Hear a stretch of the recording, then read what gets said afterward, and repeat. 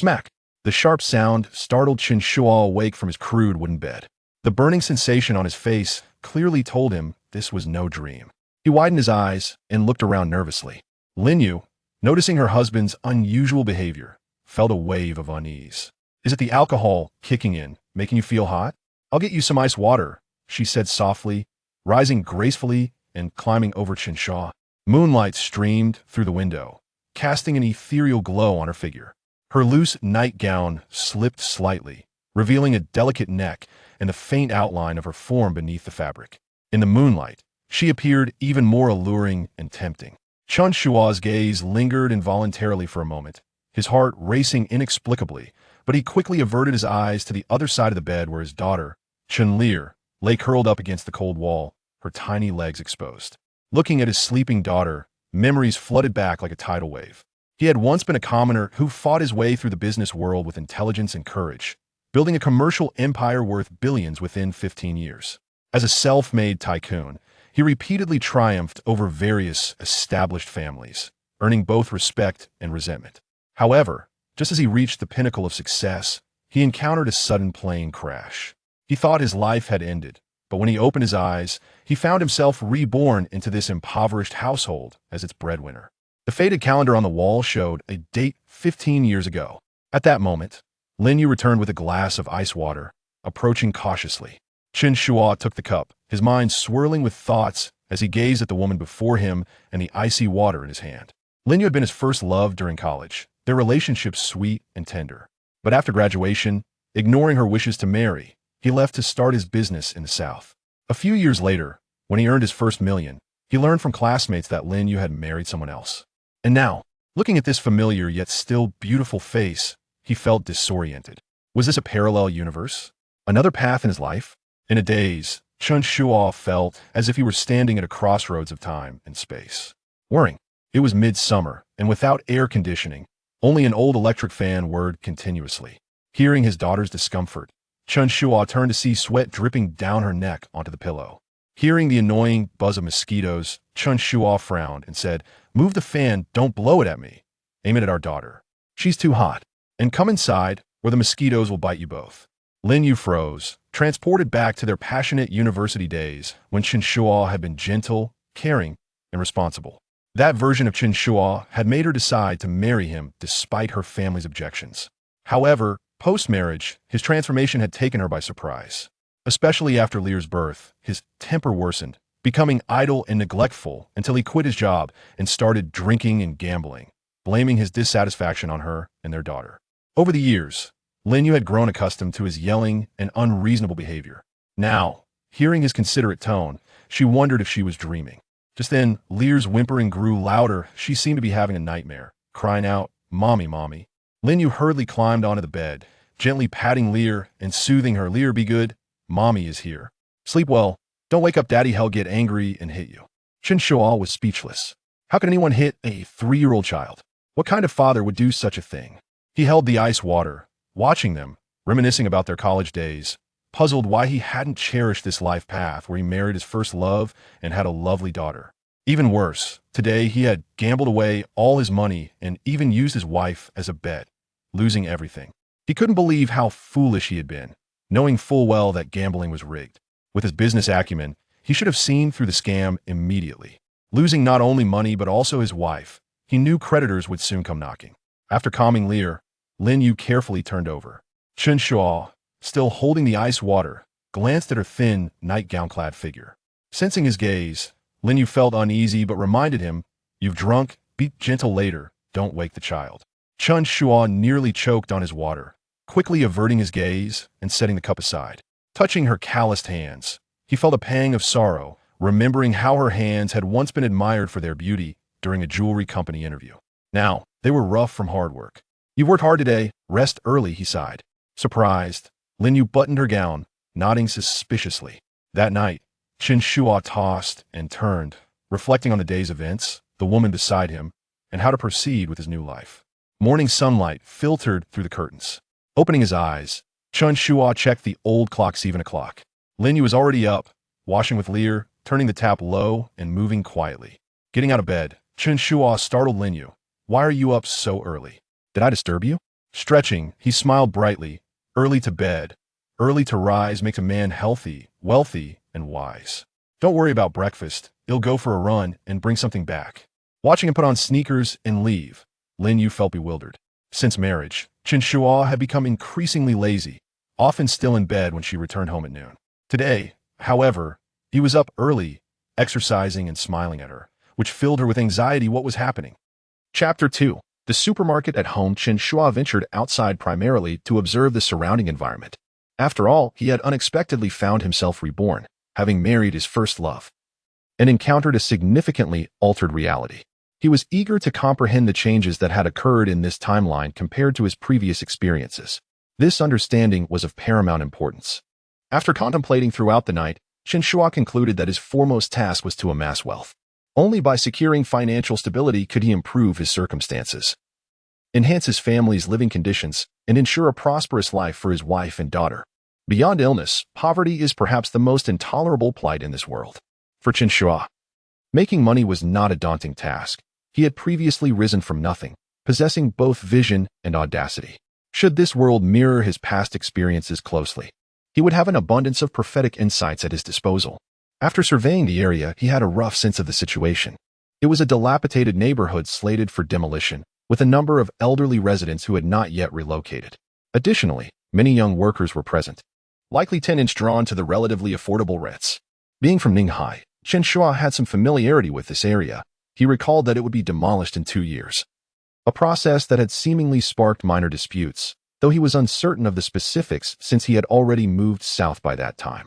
After completing his circuit, Chen Shuo purchased a few newspapers and some soy milk with fried dough sticks before heading home. Remarkably, this meager haul depleted all the money in his pocket. Poverty was indeed a heavy burden. Upon returning home, Lin Yu was astonished to see that he had actually brought back breakfast. Throughout their years of marriage, Chen Shuo had never taken charge of breakfast preparation, nor had he ever cooked a meal. What had prompted this change? During their meal, as Lin Yu fed their daughter Lure, she discreetly cast glances at Chen Shuo, wondering about his thoughts. Noticing her gaze, Chen Shuo said, "Enjoy your meal. Let me take care of our daughter." He then lifted the little girl onto his lap, saying, "Lure, Daddy will feed you, all right?" The little girl appeared somewhat apprehensive, holding back her voice and sporting a look as if she might cry. Lin Yu felt a surge of anxiety, fearing that Chen Shuo might become angry and strike their daughter. Just as she was about to speak, she saw Chen Shuo smiling and quickly eliciting giggles from the little girl. This left Lin Yu even more astonished. Since their daughter's birth, Chen Shuo had rarely engaged in such tender moments. Typically, when their daughter cried, he would chastise her, leading to even louder wails. There were times when she defended their daughter, only for Chen Shuo to reprimand her as well, causing them both to weep together. Reflecting on these past instances, Lin Yu felt her eyes welling with tears. At that moment, she suddenly heard, "Are you going to the supermarket later?" "Huh." Lin Yu looked up, taken aback. What is it?" "I'll accompany you. Having an extra person is more convenient," Chen Shuo suggested. Lin Yu quickly waved her hand. No, it's unnecessary. The supermarket's business has been slow lately, and I need to pay the rent today. Next week, I have to pay for Luo's kindergarten." Chen Shuo felt a sense of helplessness, thinking to himself that she was perhaps worried about him taking money at the supermarket. Lin Yu established a small supermarket not far from her home. Yet its business was rather mediocre, serving as the sole economic source for her family. With a commendable education and a prior position at a prominent company, her circumstances changed after the birth of her daughter.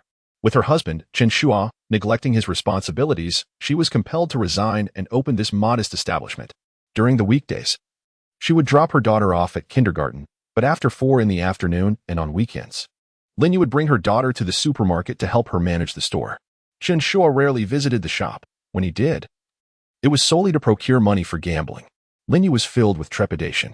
"Rest assured, today I am merely here to oversee the shop," Chen Shuo declared after a moment of contemplation. "Let us make an agreement. I shall not squander a single cent of our household funds from now on. Is that agreeable?"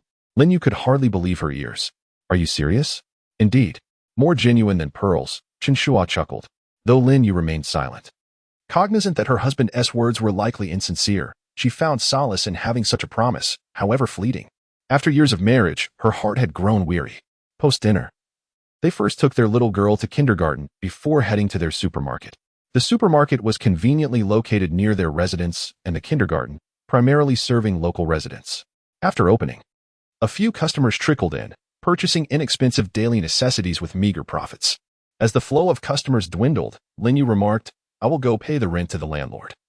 You keep an eye on the store for me." "Go ahead, no problem," Chen Shuo replied.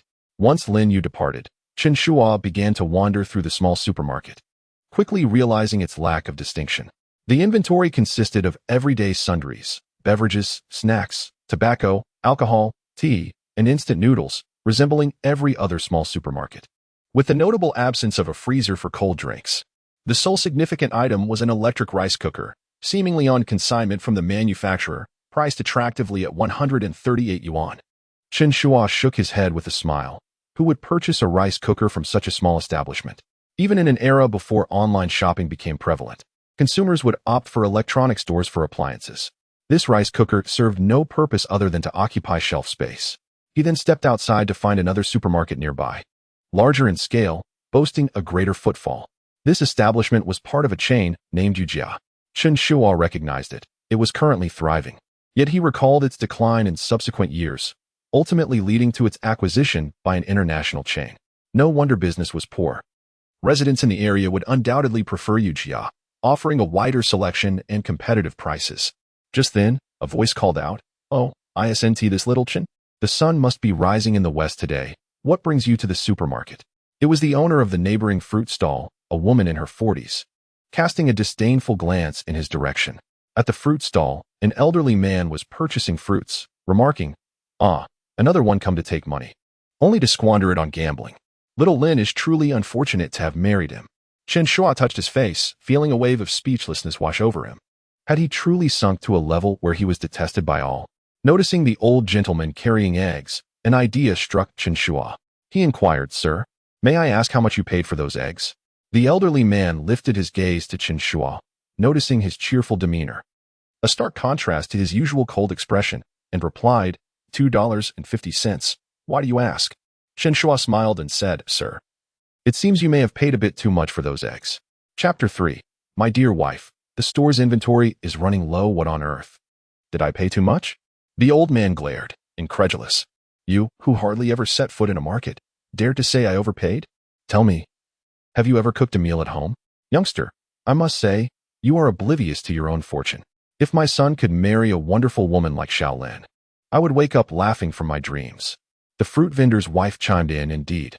Xiaolin is beautiful and capable of managing a household. Yet she ended up with such a scoundrel. Chen Shuo, rather unperturbed, smiled even more brightly.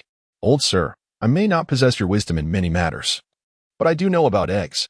You see, we are having a promotion at our supermarket soon. Only 1 yuan per jean. 1 yuan per jean? The old man nearly spat in disbelief. I go to the market every day and have never seen eggs at that price. What era do you think this is? Chen Shuo chuckled. Just wait, sir. He turned and dashed back to the supermarket, opening the cash register to retrieve the change Lin Yu had prepared that morning. He took all of it and hurried to the nearby market. After some haggling, Chen Shuo managed to purchase over 100 jean of eggs for 250 yuan, filling several baskets to the brim before returning to the supermarket. The old man was still there, waiting for him, and upon seeing the baskets of eggs, he exclaimed, "Is this what you meant by 1 yuan per jean? Did you just bring these back from the market? You have a keen eye, sir. Today, our supermarket is hosting a generous promotion." Chen Shuo replied, "If you spend 29 yuan in our store, you can take home 3 jean of these eggs for just 3 more yuan. Is that true?" The old man was taken aback. "If you doubt me, take 3 jean of eggs now and then purchase 29 yuan worth of goods from my store. You'll need items like toothpaste and soap eventually. I'm simply giving back to loyal customers today. Youngster, you're not trying to trick me, are you? Who could possibly deceive you, sir?" Chen Shuo turned and handed a plastic bag from the wine box to the old man. "Here you go, feel free to choose. It doesn't matter if you take a little more or less, just don't break them. No worries about that." The old man selected 3 jean of eggs and proceeded to shop. By then, a few curious onlookers had gathered outside, mostly elderly men and women, drawn by the spectacle at the entrance. Seizing the moment, Chen Shuo crafted a sign and placed it at the door, prompting a flurry of discussion. When the old man finished his shopping and saw his total had exceeded 40 yuan, he appeared conflicted. Chen Shuo smiled. "You've gone over your budget. I wanted to take advantage of you. Why not buy a few more items to reach 60? That way, you can take home another 3 gene of eggs. That sounds good. The old man seized upon Chen Shuo's words. I promise, sir, just take good care of our Xiao Lin's business in the future. Certainly. Young Lin is quite impressive. The old man turned and went to buy some goods. When he returned with several bags, the onlookers, elderly men and women, were also intrigued. Eggs for merely 1 yuan per gene. Are they really selling? Old Li, did you truly buy these eggs for 1 yuan per gene? The old man replied, Indeed. They are running some promotion, so I purchased a few to support young Lin's business. Raising a child alone is no easy task for that girl. Chen Shuo was at a loss for words. What did Old Li mean by raising a child alone being difficult? It sounded as though he were implying that he had passed away. Before he could express his thoughts, a throng of elderly men and women surged in. News spread rapidly, and the crowd grew larger. Even the fruit vendor's wife could not resist coming in to buy some eggs, as 1 yuan per gene was undeniably a bargain. Chen Shuo was happily occupied at the cash register. Ultimately, he became overwhelmed and set up a scale at the entrance. Customers had to weigh their eggs outside. They were all neighbors, so whether one more or one less made no difference. Just ensure they didn't break any. If any get broken, it's on me. You focus on your work inside. We'll handle the eggs ourselves, an elderly lady said. All right then. Thank you, ma'am. Chen Shuo thought to himself, delighted. This promotional strategy was remarkably effective. Seemingly simple, yet it possessed immense vitality, expertly tapping into people's innate desire for small bargains, an instinct deeply rooted in human nature. Even in the 21st century, one could still witness numerous elderly individuals queuing outside vendors offering free eggs. In this era of ubiquitous online shopping, although promotional methods have grown increasingly diverse and complex, they fundamentally still revolve around this human instinct, albeit with more innovative twists. When Lin Yu returned after paying the rent, she was startled to see a large crowd gathered in front of her supermarket. Anxiously, she thought, has my husband caused some trouble again? Regret washed over her. Had she known better, she wouldn't have left him alone in the store. How could such a crowd have formed in such a short time? She hurried to the entrance of the supermarket and, upon seeing the scene inside, froze in place. The crowd didn't seem to have come to cause trouble. Rather, they appeared to be there to purchase items. Lin Yu was bewildered. How could her store's business have improved so dramatically? Previously, during peak hours, the number of customers had never reached even a fraction of this. Moreover, what was happening with everyone weighing their eggs at the entrance? A group of elderly men and women were weighing and taking them with cheerful expressions. What was Chen Shuo up to? Little Lin is back, greeted the fruit vendor's wife. And who? What is happening? Lin Yu inquired, gesturing towards her store. Isn't this your promotion? And who replied, your promotion is quite impressive. I didn't expect young Lin to have such a knack for business. Look at the bustling crowd. The proprietor of the fruit stall possesses a modicum of business acumen. She purchases with a keen eye for profit, while the supermarket operates with calculated precision, ensuring that they do not incur losses. This perspective undoubtedly originates from Lin Yu, who has previously worked in a large corporation. As for her husband, one can only chuckle. Promotion? Just as Lin Yu contemplated further, she heard Chen Shuo calling her from within the store, urging her to come quickly and liaise with suppliers, as the inventory was insufficient to meet demand. Chapter 4. Issuing IOUs to customers. Upon hearing these words, Lin Yu was taken aback and hurried into her family's supermarket. As she stepped inside, the sight before her left her momentarily speechless. The shelves were nearly stripped bare. Essential goods such as toothpaste, toothbrushes, seasonings, noodles, and laundry detergent had all but vanished. Even the slowest selling items were nowhere to be found, with the sole exception of rice cookers. Customers were bustling between the aisles, baskets in hand, their eyes darting around the shelves, scrutinizing the price tags. What on earth is happening? A wave of panic washed over Lin Yu as she dashed to the cash register and opened the drawer to check the inventory records. Just as she began to ponder the situation, a customer called out, "Boss, is there any soy sauce left? The shelves are empty." Only then did Lin Yu realize the urgency of the matter. Yes, I'll get it right away," she responded hastily. She rushed to the back of the supermarket, retrieved her keys, and opened the door to the storage area. The space was filled with large cardboard boxes stacked taller than she was, containing the supermarket's inventory. She reached for the top box, tiptoeing and stretching her arm, but it was too heavy, and she struggled to maintain her grip as the box wobbled precariously. At that moment, a large hand steadied the box. Lin Yu felt a sudden lightness on her shoulder and turned to see Chen Shuo. "With such tall boxes, why don't you use a ladder?" He chided gently, effortlessly moving the box to the ground. Never mind, you go handle the register. I'll take care of this. Oh, Lin Yu replied, momentarily dazed, but she nodded and turned to walk back to the cash register. As she walked, she heard Chen Shuo instructing behind her. With a purchase of 29 yuan, customers can buy 3 pounds of eggs for just 1 yuan per pound as a promotion. Don't worry about the eggs. Let them weigh it themselves. 1 or 2 extra 1 matter. Hearing this, Lin Yu finally understood why there was such a crowd in her supermarket today. It was his promotional strategy that had drawn them in. She quickly calculated in her mind, the market price for eggs is approximately 2 yuan and 50 cents per pound. So at 1 yuan per pound for 3 pounds, customers would save 4 yuan and 50 cents. This promotion effectively functioned as a coupon reducing 29 yuan by 4.50, which was rather modest in terms of discount. She had previously engaged in promotions herself, such as marking down certain products. And sometimes the discounts were even more substantial than this one. Yet, she had never witnessed a scene like the current frenzy that seemed to deplete her store of goods. Lin Yu found herself perplexed. It is worth noting that some items in the supermarket had a high profit margin. Purchasing from the wholesale market and selling at retail could yield a 50% markup. This was why her supermarket struggled yet managed to sustain the household. If a mere saving of 4.50 could incite such a buying frenzy, the deal was astonishingly generous. As she began to ring up customers, Lin Yu discovered that the situation was even more complex than she had anticipated. Customers rarely made purchases totaling exactly 29 yuan. It was quite common for them to spend a little more. 31 or 32 yuan was entirely normal. Thus, the discount of 4.50 was diluted once more. Lin Yu, while attending to the register, cast her gaze towards Chen Shuo, who was busily restocking the shelves. His movements were swift and efficient, as he lifted boxes, unpacked goods, and replenished stock in one fluid motion, entirely shedding the lethargy he once exhibited. A surge of complex emotions welled up within Lin Yu. She thought to herself, if only he could consistently work with such diligence, perhaps there would still be a glimmer of hope for their family. However, her reverie was swiftly interrupted by a customer's insistence. Xiao Lin, time to check out. Lin Yu quickly redirected her attention at Wang. That will be 31 yuan and 2 jiao. Please weigh the eggs outside. I'm overwhelmed at the moment. Rest assured, Annie won't take advantage. The supermarket bustled with activity, and Lin Yu felt a mix of joy and anxiety, uncertain how long this lively atmosphere would endure or whether Chen Shuo's transformation would prove enduring. In the afternoon, Lin Yu surveyed the nearly empty shelves, feeling both elated and somewhat resigned. She approached Chen Shuo and whispered, "We've sold nearly everything, and we can't replenish the stock. Our supermarket is small, and business is usually slow. I haven't prepared much inventory. Perhaps we should pause for today? The eggs at the entrance have also sold out. I can call for a delivery tomorrow."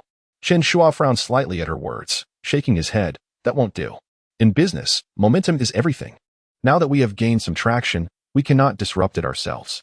Lin Yu hesitated, but if we run out of stock, customers won't be able to purchase anything. Chen Shuo's tone was calm, yet resolute. Go and retrieve the supermarket's official seal. I have a plan. Lin Yu felt a jolt of alarm and eyed him warily. What do you need the seal for? Chen Shuo met her gaze with confidence. Trust me, I know what I'm doing. Just go get it. She stood frozen for a moment, grappling with her thoughts. In the past, she would never have considered handing over the seal, regardless of how furious Chen Shuo became, even if it meant physical confrontation. The supermarket was their sole source of income, providing for their food, clothing, and their daughter's kindergarten fees. What would happen if the supermarket were jeopardized?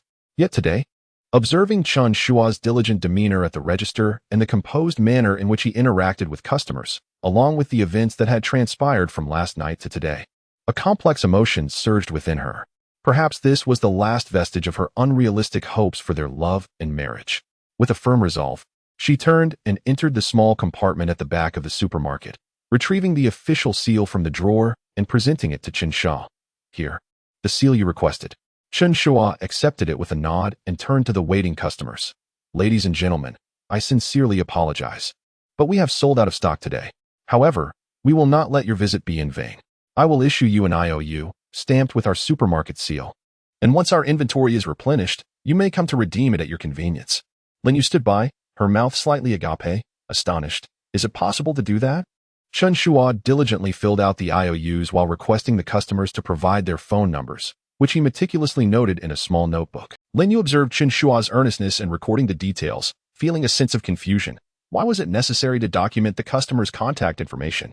Outside the supermarket, the customers left with their IOUs, satisfaction evident on their faces.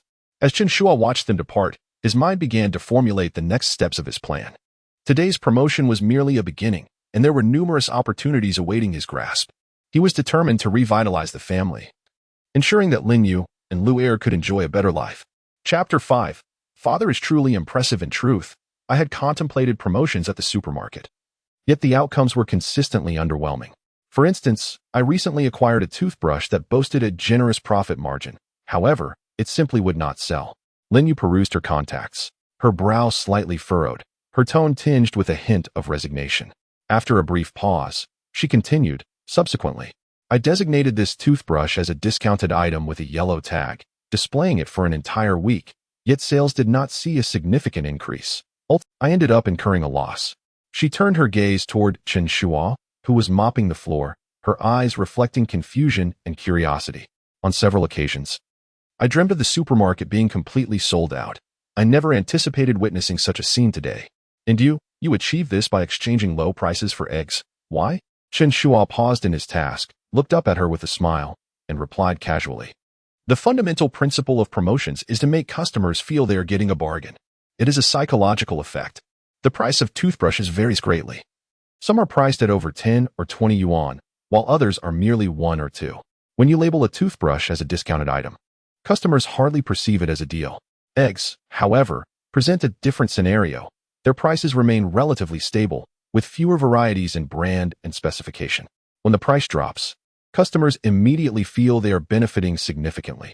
After listening to him, Lin Yu fell silent for quite some time before softly inquiring, how do you know all? Chen Shuo grinned, boasting, of course, it's because I am a natural-born business prodigy. After all, why would someone like you, a campus belle, marry me and even bear a daughter? I am devoid of wealth, utterly impoverished. Even the house we live in was provided by your parents. Lin Yu was amused by his words, her lips curving upward as she nearly burst into laughter. Lowering her head, she spoke in a barely audible voice. Then let us manage the supermarket well from now on, and please refrain from gambling, all right? Sure. Chen Shuo responded without hesitation, his tone crisp and decisive. If you dislike it, I won't do it. In fact, I dislike it too.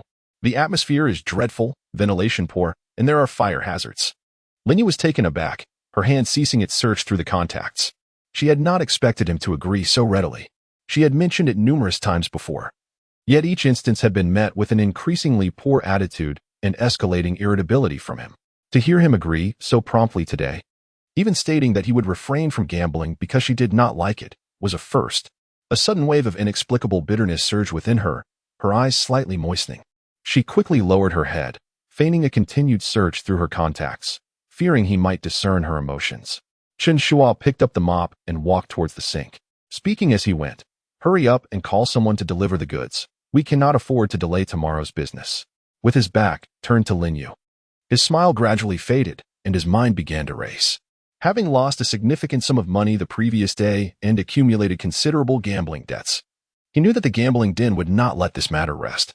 He needed to devise a solution swiftly, ensuring that Lin Yu and Lure would not be further entangled in the consequences. The delivery arrived promptly, within half an hour. The wholesaler arrived at the supermarket in a van and began unloading goods. The shelves were soon replenished, and boxes of stock were piled high. After concluding their tasks, Chen Shuo and Lin Yu closed the shop early, preparing to fetch Lu Er from kindergarten. En route, Chen Shuo veered into the vegetable market, intending to purchase some ingredients to prepare a sumptuous dinner, enhancing their family meals. Noticing his intention to buy vegetables, Lin Yu extracted 200 yuan from her bag and handed it to him gently, saying, Lila loves cola chicken wings, so please buy some wings for dinner. I shall cook them tonight. Chen Shuo accepted the money, somewhat taken aback. Typically, Lin Yu was quite frugal, given their unstable income and significant expense, compounded by Chen Shuo's previous gambling habits. Her willingness to give him such a sum today clearly indicated a burgeoning trust in him. Upon arriving at the kindergarten, Lu Er's eyes sparkled with joy upon seeing both her parents come to pick her up.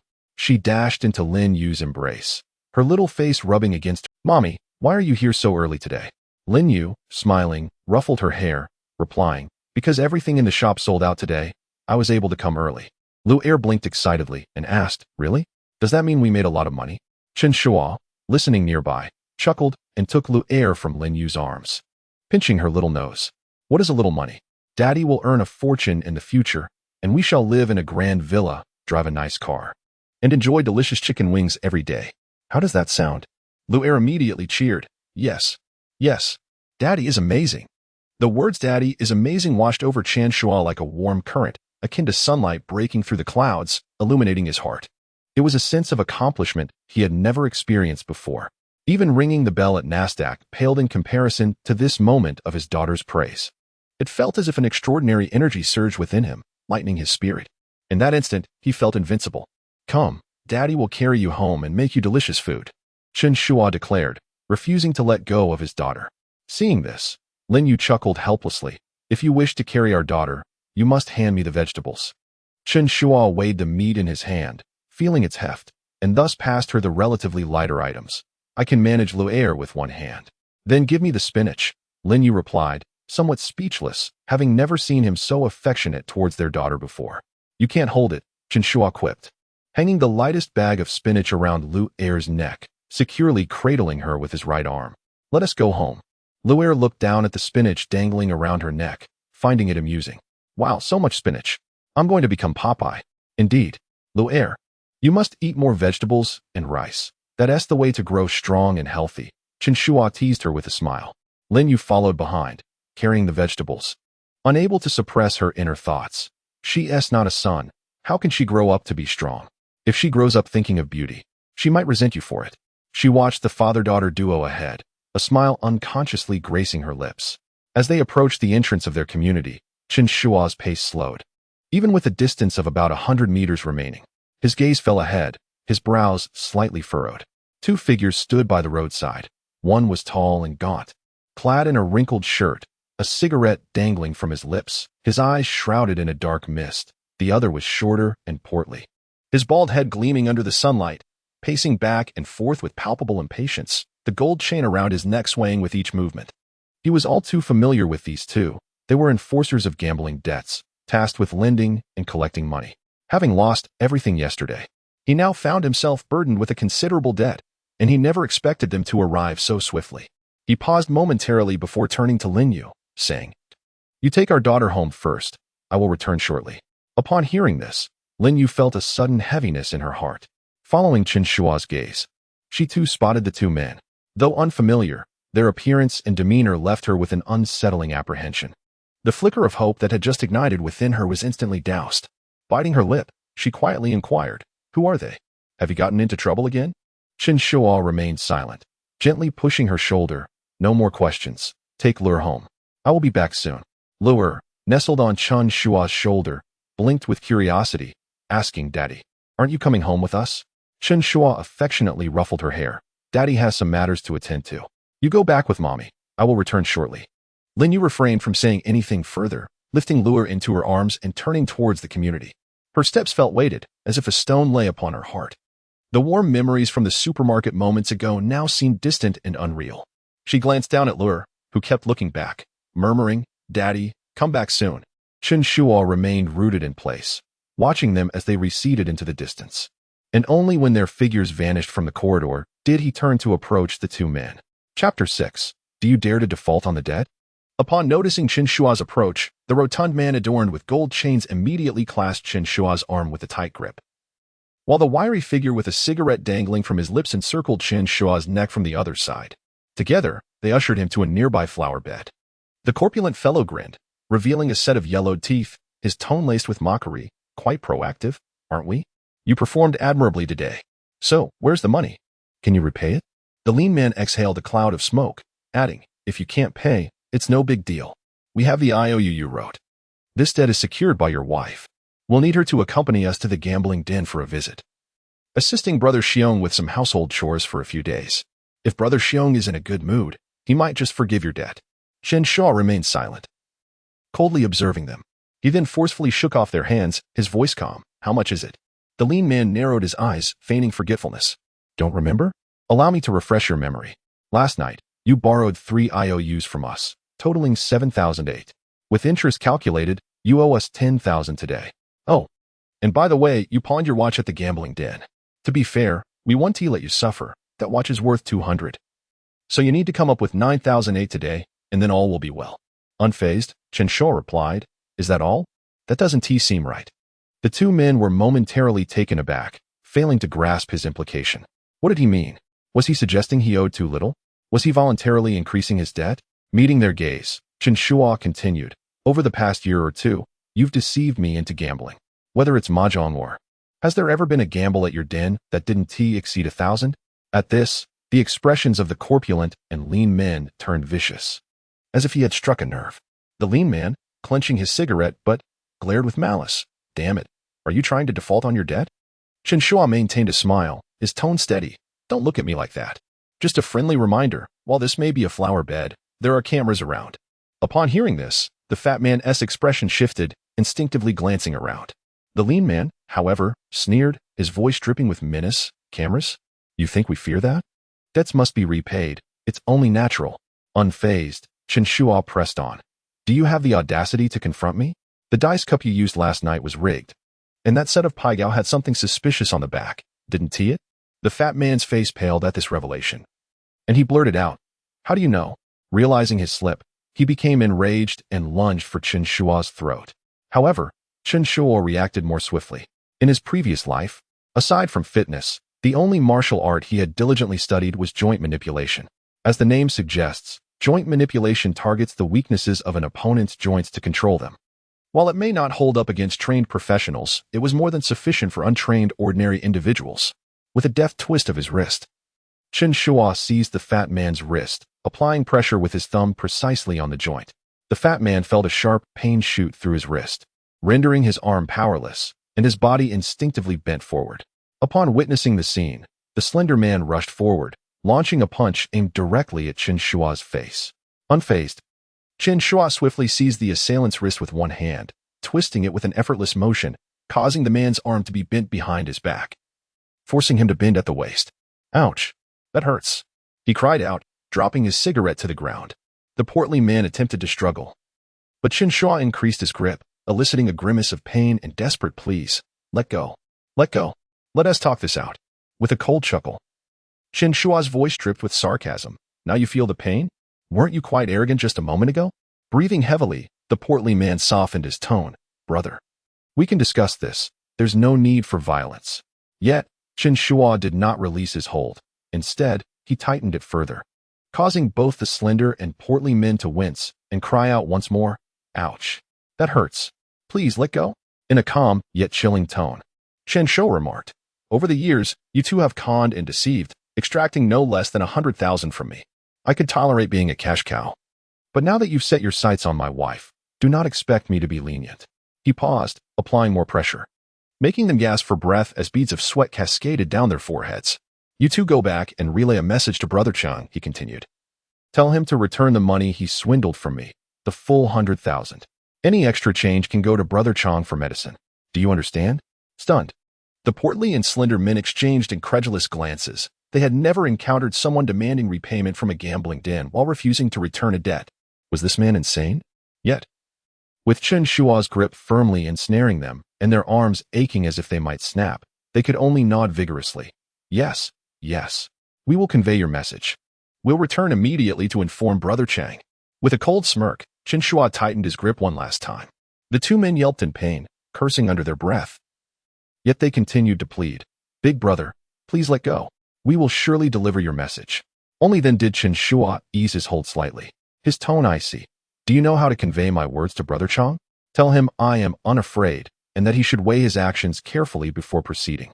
Yes, yes, they affirmed, gritting their teeth in pain but daring not to resist. Chen Shuo finally released them, coldly uttering two words, scram. The portly and slender men, as if granted a reprieve, clutched their arms and scurried away in haste. Standing alone, Chen Shuo watched their retreating figures vanish around the corner, his smile gradually fading. He understood that this matter was far from over. The gambling den would not let him off easily, especially someone like Brother Chang, who would never relent. However, he would not repay the debt. He had no intention of seeking money from Lin Yu for repayment. Most importantly, even if he had the means, he would not return a single dime. The gambling den had treated him like a cash cow. Why should he repay them? He was no longer the easy target he once was. With that thought, Chen Shuo turned and walked towards home. "Dad, you're back."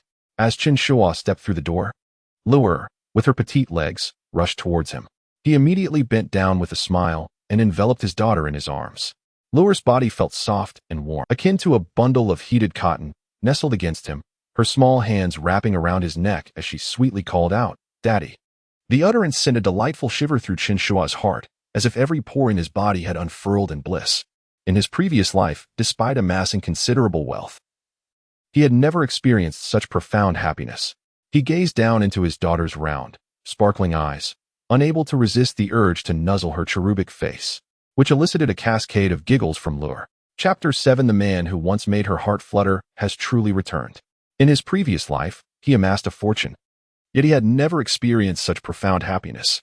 He gazed down at his daughter's round, sparkling eyes, unable to resist the urge to nuzzle her cherubic face, eliciting delighted giggles from Luer.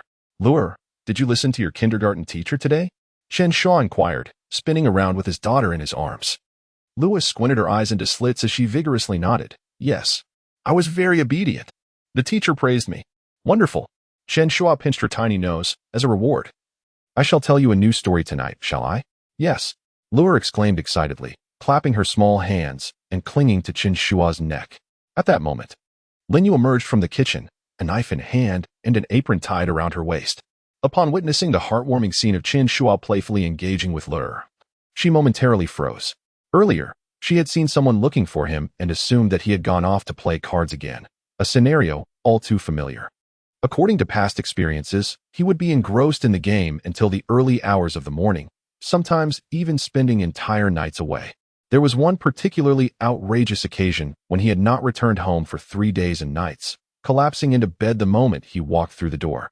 To her surprise, Chen Shuo had indeed returned home sooner than expected.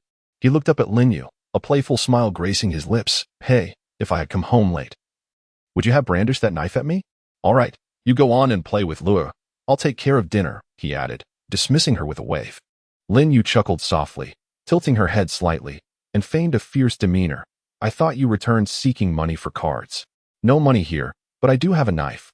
Though her words were light-hearted, a wave of anxiety washed over her, fearing that Chen Shuo might indeed ask for money. She hastily added, "Although the supermarket was busy today, restocking cost quite a bit, and I paid the rent this morning, and then there's the kindergarten." All right, Chen Shuo interrupted, taking the knife from her hands with a casual tone. "Don't worry, I'll earn money quickly for you, so you won't have to nag me." Linyu was taken aback by his response. What? Not only did he not ask her for money, but he also claimed he would bring some back? For a moment, she was dazed, even questioning whether she had misheard him. Meanwhile, Chen Shuo swiftly untied her apron and donned it himself, turning to enter the kitchen. As he tied the strings of the apron, he glanced back at Linyu. "You go play with Luer for a while. I'll handle dinner." Linyu stood in place, watching Chen Shuo's retreating figure, her lips parted as if to say something, but ultimately, no words escaped her. Silently, she moved to the sofa, picked up Luer, and gently asked, "Luer, what did your teacher praise you for today?" Luer nodded vigorously. "The teacher praised my drawing skills." Linyu affectionately stroked her daughter's head, yet her gaze unconsciously drifted towards the kitchen. The sounds of Chen Shuo chopping vegetables resonated from within, the rhythm lively. Imbued with a joy she had never before encountered, she lowered her head and softly remarked to Luer, "It seems like Daddy is a bit different today." Luer tilted her head innocently and asked, "In what way is he different?" Linyu smiled gently, refraining from responding, instead pulling her daughter a little closer. Chen Shuo busied himself for a while, finally laying out a sumptuous spread on the table. Linyu gazed at the dishes before her, momentarily stunned. Coca-Cola chicken wings, stir-fried shrimp, garlic broccoli, and a steaming bowl of tomato and egg soup. Each dish was meticulously arranged, vibrant in color, and exuding an enticing aroma. The plate of Coca-Cola chicken wings, with its rich sauce and glistening skin, was particularly mouth-watering. "When did you learn to cook all this?" Linyu inquired, a hint of surprise in her voice. Chen Shuo chuckled, offering no answer, but instead placed a chicken wing into Luer's bowl. "Luer, do try your father's chicken wings and tell me how they taste." Eagerly, Luer took a bite, her eyes immediately sparkling. "Delicious, really delicious." Chen Shuo affectionately ruffled his daughter's hair, teasing her. "So, whose cooking is better, Daddy's or Mommy's?" Without a moment's hesitation, Luer exclaimed, Mommy's is better. Hearing this, Lin Yu couldn't help but smile, a touch of pride gleaming in her eyes. However, Lu Er quickly added, but Daddy's is also good, and even sweeter than Mommy's. Chen Shuo burst into laughter, playfully tousling Lu Er's head. You little clever clogs, trying to please both sides, are you? After their laughter subsided, he suddenly recalled something. Turning and rushing back into the kitchen. Moments later, he emerged holding a bowl of stewed pear with rock sugar, gently placing it before Lin Yu. I remember this was your favorite in college, he remarked as he lifted the lid. There was a stall in the cafeteria that sold it, but only on Thursdays or Fridays when that lady would steam it. We often went together. And you always said it wasn't tea sweet enough and insisted on adding another spoonful of sugar. Lin Yu stared at the steaming bowl of pear, momentarily lost in thought. Her mind drifted back to their university days, when Chen Shuo was bright, optimistic, and always wore a smile, as if nothing could ever trouble him. They queued together in the cafeteria, studied side by side in the library, and strolled through the campus. Those days were simple yet beautiful.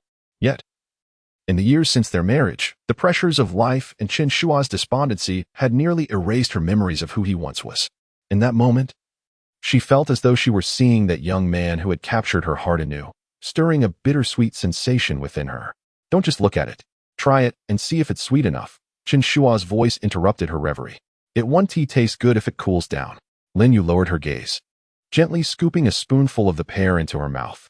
The pear was tender and fragrant, the syrup piping hot, and as it melted on her tongue, the sweetness spread warmth to her very core.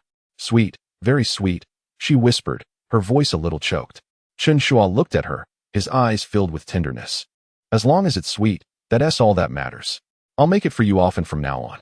Lin Yu remained silent, merely dipping her spoon again and slowly savoring another bite. The sweetness lingered, yet her heart was a whirlwind of emotions. She was uncertain how long Chen Shuo's transformation would endure, yet in this very moment, she was willing to believe that the man who once stirred her heart had indeed returned. Lu Er, observing her parents with a gleeful demeanor, albeit not fully comprehending their conversation, chimed in with a cheerful exclamation, Daddy, I want to eat rock candy pear too. Rock candy pear belongs to Mommy, don't snatch it from her. Lin Yu shot him a disapproving glance, questioning his audacity. With a smile, she generously divided her portion, saying, All right, Lu Er can have some too, but be careful. It might be hot. Just then, a sudden series of loud knocks resounded from outside. Chapter 8. The mother-in-law upsets the table at that moment. A sudden and forceful knocking resounded from outside, reverberating through the air as if attempting to shatter the door. Lin Yu furrowed her brow, placing her chopsticks down, ready to rise and answer the door. However, Chen Shuo reached out to stop her, his tone calm. Continue eating. I shall go. He stood up, a flicker of anger simmering within him. Just moments ago, those gamblers had sought him out, and now someone was knocking at the door. Could it be that those individuals had traced him home? With this thought, his gaze turned icy. Chen Shuo approached the door and swung it open with force. To his surprise, it was not the gamblers standing outside, but rather a woman in her 50s, of modest height and slightly plump, clad in a dark coat. Upon seeing Chen Shuo, her expression darkened immediately, her eyes igniting with fury. Without uttering a word, she raised her hand and struck Chen Shuo across the face. A sharp sound of the slap echoed at the entrance. Though Chen Shuo had instinctively raised his hand, recognizing her, he refrained from blocking the blow, feeling the sting of heat on his cheek. The woman before him was none other than his mother-in-law, Wang Xiufeng, Lin Yu's mother. Mother? Do not call me that. I have no son-in-law like you. Wang Xiufeng shouted, trembling with rage as she pointed an accusatory finger at Chen Shuo. You useless wretch. My daughter works tirelessly to run a small supermarket, and you, on the other hand, have emptied it out to pay off your gambling debts. Are you even human? At that moment, Chen Shuo realized that his mother-in-law had likely heard some idle gossip and had misconstrued his situation. Mother, please let me explain. He attempted to interject. Explain? What is there to explain? Wang Xiufeng interrupted, her voice escalating. I have long said you are not a good person. When Xiaoya insisted on marrying you, I opposed it. Look at you. No money, no skills, just a gambling addict. And now you dare to touch the goods from the supermarket? Are you trying to drive my daughter to her demise? Her tirade attracted the attention of curious neighbors, and whispers began to circulate in the hallway. Hearing the commotion at the door, Lin Yu rushed over. Mother, what brings you here? She asked, grasping her mother's hand. What brings me here? If I hadn't come, would you be bullied to death by this good-for-nothing? Wang Xiufeng shook off Lin Yu's hand, continuing her onslaught against Chen Shuo. Let me tell you, today my daughter will divorce you. Lin Yu quickly pulled her mother inside, speaking urgently. Mother, this is not the place for such a scene. It's embarrassing for the neighbors to hear. Wang Xiufeng, who valued her reputation, relented slightly at her daughter's words and entered the house with a scowl. As Lin Yu guided her mother further inside, she cast a glance filled with remorse toward Chen Shuo. She had witnessed the earlier scene unfold in the living room. Noting how Chen Shuo had raised his hand only to halt it in midair, ultimately bearing the brunt of her mother's slap. Her heart ached at the sight. Now, hearing her mother's accusations, she understood that her mother had been misled by rumors, leaving Chen Shuo wronged, and thus she carried an unwavering sense of guilt within her. Upon entering the house, Lin Yu hurriedly spoke. Mom, Chen Shuo truly did not go to the supermarket to take anything. Who told you that? Wang Xiufeng replied angrily. It's not just one person who has informed me. Old Lu from the wholesale market delivered goods to your supermarket today and mentioned to your father that you instructed old Lu to deliver, claiming the supermarket was empty, with not a single item left in stock. You must be aware of how your supermarket usually performs, right? It couldn't possibly have been sold out, could it? Was it not that irresponsible fool who took everything away? Lin Yu, wearing a helpless expression, replied with a wry smile. Mom, it really is sold out. She never anticipated that a thriving business could lead her parents to such misunderstandings. Lin Yu's father, Lin Desui, and her mother, Wang Xiufeng, had been operating dry goods in the Ninghai wholesale market for over 20 years. Though their business was modest, they maintained good relationships with surrounding merchants. This rapport allowed Lin Yu to procure goods at reasonable prices when dealing with various suppliers. Today, Lin Yu had called old Lu, who specializes in daily necessities, to deliver goods.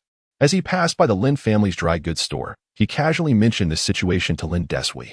Lin Desui was well aware of his daughter's supermarket sales. Just a week ago, they had stocked up, so how could it be that they required more now? Not only were the shelves empty, but the inventory was also depleted. Surely, that wastrel Chen Shuo had taken the supermarket's items to gamble, considering he had previously stolen from the cash register. Fuming with rage, Lin Desui contemplated confronting Chen Shuo. Thinking about how hard it was for his daughter to run a small supermarket, that scoundrel was utterly despicable. However, Wang Xiufeng intervened, stating, "What good will it do to scold him? The key is to ensure our daughter divorces him. Otherwise, she will suffer for a lifetime. Can you protect her for just this moment, let alone for eternity?" Lin Desui hesitated, saying, "A woman getting divorced is inherently disgraceful." Wang Xiufeng, upon hearing this, erupted, exclaiming, "What's disgraceful about it? If you accidentally fall into a cesspool, do you not climb out? If you want to go, I will. I will make sure our daughter gets a divorce." Once inside, upon hearing her granddaughter Lua joyfully call for her, a faint smile appeared on Wang Xiufeng's face. She had always cherished this granddaughter, lifting her into her lap and gently asking, "Lua, what have you eaten?" Lua, beaming, replied, "Dad's Coca-Cola chicken wings are delicious. You should try some too." As she spoke, she pointed at the plate on the table. Upon hearing this, Wang Xiufeng's expression darkened instantly, and with a cold snort, she retorted, "Your dad made those? What does he know about cooking? After all these years of marriage, has he ever bought groceries even once? Has he ever cooked a meal? My daughter bore him a child and still has to take care of him. He doesn't even take a moment to reflect on what kind of person he is." As her anger escalated, she set Lure down on the sofa and stood up, determined to find Lin Yu. "Tomorrow, I will accompany you to handle the divorce proceedings," Wang Xiufeng stated emphatically, leaving no room for dissent. Lin Yu hurriedly explained, "Mom, today's events are not as you think. Today, our supermarket is hosting a promotion, and business is particularly thriving." This idea was conceived by Chen Shuo.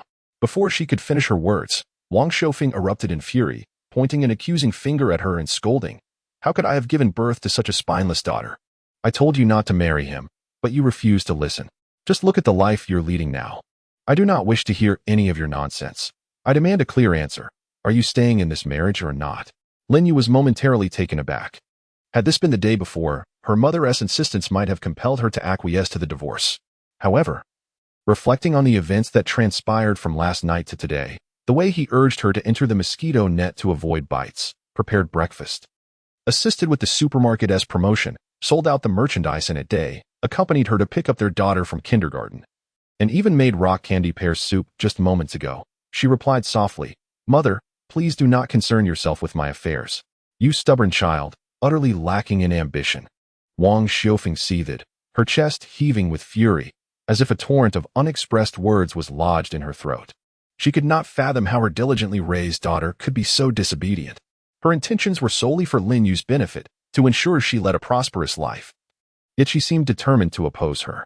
The more Wang Xiufeng thought about it, the angrier she became, her rage consuming her reason. Her eyes darted across the dishes on the table, and in a fit of fury, she violently overturned the table.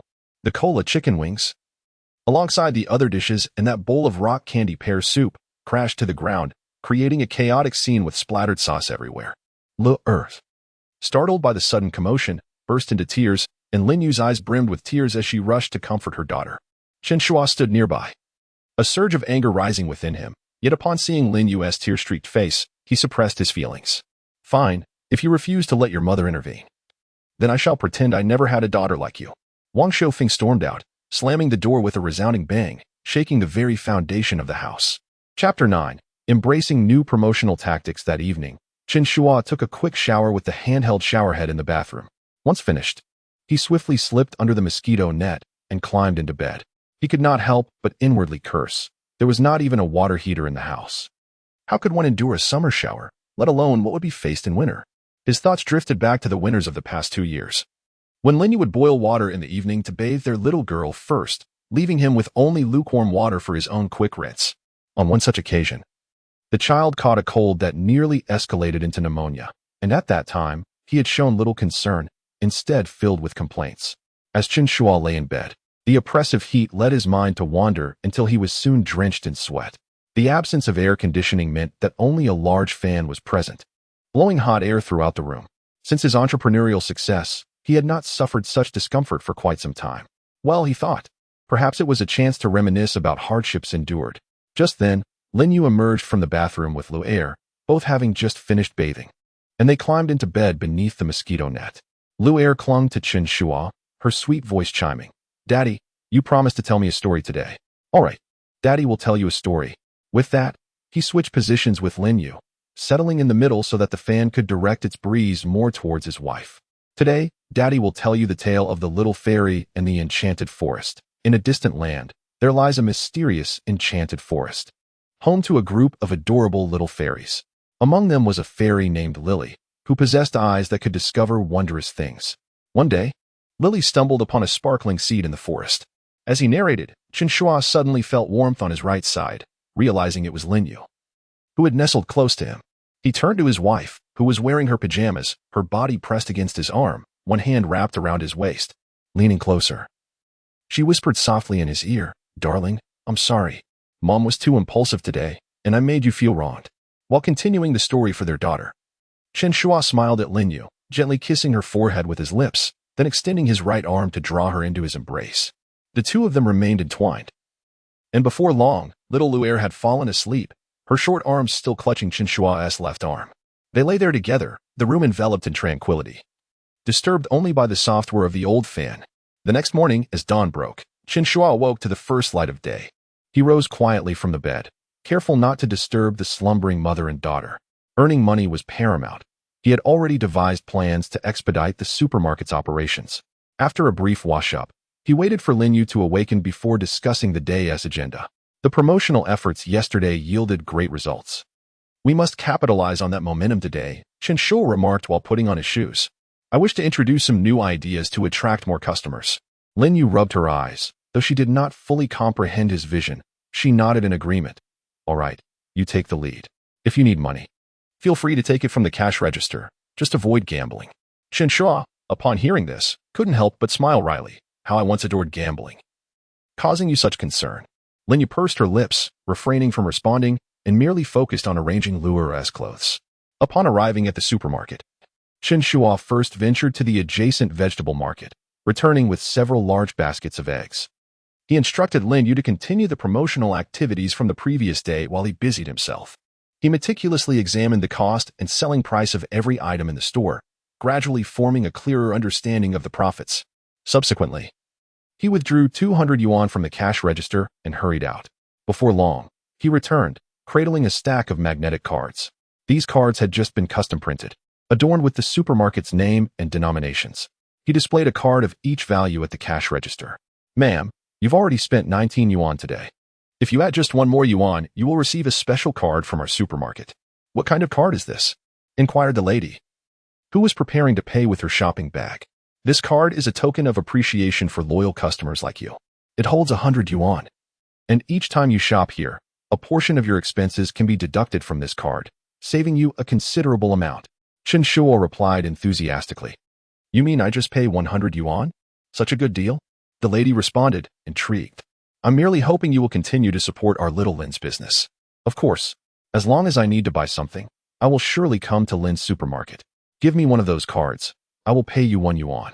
Chen Shuo handed her the card valued at 100 yuan, while an elderly gentleman waiting to check out also expressed interest. Does that card really contain money? Indeed, Chen Shuo quickly assured him, but there are conditions.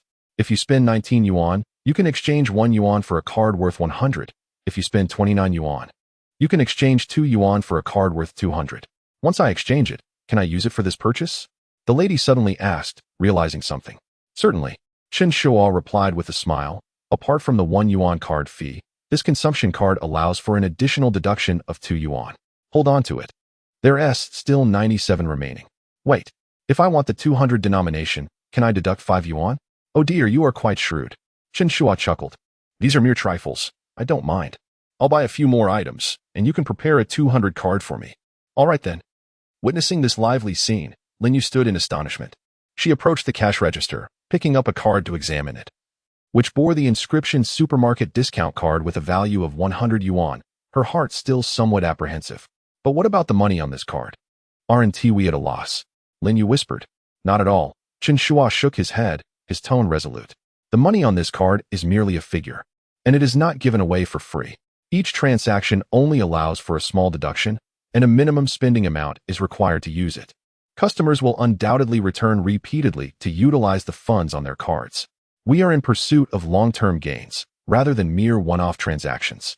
Lin Yu listened, grasping only partially the essence of the statement, yet reassured by Chen Shuo's confident demeanor. How did you come up with this? She inquired. In business, one must occasionally employ a bit of creativity. But rest assured, I shall not act recklessly. Our primary objective is profitability, and we must focus on establishing the supermarket. Chen Shuo replied, half-jokingly. Lin Yu nodded, turning back to the shelves to organize the products while observing. Indeed. It was not long before the supermarket began to fill with customers. Many had heard about the discount cards and eagerly approached to inquire. Chen Shuo adeptly explained and encouraged them to purchase more items. The atmosphere in the supermarket quickly became lively, and the products on the shelves diminished at a visible rate. Chapter 10. A kaleidoscope of promotional strategies. By the end of the day, the supermarket's shelves were nearly emptied. Fortunately, new stock had just arrived yesterday. Otherwise, it would have been untenable. The supermarket's limited space could barely accommodate 5 shelves. Today, the most sought-after items were soy sauce, vinegar, salt, and sugar, products with transparent pricing and modest profit margins. In Chen Shuo's view, this merely amounted to volume sales, yielding little profit. Nevertheless, Lin Yu was immensely satisfied. The day's sales exceeded what they used to make in over half a month. If business could continue at this pace, monthly earnings could surpass 10,000, rivaling the salaries of 2 white-collar workers, significantly improving their family's financial situation and allowing for some savings. Will customers eventually feel that we are deceiving them? Lin Yu inquired. Chen Shuo, while polishing the counter, replied, How am I deceiving them? Customers inherently believe they are getting a bargain. The cards are merely to lock in our target audience. As long as there is a balance on the supermarket card, they will prioritize shopping with us next time. That is the psychology of customers. Lin Yu chuckled. You didn't study this in college. Chen Shuo raised an eyebrow. What? Do you look down on engineering graduates? It has been proven that an engineer can also win the heart of the campus belle. Lin Yu playfully nudged him. Oh, go away. Despite her words, she felt a warm glow inside. Chen Shuo had studied civil engineering. In another reality, he had ventured south after graduation, starting in real estate and later branching into finance, internet, and retail, even investing in several startups. He possessed a profound understanding of future business trends. For him, devising a promotional strategy for a supermarket was child's play. Setting aside the cloth, he turned to Lin Yu. Tomorrow, I will visit the wholesale market again to negotiate lower purchase prices. Additionally, I want to rent the vacant shop next door to expand our store. Lin Yu hesitated. Isn't the rent quite high? We just started to see some progress. What if? Chen Shuo interrupted. There are no what ifs. Only by enlarging the business can we earn more. The current profit barely sustains us, and it is far from sufficient for improving our lives. Lin Yu nodded, refraining from further objections. She trusted Chen Shuo, not only because of his recent transformation but also due to the unwavering confidence and determination she saw in his eyes, qualities she had not witnessed in quite some time. The following morning, Chen Shuo visited the wholesale market, approaching several long-term suppliers. With his eloquence, he successfully negotiated a 5% reduction in purchase prices. Next, he contacted the landlord of the adjacent vacant shop and secured a relatively favorable rental agreement. Upon returning to the supermarket, he handed Lin Yu the new purchase order. Look, the prices are significantly lower than before. Lin Yu took the order, examining it closely, her face lighting up with surprise. You really managed to negotiate that? How did you do it? Chen Shuo smiled. In business, one must possess a bit of strategy. By the way, I've also secured the next door shop. Renovations can begin in a couple of days. Lin Yu expressed concern. Isn't the rent quite high? We just started to see some progress. What if? Chen Shuo grasped her hand. Trust me, business will only get better. Once we expand the store, we can introduce new ideas to attract more customers. Lin Yu gazed at him, her eyes brimming with trust. All right, I will heed your advice. In the days that followed, Chen Shuo busied himself with the renovation of the new store while orchestrating fresh promotional activities. In truth, for a small supermarket like theirs, the refurbishment need not be overly intricate. Chen Shuo merely added several rows of new shelves and installed a few surveillance cameras in the corners to ensure the safety of the premises. As the grand opening approached, he and Lin Yu meticulously organized the merchandise, categorizing and neatly arranging the products while affixing price tags. They even hung promotional posters in prominent locations. Everything was prepared, awaiting the moment to welcome customers. Chen Shuo's promotional strategies were abundant and varied. He introduced cash cards with larger denominations of 500 and 1,000. The 500 yuan card offered a 5% discount on the current purchase, while the 1,000 yuan card provided a 10% reduction. However, these larger denomination cards were no longer given away freely. Instead, they were offered through a lottery system. Understanding the subtle psychology of customers, he realized that straightforward giveaways or exchanges might not capture their attention. Thus, he stipulated that any purchase made in-store on the day of the event would qualify for the lottery. This tactic proved to be remarkably effective. After the introduction of the high-denomination cash cards, a surge in sales ensued. To Lin Yu's astonishment, the long-stagnant rice cookers in the stores suddenly began to sell. These rice cookers were on consignment from the manufacturer, yielding substantial profits, yet not a single unit had been sold since they were placed on the shelves. Just days prior, Lin Yu had hesitated about returning them to the supplier, as the supermarket's business had improved, and having an unsold product occupying shelf space was undeniably bothersome. However, Chen Shuo had advised her to wait a few more days. Unexpectedly, with the introduction of the high-denomination cash cards, the rice cookers became highly sought after, as they were among the few high-value items available in the supermarket. Lin Yu quietly admired his prowess in running the supermarket. Even the rice cookers were flying off the shelves. Chen Shuo's ingenuity did not end there. He also implemented daily specials, selecting one item each day to discount, with the price reductions announced each morning at the store entrance. He meticulously recorded customer preferences, sending out text notifications during sales. Upon realizing this, Lin Yu understood at last why Chen Shuo had been collecting customers' phone numbers. It was to inform them of price reductions. Moreover, Chen Shuo launched time-limited promotions, offering specific products at remarkably low prices during different time slots, thereby boosting foot traffic throughout the day. There were also 5 yuan dual selection discounts. In summary, Chen Shuo's myriad strategies kept the supermarket's business thriving. As Lin Yu observed the bustling store, her heart swelled with both joy and reflection.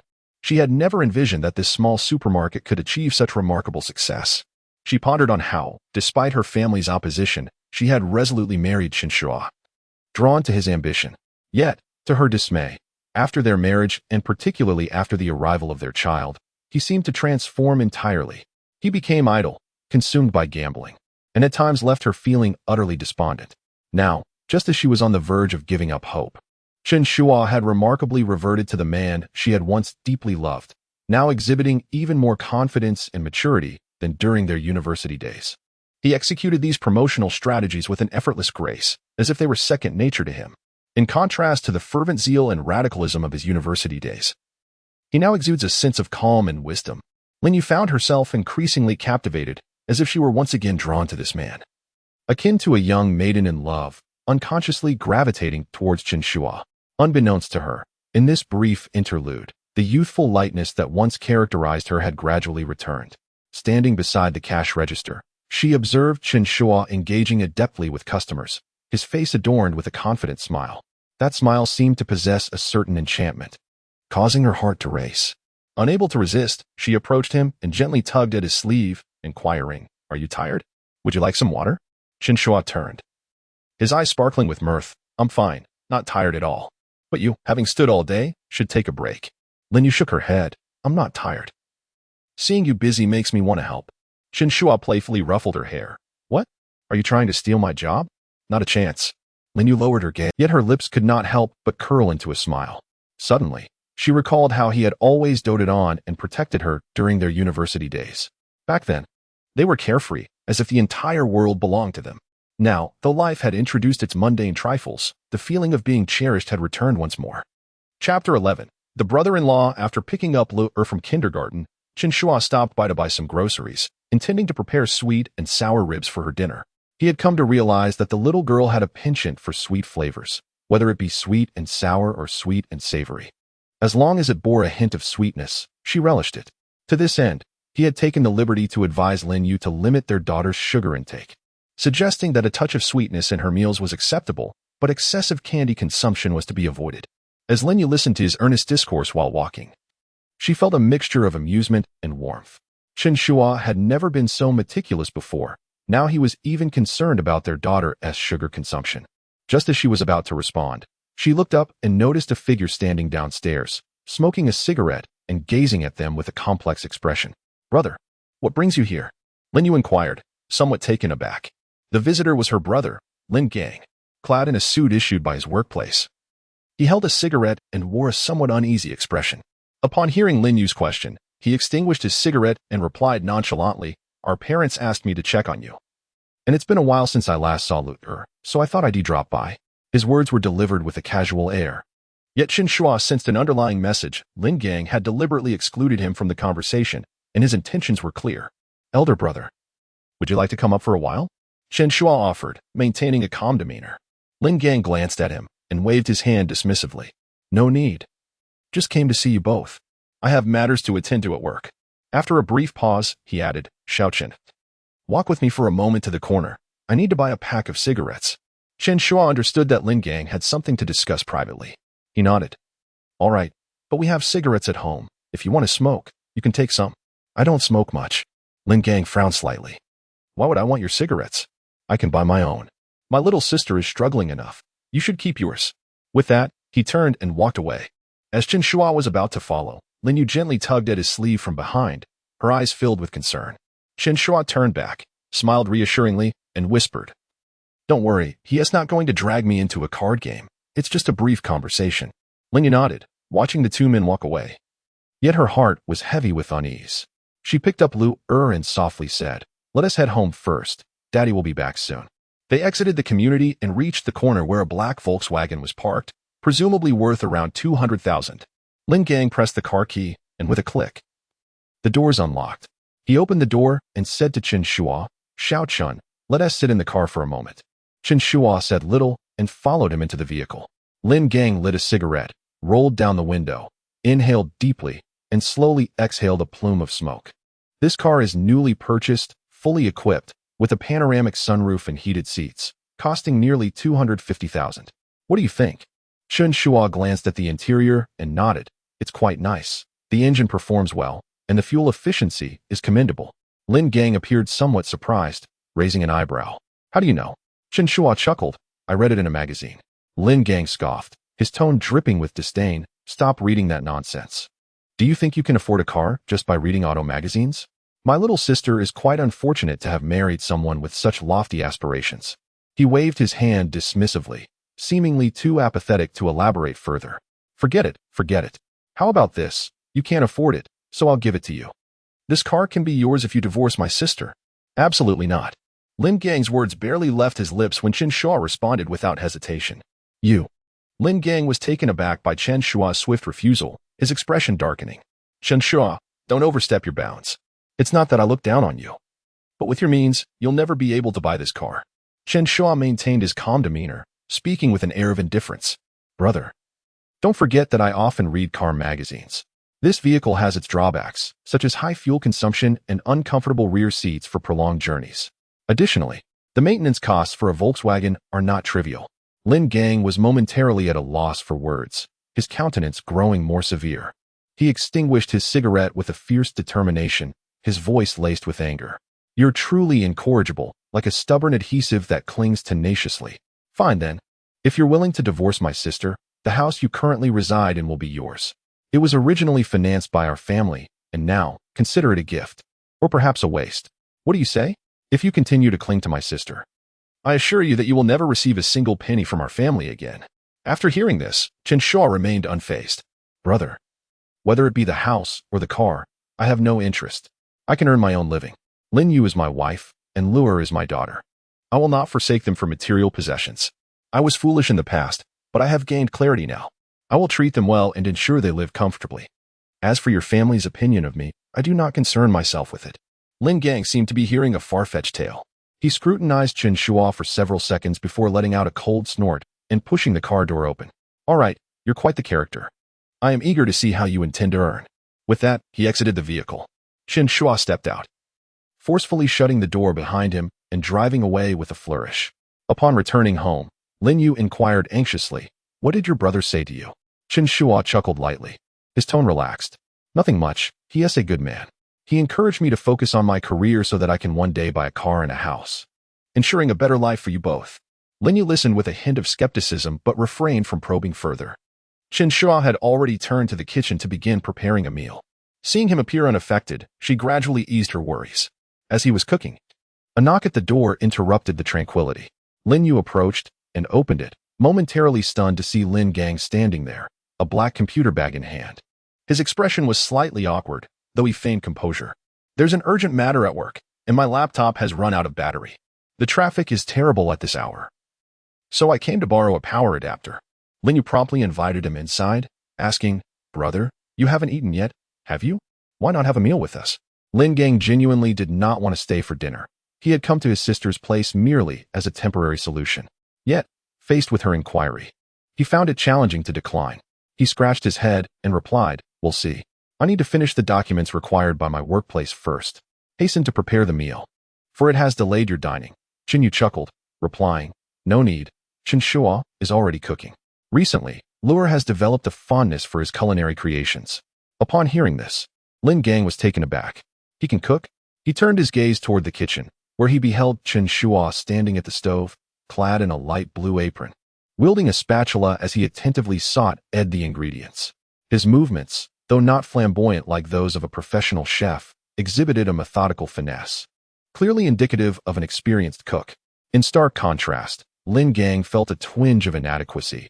He had never ventured into the realm of cooking, and each foray into the kitchen felt akin to entering a battlefield, fraught with chaos. At that moment, Chen Shuo turned his head, noticing Lin Gang lingering at the doorway. He paused for a brief moment, then a gentle smile graced his features, though a hint of seriousness lingered in his eyes. While it was permissible for them to converse freely outside, within the confines of their home, he wished for no words to be uttered that might dampen his wife's spirits. Nevertheless, Lin Gang appeared oblivious to the subtle shift in Chen Shuo's demeanor, feeling increasingly awkward. "It's nothing. Nothing at all. Please, continue with your cooking.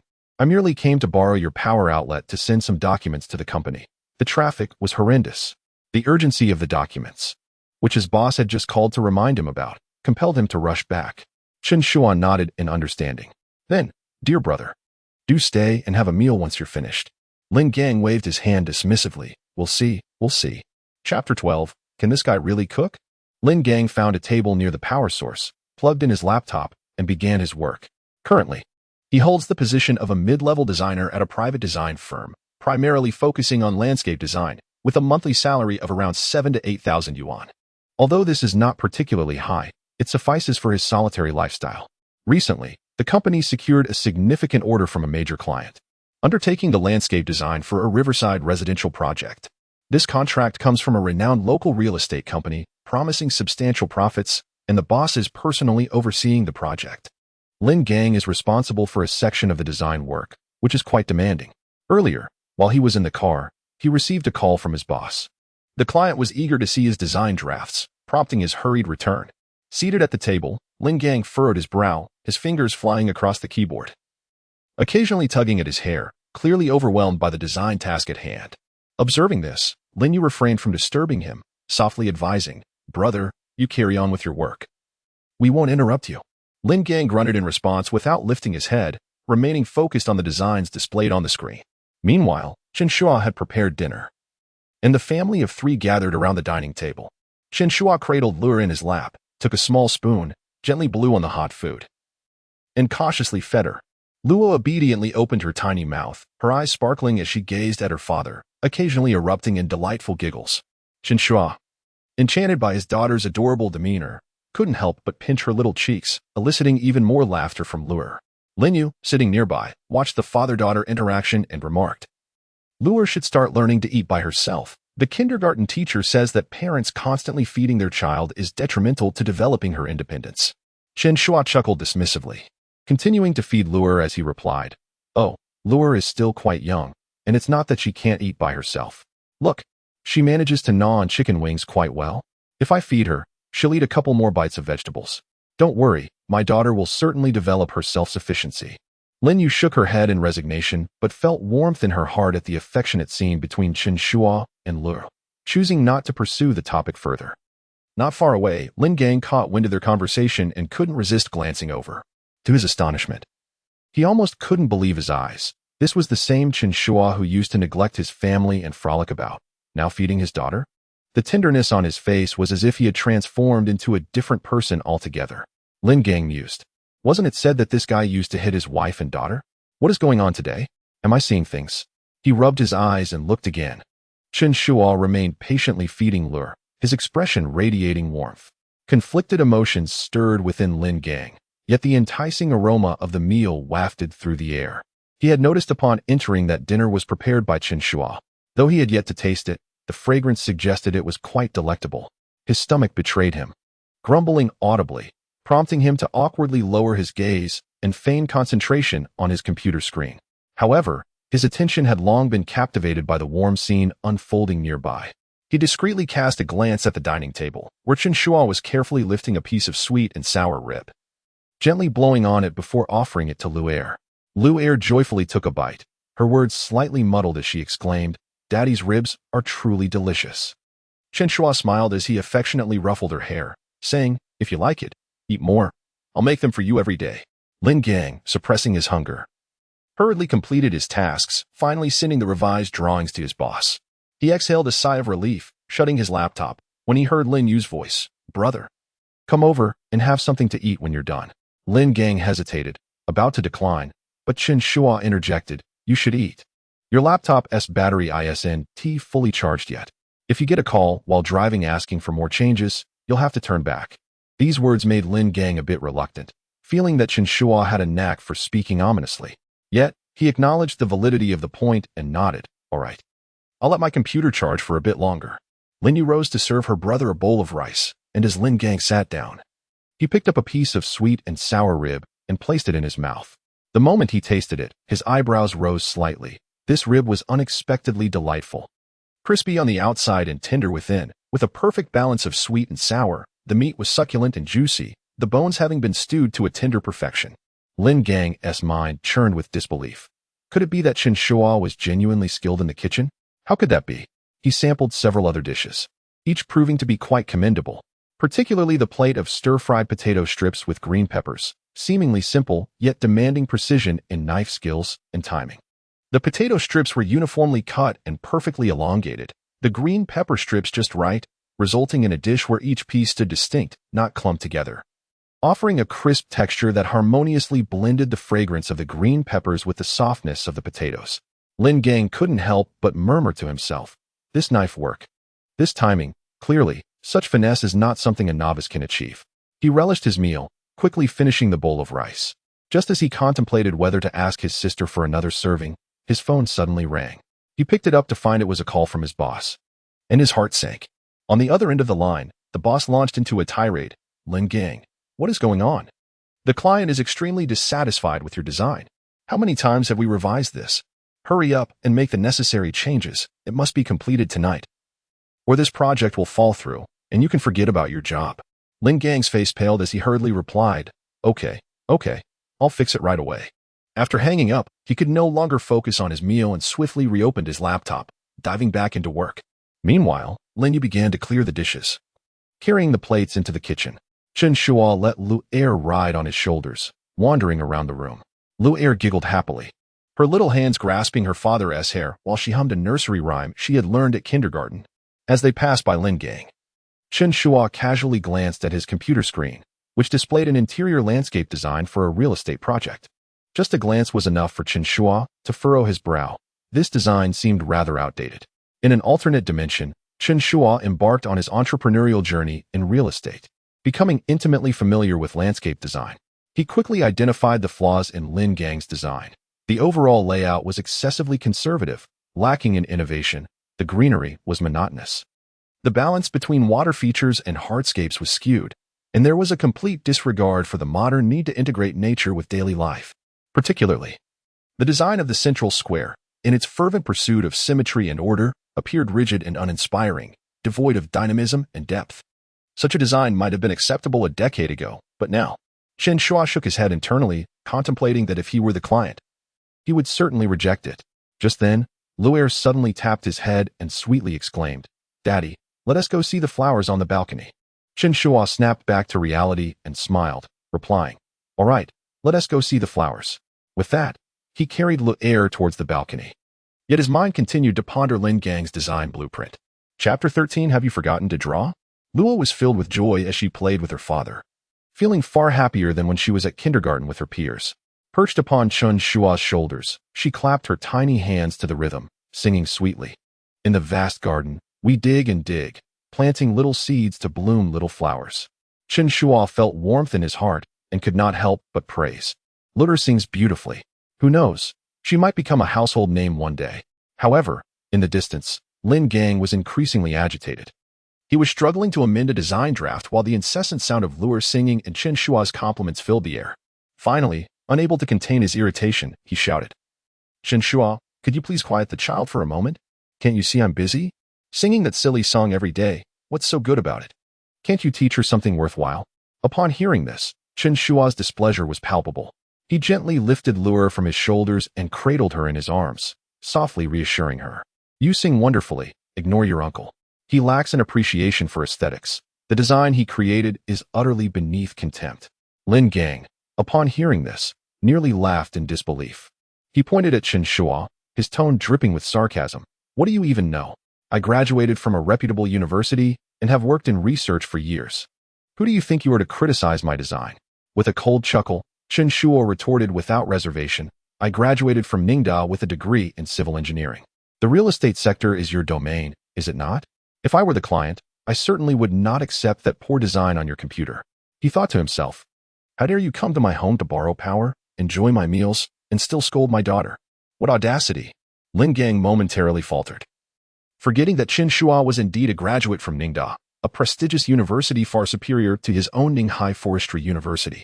Yet, he remained obstinate, defiantly stating, Don't bring up universities.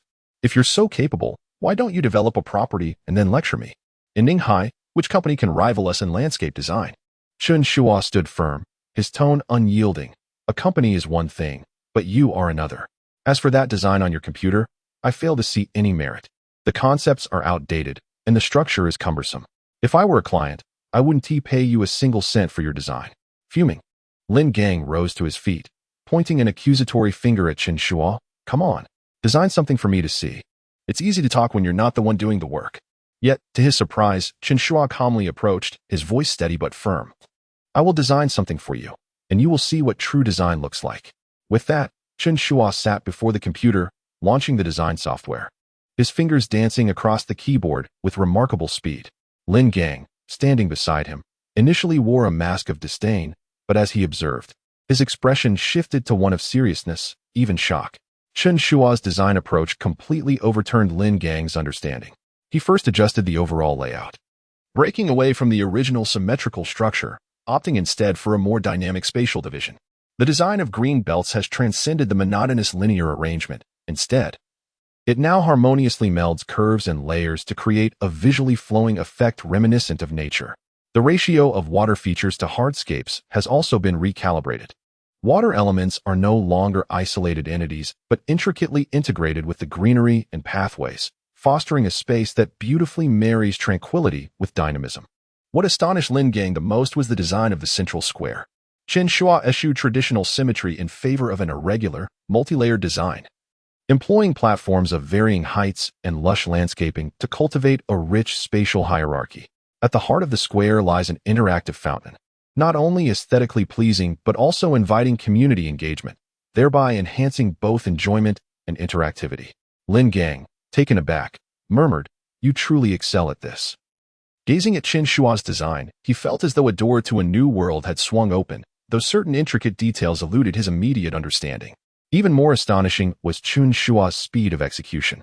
With his right hand deftly maneuvering the mouse and his left hand rapidly striking keyboard shortcuts, the drawings seemed to come alive under his command. Every line, hue, and proportion was meticulously crafted, as if these designs had already taken shape in his mind, merely awaiting digital manifestation. Lin Gang swallowed hard. He had initially perceived Chen Shuo as an uneducated layabout, yet he was taken aback by his remarkable proficiency. Observing the design taking form on the screen, Lin Gang suddenly felt that his previous works resembled elementary school assignments in comparison. Meanwhile, Chen Shuo remained intensely focused on the screen, his fingers flitting between the keyboard and mouse as if the world around him had faded into oblivion. Only Lu Er stood beside him, clapping her tiny hands and exclaiming, "Daddy is amazing." In less than an hour, a complete design emerged on the screen, a task that was but a trifle for him.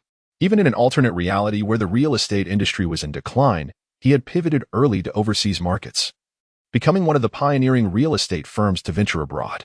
He possessed an intimate understanding of the demands from both domestic and international clients. In his eyes, Lin Gang's design for this community was child's play. At this moment, Lin Yu approached, quietly observing from the side. After a while, her eyes filled with astonishment and admiration.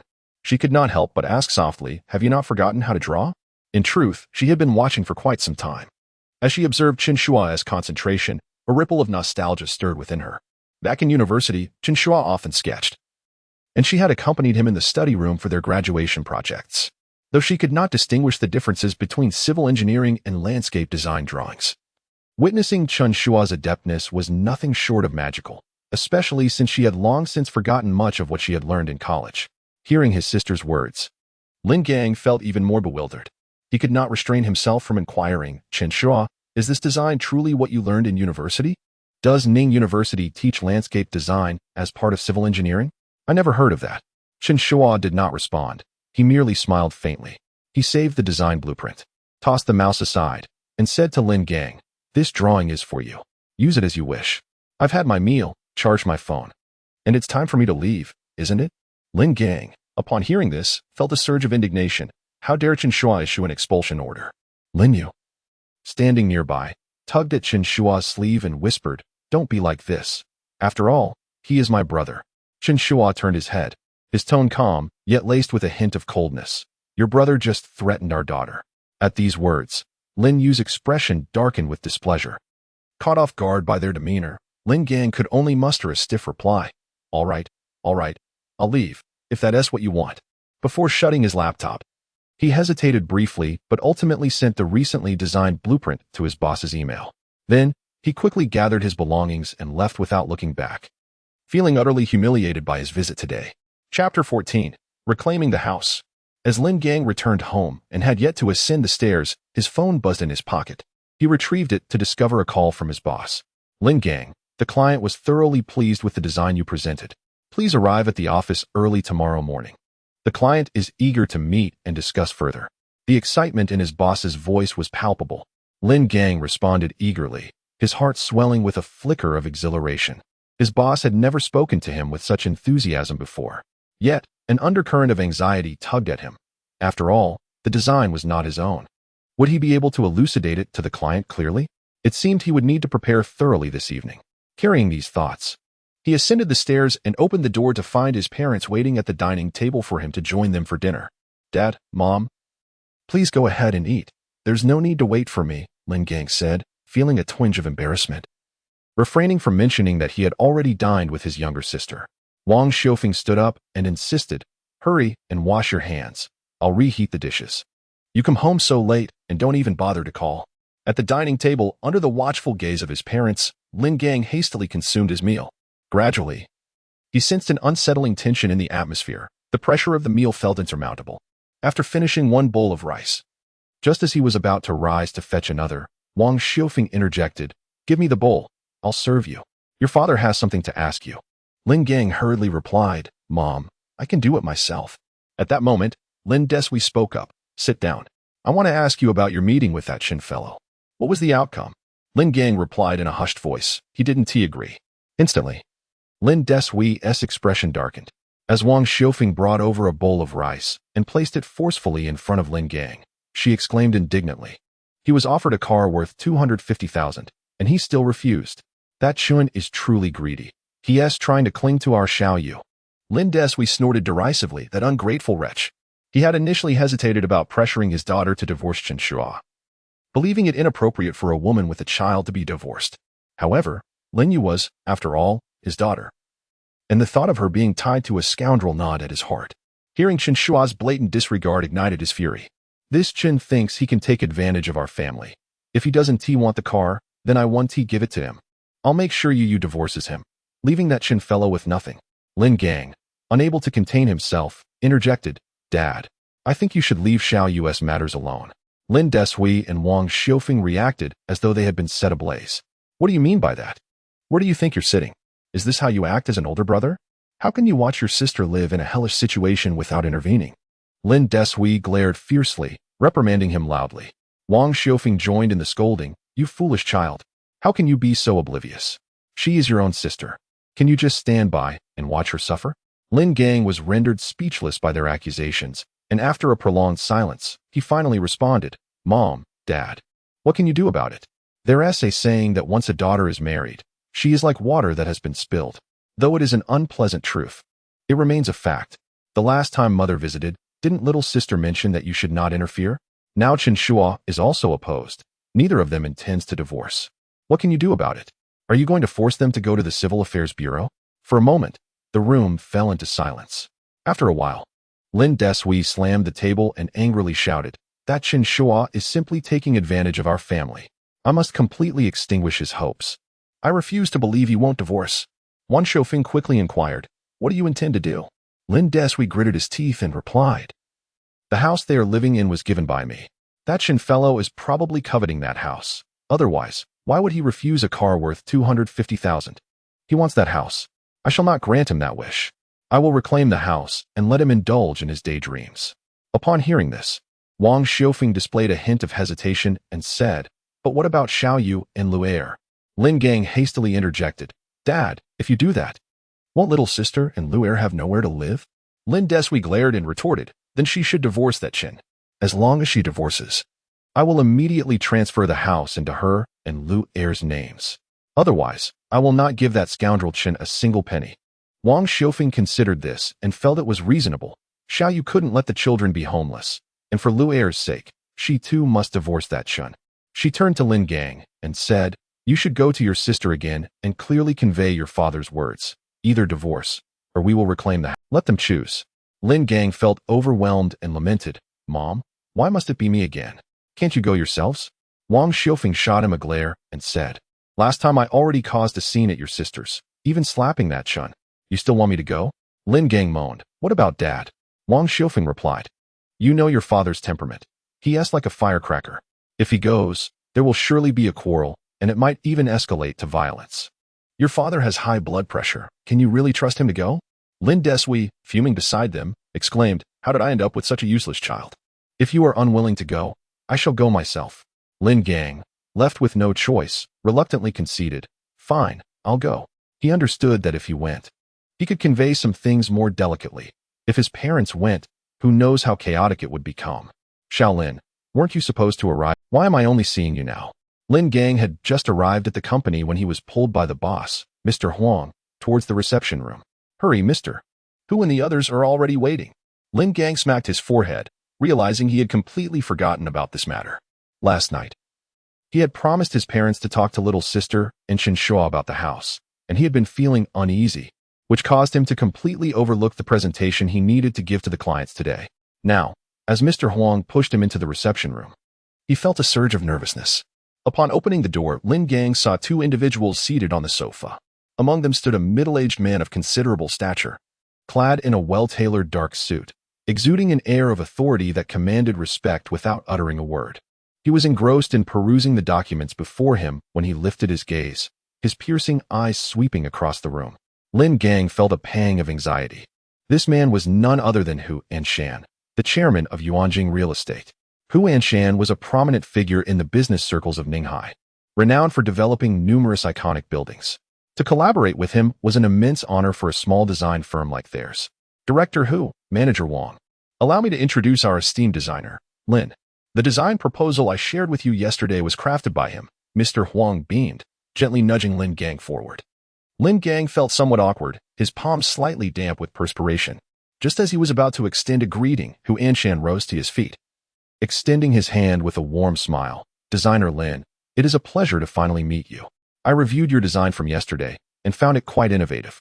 For this project, I consulted several design firms, including state-owned design institutes, but none of the proposals met my expectations.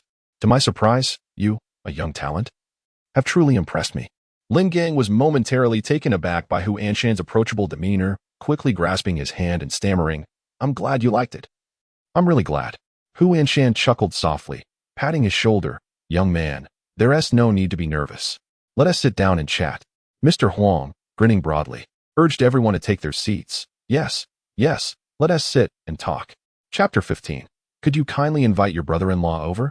As several individuals settled down, Hu Anshan perused the design blueprint in his hands and directly inquired, "Designer Lin, I am quite intrigued by the design philosophy behind this central water feature. Could you elaborate on it? Why opt for this dynamic design rather than a traditional static pond?" Lin Gang felt a tightening in his chest, and his palms began to perspire. He struggled to recall the details of the blueprint, stammering, "This dynamic water feature can enhance the sense of movement, rendering the entire community more vibrant, and furthermore, the sound of flowing water can provide a certain noise reduction effect, thus improving residential comfort." Hu Anshan continued, "And how is the circulation system of this water feature designed? How do you ensure that maintenance costs will not be excessively high in the future?" Lin Gang swallowed hard, his mind blank. He had barely examined the blueprint the previous night, let alone these technical specifics, and he hesitantly replied, "The circulation system is primarily achieved through pumps and filtration equipment, but the specific details may need further refinement." After a few more inquiries, Hu Anshan's brow furrowed slightly, and his tone grew serious. "Designer Lin, is this design truly your handiwork?" Lin Gang felt the sweat trickle down his forehead. He opened his mouth, intending to affirm, but under Hu Anshan's piercing gaze, he ultimately refrained from lying, murmuring, It was my brother-in-law who provided some ideas." General Manager Huang, beside him, was anxious and began to stamp his feet, pointing at Lin Gang. "Shaolin, how could you do this?" Hu Anshan raised a hand to interrupt Huang's words, his gaze still fixed on Lin Gang. "Which design company does your brother-in-law work for? Would it be convenient to introduce him?" Lin Gang lowered his head, his voice dwindling. "My brother-in-law is unemployed, staying at home. He tends to be rather idle." Upon hearing this, Hu Anshan's frown deepened, and a hint of displeasure crept into his tone. Unemployed? Staying at home? How could he possess such professional design insights? Lin Gang was momentarily at a loss for words, unsure how to respond. Hu Anshan asked, "Could you conveniently invite your brother-in-law over?" Lin Gang was taken aback. This General Manager Huang, in a fit of urgency, began to kick Lin Gang's foot, whispering, "Hurry, quickly call your brother-in-law." Lin Gang finally reacted, quickly stating, I will call him right now." He hurried out of the meeting room, took out his phone, and clumsily dialed Chen Shuo's number. After a few rings, a languid voice answered, "Hello, big brother?" Lin Gang lowered his voice, speaking urgently, "Chen Shuo, you need to come to my company right away. It's urgent." At that moment, Chen Shuo was preparing to take his daughter, Lure, to kindergarten alongside Lin Yu. Recently, he had taken it upon himself to personally handle the drop-offs and pickups. On one hand, he cherished this time spent with his daughter, while on the other, the unresolved matters related to the gambling situation left him feeling somewhat unsettled. Although the issues had been temporarily subdued, he harbored an underlying worry that something unforeseen might arise. To be candid, had he possessed the financial means at that moment, he would have long since settled his debts with the casino. For him, problems that could be resolved with money were not considered issues at all. Yet, it was precisely when the casino came to collect their dues that he had just been reborn for a day, and he could barely scrape together even $98, let alone the $9,800 owed. Moreover, he was acutely aware that those involved in gambling were relentless in their pursuits. The more you offered them, the more they perceived you as weak and vulnerable. The essence of society is a brutal survival of the fittest. The more one concedes, the more malevolent individuals will not show mercy due to one's kindness, but rather intensify their bullying. Chen Shuo, holding his daughter, spoke impatiently into the phone. What is it? I'm quite busy. On the other end, Lin Gang was in a state of distress, perspiring profusely. Don't ask, just hurry over. This concerns my job. If you don't come soon, there will be grave consequences. At that moment, Lin Yu, standing nearby, furrowed her brow and softly inquired, whose call is that? What do they want with you? Her tone carried a hint of concern, fearing it might be Chen Shuo's old companions coming to trouble him again. Their family had only just begun to enjoy a semblance of stability, and she was reluctant for Chen Shuo to revert to his previous aimless existence. Chen Shuo seemed to sense his wife's apprehension and quickly clarified, it's your elder brother. He wants me to drop by his company. With that, he handed the phone to Lin Yu. Hesitant, she answered, hello, brother? Lin Gang, upon hearing his sister's voice, thought quickly, little sister. Please have Chen Shuo come to our company immediately. The drawing he provided yesterday has encountered some issues, and now the client's boss is here questioning me. If he doesn't come to clarify this, I might lose my job. Startled, Lin Yu responded promptly, all right, I'll have him go right away. After hanging up, she conveyed Lin Gang's message to Chen Shuo in its entirety. Chen Shuo, upon hearing it, smirked, my brother-in-law is trying to pull a fast one on me. Very well, I shall go and see. He then turned to his daughter, Luer, today your mother will take you to kindergarten. Daddy has some matters to attend to. All right? Luer obediently nodded. Okay, Daddy, come back early. Chen Shuo smiled as he ruffled his daughter's hair, then addressed Lin Yu. I'll head over now. Please be careful on your way. Following the address provided by Lin Gang, Chen Shuo arrived at his design company. As soon as he entered, he was greeted by Lin Gang, who was visibly impatient and grumbling. Oh dear, it's been nearly an hour. Couldn't you have taken a taxi? What if this delays important matters? Chen Shuo leisurely glanced at him. Will you reimburse me for the fare? Lin Gang was momentarily taken aback, his expression darkening. Yet he refrained from further comment, merely urging, all right, let us not linger. We need to get inside. Chairman Hu from Yuanjing Group and Manager Wang from the design department are already waiting for you. Make sure to converse properly. Don't be too casual. If this project succeeds, I'll treat you to a meal. Won't that suffice? Chen Shuo chuckled lightly, his tone nonchalant. Thank you. Lin Gang led Chen Shuo into the reception room. Upon entering, the gaze of three individuals simultaneously fell upon Chen Shuo. Seated at the center was Hu Anshan, the chairman of the Yuanjing Group, flanked by Manager Wang from the design department and Mr. Huang from the design company, who was accompanying them for networking purposes. Mr. Huang furrowed his brow slightly upon seeing Chen Shuo, feeling a twinge of dissatisfaction. The young man appeared to be in his early 20s, likely having just graduated from university a few years prior. In their company, someone of such tender age would typically be merely an intern, possibly yet to secure a permanent position. What unsettled him further was Chen Shuo's choice of attire, a simple t-shirt and jeans, which struck him as excessively casual. Hu Anshan this time did not rise from his seat, but merely lifted his eyelids slightly, scrutinizing Chen Shuo with piercing eyes, his tone neutral yet pointed. Young man, how should I address you? Is this design draft your work? Chapter 16. An indelible refusal to work. Chen Shuo sauntered over and settled onto the sofa opposite Hu Anshan. His demeanor tranquil and his tone nonchalant. I sketched that casually last night. I didn't expect you all to summon me here. Is there an issue? Upon his utterance, the atmosphere in the room instantly thickened. General Manager Huang's expression darkened, and he shot a fierce glare at Lin Gang, his eyes brimming with reproach and discontent. As if to say, does your brother-in-law even speak coherently? How dare he present such an attitude in front of Chairman Hu? Lin Gang was drenched in sweat, his heart pounding, wishing he could vanish into the ground. Wiping his brow, he lowered his voice and implored Chen Shuo, could you please speak appropriately? This is Chairman Hu. Meanwhile, Manager Wang, who had accompanied Hu Anshan, furrowed his brow, his gaze tinged with irritation, inwardly muttering, "This young man is utterly ungrateful. Chairman Hu himself awaits him, and he dares to adopt such an attitude?" However, Hu Anshan did not rush to anger. Instead, he chuckled softly, a hint of amusement in his voice. "So you're Chen Shuo? To casually create something like this, one might indeed call you a genius. Would you kindly share your design philosophy?" With that, he subtly gestured to Manager Wang, indicating that he should pose the questions. Hu Anshan himself was growing weary of the conversation.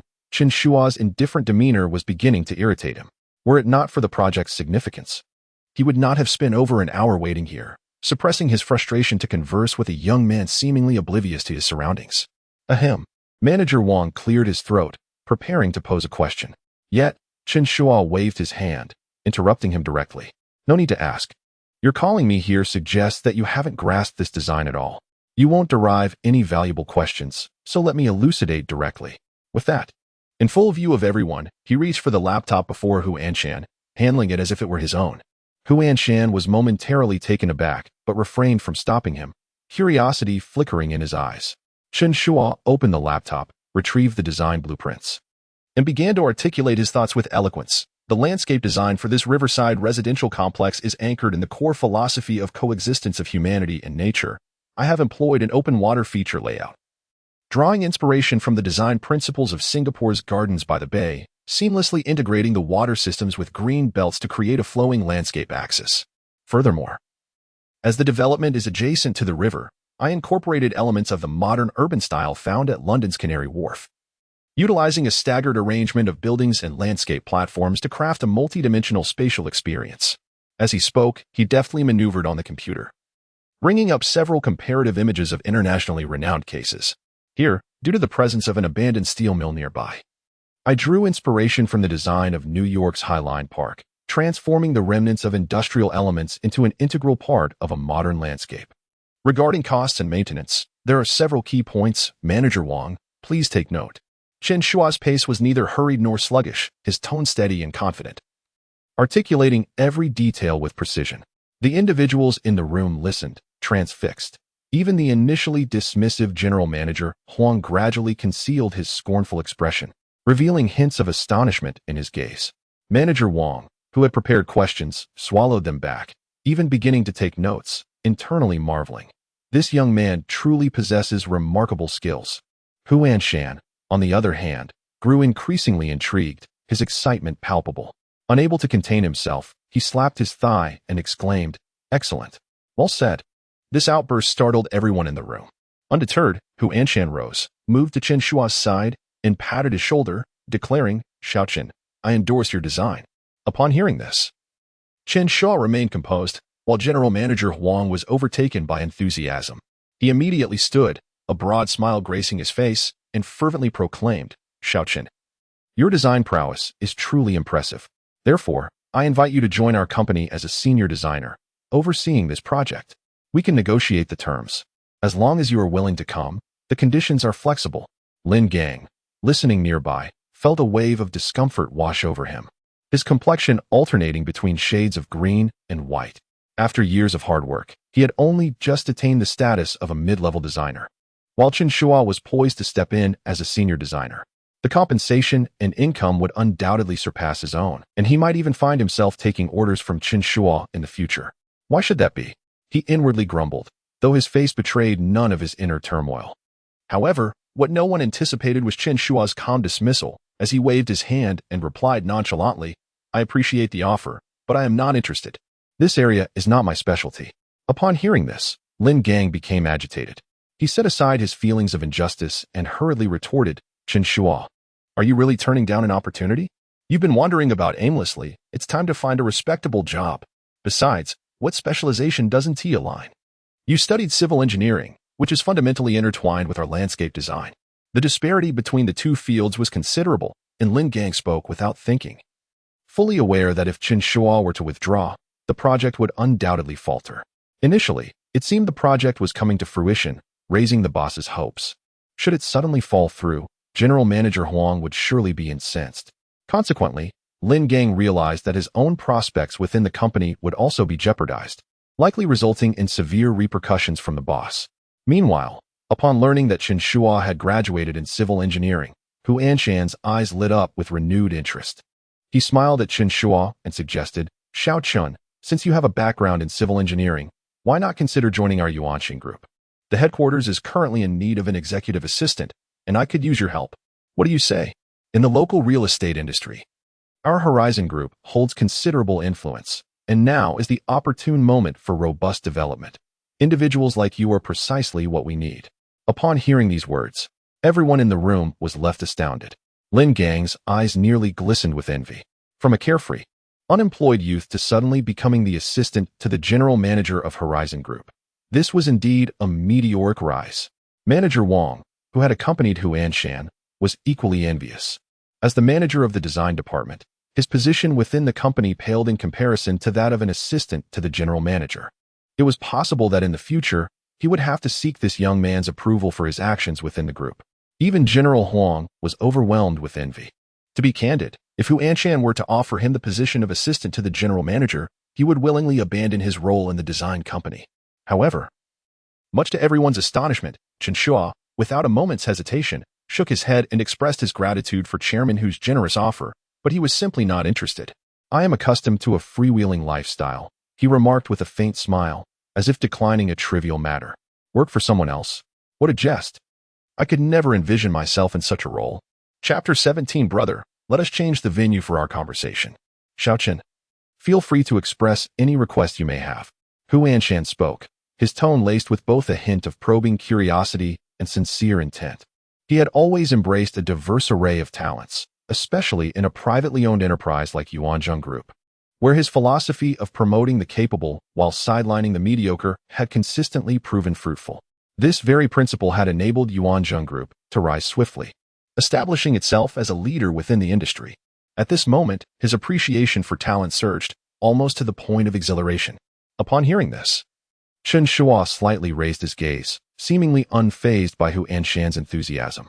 He shook his head and replied, It is not a matter of making requests. Hu Anshan raised an eyebrow, feeling somewhat taken aback. He had anticipated that Chen Shuo might seize the opportunity to present some demands, as is common among the youth eager to ascend. However, Chen Shuo's reaction defied his expectations. Given your goodwill, I shall share my candid thoughts. Chen Shuo paused, meeting Hu Anshan's eyes directly. This design was merely a casual endeavor. It took me less than an hour to complete. It is not an act of dismissal, but rather my belief that what you have proposed lacks practical utility. Lacks utility? Hu Anshan was momentarily taken aback. The smile on his face gradually replaced by a solemnity he had not anticipated. He had not expected Chen Shuo to be so forthright, even somewhat incisive. Chen Shuo nodded, maintaining a calm demeanor. You are an expert in the real estate market and are undoubtedly aware that, at the current stage of real estate development in our country, we are not yet at the point of competing on software. That is a concern for a later stage, post-maturity of the market. Before we reach that point, we must first navigate through a significant surge followed by a decline, essentially enduring a bubble burst. During the preceding phase of rampant growth, policies and location are paramount in real estate. As these words escaped his lips, the others in the room seemed unresponsive, perhaps failing to grasp the profound implications. However, Hu Anshan's heart raced, as if struck by an unseen force. He fixated on Chen Shuo, his eyes reflecting a mixture of astonishment. Mr. Chen, do you mean to suggest that there are locational issues with my development project? Hu Anshan's tone shifted from casual to decidedly earnest. The title he used for Chen Shuo had also subtly evolved, from young man to Xiao Chun, and now to Mr. Chun, signifying his recognition of Chen Shuo as an equal business partner. Chen Shuo's gaze held a knowing glimmer. Why must you feign ignorance, Mr. Hu? Hu Anshan's heart raced anew, sensing that Chen Shuo had more to articulate. Indeed, Chen Shuo stepped closer, leaning in to whisper a few more words in his ear. Hu Anshan's eyes widened in astonishment, his expression transforming from surprise to excitement, even tinged with impatience. Brother, let us go. We must find another place to continue our discussion. Hu Anshan abruptly rose to his feet, seizing Chen Shuo's hand with urgency, as if he could not afford to delay for even a moment. As they exited, the onlookers in the room exchanged bewildered glances, utterly perplexed by the unfolding events. Both General Huang and Lin Gang instinctively turned their gaze towards Manager Wang, who appeared equally lost, shrugging his shoulders in perplexity, as if to say, "What do you want from me? I am just as clueless." Brother, Where is Chen Shuo? Lin Yu glanced at the clock, noting that it was 4:30 in the afternoon. Chen Shuo had yet to return, causing a ripple of unease within her. She reached for her phone and dialed Lin Gang's number. On the other end, Lin Gang sat in his office, having been in a foul mood all day. Earlier, Chen Shuo had come to speak briefly with General Hu before they left hand in hand. This spectacle was nothing short of shocking, leaving the entire design company in a state of bewilderment. General Huang had questioned him several times about the true identity of this brother-in-law, and Lin Gang was nearing his breaking point. How would I know where he went? Lin Gang's voice carried a hint of irritation. Why not just call his phone directly? Lin Yu hesitated, realizing that Chen Shuo had left his phone at the store. Moreover, wasn't it you who called him away this morning? Chen Shuo possessed an old mobile phone, frequently used to send promotional messages to supermarket customers. Hence he often left it behind and rarely carried it with him. Upon hearing this, Lin Gang coughed awkwardly, his tone tinged with embarrassment. Yes, I did summon him, but he later left with our clients. He sighed, feeling a mix of frustration and guilt, especially towards his sister, considering it was he who had brought Chen Shuo out. You need not worry, Lin Gang reassured her. Our clients are reputable individuals, big bosses from the real estate company. I suspect they're discussing the design from last night. The client seemed quite pleased with the drawing Chen Shuo presented, so once their conversation concludes, he will likely return. Upon hearing this, Lin Yu felt a sense of relief wash over her, accompanied by a flicker of pride. She ended the call and glanced around the store, deciding to temporarily close for an hour to pick up Lu'er from kindergarten. As she gathered her belongings, she reflected on the recent days. Chen Shuo had been the one to pick up the child, and with an extra pair of hands at the supermarket, her workload had indeed lightened considerably. If Chen Shuo were present, there would be no need to close the store, and she wouldn't have to rush. This thought brought a smile to her face, further deepening her sense of reliance on Chen Shuo. Locking the store door, Lin Yu hastened towards the kindergarten. On her way, she pondered what Chen Shuo could possibly be discussing with the big boss from the real estate company. Although Lin Gang had reassured her not to worry, her curiosity remained piqued. Upon arriving at the kindergarten, she pushed open the classroom door and smiled at the supervising teacher. Teacher, I am here to pick up Lu'er. The teacher looked up, a hint of confusion crossing her face. Lu'er? Hasn't she already been picked up? Lin Yu's smile abruptly froze on her face, and her heart sank. Someone took her? Who could it be? The teacher pondered for a moment before responding. It was a young woman, claiming to be Lu'er's aunt. She was quite beautiful and dressed stylishly. She mentioned that there was a family matter and had come to pick up Lu'er unexpectedly. I found her quite familiar, and since Lu'er recognized her, I allowed her to take the child. Lin Yu's mind buzzed, and her heartbeat quickened. Lu'er's aunt? But I do not have a younger sister. I only have a cousin who is studying in another city and could not possibly come to Ninghai, let alone pick up the child without notifying me. Upon hearing this, the teacher's expression changed, her tone slightly panicked. This cannot be. Lu'er even referred to her as aunt. Perhaps you should call your family to see if someone unexpectedly came to pick her up. Lin Yu's hands trembled slightly as she hurriedly took out her phone, intending to call Chen Shuo, only to suddenly remember that Chen Shuo's phone was still at the shop. Chapter 18. Like falling into an abyss, Lin Yu's hands trembled uncontrollably as she hurriedly fished out her phone, intending to call Chen Shuo, only to suddenly remember that Chen Shuo's phone was left behind in the store. Panic engulfed her, her limbs felt weak, and her mind went blank. In a flurry, she rushed out of the kindergarten, realizing she still clutched her phone. It dawned on her that she needed to call the police. With trembling fingers, she dialed 110. But before she could complete the call, a bald man with a gold chain around his neck blocked her path. The man grinned, revealing a set of yellowed teeth, his eyes lewdly surveying Lin Yu from head to toe. His tone was casual. Oh, beautiful lady, is your daughter lost? Lin Yu shot up her head, her eyes filled with fear and wariness. You. How do you know? Is my daughter with you? Who are you? Where is she now? The bald man chuckled, his face crinkling with delight. Don't worry, follow me, and I assure you will see your daughter. A mixture of urgency and dread surged within Lin Yu, yet the thought of her daughter possibly being in their clutches compelled her to follow. The bald man led her through a narrow, filthy alley beside the kindergarten, the ground strewn with sewage and trash, and the walls adorned with haphazard advertisements. This area, once a dormitory for a cotton mill, had devolved into a chaotic urban village teeming with outsiders. Navigating left and right under the bald man's guidance, Lin Yu finally arrived at a somewhat spacious area. Vendors lined the roadside, repairing bicycles, selling candied hawthorn and cold noodles, the air thick with greasy aromas mingled with various food scents. The bald man brought Lin Yu to a stall where a group of individuals stood. Among them was a burly man, a cigarette dangling from his mouth. Squinting at Lin Yu, clad in a flamboyant shirt with sleeves rolled up to his elbows, his tattoos were glaringly prominent. This man was Brother Xiong Shan, the notorious boss of the gambling den in the area. Beside Brother Xiong stood a young girl in a delicate pink lace dress, her face lightly made up. Lips painted a soft rose hue, resembling a cherry blossom amidst the surrounding squalor. She cradled Lure in her arms, who was engrossed in playing with her hair. Seemingly oblivious to the looming danger, Lin Yu's heart tightened as she spotted Lure. Just as she intended to rush forward, the bald man restrained her. Hold on. Say hello to Brother Xiong first. Upon hearing her mother's voice, Lure abruptly lifted her head, her eyes sparkling, and immediately reached out her small hands, exclaiming, Mommy, pick me up. The young girl's expression darkened slightly as she pinched Lure's arm firmly. Oh, now that Mommy is here, you don't recognize your sister? Who bought you the candied hawthorn just a moment ago? Ungrateful little thing. Lure winced from the pinch, her lips quivering, tears welling in her eyes. Yet she stubbornly reached out to Lin Yu. Mommy. I want Mommy. Seeing her daughter in distress felt like a needle piercing Lin Yu's heart. A mix of urgency and anger surged within her as she shouted at the young girl, What are you doing? Don't touch my daughter. The young girl let out a cold laugh, tightening her embrace around Lure, her tone light and airy. What's the rush? I haven't harmed her. How do you, as her mother, teach your child? She shows no gratitude at all. My purchase of candied hawthorn was in vain. Lure, uncomfortable in her grip, struggled to break free. But the young girl's hands were firmly clasped around her. Unable to endure any longer, Lure burst into tears. Upon hearing her daughter's cries, Lin Yu's heart shattered. And she could no longer contain herself, shouting at Brother Xiong. What do you want? Give me my daughter back. Brother Xiong exhaled a puff of smoke. The mist swirling as he squinted at Lin Yu, his tone languid. You don't look like a woman who has borne a child. Chalet. Look at the mother of that child. Her skin is even more delicate than yours.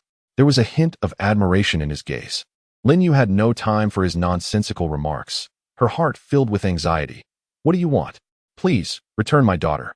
At that moment, the young girl named Xiao Lei, already displeased with being compared unfavorably, felt a surge of jealousy at Brother Xiong's words.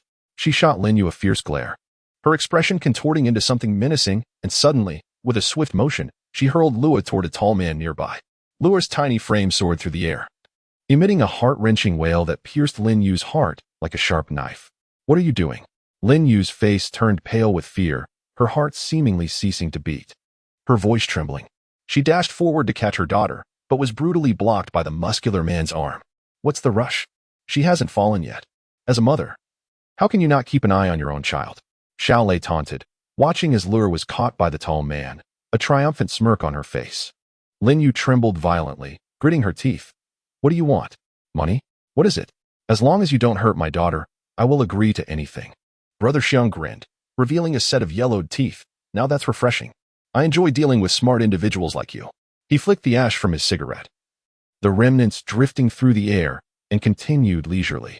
The reason I brought you here today is to discuss your husband. My husband?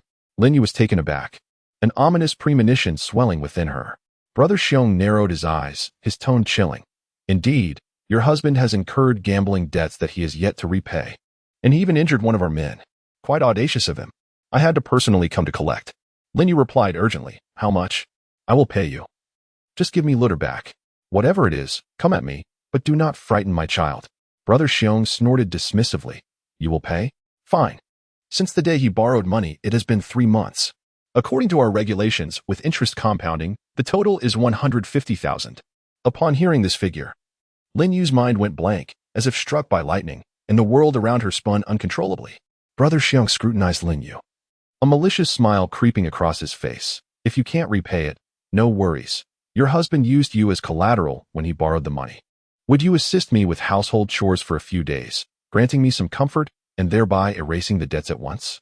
How splendid that would be. Do not say that I, Brother Xiong, lack compassion.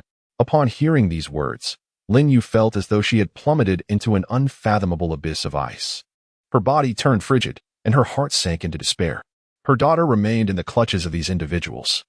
while Chen Shuo's recent transformations replayed like a series of vivid images before her eyes. She had once naively believed he was genuinely striving for a better life, convinced that their circumstances were finally poised for a turnaround. Yet now, it all seemed to have metamorphosed into a colossal deception, a meticulously woven soap bubble that, with the slightest touch, shattered completely. She stood there in a daze, her hands clenched tightly, nails digging deeply into her palms, yet she felt no pain. The despair within her loomed like a dense, dark cloud, nearly suffocating her. She could never have imagined that the family she had fought so valiantly to protect could become so close to being irrevocably shattered in a mere instant. Where lay the path to the future? She did not know. She only felt an overwhelming darkness engulfing her. Chapter 19. Fear not, little Lu, for father has arrived. A sleek black Rolls Royce gradually came to a halt at the entrance of the kindergarten. The car door swung open, and both Hu Anshan and Chen Shuo stepped out in succession. Hu Anshan lingered by the vehicle, his gaze towards Chen Shuo laden with complexity, as echoes of their recent conversation reverberated in his mind. After departing from the design firm, Hu Anshan had taken Chen Shuo to a high-end CAF, intending merely to discuss real estate matters. However, the conversation deepened unexpectedly, leaving him increasingly astounded. Chen Shuo's depth of thought, his market insights, and his astute judgments on future trends far surpassed Hu Anshan's expectations. Hu Anshan prided himself on being well-versed in various matters. Aside from his initial entrepreneurial endeavors that benefited from his father-in-law's connections, he had largely built his empire from scratch through sheer determination, encountering few individuals worthy of his admiration. Yet, this young man, in a mere afternoon, had evoked genuine respect from him. He began to wonder if this youth was a scion of a prominent family. Otherwise, how could a graduate of only a few years possess such extraordinary vision? Little did he know that Chen Shuo had returned from a previous life, where his business domain had far exceeded Hu Anshan's, having once stood shoulder to shoulder with the nation's elite, adeptly navigating the corridors of power, and even beginning to shine on the international stage. Had it not been for the sudden calamity that befell him, he would have long since unleashed a meticulously planned commercial tempest. Brother, what you just shared with me, does it stem from some special intelligence? Hu Anshan could not help but inquire, his tone laced with a hint of probing. Chen Shuo chuckled softly and replied, "Have you read Huangyi's The Legend of the Seeking Qin?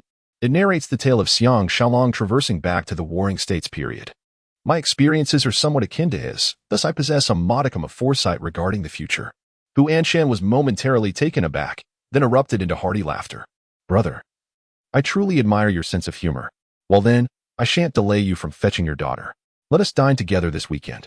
Chen Shuo nodded and turned to head towards the kindergarten. Meanwhile, Hu Anshan remained rooted in place, watching his retreating figure, his mind still tumultuous. He then addressed the driver.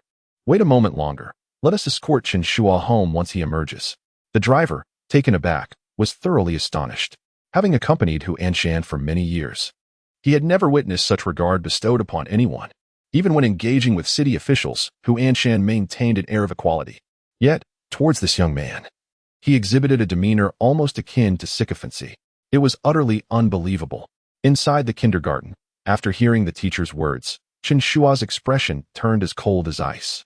The once gentle demeanor he possessed suddenly erupted into a formidable aura, causing the young kindergarten teacher to freeze in place, as if ensnared by an invisible force. She stammered an explanation. It was an aunt who took her. However, Li's mother has already come by.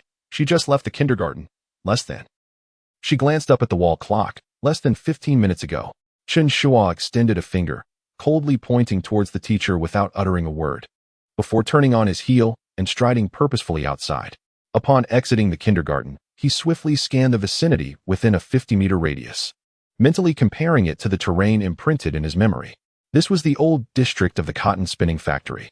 The chaotic alleys and dilapidated buildings immediately identified the location. This was where he had been dragged to gamble in the past. Damn it, Chen Shuo muttered under his breath, a foreboding sensation creeping into his heart. Without a moment's hesitation, he charged into the alley. Meanwhile, Hu Anshan, waiting in the car, witnessed the scene unfold. Leaning back in his seat, he anticipated leaving with Chen Shuo after picking up his daughter. But he was taken aback when Chen Shuo suddenly darted into the alley like a gust of wind, not even glancing back.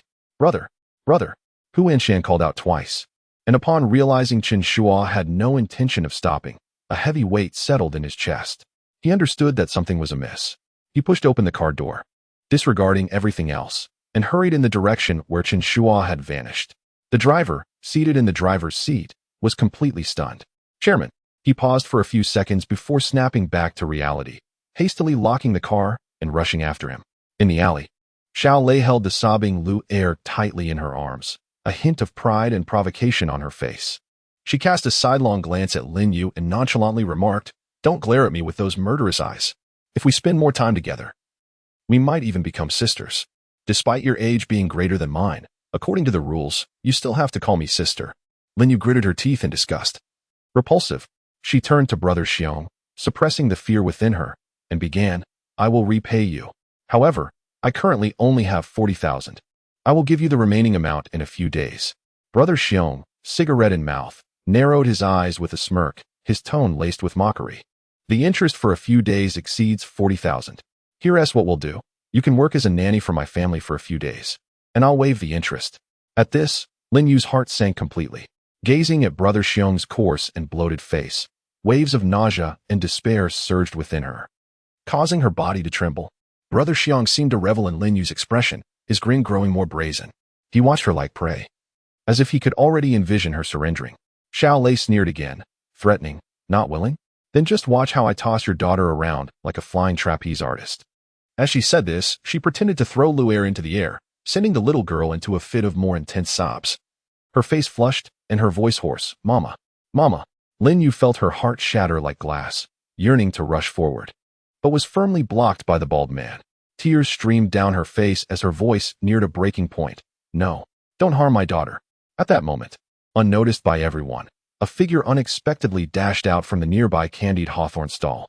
It was Chen Shuo. His abrupt appearance caught everyone off guard as he quickly reached Xiao Lei, seizing her wrist with a firm grip. Xiao Lei winced in pain, her fingers loosening their grip, allowing Lu Er to slip from her control.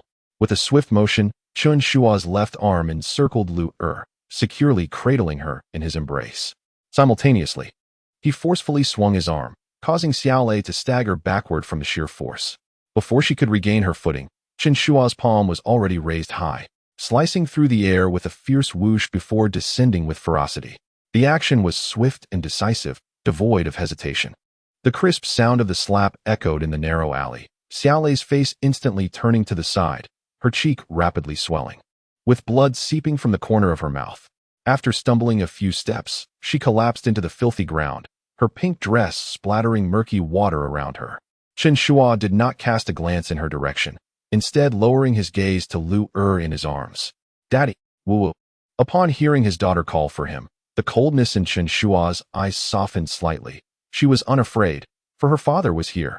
He pivoted toward Lin Yu, and upon raising his head, he caught sight of the bald man he had previously dealt with. The glimmer of coldness in his gaze sharpened once more. Chapter 20. When did Chun Daisy become so ruthless? The bald man adorned with a golden chain around his neck intended to intercept Chen Shuo. But upon meeting Chen Shuo's gaze, an involuntary chill coursed through him. He recalled the last time Chen Shuo had gripped his wrist. The pain surged anew, compelling him not to advance, but to instinctively retreat a couple of steps. Chen Shuo exuded an aura characteristic of one who has long resided in positions of power, a demeanor forged through years of navigating the tumultuous seas of commerce, making life and death decisions, and commanding the greater scheme with a lion-like essence. While he maintained a humble demeanor as a cashier in the supermarket, displaying a soft disposition that epitomized his role as a servant at this moment.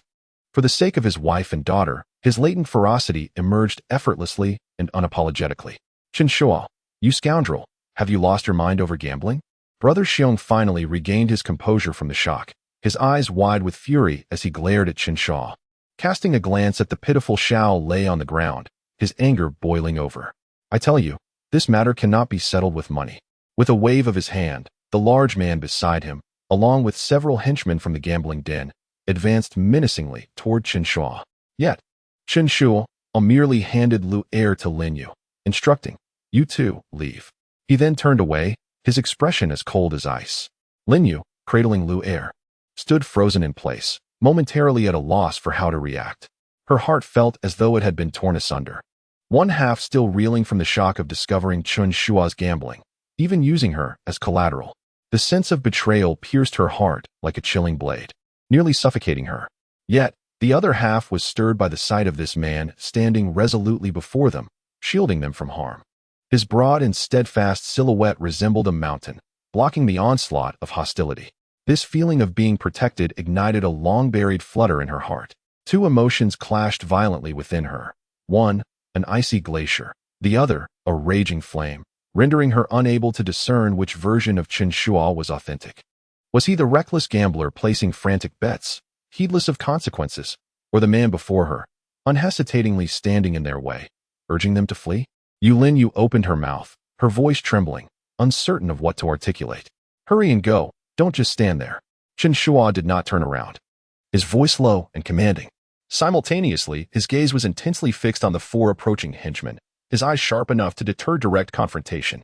Lin Yu bit her lip, finally turning to flee down the alleyway with Lu Er in her arms, desperate to remove her daughter from danger. Her steps were unsteady, as though something had gripped her heart tightly. Lu Er softly wept in her embrace, clutching her neck with tiny hands, mumbling incoherently for her father. Upon hearing his daughter's cries, Chen Shuo's brow slightly furrowed, but it soon relaxed. His focus was solely on the adversaries before him, his body leaning slightly forward. The four henchmen from the gambling den had closed in, with the large man leading the charge, accompanied by a scar-faced thug wielding an iron rod. The other two, though of average stature, clearly exuded the aura of seasoned street fighters. Chen Shu, today you shall learn a lesson. Without uttering a word, the tall one swung his fist toward Chen Shu. Chen Shu evaded the blow by sidestepping, seizing a bamboo broom from the wall and striking at the giant's knee. The broom struck with force, causing the giant to grunt in pain and nearly lose his balance. Observing this, the scar-faced man immediately raised a metal rod and swung it at Chen Shu's head. Chen Shu ducked, and the rod crashed against the wall with a resounding thud, sending bricks flying. Seizing the opportunity, Chen Shu kicked towards the scar-faced man's abdomen. The man recoiled in pain but quickly regained his footing and lunged at Chen Shu once more. The other two thugs were not idle. One picked up a brick and hurled it at Chen Shu, while the other charged from the side, attempting to grab his waist. Chen Shu, with remarkable agility, caught the incoming brick and retaliated by striking the approaching thug in the face. The thug let out a pained cry, blood streaming from his nose as he fell to the ground. However, this maneuver exposed Chen Shu to danger, as the scar-faced man's metal rod swung towards him again, crashing down upon his shoulder with a fierce whoosh. Chen Shu grunted in agony, his body sinking under the sudden weight of pain, darkness momentarily clouding his vision. Yet, gritting his teeth, he bore the blow, determination flaring in his eyes, not granting the scar-faced man a second opportunity. He quickly seized the frame of a dilapidated bicycle and swung it at his adversary. The frame struck the scar-faced man's chest, sending him tumbling to the ground. Chen Shu, with all his might, hoisted the bicycle above his head. Rust and grime dripped down his arms, yet he remained unfazed, his gaze fixed intently on the fallen foe. As the scar-faced man attempted to rise, he looked up to see Chen Shu brandishing the bicycle, his eyes icy with resolve, causing a shiver of fear to grip him as he instinctively recoiled. Before he could react further, Chen Shu swung his arm in a wide arc, bringing the bicycle crashing down. A dull thud echoed as the bicycle struck the scar-faced man's chest, the frame crumpling and the wheels flying off in a twisted arc. The scar-faced man could not even muster a scream. He collapsed to the ground, unable to rise, as if he had been struck by a hammer. Yet Chen Shu did not relent, his expression fierce. He lifted the now deformed bicycle once more, aimed it at the scar-faced man's body, and struck again with brutal force. Thud, thud, thud. The sound of the bicycle frame colliding with flesh sent chills down spines. The scar-faced man's body convulsed on the ground, muffled groans escaping his lips. The alley fell into a profound silence. The other thugs, eyes wide in shock, instinctively took steps back, even Brother Xiong's complexion turning pale. Chen Shu, panting heavily, finally ceased his assault, casting the thoroughly mangled bicycle aside. His gaze swept over the remaining thugs, his voice as cold as ice. Who's next? The tall one was visibly shaken, never having anticipated such a turn of events. The fool, typically timid while gambling, now displayed an unexpected ferocity. Nevertheless, he quickly discerned that Chen Shuo was in a compromised state, prompting him to curse and charge once more. Indeed, Chen Shuo's stamina was waning, and his injuries rendered his movements sluggish. The brute seized the opportunity, delivering a powerful punch to Chen Shuo's chest. The impact sent Chen Shuo staggering back, his back colliding heavily with the wall. Yet, he did not succumb. Instead, He leveraged the wall for support and straightened his posture with fierce determination. The brute lunged again, reaching for Chen Shuo's neck. In that moment, however, Chen Shuo's gaze transformed into one of chilling calmness, even infused with a hint of ruthlessness. Just as the brute was about to seize him, Chen Shuo swiftly sidestepped, extending his right hand with precision to grasp the brute's wrist. A joint lock. The brute was momentarily taken aback, unable to react before Chen Shuo's fingers firmly clamped down on his thumb, violently twisting it outward. A sharp crack echoed through the air, and the brute's face drained of color as he emitted a gut-wrenching scream. Chen Shuo had brutally dislocated his thumb. Yet, he did not relent. With a forceful pull, he unbalanced the brute, swiftly delivering a kick to his knee. The brute collapsed to the ground with a thud, trembling in pain, cold sweat beading on his forehead. Chen Shuo regarded him impassively, applying pressure to the brute's wrist, twisting it at an unnatural angle. Another anguished cry escaped the brute as he crumpled to the ground. Utterly incapacitated, Chen Shuo released his grip, panting heavily, wiping the corner of his mouth. The bruises on his face starkly contrasted against the dim alley. His clothes drenched in sweat, and the spot on his shoulder where he had been struck burned intensely. Yet, he paid little heed to his discomfort. Glancing toward the alley's entrance, relieved to find Lin Yu and Lu Er had vanished from sight. However, before he could fully recuperate, the sound of approaching footsteps echoed through the alley. Chen Shuo, you truly are something else. Brother Xiong's voice resonated with unrestrained fury as he and several henchmen, each wielding iron rods, approached menacingly. Chapter 21. The rogue Hu Anshan. As Hu Anshan reached the alley, he beheld Brother Xiong leading several henchmen, brandishing iron rods as they cornered Chen Shuo. His eyes widened in disbelief. Was this truly a street brawl? In this day and age, did such lowly antics still exist? Momentarily hesitating, Hu Anshan swiftly tore off his suit jacket and flung it to the ground, rolling up his sleeves as he charged forward, shouting exuberantly, "Come on, you little rascals. Fancy a fight, do you? Do you even realize whose turf this is? Dare to harm my brother, and you must be tired of living." His boisterous roar exuded an overwhelming bravado, transforming him into a veritable rogue before the astonished eyes of both Chen Shuo and Brother Xiong's gang. Chen Shuo was genuinely taken aback that Hu Anshan would rush to his aid. He felt a mix of surprise and bemusement, glancing at Hu Anshan's slightly protruding belly. Pondering whether this older brother could indeed hold his own in a fight, he hoped he wouldn't have to come to his rescue later. Conversely, Brother Xiong's expression shifted, uncertainty flickering in his eyes. As a gambler, he was astute and quickly discerned that Hu Anshan's suit was quite expensive, and the gleaming watch on his wrist indicated he was a man of wealth. Such individuals often wield influence and could be troublesome to offend. Yet, if he refrained from acting, he would suffer a considerable loss of face, having personally come to collect debts only to see his subordinates and mistress bested in a fight would severely tarnish his reputation on the streets. While Brother Xiong hesitated, Xiaolei could no longer contain herself. Struggling to rise from the ground, her pink dress smeared with grease and dirt, half her face swollen and pitiful, she began to unleash a torrent of scorn. "You useless fools! What are you waiting for? Get up and fight. After being beaten like this in the cotton mill community, are you all just living off scraps? Brother Xiong, you truly are a coward. Where's that fierceness you show when tearing my clothes at the mahjong table? You can't even handle Chen Shuo, let alone run a gambling den. Better off farming at home." She then turned her ire toward Hu Anshan, pointing an accusatory finger at him. "And you, dressed to the nines, pretending to be a rogue? Who do you think you are? Do you believe I won't have you carried out on a stretcher?" Her sharp and piercing words pricked at Brother Xiong's ears like needles, causing his expression to darken further. Initially indecisive, Xiaolei's provocations ignited a fire within him, and he bellowed at his henchmen, "What are you all dawdling for? Get in there. If we don't bring these two to their knees today, none of you will have it easy." Upon hearing this, the henchmen brandished their iron rods and charged forward. Yet, rather than retreating, Hu Anshan felt a surge of exhilaration. He rubbed his hands together, exclaiming, "Come on. It's been ages since I've stretched my muscles. Today is just the opportunity to loosen up." With that, he swung his fists and advanced, his movements lacking agility but filled with fervor, all the while hurling insults. "You little rascals, let me show you what the real world is like." Chen Shuo observed Hu Anshan's fervent demeanor, unable to suppress a shake of his head, yet a warmth surged within him. He assumed a combative stance once more, bracing himself for yet another fierce confrontation. Just as Hu Anshan swung his fist in a rush, a frantic shout echoed from the alley's entrance. "Stop. What are you doing? Put down those clubs. If you dare raise a weapon against President Hu, you're courting death. The voice belonged to Lu Bin, Hu Anshan's driver. He had pursued Hu Anshan's footsteps, but the alley's numerous turns and complex terrain led him astray. As he was drenched in sweat from his frantic search, he suddenly heard Xiao Lei's sharp rebuke and hurriedly followed the sound. Upon arriving at the scene, he found Hu Anshan poised to brawl with a group of thugs wielding iron rods, sending a chill down his spine. Goodness, if something were to happen to President Hu, how could I, as his driver, survive? I'd lose my livelihood. Lu Bin thought anxiously, shouting as he quickened his pace into the alley.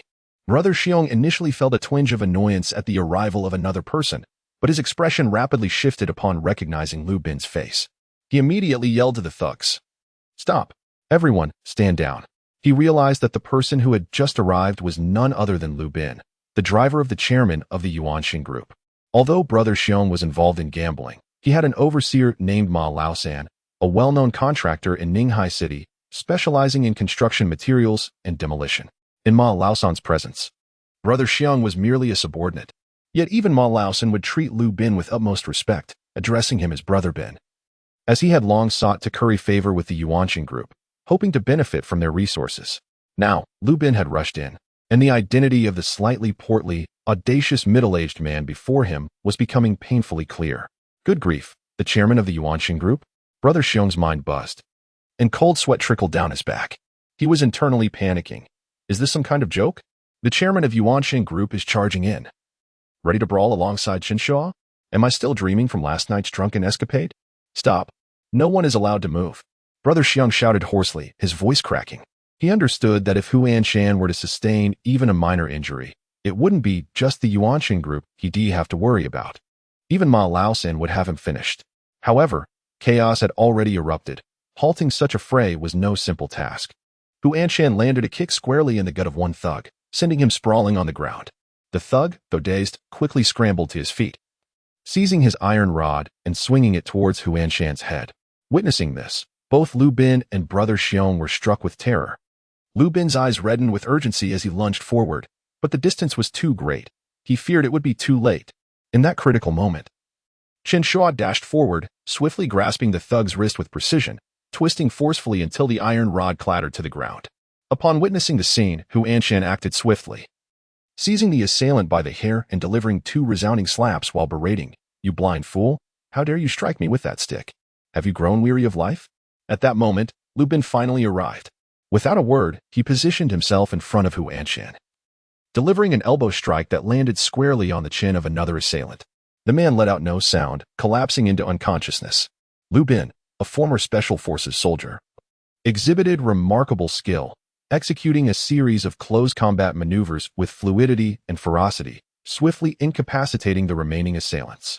Brother Xiong watched in astonishment, his legs trembling. Realizing the gravity of the situation, he rushed forward, bowing and ingratiating himself to Lu Bin. "Brother Bin, it's all a misunderstanding. I had no idea you were here. Had I known, even with tenfold courage, I wouldn't have dared to act." Lu Bin cast a cold glance in his direction, remaining silent. Before turning to Hu Anshan with concern, "Director Hu, are you all right?" Hu Anshan waved his hand, panting slightly. "I'm fine. It's just been ages since I've fought, and my reflexes are a bit slow. Back in the day." At this point, he felt a tinge of disinterest, dismissing the thought with a wave and turning to Chen Shuo. "Brother, what on earth is happening here?" Chen Shuo smiled but remained silent, while Brother Xiong, now thoroughly cowed, bowed repeatedly to Chen Shuo. "Brother Chen, today I was blind to your greatness. Please forgive my ignorance. If I had known you were acquainted with the chairman of the Yuanjing group, I would never have dared to engage in such folly." Chen Shuo ignored him, simply casting a cold glance his way before addressing Hu Anshan. "Director Hu, thank you for today." Hu Anshan laughed heartily, patting Chen Shuo on the shoulder. "What is there to thank? Come, let us find a place to have a drink and calm our nerves." He then turned to Lu Bin. "Little Lu, it seems they know you, so I'll leave this matter in your capable hands." Chapter 22. Exhausting the last opportunity, Chen Shuo declined Hu Anshan's invitation for drinks. His thoughts consumed by concern for his daughter and Lin Yu, he settled into Hu Anshan's car, exchanging a few casual remarks. Hu Anshan, brimming with enthusiasm, patted him on the shoulder and jovially remarked, "My dear brother, today's encounter can be considered a fortuitous meeting. What do you say? Would you be interested in joining the Vision Group? I can offer you a position as Deputy General Manager, and together we can achieve great things. Chen Shuo shook his head, his tone calm, yet resolute. Brother Hu, I appreciate your kindness. However, I am accustomed to a more carefree lifestyle and do not suit a conventional office role. Instead, how about I serve as an external strategic consultant? This way, I won't need to clock in, and I can operate independently, providing insights solely on the company's development strategy. Whether you choose to heed my advice is entirely up to you. Hu Anshan paused momentarily, then erupted into hearty laughter. All right, my brother. I must say, I do enjoy your spirit. But truth be told, had it not been for today's events, I likely wouldn't have been able to persuade you. Chen Shuo chuckled softly, refraining from further comment. He understood that had Hu Anshan not disregarded his status to stand by him during the altercation, he would not have even considered the consultant role. However, as the adage goes, one should reciprocate respect, since Hu Anshan had made such a gesture. Chen felt compelled to respond in kind. After a brief contemplation, he spoke. Brother Hu, we touched upon some topics earlier in the CAF. It's prudent now to be candid. Following the upcoming plenary session, there will be a significant shift in the city leadership, which will alter future developmental directions. You have likely sensed this yourself, which is why you are keen to exert influence over the landscape of Shanchujiawan. Yet, from a geographical perspective, that area has temporarily lost its potential for growth. Hu Anshan furrowed his brow, leaning forward with a serious demeanor. My brother, where do you think the new leadership will focus its development efforts? Chen Shuo reached into his pocket only to realize he had forgotten his phone. So he requested Hu Anshan's device. He opened the map application and navigated to a specific region before returning the phone to Hu Anshan. Upon glancing at the screen, Hu Anshan's eyes widened in astonishment. Southeast? That's implausible. He shook his head, his voice laced with skepticism. Brother, you must be jesting. The southeastern area suffers from underdeveloped infrastructure, inconvenient transportation, and a low population density, not to mention a lackluster commercial atmosphere. From a real estate development perspective, it hardly aligns with investment logic. He paused for a moment before continuing. Moreover, for the past decade, Ninghai City's planning has consistently aimed northward, where there are high-speed rail stations, a new airport, and vast expanses of undeveloped land, with apparent policy support. The southeast, on the other hand, has nothing but a few old factories and lacks any substantial industrial backing. How could there be a sudden pivot? Chen Shuo nodded in agreement, maintaining a tranquil demeanor. You are correct in your observations, but do not forget to consider the matter from a broader perspective. First, the new leadership comes from the coastal region, where they require tangible achievements. The northern developments are nearing saturation. No matter how much they tinker, they will yield little novelty. However, the southeast is almost a blank canvas, and should it be successfully developed, it would become a hallmark of their accomplishments. He paused briefly before adding, furthermore, the new leadership will undoubtedly arrive with projects in tow.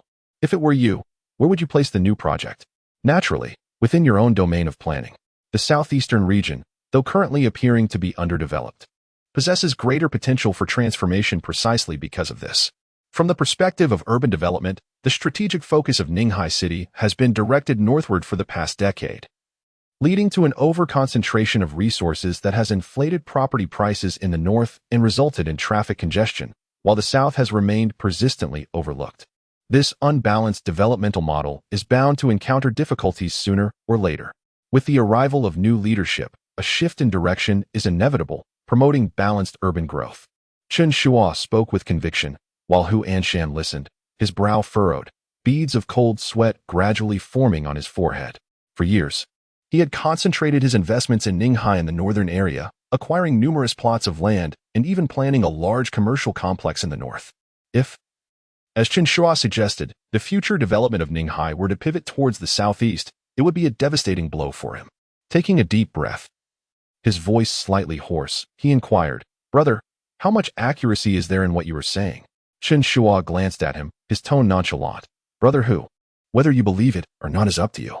However, I can assure you that the development plans for the southeast have likely already been discussed at higher levels, awaiting the new administration to take office before being made public. If you begin planning now, you still have time. But if you delay, once the policy is implemented, you might find yourself left with nothing. Hu Anshan remained silent for a moment, then suddenly let out a wry smile. Brother, your words have truly sent chills down my spine. Nevertheless, I believe you. I will have my team reassess the value of the southeastern area and see if we can secure a foothold there. Chen Shuo nodded, opening the car door. Then it settled. I shall take my leave. Contact me if anything arises. As Hu Anshan watched his figure retreat, he suddenly called out, Brother, thank you. I owe you one for today. Chen Shuo waved his hand, not turning back as he walked away. Hu Anshan remained in the car, staring intently at the map on his phone, his expression grave. Every step he took from now on could significantly impact the future of the Vision Group. Weighing heavily on him, Hu Anshan sat in the car for a considerable time, the night outside deepening, the clamor of the alley long since faded, leaving only the distant flickering of streetlights in the darkness. He retrieved a pack of cigarettes, lit one, and took a deep drag, the smoke swirling within the car, obscuring his vision. After finishing one cigarette, he lit a second, and when the ember burned down to his fingertips, he seemed to make a resolute decision. Pulling out another phone from his bag, it was an old flip phone, its screen displaying only a few contacts, the topmost entry marked with a single character, May.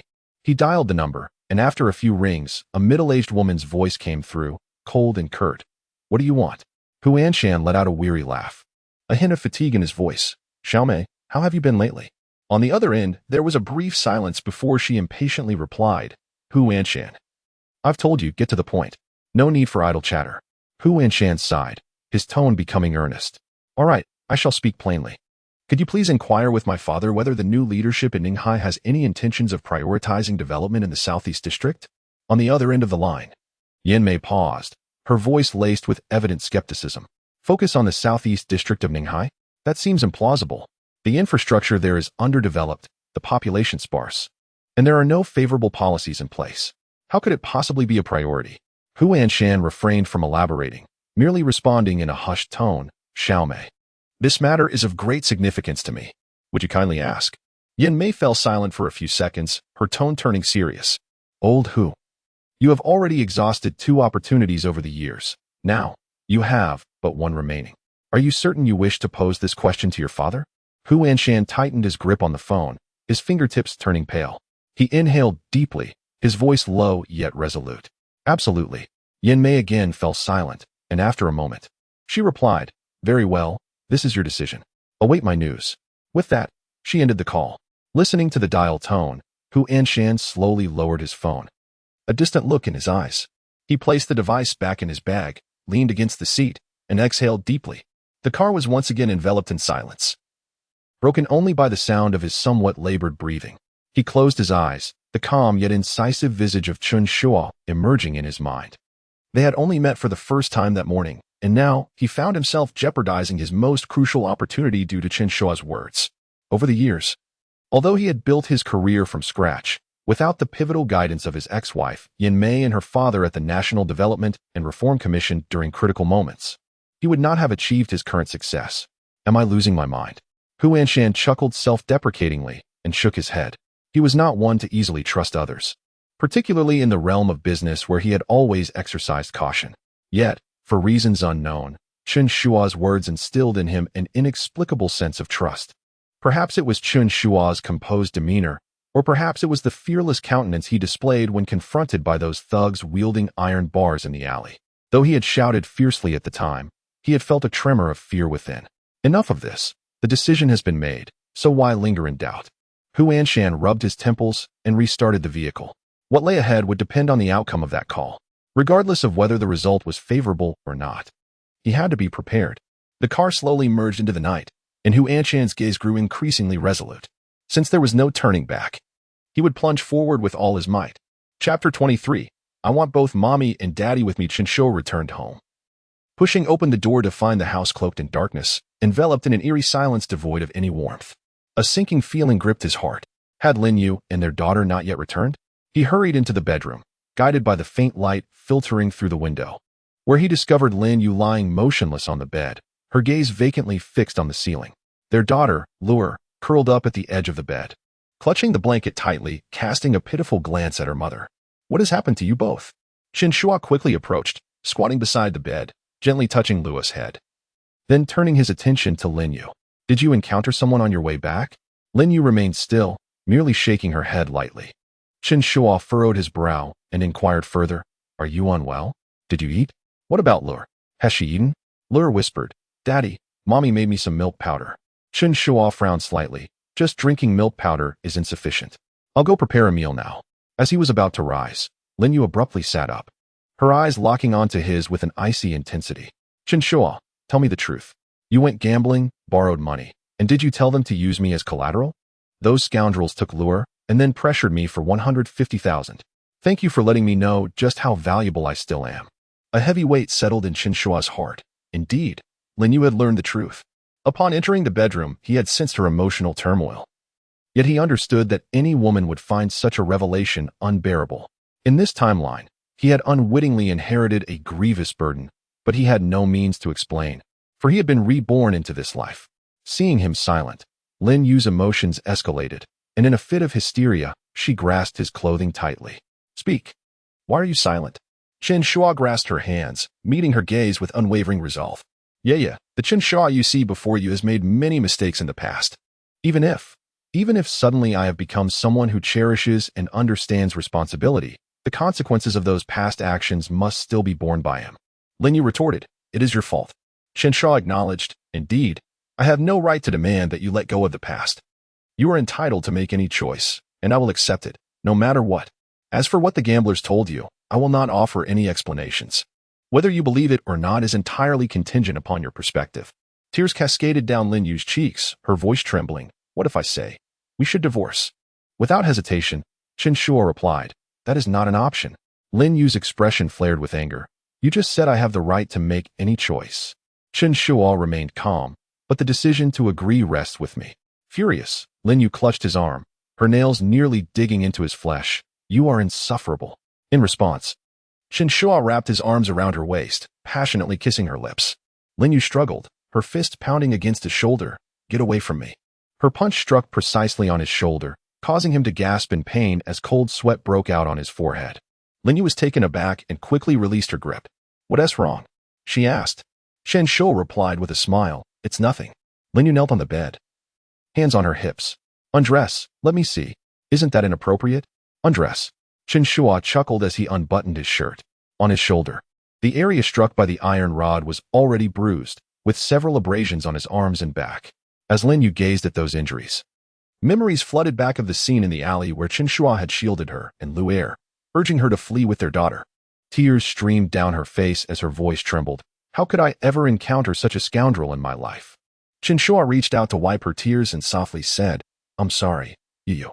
I truly was a scoundrel in the past, but now, all I wish is to protect you and Lu Er. Lin Yu's voice quivered with sorrow. It's too late. Do you even know how frightened I was when those people took Lu Er away? I nearly lost my mind, Chen Shuo murmured. I know everything. Lin Yu continued. When I mentioned divorce, I was serious about it. Chen Shuo held her tightly, his expression darkening, realizing that this time, Lin Yu was indeed earnest. What respectable woman would choose to live with a gambler who had risked his wife? It was simply a pity. At that moment, Lu Er suddenly curled up on the bed, her little face contorted in pain, emitting soft, anguished whimpers. Lin Yu rushed to the bedside. Lu Er, what's wrong? Where does it hurt? Tell mommy. Lu Er clutched her stomach, her voice faint. Mommy, my tummy hurts. It hurts so much. Lin Yu, at a loss, felt her daughter's forehead and found it not too hot.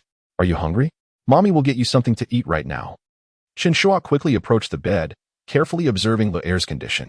Noticing beads of sweat on her forehead, her pale complexion, and her dazed expression, he felt a sinking sensation in his heart, instantly realizing that something was amiss. No, Lu Er's condition was serious. They needed to go to the hospital immediately. Chen Shuo decisively picked Lu Er up. Yu, grab some food. We'll talk on the way. Lin Yu nodded in a flurry, hastily grabbing her bag and pulling a coat from the wardrobe, quickly draping it over Lu Er. The two rushed out of the house, Chen Shuo carrying Lu Er as he hurried down the stairs, with Lin Yu trailing behind, rummaging through her bag for her phone. Once downstairs, Chen Shuo hailed a taxi, carefully placing Lu Er inside before following suit. Lin Yu squeezed into the car, and after shutting the door, the driver accelerated away. On the way, Lu Er's breathing became increasingly labored as she leaned against Chen Shuo, her voice faint. Daddy, I can't catch my breath. Chen Shuo's heart tightened, urgently calling out to the driver. Sir, could you please drive faster? My daughter is in serious condition. I'm willing to pay extra. The driver glanced at the rearview mirror, recognizing the gravity of the situation, and gritted his teeth. Hold on tight. He pressed the accelerator to the floor, speeding through the night and running 3 red lights. Lin Yu tightly grasped Lure's hand, tears streaming down her face. Lure, hold on a little longer. We are almost at the hospital. Chen Shuo, while soothing Lure, urged the driver, Sir, please drive faster. At last, the vehicle came to a sudden halt at the entrance of the People's Hospital. Chen Shuo flung open the car door and rushed out, cradling Lure in his arms. Lin Yu hurriedly settled the fare, snatched her bag, and followed closely behind.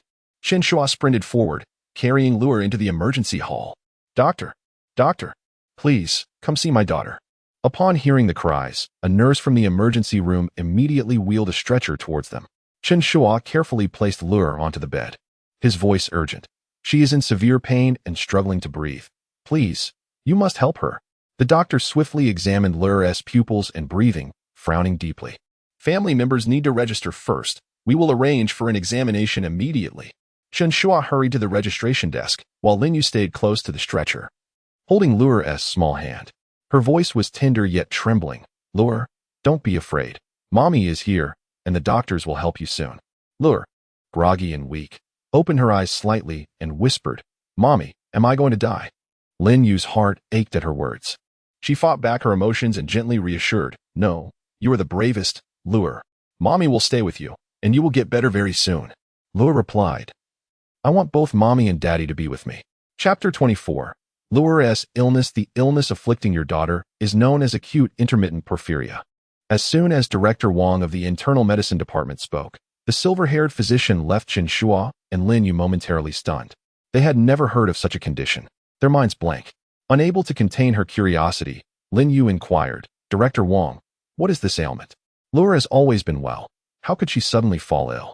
Director Wang nodded, elucidating, this condition is indeed quite rare, primarily caused by a deficiency in heme synthesis enzymes, which leads to the accumulation of neurotoxic porphyrin precursors within the body. Typically, patients may exhibit no symptoms. However, when confronted with stress, medication, hunger, or psychological stimuli, an acute episode may be triggered. Overwhelmed with guilt, Lin Yu reflected on the previous day when she had returned home burdened with worries and had only prepared a single cup of milk powder for Lure. According to Director Wang, hunger could provoke such an illness. With this thought, her eyes brimmed with tears as she felt the weight of her maternal responsibilities. Chen Shuo, his heart tightening, quickly asked, Is this illness dangerous? Director Wang sighed, his tone grave. Indeed, during an episode, it can be perilous. Patients may experience severe abdominal pain, seizures, or even respiratory muscle paralysis. Without timely intervention, death may ensue due to arrhythmia or respiratory failure. However, you brought her in promptly, which was commendable. The mere mention of death drained color from Lin Yu's face, her hands instinctively clutching the hem of her garment. Chen Shuo furrowed his brow, pressing on. What is my daughter's current condition? Director Wang affirmed. We have administered arginine heme, and her condition has stabilized for the moment. However, this medication requires multiple injections and is quite costly. 8,700 for the domestic version and 14,000 for the imported one. This medication is not covered by health insurance. Please consider which option you prefer. Upon hearing the exorbitant prices, Lin Yu gasped, so expensive. Yet Chen Shuo firmly grasped her hand and resolutely addressed Director Wang. Use the imported one. Money is not an issue. We will procure however many are necessary. Director Wang regarded them with a mix of sympathy and admiration. He could discern that the young couple's financial situation was not particularly robust, yet they unhesitatingly opted for the best treatment for their daughter. Truly, the depth of parental love is a poignant sight. Nevertheless, he understood that this decision would likely impose significant economic strain on their household. Having practiced medicine for many years, Director Wang had encountered numerous families in similar predicaments, some far worse than theirs, even witnessing families powerless to secure treatment for their loved ones. However, Luo's condition was genuinely uncommon, with an incidence rate of merely 1 in 100,000.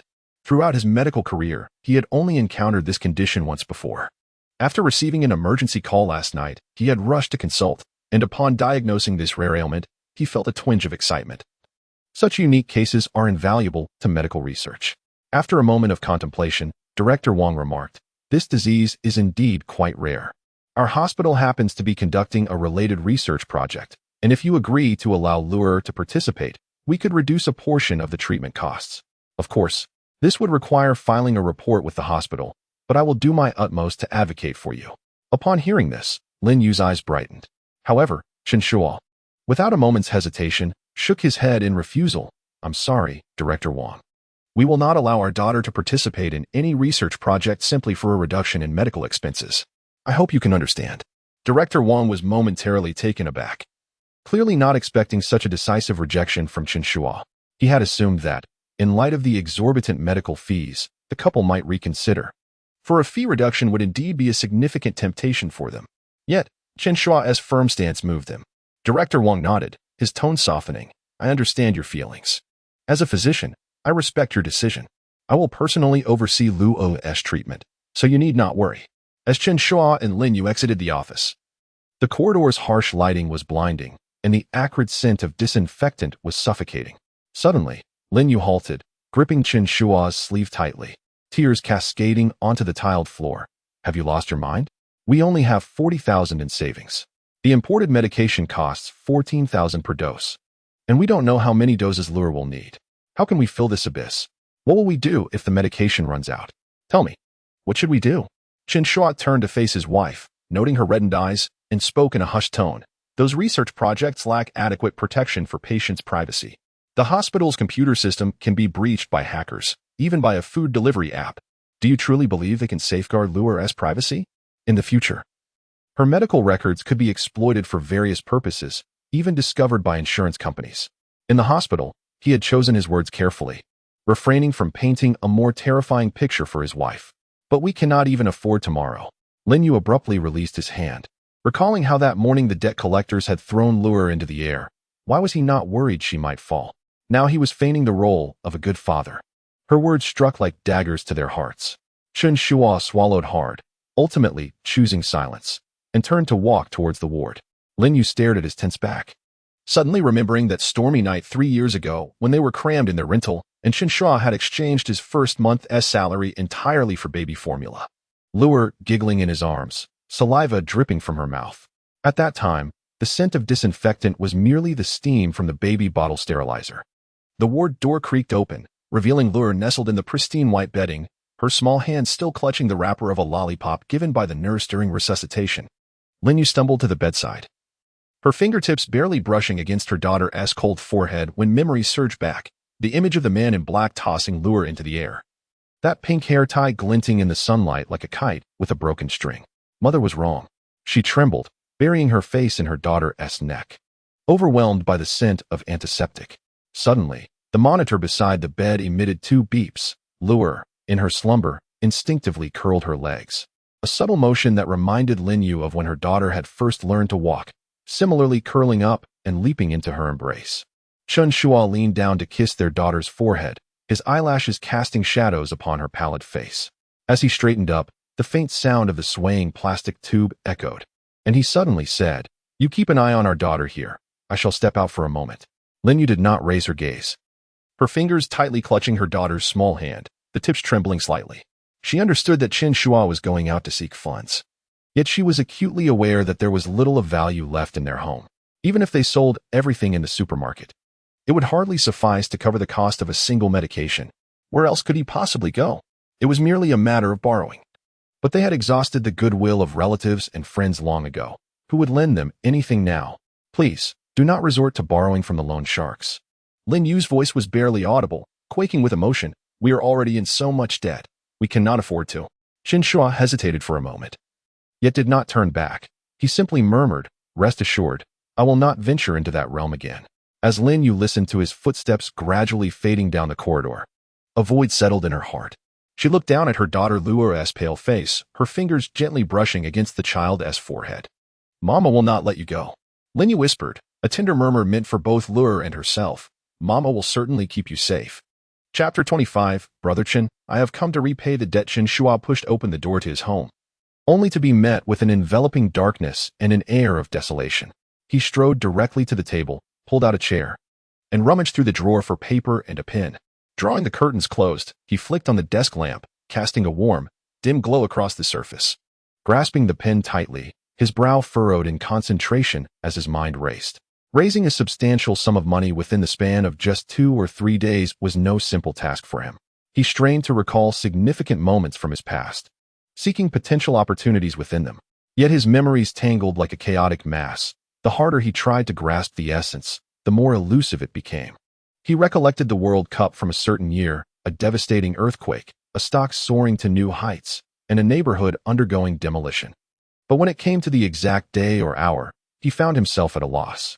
Damn it, he muttered under his breath, squinting as he began to write meticulously on the paper. Some events, though not yet at their critical junctures, could perhaps be ignited prematurely with certain maneuvers to achieve his ends. However, such actions would inevitably leave lingering risks. Yet now, he could afford no more deliberation. Immersed in his task, he penned fervently, pausing occasionally to ponder deeply, and suddenly recalling something that made his pen glide swiftly across the page. Once the sheet was filled, he scrutinized it from beginning to end before rising and heading to the kitchen, where he set the paper ablaze. The flames flickered, swiftly consuming the page into ashes. He turned on the faucet to wash the remnants down the drain, then seized his coat and hurried out the door. As he stepped outside the building, he heard a voice call out, "Brother Chen." Turning, he spotted the bald man from the gambling den emerging from behind a tree. This time, he wore a baseball cap, and the gold chain around his neck was conspicuously absent, rendering him considerably more understated. Chen Shuo halted, coldly inquiring, "Are you here to collect a debt again?" The bald man quickly waved his hands, nodding and bowing. No, how could I dare? Brother Xiong sent me to apologize for our prior disrespect. We truly did not recognize your stature. I am sincerely sorry. Raising an eyebrow, Chen Shuo understood that this was the work of Lu Bin, the driver for Hu Shan. A local real estate giant like Yuanshan Group undoubtedly had connections that spanned both the legitimate and the illicit, effortlessly resolving such trivial matters. He himself had once been deeply involved in real estate, having operated on a much grander scale than Yuanshan, and was fully aware of the undercurrents at play. He casually asked, "What happened to the gold chain around your neck?" The bald man hesitated, offering an awkward smile. "That, it was fake. Brother Chen, if you desire gold, I could, oh no, procure some for you." Chen Shuo retorted, "I cannot accept such ill-gotten gains. Since you are not here to collect a debt, you may leave after your apology." Brother Xiong did not come in person, thus the sincerity is lacking. The bald man hastily explained, Brother Xiong would have come, but he was taught a lesson by Brother Bin and Brother Ma. He is currently unable to get out of bed. Chen Shuo nodded, weary of his rambling, and waved his hand dismissively. "Enough, you may go." The bald man remained still, retrieving a black handbag from his pocket and extending it towards Chen Shuo with both hands. "Brother Chen, this is the gambling capital we owe you over the years. Brother Xiong instructed me to return it. The total is 100,000. Chen Shuo did not accept it, but squinted, inquiring, "What does this mean?" The bald man smiled apologetically. Brother Xiong stated that he was in the wrong regarding past events. Accept this money as an apology. He had been astonished, during a previous encounter, when they came to collect their debts. This man insisted on returning the funds lost over the years, which seemed utterly deranged at the time, yet here he was, fulfilling his promise. Chen Shuo took the handbag, unzipped it, and glanced inside, discovering neatly stacked bundles of cash. A sense of relief washed over him, although this amount fell short of covering Luer's medical expenses. It would alleviate some of the pressure, calculating in his mind. Even for a month's stay in the hospital with daily injections, it would amount to around 400,000, not including additional treatment costs. He closed the bag, tucked it under his arm, and told the bald man, "All right, convey to Brother Xiong that I will accept this money, and we shall consider past matters resolved. He should focus on his recovery." The bald man nodded vigorously. Yes, I will certainly relay your message." He then retrieved a business card from his pocket and handed it to Chen Shuo with both hands. "Brother Chen, should you need anything in the future, please do not hesitate to contact me." Chen Shuo took the card and glanced at it. It read Huang Daba, security manager, followed by a string of phone numbers. He casually slipped the card into his pocket, patting Huang Daba on the shoulder. "All right, I will reach out if there's work for you." With that, he drew 500 yuan from the handbag and thrust it into Huang Daba's hand. "Thank you for your trouble. Use this to buy some cigarettes." Huang Daba took the money, momentarily stunned, then bowed repeatedly in gratitude. "Thank you, Brother Chen. Thank you, Brother Chen." Chen Shuo paid him no further mind and strode away. Huang Daba watched his departing figure, pondering, how has Brother Chen changed so completely? He seems like a different person altogether. He scratched his head, realizing he too needed to elevate himself. Otherwise, he feared he might soon lack the standing to even converse with Chen Shuo. Upon exiting the iron gate of the community, Chen Shuo headed directly to the nearest newsstand. He purchased all the day's newspapers, stacking them thickly under his arm and flipping through them as he walked. His mind was still occupied with the money-making plan he had just drafted, which increasingly dissatisfied him. Time was too tight. Many arrangements could not be executed in time. Even if he ventured to the antique market to seek bargains, he could not guarantee he would realize any profits within days. Moreover, spotting a good deal was not his forte. Lacking any sort of clairvoyance, how could he discern authenticity at a glance? As he ambled along, perusing the newspapers, he continuously devised new plans. Unbeknownst to him, he arrived at the entrance of his supermarket. Suddenly, his gaze fixated on an advertisement on one of the newspaper pages, and he abruptly halted.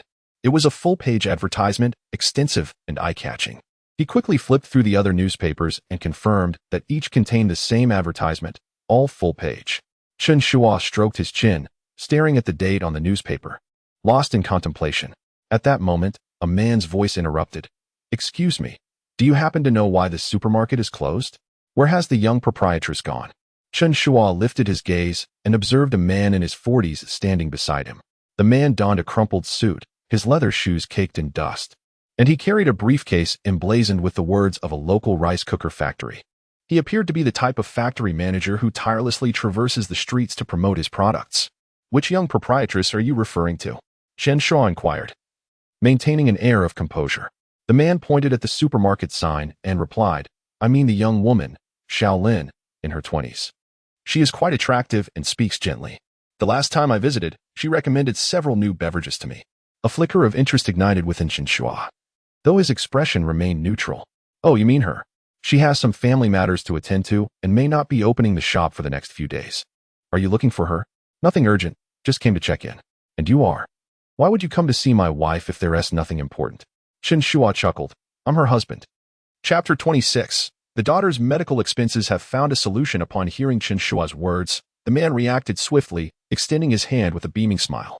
"Ah, what a pleasure to meet you. My dear fellow, you are indeed fortunate." As he shook hands, he hurried to explain, "I am Liu, the director of the Spring Capital Electric Appliance Factory. Our factory's rice cookers have been on consignment in your store, and to my astonishment, they sold out completely just the other day. When I received the call from the little lady boss, I could scarcely believe it. So I came here today to conduct a market survey." Chen Shuo displayed a radiant smile as he clasped Director Liu's hand, his tone warm and inviting. "Director Liu, greetings. Why didn't you give me a call beforehand? We almost missed each other." He understood that his supermarket had only 3 rice cookers on consignment, and the fact that the director himself had come to survey the market spoke volumes about the dire state of their sales. However, Liu's visit was timely, and Chen Shuo quietly calculated that his daughter's medical expenses might very well be addressed through their dealings. Meanwhile, Lin Gang was engaged in a meeting with Manager Wang from the Vision Group at the design company. In the meeting room, General Manager Huang and Lin Gang flanked Manager Wang, the atmosphere somewhat tense. The computer screen displayed the design draft that Chen Shuo had prepared during their last encounter. Unable to restrain his curiosity, Lin Gang inquired, "Manager Wang, have you decided to proceed with this design?" Manager Wang nodded, stating, "The chairman has instructed us to proceed as per this design. I will oversee this project, ensuring that it aligns with our requirements, while the actual implementation will be entrusted to you." General Manager Huang, "Designer Lin, is that agreeable?" General Manager Huang promptly nodded, his face adorned with a broad smile. "Absolutely. Absolutely. Rest assured, we shall exert our utmost efforts to ensure the satisfaction of your esteemed company and Chairman Hu." After a moment's hesitation, Lin Gang could not help but ask, "And what of Chen Shuo?" "Oh, that is to say, my brother-in-law." Manager Wang furrowed his brow, his tone tinged with impatience. "I am unaware of that. He has not visited our company. When I broached the subject with Chairman Hu, he appeared quite displeased. It seems your brother-in-law is rather young and was unable to connect with our chairman." In truth, earlier that morning, when Manager Wang had queried Huan Shan, all Huan Shan could think about were the words spoken by Chen Shuo. He was currently awaiting a response from his ex-wife. If Chen Shuo's assertions held any truth, it would necessitate significant adjustments to the company's development strategy. Thus, Huan Shan was enveloped in a low-pressure atmosphere, which Manager Wang misinterpreted as dissatisfaction towards Chen Shuo. Had Manager Wang known that Huan Shan had recently engaged in a confrontation with thugs alongside Chen Shuo in the urban village, he would likely have been left utterly astounded. Upon hearing Manager Wang's remarks, Lin Gang inwardly cursed. Chen Shuo, have you lost your mind? The chairman of Vision Group invited you, and you declined? Such a golden opportunity, and you let it slip through your fingers. You squander your days in idleness, indulging in vice, and now that a legitimate job opportunity arises, you take it lightly. You only know how to siphon money from your sister. You are utterly worthless, a complete disgrace. As he pondered, his fury intensified, and he could not help but recollect the words his parents had spoken to him. Retrieve the apartment where his younger sister currently resided. Force her to divorce Chen Shuo. Such a person must not remain married. Lin Gang resolutely decided that he would call his sister shortly. She must not continue to suffer alongside Chen Shuo. Such a man is utterly unworthy of being a husband, let alone a father. Meanwhile, Chen Shuo sat with Director Liu at a Lanzhou noodle shop. Engaged in a lively discussion, he remained blissfully unaware that he had been verbally lambasted by his brother-in-law in absentia. Yet, even if he had known, it would have mattered little to him. His mind was solely occupied with the urgent need to gather funds to treat Liu Er's illness. Director Liu, what do you think of my earlier proposal? Chen Shuo set down his chopsticks. Boss Chen, I must confess, I am not well versed in the realm of chasing stars. Are you truly confident? Director Liu's gaze lingered on the large advertisements in several newspapers, his expression revealing uncertainty, coupled with a significant financial commitment. Chen Shuo patted Liu's shoulder and smiled. In business, one cannot expect to invest without capital. The amount we invest pales in comparison to the profits we stand to gain. He tapped the colorful advertisement. Look at this promotional momentum. How much do you think it costs? Moreover, we have radio, bus stops, and subway light boxes already set up. We can simply ride the wave, yet you still hesitate? Director Liu stroked his chin, his brow furrowed. The logic is sound, but enough of the buts. Chen Shuo interrupted, placing a black handbag on the table and unzipping it. I will contribute half of the recently collected payment, 50,000. Your factory will match that amount, and we will split the profits equally. How does that sound? Director Liu's eyes widened. Boss Chen, are you truly willing to invest so much? Chen Shuo raised an eyebrow. The money is right here. Can there be any doubt? I have no time for games. Director Liu scrutinized him in silence for a moment before resolutely clenching his teeth. Fine, I'm in. A smile crept across Chen Shuo's face. Then let us formalize this with a written contract. Huang Daba did not anticipate receiving a call from Chen Shuo so swiftly. It had been less than an hour since he had handed over his business card. Hearing Chen Shuo's voice on the other end left him somewhat dazed. Daba, hurry over. I have a task for you. It's at the Lanzhou noodle shop next to the Postal Savings Bank. Make haste. This job will not disappoint you. As Huang Daba hung up, he mused. What could Brother Chen possibly need? Nevertheless, he swiftly donned his coat, hopped on his motorcycle, and sped toward the noodle shop. Upon arrival, he pushed open the door to find Chen Shuo and a middle-aged man seated in a corner, 2 steaming bowls of noodles laid before them. Chen Shuo looked up, spotted him, and waved for the proprietor to add another bowl. Daba, let's eat while we talk. Huang Daba sat down, lifted his bowl, and took a sip of the broth before asking, Brother Chen, what is this urgent task? Chen Shuo replied, Daba, have you heard of the Arab boy? They are about to hold a concert at the Ninghai Sports Center. As Chen Shuo finished, Huang Daba suddenly understood. Brother Chen, are you planning to engage in ticket scalping? No problem. I'll get you the tickets. Who dares to queue before me? However, he hesitated for a moment and inquired. Brother Chen, are you certain this ticket can appreciate in value? How much should I mark it up when selling it later? Chen Shuo waved his hand dismissively and replied, You need not concern yourself with the selling. I shall provide the funds. Just procure the ticket for me. I will not sell it. Not selling? Huang Debail stood stunned, scratching his head. Brother Chen, what kind of approach is this? But rest assured, I will certainly secure the ticket for you. He thumped his chest, exuding confidence. Director Liu observed in astonishment. How could someone as demure as the owner of Shaolin marry such a character? The bald man summoned by Chen was clearly not one to be trifled with. In their line of work, individuals like him, who demanded protection fees, were the most feared. Only moments ago, he had contemplated whether, should this scheme prove profitable, he could find a way to weasel out of sharing the profits with Chen Shuo. However, that notion was swiftly dispelled, and he found himself considering the merits of fostering a good relationship with Chen Shuo instead. Chen Shuo cast a sidelong glance at Director Liu, a smirk playing at the corners of his mouth. before lowering his gaze to continue enjoying his noodles. Chapter 27. Is there such a thing as a father like him? Lin Gang called his sister and learned that Luer was hospitalized. He initially intended to discuss the matter of vacating the house, but the words lingered on his lips. Ultimately swallowed back. Which ward in the People's Hospital? He inquired. I'll come by after work. Setting down the phone, Lin Gang hesitated for a moment before dialing his father's number directly. Lin Desui had just returned from the Tugshow dry goods market with a fresh batch of goods and was busy organizing them when his phone rang.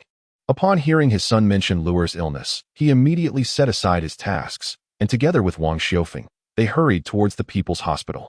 On the way, the elderly couple berated Chen Shuo. Just look. Ever since Yaya married that scoundrel, there has been no peace in our home. Wang Xiufeng furrowed her brow, her tone laced with resentment.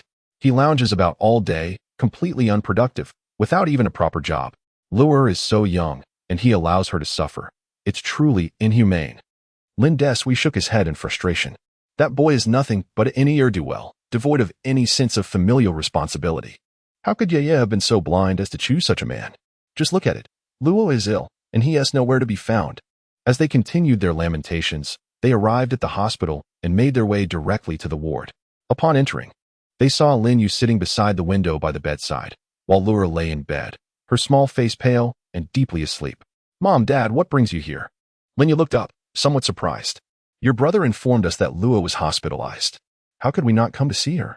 Wang Xiufeng approached the bedside, her heart aching as she gazed at Luer. Look at this child. She's wasted away.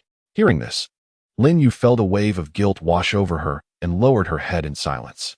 It's mainly that Chen character. Lin Desui scoffed. My poor granddaughter. How did she end up with such a father? Where's Chen Shuo? Why is it just you here? Lin Yu, reluctant to mention the medical expenses, casually remarked. He had something to attend to outside and went off to take care of it. What could he possibly have to do? Lin Deshui's anger flared. He's either gambling or hanging about. He can't even be bothered to come when his daughter is sick. What kind of father is that? His voice rose in agitation, drawing the attention of those nearby, including a nurse who peeked in from the doorway. Realizing they were in a hospital, Lin Desui suppressed his temper and said to Lin Yu, step outside. Let your mother stay here with her. I need to discuss something with you. Lin Yu followed her father out of the ward and into a small flower bed area outside the hospital. Dad, what is so urgent that we had to come all the way out here? Lin Desui replied, I feared I might lose control of my emotions. I need to ask you, what are you and Chen Shuo planning to do? What do you mean? Lin Yu feigned ignorance. Don't try to play coy with me. Lin Desui shot her a stern look. Your mother has told you several times to divorce him. I was initially hesitant, thinking it would be difficult for you as a woman to divorce and raise a child on your own. But seeing things as they are now, it's clear that this marriage cannot continue. Your mother is right.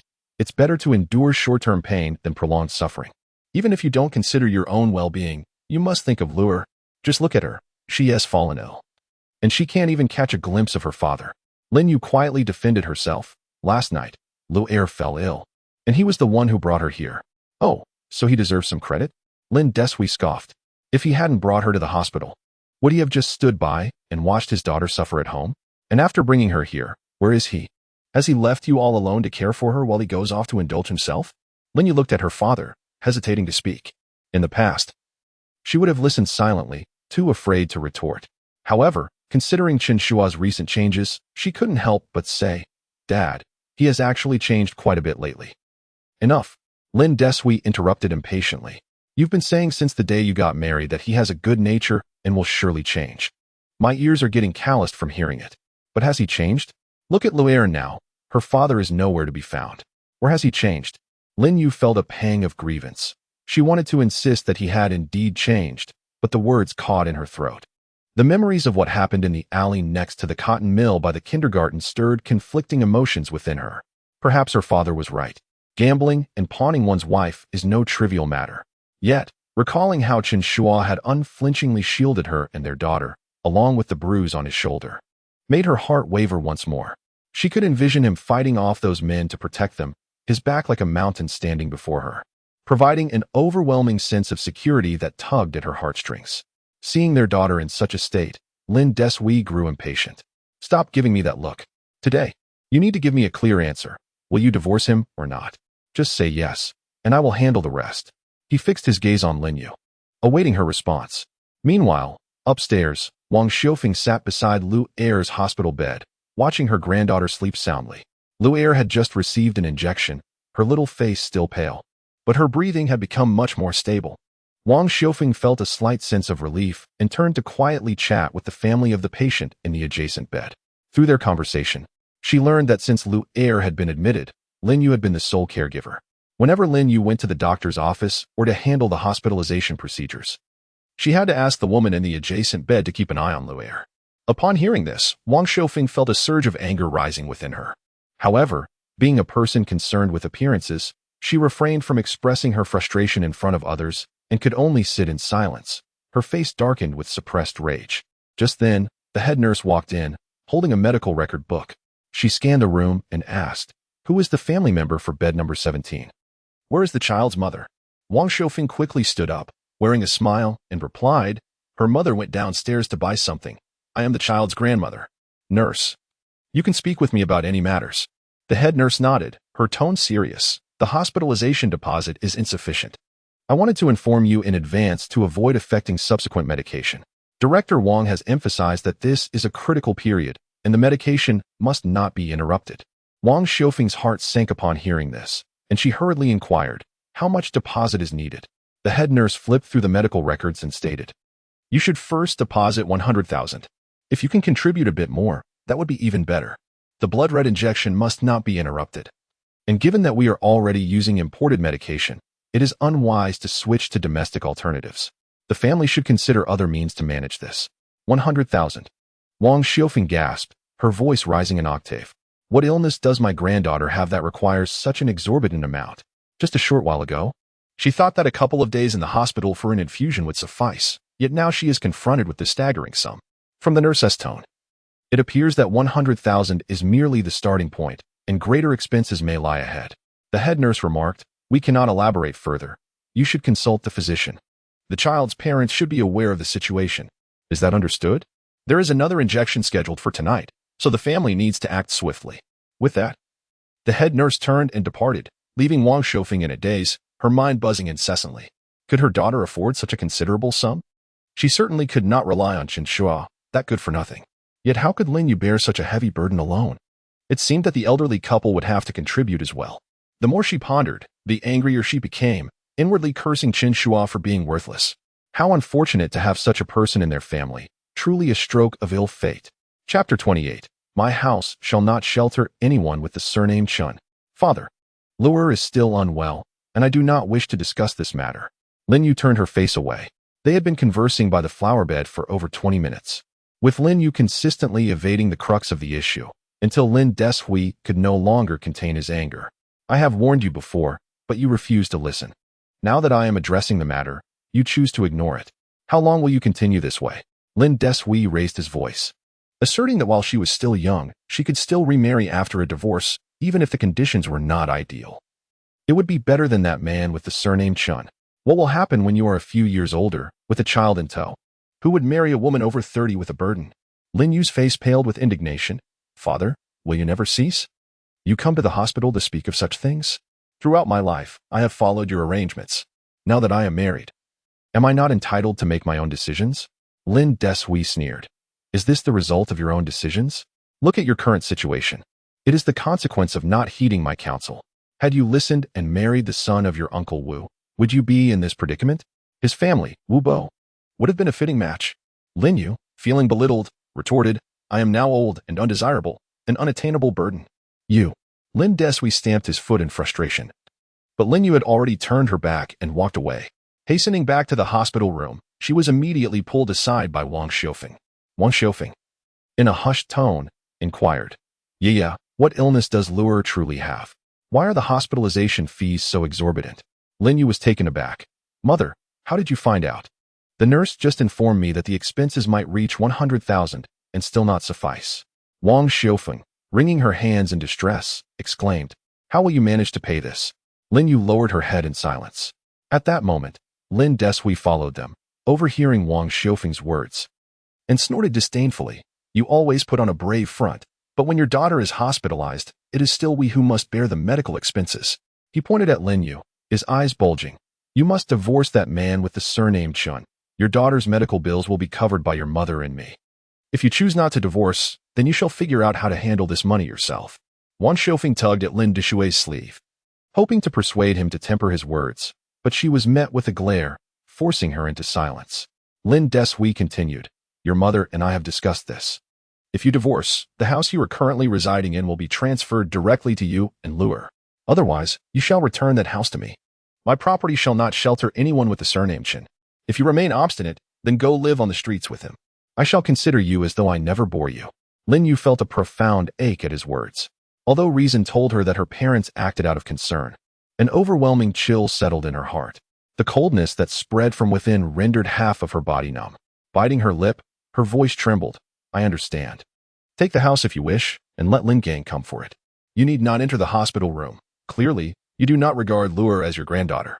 With that, Lin Yu turned and re-entered the room. Lin Dishui's complexion turned ashen with fury, and he raised his foot to pursue her. But Wang Xiufeng grasped him tightly. Old man, this is a hospital. Let Yia ponder for herself. Those bearing the surname Chen are unreliable.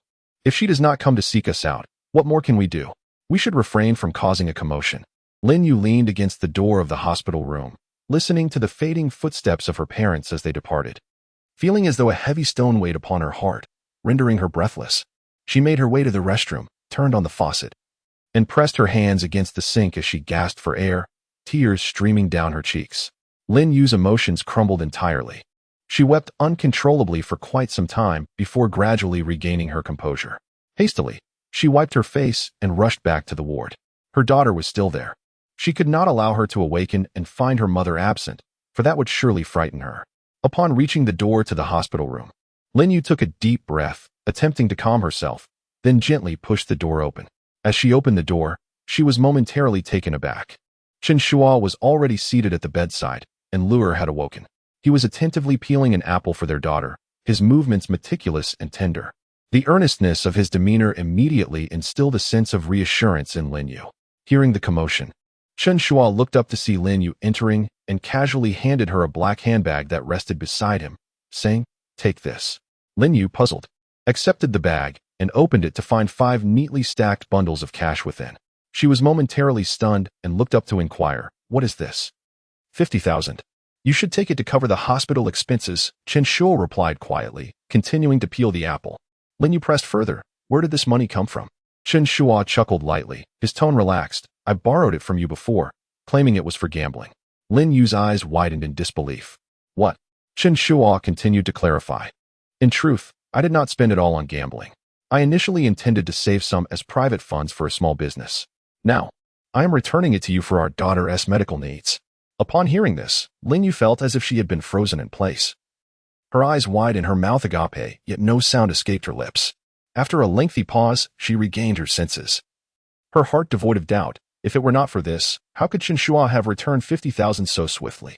Even a robbery would not yield such a sum in cash so readily. The realization dawned upon her. If this were the case, she had truly misjudged him in the past. The claims made by those at the gambling den were undoubtedly fabrications.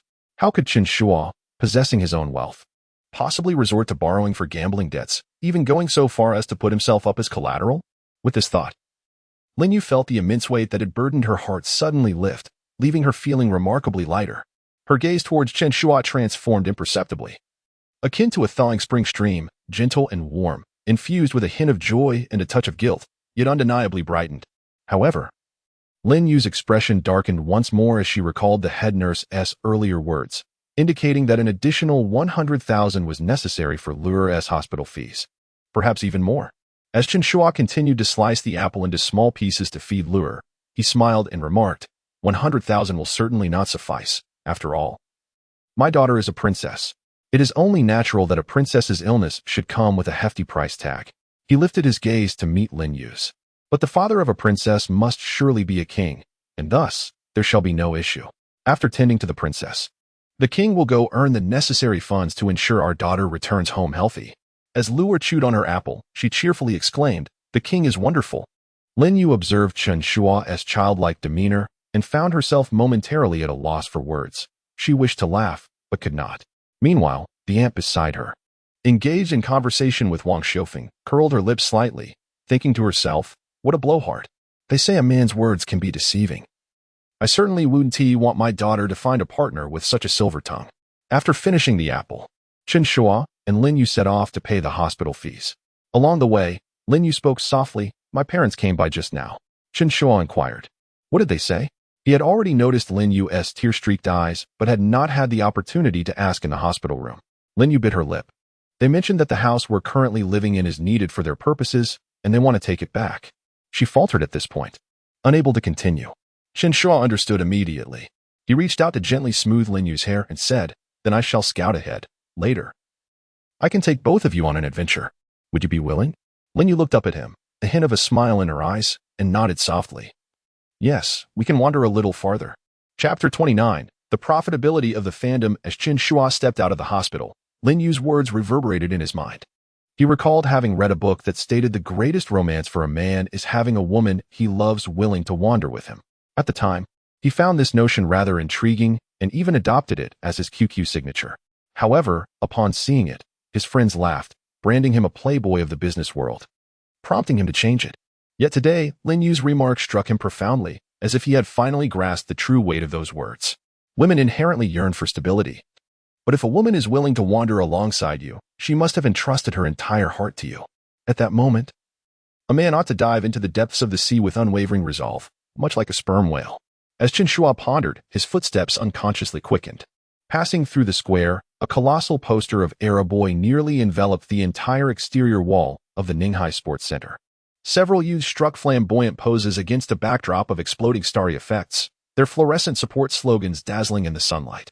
Colorful balloons floated in the square, while the ticket booth displayed a sold-out sign, jostled by a throng of young girls at the railing, their ponytails and backpacks bobbing amidst the crowd. He paused before a truck, where Director Liu was squatting at the rear, munching on a jianbing. Upon spotting Chen Shuo, he hurriedly shoved half of his jianbing to a nearby young man, wiped his mouth, and jumped off the truck. Boss Chen, are we really selling rice cookers here? This is all just star-chasing girls. That's precisely what we need, Chen Shuo replied, kicking open the truck's door to reveal neatly stacked cardboard boxes. Set up the stage and raise the pull-up banners. 8 folding tables formed a U-shaped display, draped with blue fabric emblazoned with the cartoon likeness of Boy.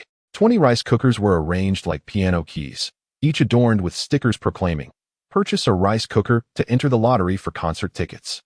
6 young men in blue t-shirts busily hung posters emblazoned with the slogan of eternal youth. Most striking was the 2-meter-high KT board behind the booth, where 100 concert tickets were magnetically arranged in a heart shape, rustling in the wind. Huang de Beos passed by with a cardboard box, eyeing the tickets and swallowing hard. Brother Chen, scalpers are selling these for 3,000 now. That's why we need to secure them tightly, Chen Shuo replied, wrapping twine around the corners of the KT board. Turning to the dazed Director Liu, he commanded, "Why are you standing there? Set up the tasting station." Director Liu, grimacing as he ladled rice from tin pots into the rice cookers, protested, "Boss Chen, will anyone really buy a rice cooker for a ticket?" "They're not buying the rice cookers," Chen Shuo asserted, seizing the microphone and pressing the switch, causing a burst of static that startled a flock of pigeons. "This is an opportunity to get closer to their idols. Huang de Beos, cue the music." At Chen Shuo's command, the music erupted instantly. The first light of dawn gently caresses your face. Your smile is warmer than the morning sun, dispelling the frost within my heart. In the brief interludes of light-hearted banter, whispers of unspoken secrets linger. Those ordinary days gleam brightly because of you, with a lively rhythm and catchy lyrics. As the music begins to play, the entire square seems ignited by the flames of youth. Chen Shuo seized the megaphone and called out, "Ladies, come hither. The era is timeless, and youth is eternal." Today, purchasing a rice cooker not only supports the Boy but also grants you a chance to win concert tickets. 100 tickets available, first come, first served. After his proclamation, he passed the megaphone to a young man beside him, instructing, "Just repeat what I said, and keep it going." As the music and promotional phrases resonated, the girls anxiously queuing at the ticket booth were instantly captivated. Several girls, although skeptical, approached the promotional stand, scrutinizing it. Having followed their idols for so long, it was their first encounter with a rice cooker being offered alongside concert tickets, prompting them to ponder, does a rice cooker really align with their idols? However, tickets at the booth had already sold out, and scalpers were demanding exorbitant prices that were unfathomable for students. Spending over 100 yuan on a rice cooker, with the bonus of a lottery ticket, seemed a reasonable choice. At that moment, a pot of fragrant rice was ready. Chen Shuo directed the staff to serve the rice into customized bowls and handed them to the gathered girls. Director Liu, puzzled, pulled Chen Shuo aside and asked, "What are you doing with this rice?" Chen Shuo smiled and replied, "It's for the fan circle. Haven't you heard of it?" He then gestured, and two young men unfurled a banner that read, "Support Araboy, we will always be your rice." The girls receiving the rice, upon seeing the slogan, pull up banners, and the unified blue support color adorning their t-shirts, began to feel exhilarated. 138, right? I want one.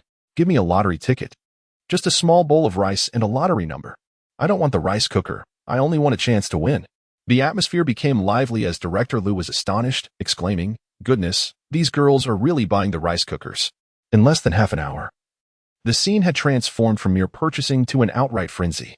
When a girl in a Ninghai No. 3 high school uniform won a ticket, her scream nearly lifted the roof off the square. Clutching the thin piece of paper, she jumped up and down in place, tears brimming in her eyes. 138 yuan. It was not only cheaper than the scalper's price, but even below face value. Surrounding her, the girls who had come with her erupted in laughter and tears, the scene exploding with excitement. "I want to participate too. Save one for me. Don't push."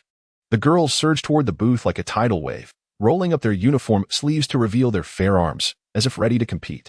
Director Liu stood behind the platform, calculator in hand, his eyes wide with astonishment. He had envisioned his rice cookers flying off the shelves countless times. But never in his wildest dreams did he anticipate such a frenzy from this group of school-uniformed girls. Is the world going mad? He turned to look at Chen Shuo, who was leaning against the truck, a faint smile gracing his face. Director Liu was utterly impressed, observing how effortlessly they conducted their business. While he himself was losing sleep over his troubles, it was undeniable that they had found a swift resolution. Chen Shuo appeared composed on the surface. Yet internally he felt a twinge of anxiety. The scene was even more frenzied than he had anticipated. The girls were jostling, and any mishap could lead to chaos. He banged on the car door and shouted, "Wang Daba, Maho, get down and maintain order." The security managers from the gambling stalls jumped out of the vehicle and squeezed into the throng. Wang Daba shouted at the top of his lungs, "Queue up, everyone. No pushing." Meanwhile, Maho spread his arms wide, acting as a human barrier to separate the girls. "Those here for the lottery, line up on the left. Those purchasing rice cookers, head to the right. No pushing, no pushing, there are plenty of tickets." Chen Shuo exhaled in relief and turned to Director Liu, saying, "Send a few more people over to take stock of the inventory." Director Liu nodded vigorously and pulled out his phone to make the call. As he surveyed the bustling scene before him, he suddenly realized that even his calculator was insufficient for the task at hand. This was no mere sale of rice cookers. It was akin to printing money. Chapter 30. These young ladies are quite terrifying. The lively scene created by the group of young girls quickly attracted the attention of the urban management officers nearby. Before long, a vehicle from the urban management department arrived, and 3 officers clad in uniforms alighted. The trio stood to the side, gazing at the promotional booth, momentarily silent. Upon noticing this, Chen Shuo promptly approached them, offering each officer 2 packs of cigarettes with a smile, saying, "Comrades, you've worked hard." One of the officers accepted the cigarettes. Furrowing his brow, "What exactly are you doing here?" Chen Shuo responded casually, "We're promoting for the fan community, providing benefits for the fans. The Araboy concert is about to commence, so we thought we'd organize some activities." Another officer pointed to the rice cookers. "Why are you still selling rice cookers? And holding a lottery? Have you filed the necessary paperwork?" Chen Shuo glanced at him without directly answering, instead beckoning a staff member, "Go, bring over 3 rice cookers." The officer raised a hand to halt him. "Don't try that." Chen Shuo chuckled softly, lowering his voice. "The Araboy concert is happening in Ninghai. And as you can see, these young girls are quite fervent. Are you certain you can stop them? When it involves celebrities, it can easily lead to significant news. No one would want to face the consequences, including your superiors. We'll finish distributing the benefits and leave, ensuring you won't have any trouble." The 3 officers exchanged glances and hesitated for a moment, one finally nodding. "Then please be quick about it. Don't do this tomorrow. There might be superiors coming down to inspect the city's appearance, and we wouldn't have a good explanation." Chen Shuo readily agreed. "Understood. We won't make it difficult for you." The 3 rice cookers were loaded onto the urban management vehicle, which then drove away. Chen Shuo turned back to the promotional booth, as if the 3 officers had never been there. Tickets were drawn one by one, and rice cookers sold out rapidly. Director Liu held a calculator, his hands trembling uncontrollably. The factory's inventory was nearly depleted. He had never anticipated that the stock, accumulated over 2 to 3 years, would be sold out in less than half a day, especially to a group of young girls in school uniforms. He hadn't even dared to dream of such a scenario.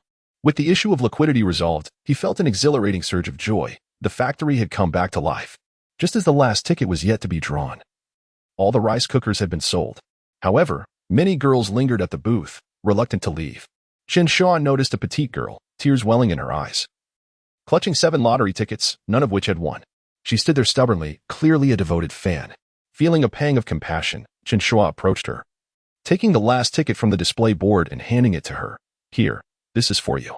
The small girl was momentarily stunned, looking up at him with eyes full of delight. Really? She tightly grasped the ticket, fearful it might slip away.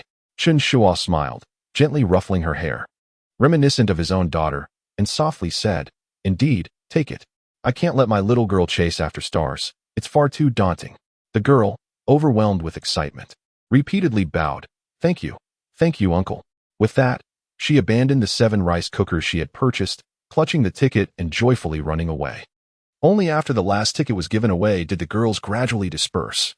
Chen Shuo turned around to see Huang Dabo and Ma Hou slumped on the ground, leaning against the tire of a truck, panting heavily, their faces marked by lingering trepidation. Approaching them, Chen Shuo chuckled and inquired, Is it really that severe? A group of little girls has reduced you to this state? You were quite brazen when you came to me for money initially, weren't you? Huang Dabo wiped the sweat from his brow, a distressed expression crossing his face as he replied, Brother, you can't fathom it. It was genuinely terrifying. With my usual demeanor, I could make 3 little girls cry within 100 meters.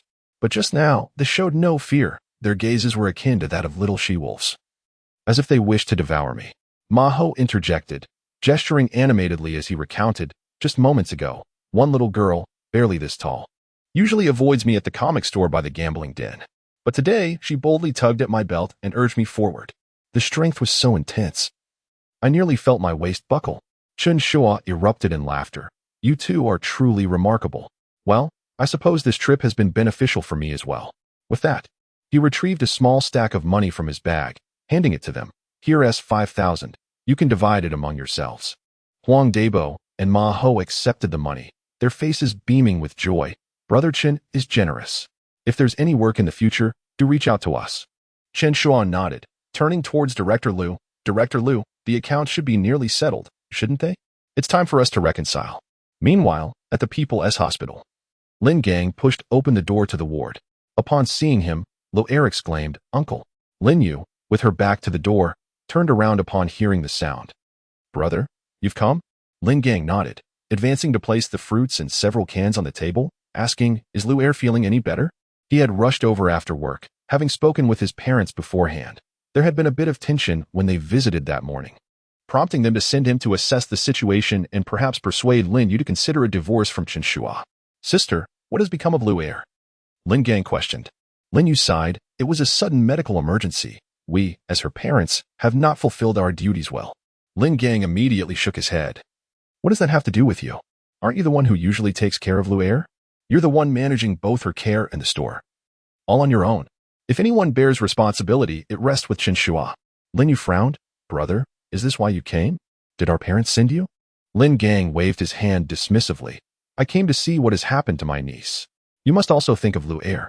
At this point, he recalled the design drawing Chen Shuo had created for him, and his tone softened slightly. Of course, he is not completely inept. His drawing skills from university were quite impressive. Both our company and the clients are eager for his talents. What a splendid opportunity. Yet he stubbornly refuses to seize it. His frustration grew as he spoke. If only Chen Shuo could secure a proper job, it would ease Lin Yu's burdens. Since their marriage, their daughter was nearly 4 years old, and had he ever contributed a single penny to the household? Merely being proficient in drawing is of no real value. The money must be earned to truly matter.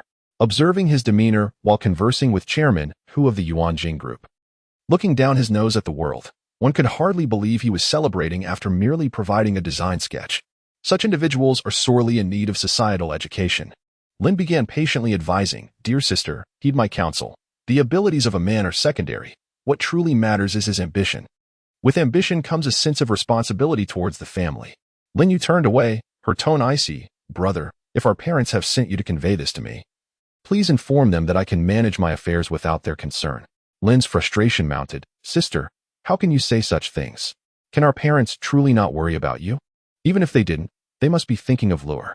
Tell me, how do you plan to cover Lure's hospital expenses of 100,000? Just as he spoke, the door to the hospital room swung open, and Chen Shuo entered from outside. Chapter 31. Did you use your parents' compensation money? Upon seeing Chen Shuo enter, Lin Gang immediately donned a stern expression. You are utterly irresponsible. Your daughter is ill, yet you, as her father, do not even show your face. You leave your younger sister to fend for herself in the ward. Do you possess no sense of duty? Chen Shuo ignored him, walking directly to Lure's bedside, gently placing his hand on her forehead. My dear daughter, are you feeling any better? Lure pouted. Daddy, I don't want to get an injection anymore. I want to eat cola chicken wings. Chen Shuo chuckled, raising 2 fingers. Your father will certainly grant your wish. Here's the deal. You have 2 choices. One is to forego the injection and the other is to endure the injection but enjoy the cola chicken wings. Choose whichever you prefer. The little girl blinked, contemplating. Then I choose to eat cola chicken wings. Very well. Chen Shuo readily agreed. Father will prepare them for you when we return home, and you shall have them today. Lin Gang, listening from the side, was left speechless. This fellow truly had a way with women. His younger sister was likely enchanted by his silver tongue, determined to marry him despite his dire financial straits, and even now, she had not come to her senses. But what good was it? The one suffering was still her, and her daughter was enduring the same torment. At that moment, the head nurse pushed a card into the ward, heading straight for bed number 17. Lure, the nurse is here to give you your injection. Luo's face fell, and she pleaded, Auntie, I don't want to get an injection. The head nurse smiled reassuringly. Luo is the most well-behaved little girl I have ever met. In just a moment, I will give you a gentle injection. It once he heard it all, okay? Thinking of the cola chicken wings, Lure reluctantly nodded. All right then. As the nurse prepared the syringe and disinfectant cotton, she informed Lin Yu. Family members need to come to the nurse's station shortly. After you settle the hospitalization fee, you will also need to sign a form. Director Wang's second phase treatment plan has been finalized. Upon hearing this, Lin Yu immediately turned to Chen Shuo. Just moments ago, she had been anxious about the hospitalization costs. Although they had already paid 50,000 yuan, Director Wang mentioned that the second phase treatment required supplementary medication, which could reduce the recurrence probability to below 5%. However, that 50,000 yuan was insufficient, and to her surprise, Chen Shuo had silently covered the hospitalization expenses. Lin Gang, unable to restrain himself, inquired, Nurse, how much more is needed for Lure's hospitalization? While disinfecting Lure, the head nurse replied, You are nearly there. I heard Director Wang say that Lure's recovery is going well, and all indicators are improving. Perhaps the 300,000 yuan will not be fully utilized, and there may even be some remaining. 300,000? Lin Gang abruptly turned to Chen Shuo. You covered 300,000 for the hospitalization? Where did you get that much money? Chen Shuo scratched his nose, thinking to himself, the head nurse is still present, and you ask so bluntly where the money comes from. How can this brother-in-law, despite his age, still be so rash in speech and action? Lin Yu, equally astonished, sighed in relief. Yet a wave of new anxiety surged within her. Where could Chen Shuo have obtained 300,000?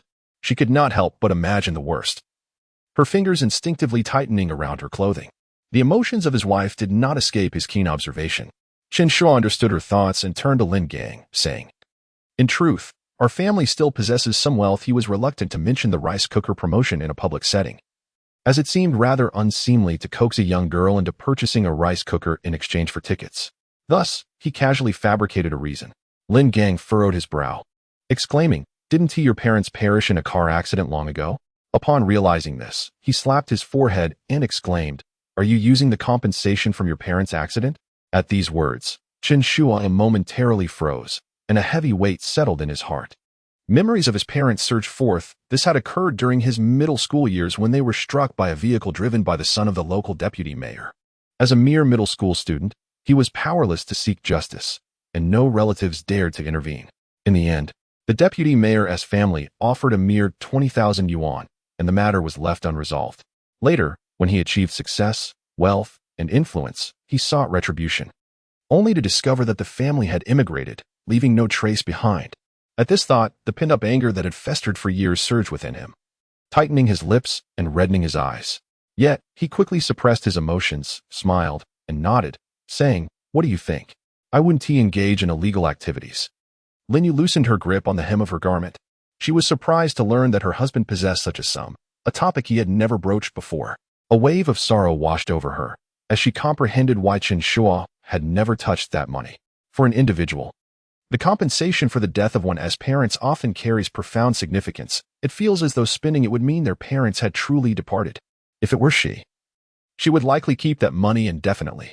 Her gaze toward Chen Shuo softened with empathy, and she gently said, "You, and the rest still me and Lu'er, right?" Chen Shuo felt the anguish within him soothed by his wife's words.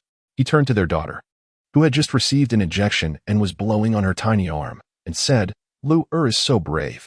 In the future, all the money Dad earns will be spent on you and Mom." Lin Gang scoffed, expressing his dissatisfaction. "You too, why not bring out your money earlier? Letting your sister worry alongside you is unnecessary. All right, it seems everything is fine here. I'll take my leave." He turned and exited the ward. With the medical expenses settled, the matter of persuading his sister to divorce was temporarily shelved, and lingering any further would only lead to discomfort. After seeing Lin Gang out, Lin Yu returned to the room. Chen Shuo had already pulled a stool close to their daughter, his gaze filled with tenderness. "Does the injection site still hurt? Come, let Dad blow on it for you." As he spoke, he leaned closer to the spot on her arm where the needle had pricked, gently blowing on it. His thoughts drifting away at that moment, Chen Shuo's emotions were a tangled web, difficult to articulate. The scene of his parents' sudden passing replayed in his mind.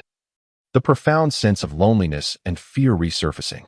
In truth, this was the very reason he had resolutely ventured south to start a business after graduating from university.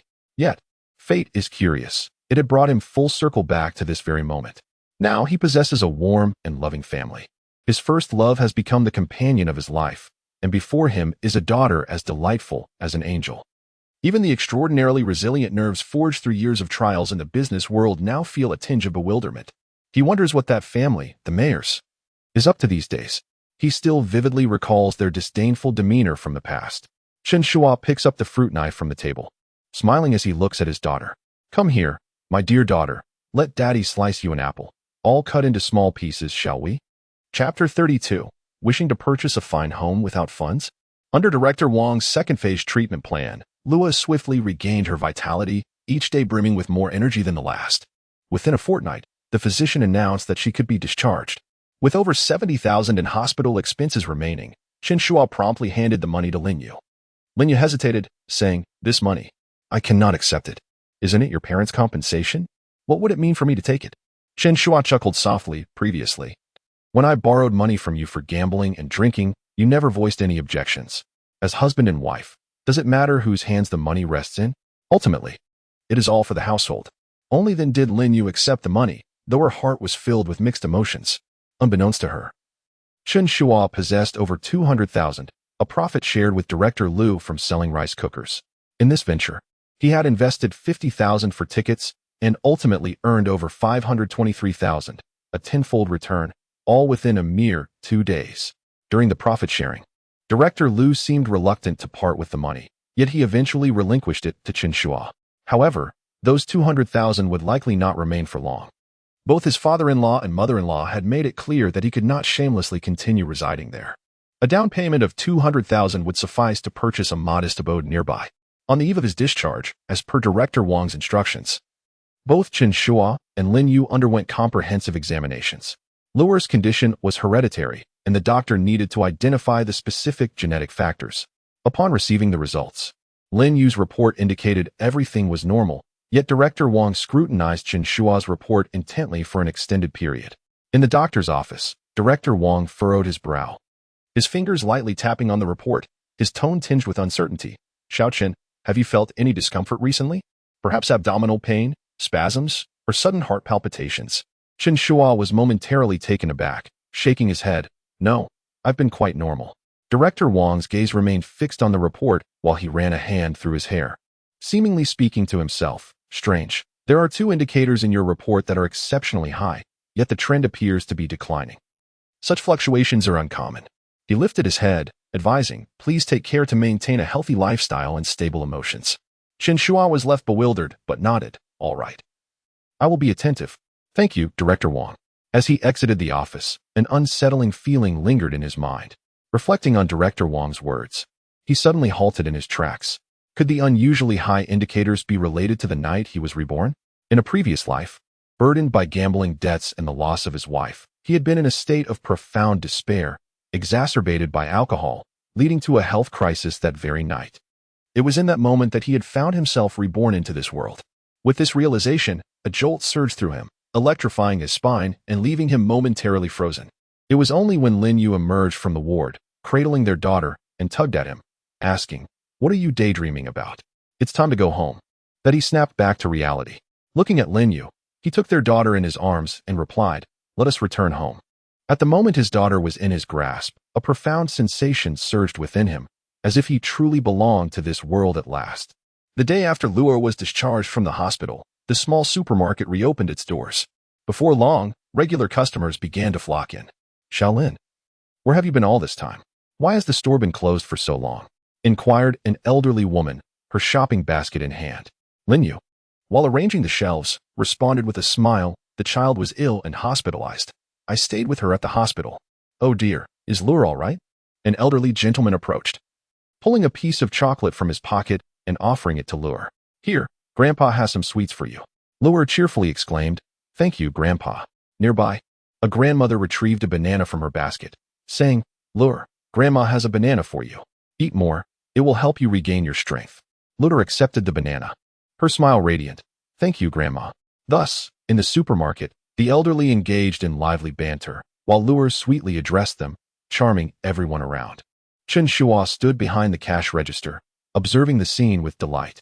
In the past, promotional activities involved discounts and gift cards, yet it seems bringing Luo to the supermarket is far more effective. Just a few sweet utterances from this little girl could likely boost sales by 10%. After the bustling hours at the supermarket, Chen Shuo took a moment to visit a few nearby real estate agencies to scout for houses. Lin Yu suggested purchasing a small apartment near the supermarket. Even if it meant downsizing from their current residence, it would suffice. After all, business at the supermarket was thriving, and they could save gradually, planning for a larger home once Luo was older and ready for school. Chen Shuo remained reticent, yet he harbored his own intentions. To him, buying a house now was merely a temporary measure that could settle for a few months, and soon enough, he would earn enough to upgrade to a larger residence. Accustomed to a life of comfort, he found the notion of the three of them squeezed into a single bed quite intolerable. Having visited several agencies and viewed a number of properties, Chen Shuo found himself dissatisfied. The first house, although close to the supermarket, suffered from poor lighting. With the living room facing north and requiring lights even during the day, it also had a persistent damp odor in the rooms.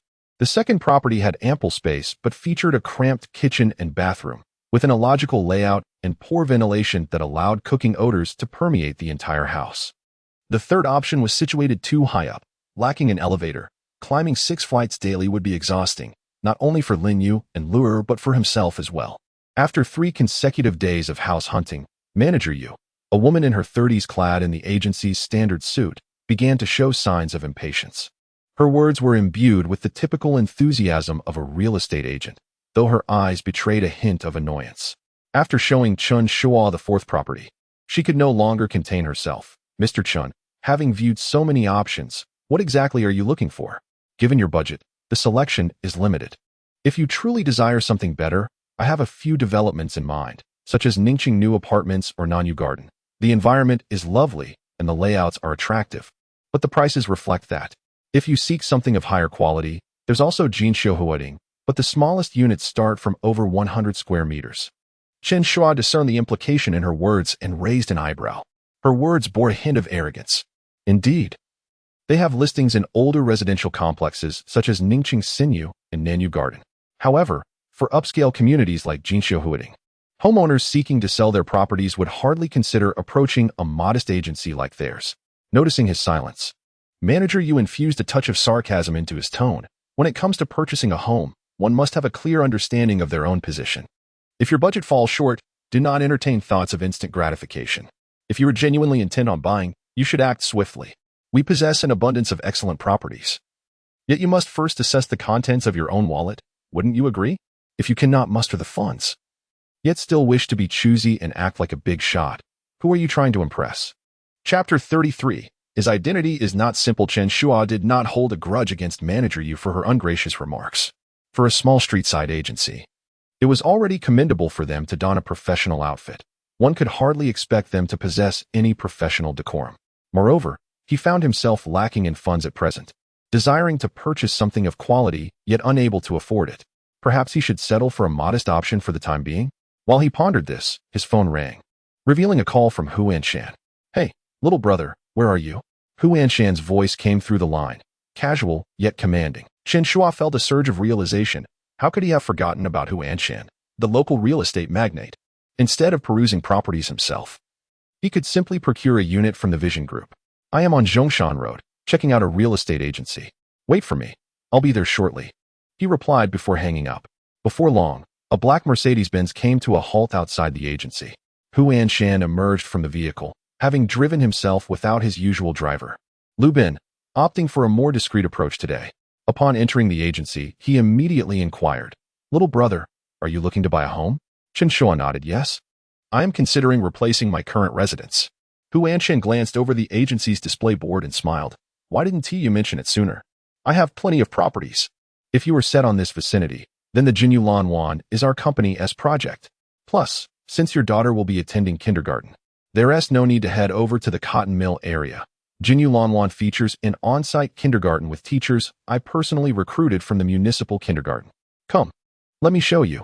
With that, Hu Anshan took Chen Shuo by the arm and led him outside to the car. Meanwhile, Manager Yu remained behind, scoffing in disdain. "People these days are so pretentious. What was Jinyu Lanwan, you ask?"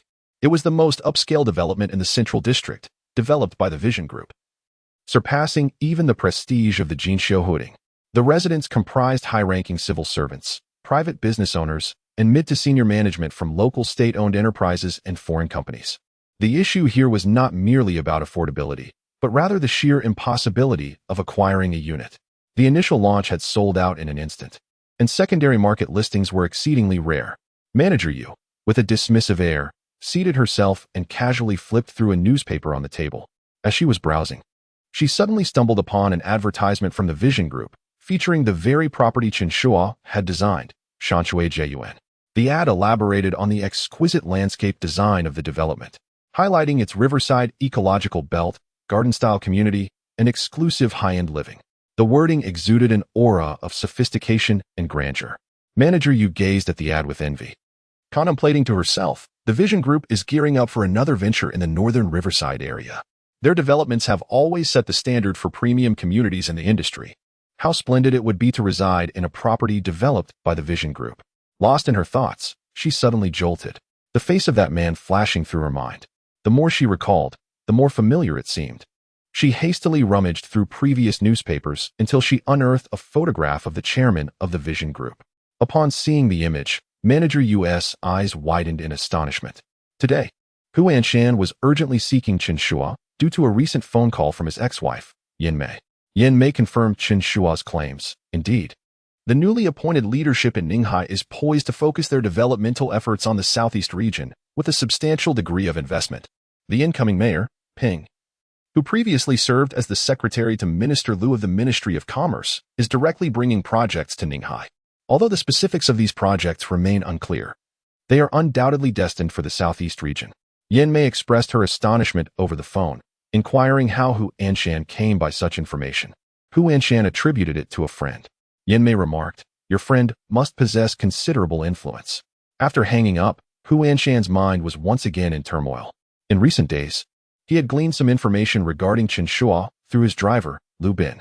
The more he learned, the more he sensed an unusual energy emanating from Chen Shuo, a man who leads a leisurely life, deeply entrenched in gambling, married to the daughter of a small vendor.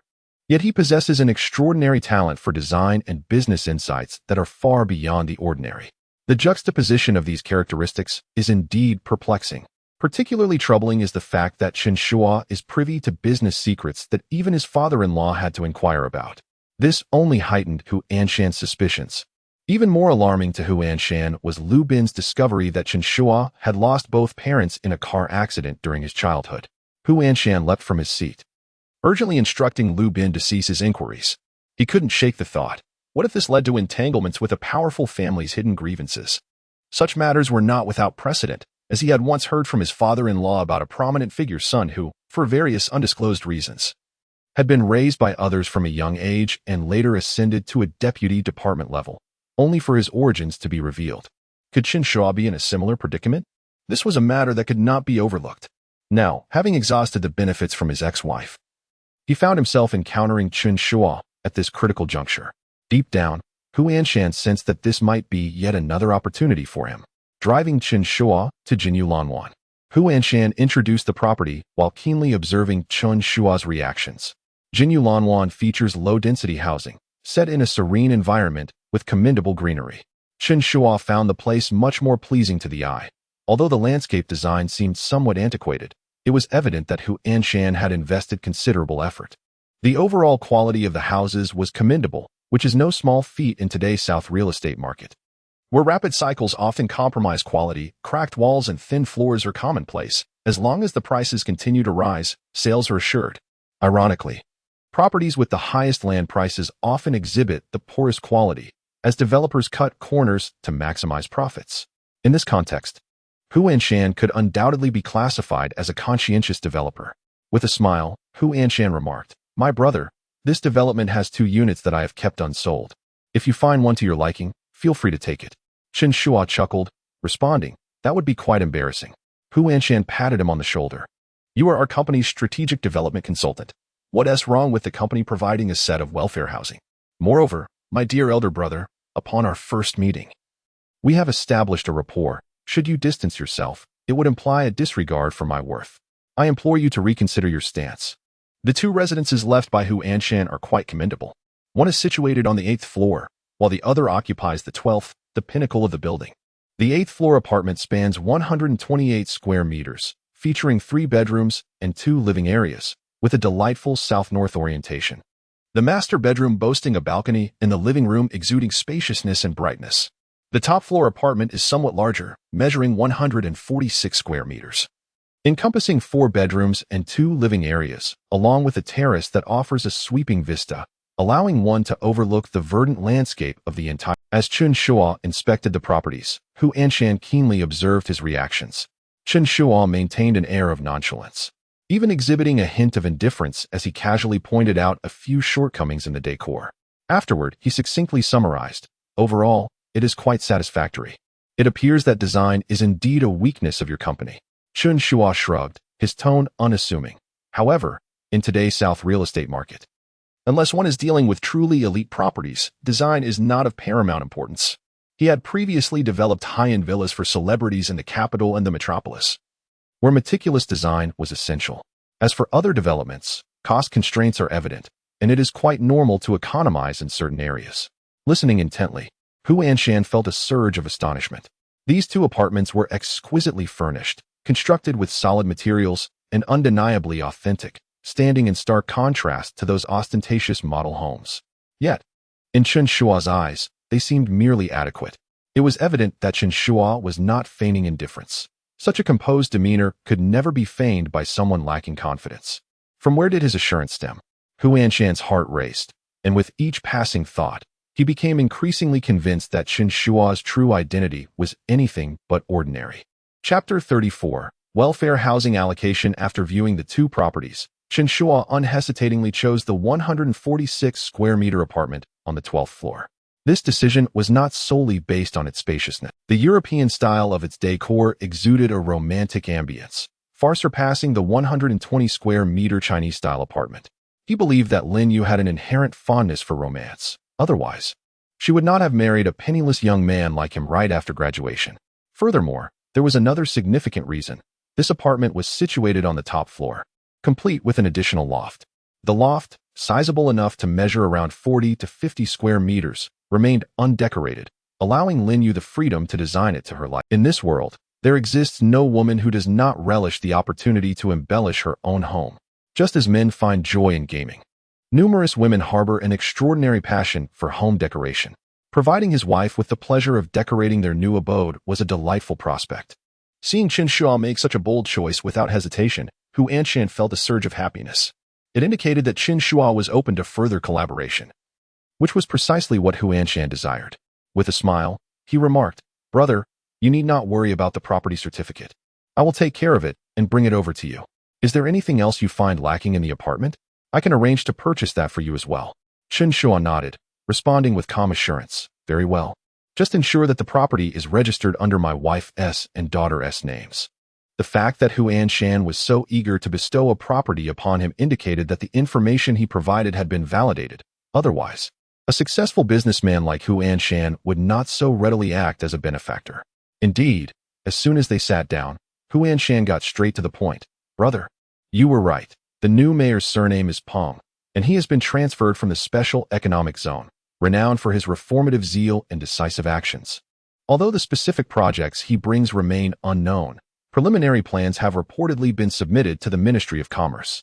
This individual was previously secretary to Minister Shi, so the development of the Southeast District seems inevitable. The entire real estate market in Ninghai is poised for a significant transformation. Chen Shuo smiled and replied, Now that the news is confirmed, there is no reason for you to hesitate, right? It is time to make your move. Huan Shan sighed. It's not that simple. Brother, you are not yet fully aware of our company's situation. This is a precarious venture. Chen Shuo inquired, What is the situation? Please elaborate. Huan Shan furrowed his brow. In recent years, our company's strategy has been concentrated in the northern part of the city, particularly in the 2 districts along the river. We have not only focused on developing projects, but have also accumulated a considerable number of land parcels. Chen Shuo suggested, Is it a matter of funding? That should not pose a challenge for you. Huan Shan replied, Funding is not an insurmountable issue. If necessary, I can secure a bank loan. Given the credit standing of Yuanjing Group, no bank would refuse us. They are eager to lend. The problem lies in the fact that if I take out a loan and use the land in Jiangbei as collateral, other real estate companies in the market will undoubtedly take notice. Additionally, there are currently no land parcels available for auction in the Southeast District, which means I will have to acquire projects from other real estate firms. As soon as the Yuanjing Group takes action, it signals to everyone that I, Huan Shan, am ready to abandon Jiangbei and shift my focus to the southeast. When Huan Shan uttered these words, his brow was furrowed, clearly troubled. The Yuanjing Group stands as a benchmark in the Ninghai real estate market, with many enterprises keeping a close watch on their moves. Transitioning to the southeast without drawing attention? Huan Shan found himself in a quandary. Observing Huan Shan's distressed expression, Chen Shuo suddenly broke into laughter. Huan Shan looked up, his brows knitting even tighter. Brother, am I mistaken? Chen Shuo shook his head, his smile lingering. What you mentioned is indeed a concern, but it is not the primary issue. Huan Shan was taken aback, his gaze filled with confusion. Then what is the main issue? Chen Shuo, unfazed, replied with a counter-question. With Mayor Peng newly appointed and intent on developing the Southeast District, you can't possibly think this will go smoothly, can you? Huan Shan's brow remained deeply furrowed as he pondered for a moment. Brother, what do you mean? Chen Shuo leaned back in his chair, his tone calm. For years, Ninghai's development focus has been concentrated in Jiaobei, where industrial parks and development zones thrive, with investments measured in trillions. This means not only your Yuanjing Group, but many others have their interests tied to Jiangbei. Mayor Ping brings projects to the table and expects to establish them in the southeast on what grounds? Even as the mayor, it won't be that simple. He will undoubtedly face substantial resistance. At this point, Chen Shuo smiled slightly. Brother, this is the primary issue you should contemplate.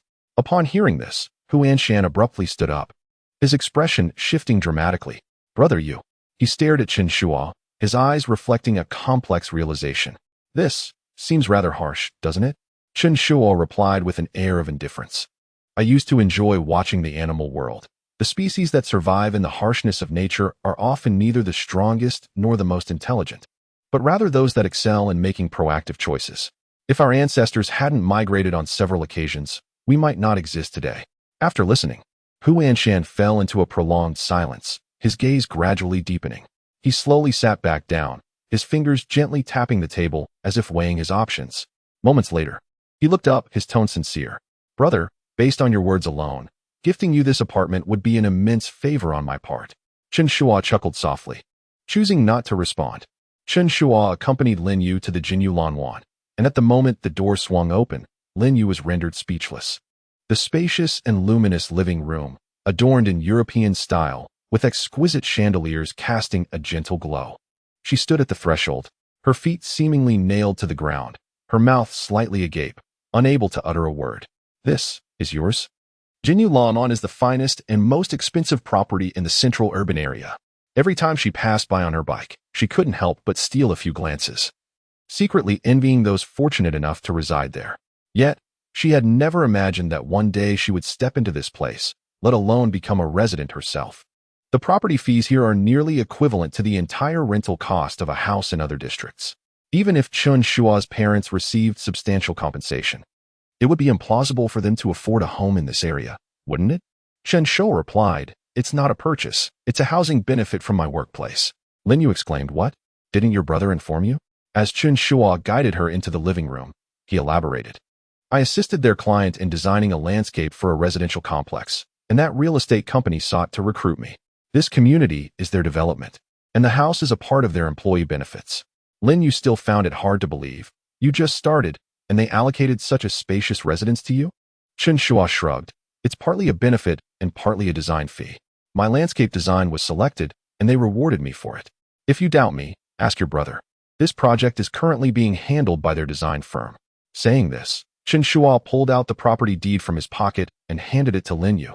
"Surely, you believe this?" Lin Yu accepted the deed and, upon opening it, was taken aback to see her and her daughter Chun Li's names prominently inscribed. She was instantly rendered speechless. Chapter 35. A new home. From the moment Lin Yu moved in, she was enveloped in a sense of guilt. As she observed Chen Shuo carrying their daughter Lure around the room, her laughter resonating like silver bells, an oppressive weight settled heavily in her heart. Memories of their wedding day flooded back to her. At that time, both she and Chen Shuo had just graduated and possessed nothing. Although her parents had provided them with a marital home, the property remained in her parents' name and had never been transferred to them. Lin Yu understood that her parents held disdain for Chen Shuo, believing that a poor boy like him was unworthy of their daughter. They had never intended for that house to serve as a joint asset of their marriage and had never so much as suggested leaving it to them. Though Lin Yu felt discomfort, she felt powerless, recognizing that her parents acted out of concern for her, yet this concern imposed an invisible burden upon her. Now, however, Chen Shuo had unhesitatingly placed the vast house in her and Lure's name. The stark contrast between their situations only intensified her unease. She watched Chen Shuo twirling with Lure in the room, her laughter radiating warmth throughout the space, yet she found herself unable to smile. A growing sense of indebtedness towards Chen Shuo began to take root within her. Lure, on the other hand, was completely immersed in the joy of their new home. Having lived in a cramped, dilapidated 50-square-meter apartment since birth, the sudden transition to such a spacious house felt like liberation for her, akin to a bird released from its cage, bubbling with excitement. "Daddy, Daddy, it's so big here," Lure exclaimed, her little legs darting across the living room as she ran and giggled. Chen Shuo, filled with concern, feared she might fall. As anticipated, Luo tripped over the carpet and tumbled to the floor. Chen Shuo rushed to her side, swiftly lifting her up and inspecting her for any injuries. "Lure, be careful. Don't run so fast," he admonished. Yet, Lure brushed off his concern, grinning widely and wrapping her arms around his neck. "I'm fine, Daddy. It's so beautiful here, like a castle from a fairy tale." Chen Shuo carried her through each room, and Luo marveled at every space. When they reached the spacious attic, she danced with delight. "Daddy, can this be my secret base?" she asked, her eyes sparkling with anticipation. Chen Shuo smiled and nodded. "Of course, it will be yours from now on." At this, Luo bounded out of his arms and scampered around the attic. Watching her joyful figure, Chen Shuo felt a profound sense of satisfaction. He turned to Lin Yu, only to find her standing nearby, seemingly lost in thought, not exhibiting the joy he had expected. Yeah, look at this attic. You can decorate it however you like. I want to interfere," he said. Lin Yu inquired, "Are you going to start working soon?" "Well, my job is quite flexible. There's no need for clocking in like a typical office worker," Chen Shuo replied. Lin Yu remarked, "Your company sounds wonderful. If every employee had such leniency, even a Fortune 500 company would go bankrupt." She always found it rather peculiar that this house had come into her possession, while the property deed was indeed authentic, a fact she had verified and could not be fabricated. Yet, she remained perplexed about how Chen Shuo had acquired this residence. Ultimately, she had no choice but to trust his explanation, though a lingering unease resided in her heart. Understanding her apprehension, Chen Shuo chuckled, "This is merely the beginning. Prepare yourself for a life of luxury. Soon, our wealth will be so abundant that you'll scarcely know how to spend it." Having been reborn, his ascent would undoubtedly surpass that of his previous existence. A mere house was trivial in the grand scheme of things. There would be far more astonishing revelations in store for his wife. That evening, their family of 3 experienced their first night apart at home. Luer was thrilled to have her own room, a 30-square-meter children's sanctuary adorned with European-style princess murals and a crystal chandelier that cast a gentle, twinkling light. Lin Yu had thoughtfully furnished the space with a charming white princess bed, draped in soft pink linens and a lace-edged quilt. In a corner stood a petite bookshelf filled with Luer's beloved fairy tales and picture books. Chen Shuo had also gifted her an abundance of plush toys, rabbits, teddy bears, and even a deer, alongside a teddy bear nearly her height. The moment Luer stepped into her room, she gleefully leapt onto her bed, rolling around with her teddy bear. "Daddy, Mommy, my room is so beautiful. I want to sleep here tonight." Chen Shuo and Lin Yu exchanged smiles before returning to the master bedroom, where warm-toned walls complemented the intricately carved European-style bed. A vintage lamp on the bedside table cast a soft glow. The room also featured a spacious walk-in closet and a separate bathroom, which boasted a large bathtub, accompanied by aromatic candles and essential oils. Chen Shuo indulged in a soothing bath, relishing the opportunity to unwind since his rebirth. As he lay in bed waiting for Lin Yu to finish, his eyelids grew heavy, nearly surrendering to slumber. At that moment, the bathroom door gently creaked open, and Lin Yu emerged. She wore a newly purchased red silk nightgown, the soft fabric hugging her form and accentuating her graceful curves. Her hair, still slightly damp, cascaded over her shoulders, and her cheeks flushed a delicate pink from the steam, rendering her both gentle and alluring. Chen Shuo was momentarily entranced, his gaze unwavering.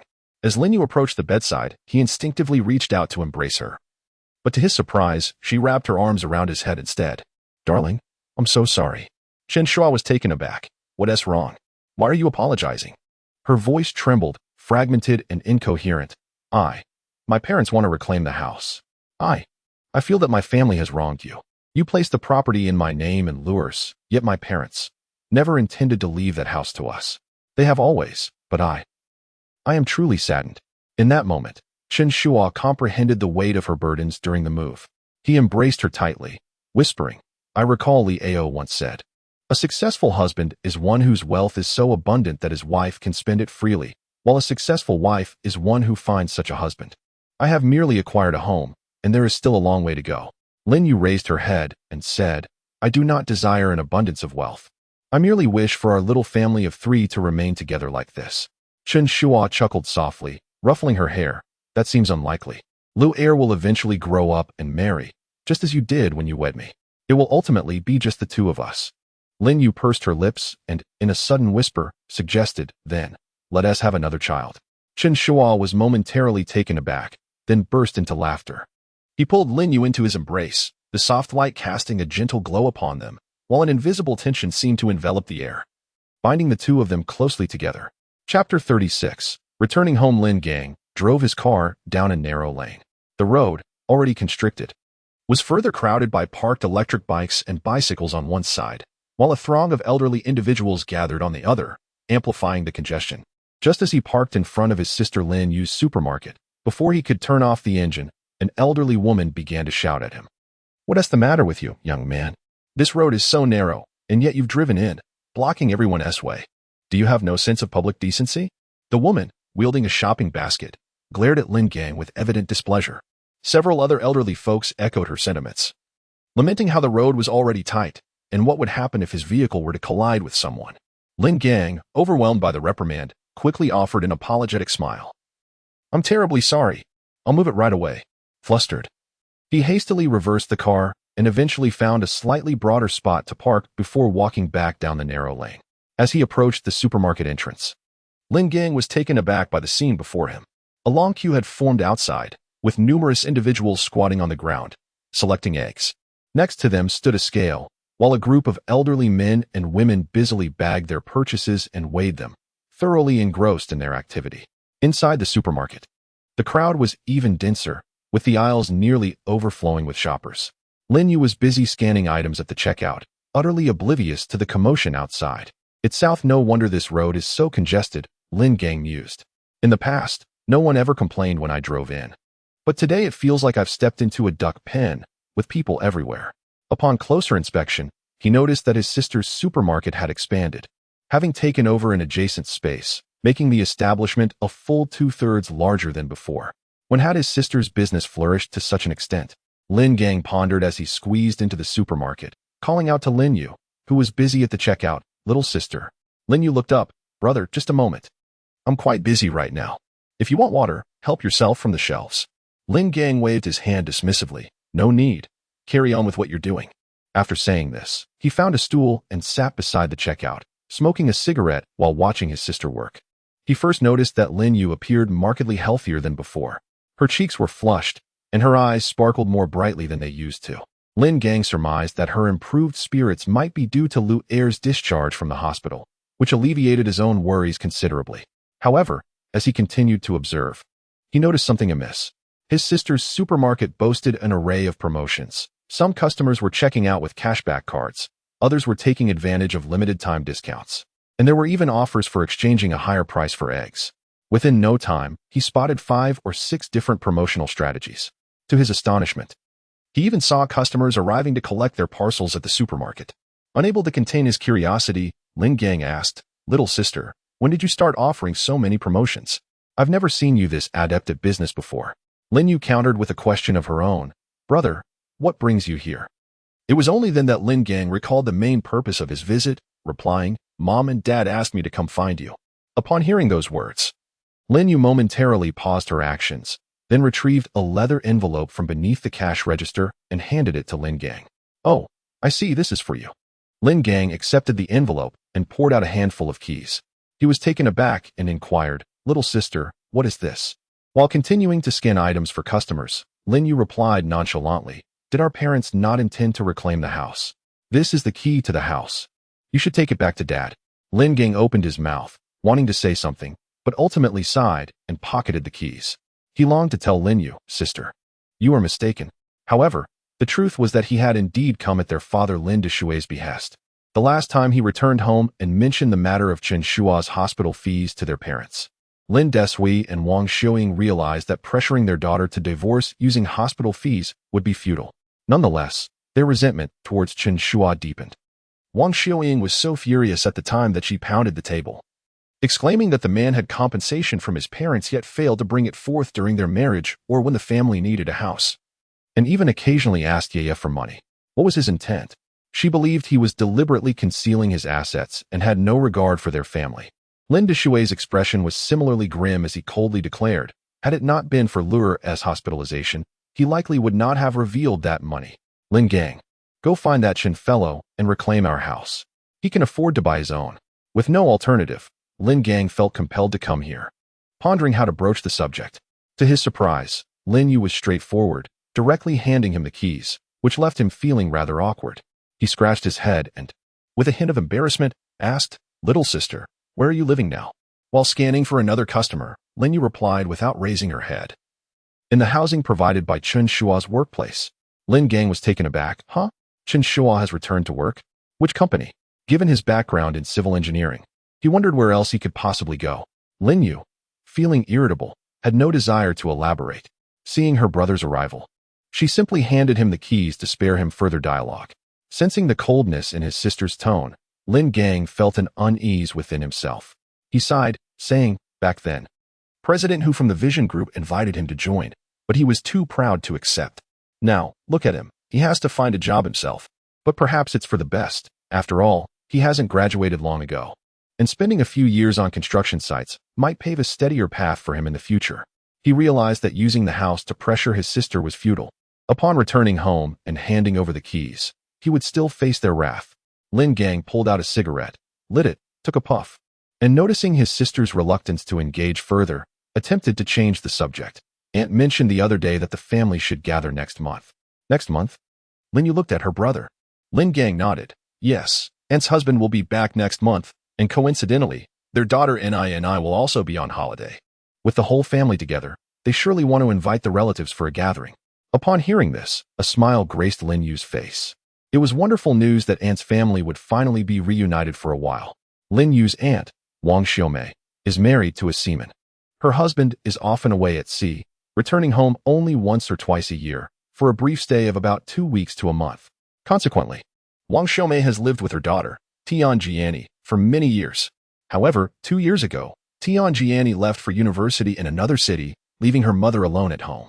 Lin Yu has always maintained a good relationship with her aunt and has felt a deep sympathy for her.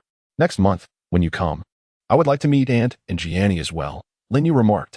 Lin Gang nodded in agreement. All right, I will drive to pick you up then. He paused, his tone slightly hesitant. However, my parents feel that Chen Shuo should not accompany us. Chapter 37. Equity Exchange and Operations over the course of a week. Chen Shuo and Hu Anshan engaged in numerous discussions, ultimately solidifying their plan. The Yuanjing Group would withdraw entirely from the Jianbei Riverside area, relocating its operations to the southeastern region. Hu Anshan would oversee the entire operation, while Chen Shuo would handle the specifics of the execution. With the completion of this arrangement, Chen Shuo would acquire 23.5 of the shares in Yujia Supermarket from Hu Anshan. Initially, Hu Anshan intended to offer Chen Shuo shares in the Yuanjing Group, but Chen Shuo declined. The Yuanjing Group was Hu Anshan's stronghold, with real estate being his primary business. Thus, parting with any benefits from his base would certainly be a source of regret for him. Furthermore, Chen Shuo was not inclined to revisit his previous paths, having been reborn. He sought to explore new domains and embrace fresh challenges. Chen Shuo had a particular interest in Yujia Supermarket, given that his wife operated a supermarket. He recalled that in his past life, this supermarket had ultimately been acquired by a foreign chain, indicating its solid foundation. Hu Anshan, however, held little regard for this supermarket, having obtained shares incidentally while acquiring other real estate companies. As the second largest shareholder of Yujia Supermarket, Hu Anshan was indifferent to the dividends, even slightly dismissive of them. In the 10th floor office of the Yuanjing Group headquarters, Chen Shuo and Hu Anshan formally signed the contract. The office was simply yet elegantly decorated. With a view of the bustling cityscape of Ninghai, Hu Anshan laid down his pen and, with a smile, remarked to Chen Shuo, "Brother, every collaboration seems to benefit me disproportionately, and I feel somewhat embarrassed. How about we start a property company together? I could take a minor stake, and you could be the major shareholder. What do you think?" Chen Shuo chuckled softly and shook his head, replying, "Brother Hu, let's not compete for the same bowl of rice. The 23 stake in Yujia Supermarket is sufficient for me." Hu Anshan shrugged, unconcerned. How much could that possibly amount to? They run a supermarket without any real estate or land. It's merely a shell. Yet, Chen Shuo remained confident. At the very least, their network in Ninghai is quite comprehensive. Yujia Supermarket has been operating here for many years, and its brand still holds some value. Although currently modest in scale, Yujia Supermarket's layout was quite reasonable, particularly with a high community coverage in Ninghai. While the supply chain was not fully developed, its foundation was adequate. The potential and brand value had yet to be fully realized. With some adjustments and refinements, this supermarket could potentially evolve into a retail giant in Ninghai and even the entire southeastern region. Seeing Chen Shuo's determination, Hu Anshan decided not to press further. Smiling as he said, "All right then, as long as you're pleased. I'll prepare a grand gift for you later." Chen Shuo smiled in response but said nothing. Hu Anshan then surveyed the office and inquired, "Brother, are you satisfied with this office? Is there anything lacking?" Chen Shuo replied, "Perhaps we could add a photocopying and fax machine, along with a non-networked computer. Some documents are inconvenient to print in the office. I need to manage that myself." Hu Anshan immediately responded, "No problem, I'll arrange that right away. By the way, I'll also get you a secretary to assist with some administrative tasks. We can skip the personnel from the general office, as they tend to be quite gossipy." Chen Shuo remarked, "Brother Hu, the task we are undertaking is not particularly difficult, but the key lies in maintaining confidentiality. For many years, Yuanjing Group has been engaged in real estate development in Jiabei with every member of the company, from the vice president to the clerical staff, maintaining close ties to various aspects of the region. Whenever they share a meal, meet for tea, or even engage in casual online conversations, information tends to leak quite effortlessly." At this juncture, he paused and looked up at Hu Anshan, stating, "This is also the reason I agreed to assist you. Because if you were to handle this alone, you would inevitably fail. You lack someone you can fully trust. Once any information slips out, the entire endeavor will be jeopardized." Hu Anshan nodded in agreement. Recognizing the intricate web of relationships within Yuanjing Group and the rapidity with which information circulates, far exceeding expectations. If any word were to escape, the entire plan would be rendered futile. Chen Shuo continued, "Moreover, regarding that apartment in Jinyulanwan, My wife and daughter are quite fond of it, so I am willing to lend you a hand. Naturally, once this succeeds, I will acquire shares in the supermarket, allowing my wife to indulge in her desire to run one, thus achieving a win-win situation. Upon hearing this, Hu Anshan rose, circled the desk, and grasped Chen Shuo's hand firmly, his tone earnest. Brother, I shan't burden you with excessive gratitude. Doing so would only make me appear insincere. After spending time together, you will come to understand my character. Chen Shuo smiled, choosing not to elaborate further, aware that Hu Anshan was an astute individual, and some matters are best left unsaid. Hu Anshan released his grip, promptly picked up his phone, and dialed the Human Resources Department. Bring all the recently recruited and campus recruitment resumes to the 10th floor. After hanging up, Hu Anshan added, Brother, if necessary, I can lend you my secretary for a couple of days. Chen Shuo chuckled and shook his head. No need. I will manage. I can handle typing and faxing myself. Hu Anshan laughed heartily, patting Chen Shuo's shoulder. All right, it's your call. Before long, manager phone from the HR department rushed to the 10th floor, carrying a stack of freshly printed resumes. As he entered, his gaze lingered on Chen Shuo for a moment. Curiosity and inquiry evident in his expression.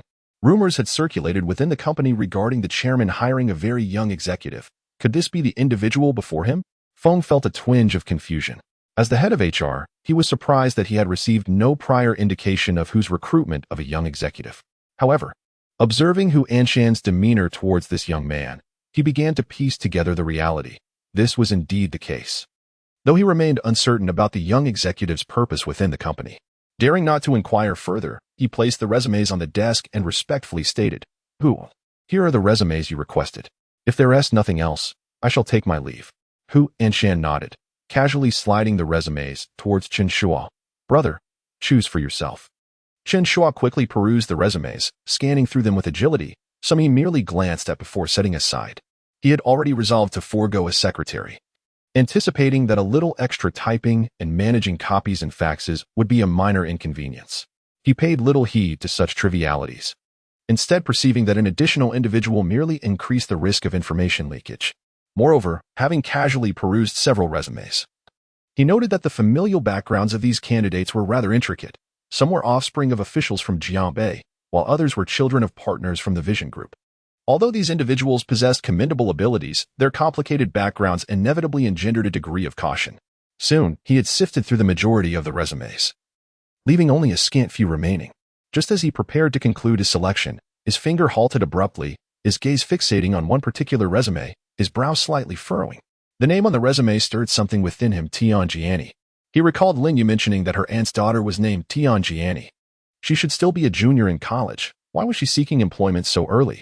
Chen Shuo's mind echoed Lin Yu's previous words. Her aunt's family did not enjoy a sound financial situation. Although her uncle was a seaman with a decent income, a few years prior, he had made a disastrous overseas investment that depleted the family's savings. With the aunt unemployed, the financial burden on the household had been considerable, prompting Tianjiani to work diligently since her university days. Chen Shuo had never met Tianjiani and was unaware of her appearance. The institution listed on the resume was neither a 985 nor a 211, but rather an ordinary teacher's college in the neighboring province. The age also matched. It seemed likely that this was indeed her. Chen Shuo extracted Tianjiani's resume and handed it to Hu Anshan, stating simply, "Let it be her." Chapter 38. What uses dressing well and knowing how to make up. When Tianjiani received a call from the Human Resources Department of Yuanjing Group at home, she was still somewhat dazed. The voice on the other end was clear and formal. Congratulations, Tianjiani. You have been hired by Yuanjing Group. Please report to the company as soon as possible. She held her phone tightly, stunned for a few seconds, and then her heart raced with excitement. She nearly dashed into the kitchen, her voice brimming with barely concealed exhilaration. Mom, Yuanjing Group just called me and said I got accepted. They want me to report to the company right now. Wang Xiaomei was chopping vegetables when she heard her daughter's words, and the knife in her hand froze midair. She turned her head, disbelief etched on her face. Is that true? Yuanjing Group? That's a big company. Tianjiani nodded vigorously, her smile nearly bursting forth. Of course it's true. The HR manager just called me and told me to wear professional attire for my report. Mom, is that suit you bought me hanging in your room? Upon hearing this, Wang Xiaomei immediately set down the knife, wiped her hands on her apron, and stopped cutting vegetables. I'll go get it for you. She hurried out of the kitchen, her heart racing with excitement.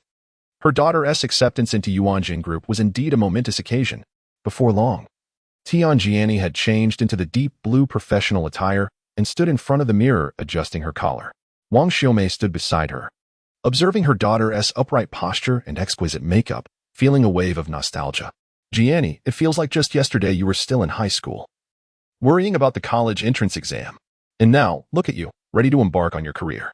Wang Xiaomei's tone carried a hint of wistfulness. In a year or two, you might even be getting married. Getting into Yuanjing Group will broaden your horizons. Find an ambitious man. Don't end up like your cousin Yaya, who married a good-for-nothing. At this point, Wang Xiaomei's tone suddenly darkened. As a pang of discomfort settled in her heart, she thought of Lin Yu, her beautiful and sensible niece, who had ended up with a husband of little ambition. Hearing her mother's words, Tianjiani pouted, bending down to put on her stockings, and dismissively replied, "Mom, don't worry so much. I'm not interested in men. I'm only interested in making money. Once I earn a fortune, I'll take you traveling and treat you to the finest food." Wang Xiaomei couldn't help but chuckle at her daughter's words, shaking her head. "You and your cheeky remarks." Once Tianjiani had donned her stockings, she stood up and clicked her heels as she hurried towards the door. "Mom, I'm off. If I don't hurry, I'll miss the bus." Wang Xiaomei followed closely behind, watching her daughter's hurried figure, and couldn't resist reminding her, "Walk carefully. Those high heels can be tricky. Be careful on the road."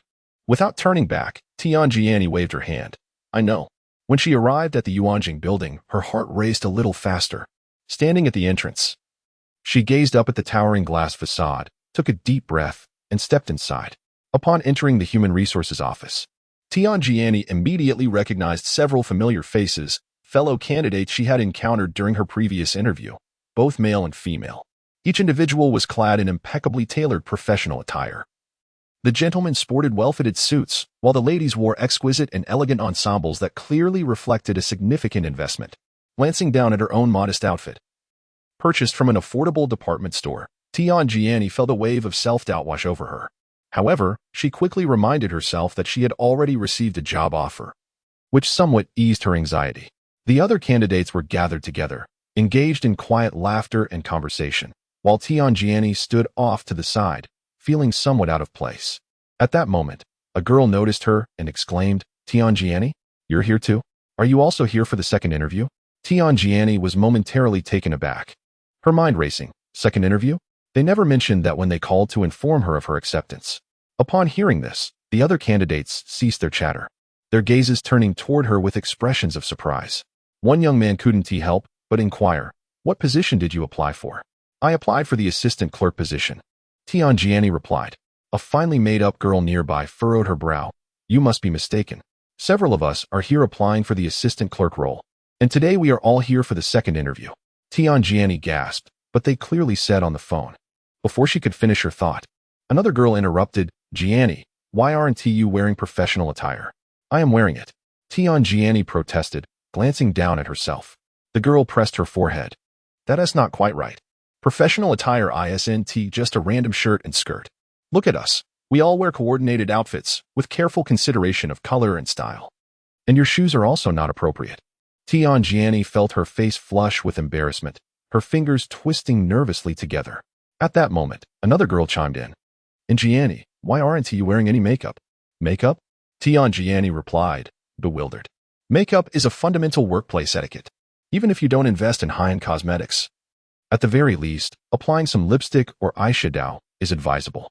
She opened her mouth to respond, but found herself at a loss for words. She typically abstained from makeup, perhaps only using lip balm, and as she observed the well-dressed and beautifully made-up girls around her, her earlier excitement dissipated, leaving her feeling as though she were clad in nothing at all. Meanwhile, the other girls had shifted their focus, enthusiastically discussing the latest luxury cosmetics. As Tianjiani stood there, listening to their animated exchanges, her anxiety intensified. At that moment, the door to the HR department swung open, and the room fell silent. All eyes turned toward the entrance, where the HR manager who had interviewed them previously entered. "Good afternoon." A chorus of greetings erupted from the room. However, the manager's gaze did not linger on anyone else. It fixed directly upon Tianjiani. "Tianjiani, what are you doing over here? Come with me. Manager Feng has been waiting for you for quite some time." This statement struck like a pebble cast into a tranquil lake, instantaneously provoking ripples that spread across the surface. The expressions of everyone in the room froze, their gazes converging upon Tianjiani.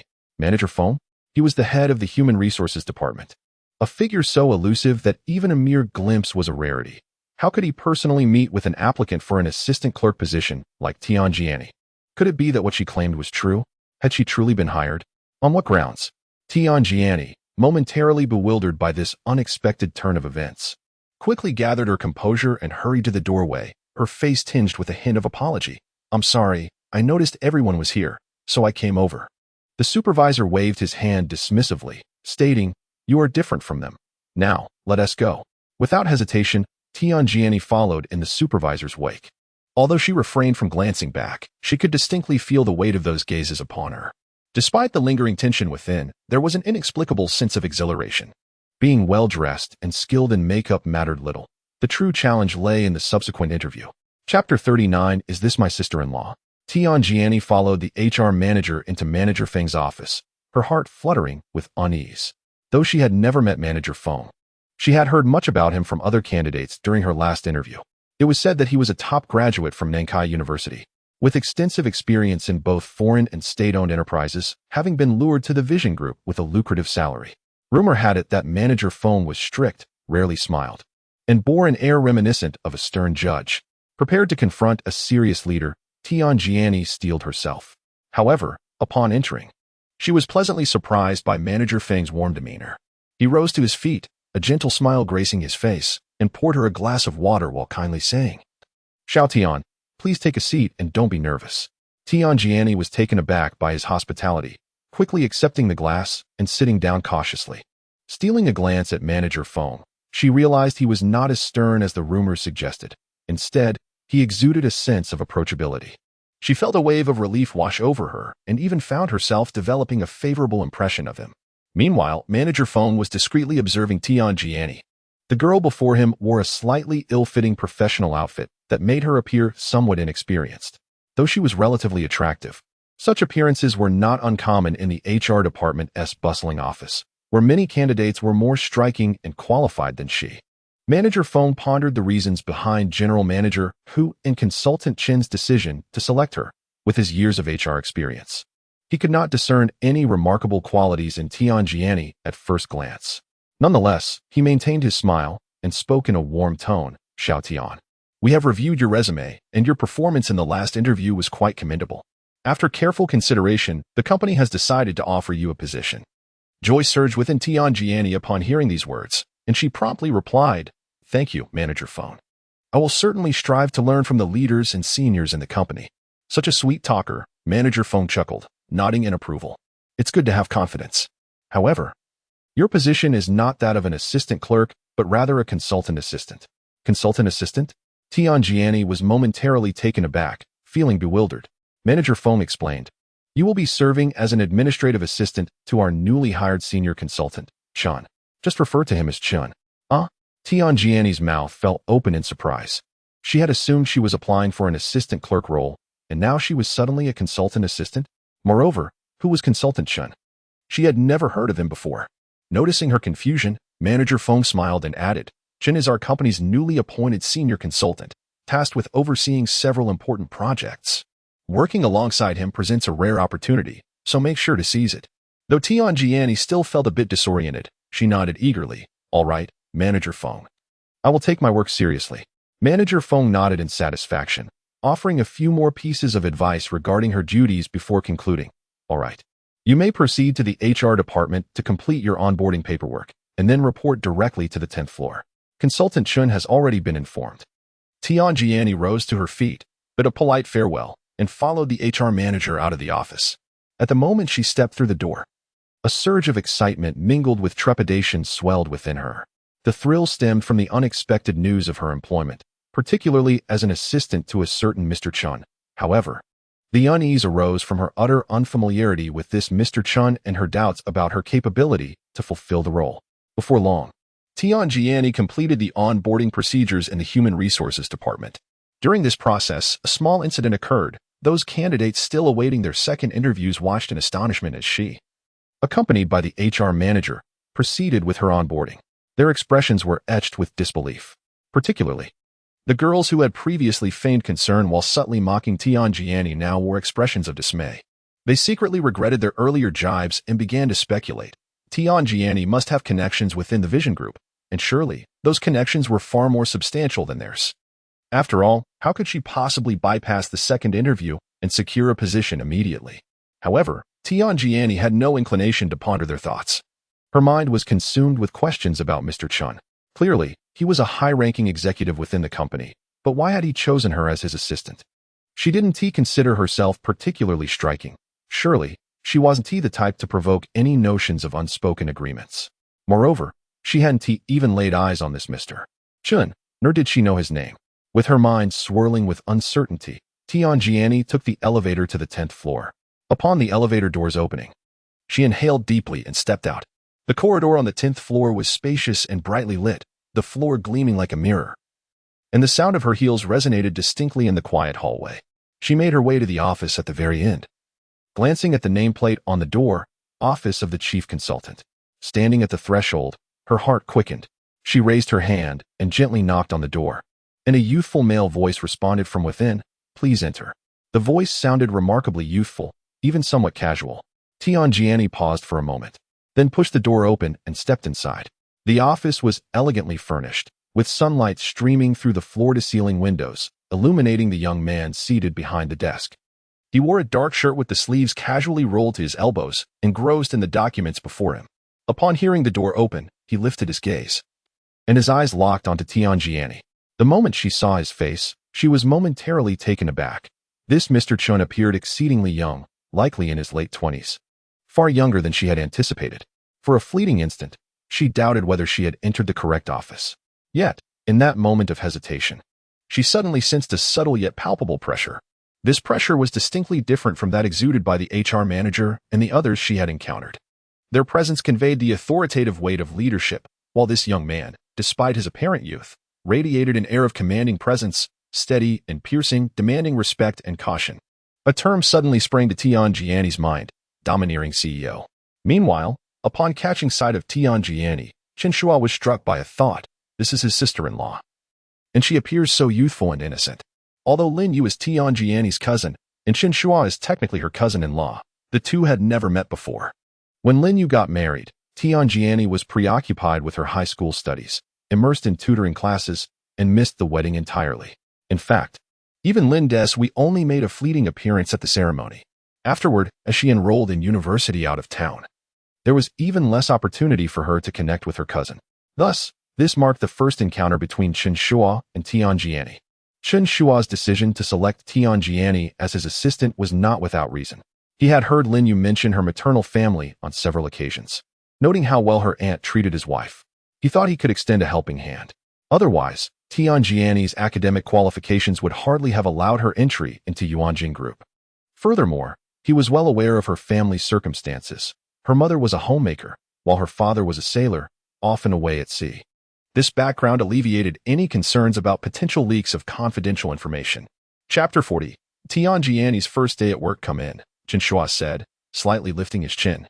Tianjiani cautiously stepped inside, her eyes reflecting a blend of anxiety and curiosity. Chen Shuo remained seated, merely gesturing towards an empty desk outside. That desk will be your workstation. Tianjiani nodded, a sense of unease creeping into her heart, yet she dared not ask further questions. Silently, she approached her designated workspace, placed her bag down, and took a seat. Chen Shuo's gaze lingered upon her, with no intention of revealing his identity, distinguishing between professional and personal matters. He was resolute in his separation of the two.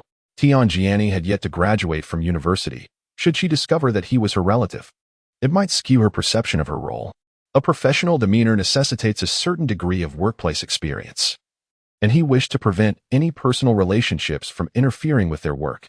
After a moment, he retrieved a document from his drawer and handed it to her. "This is a confidentiality agreement. Please review it." Tianjiani was taken aback as she accepted the document and glanced down. The cover prominently displayed the words confidentiality agreement in a serious and striking font. Confusion washed over her, and she looked up at Chen Shuo. "Mr. Chen, I already signed a confidentiality agreement in the HR department." Chen Shuo interrupted her. This one is different. It is far more stringent than the HR agreement. In simple terms, all company matters and your work involvement must remain entirely confidential. Otherwise, you will bear legal responsibility for any potential losses incurred by the company. A tightening sensation gripped Tianjiani's chest. She had not anticipated such significant responsibility merely for the role of an assistant clerk. The unyielding pressure in Chen Shuo's tone left her feeling somewhat breathless. She glanced down at the confidentiality agreement in her hands, uncertainty gnawing at her. I hope you clearly understood my words, and will consider whether you can fulfill the obligation of confidentiality to the company. Chen Shuo's voice resonated again, devoid of any fluctuation. If you cannot, you may leave now. Her heart raced faster. Biting her lip, she diligently scrutinized the confidentiality agreement. The stipulations were indeed exceedingly strict, prohibiting her from disclosing any work-related information to outsiders, and even restricting communication with other employees within the company. Every piece of information that passed through her eyes and ears was to remain strictly confidential.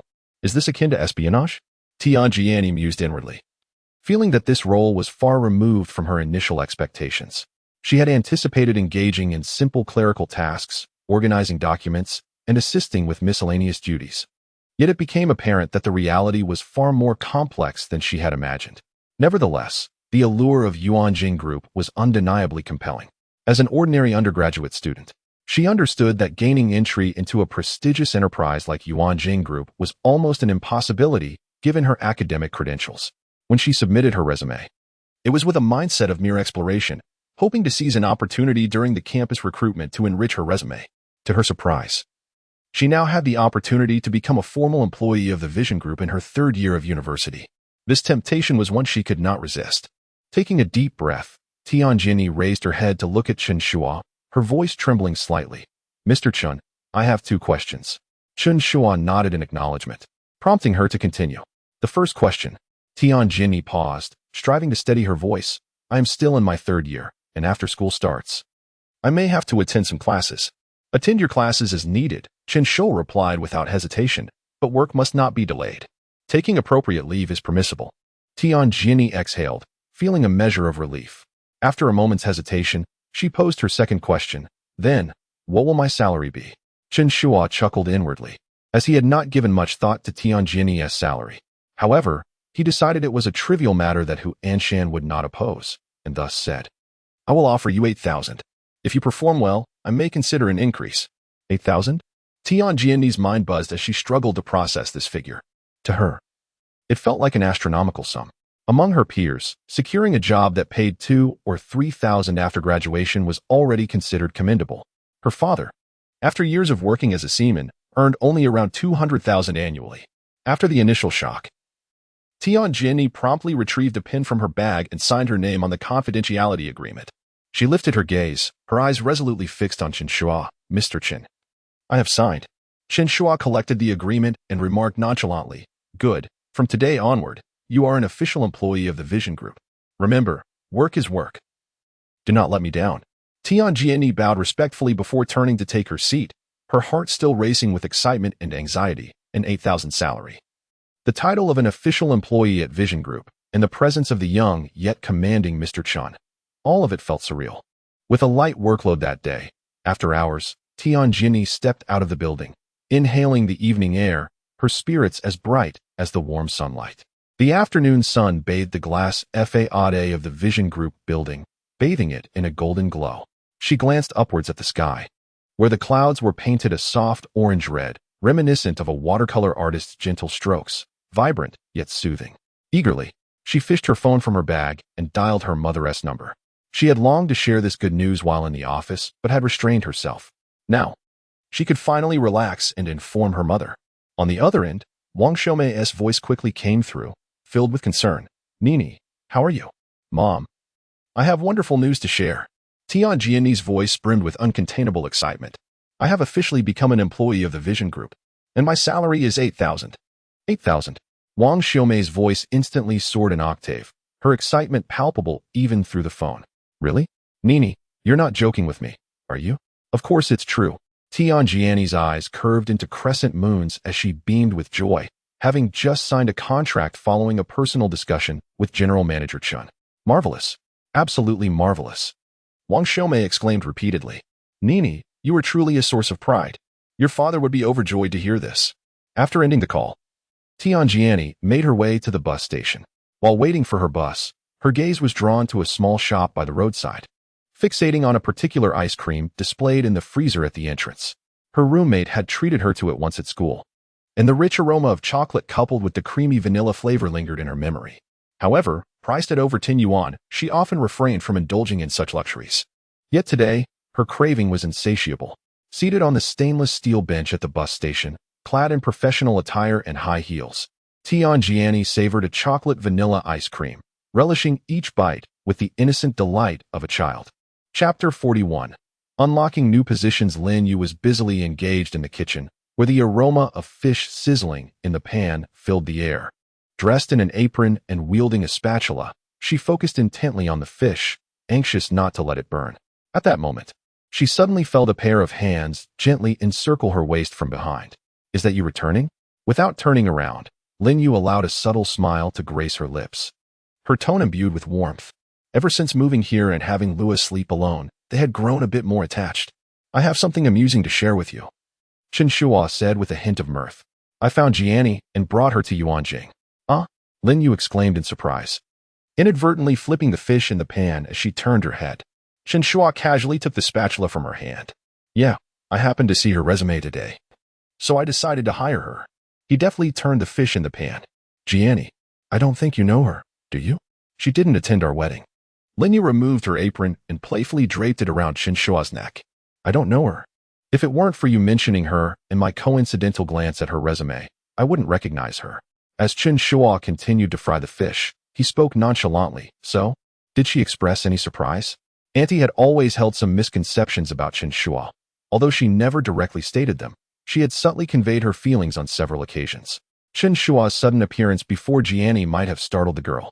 Chen Shuo chuckled softly. "That girl doesn't know me, and I haven't mentioned it to her." "Why not?" Lin Yu asked, perplexed. "Business is business, and personal matters are personal," Chen Shuo replied. "That girl has just graduated and might easily confuse the two. If she were to recognize me as her brother-in-law, I might not have hired her after all." Lin Yu felt a slight sense of relief, followed by a twinge of sentiment. Auntie must be quite pleased. Jiani securing a respectable job would surely ease her mind. "What do you intend for Jiani to do?" "What else could it be?" Chen Shuo shrugged casually. "It's merely clerical work, handling documents, sending and receiving faxes, typing, and printing. If confidentiality weren't an issue, I could have hired anyone." Lin Yu expressed her concern. "Is it appropriate to recruit a relative right after you join the company? What if the leadership has an issue with it?" Chen Shuo laughed heartily. "I have no superiors at the company. My relationship with Director Hu is one of collaboration. He gifted us an apartment, and this is an opportunity for me to lend a hand. If left to them, they would likely make a mess of it. Of course, I want to be helping without compensation." Lin Yu found his words somewhat perplexing, as Chen Shuo's recent manner of speaking often left her bewildered. Yet she could sense his calmness and confidence. "What do you mean by not helping for free? Are you suggesting another apartment gift for us? I've noticed that you women have a particular fondness for houses. But let us set that aside for now. I'll focus on securing a supermarket for my wife first." With that, he turned off the heat, plated the fish, and presented it. "When the wife is happy, perhaps we can unlock a few new positions." Lin Yu was taken aback for a moment. Then a faint blush crept across her cheeks as she playfully nudged him, exclaiming, "You, lately, have been quite frivolous." Having spent 3 days at the company, Tianjiani found her workload rather light. Most of her time was spent seated at her workstation, occasionally organizing documents or assisting Mr. Chen with printing a few materials. Mr. Chen appeared to be exceedingly busy, frequently absent from the office, leaving the expansive workspace often deserted, with only her for company. This manner of working diverged from her expectations. She had anticipated a bustling and fulfilling environment, yet it felt somewhat desolate. The layout of the 10th floor struck her as peculiar. Apart from the office of the chief consultant, there were virtually no departments on the entire floor. Just a gym and an indoor golf course, both of which were eerily empty and seldom utilized. Occasionally, Tianjiani would linger in the corridor, gazing through the glass windows at the idle facilities, pondering why such a vast space did not accommodate more departments. The sole moments of liveliness occurred during lunchtime in the cafeteria. Located on the 3rd floor of the building, the cafeteria was always crowded at meal times, with the elevators filled to capacity. The first time Tianjiani ventured into the cafeteria, She was taken aback by the scene before her, the cacophony of voices and a lengthy queue stretching from the serving window to the entrance, with nearly every seat occupied. She cautiously held her tray, seeking a quiet corner to sit down, bowing her head to eat in silence. The atmosphere in the cafeteria was vibrant, with employees gathered in small groups, enjoying their meals while engaging in lively conversations. Some were colleagues from the same department, animatedly discussing various topics while waiting in line, enthusiastically recommending the day's dishes to one another.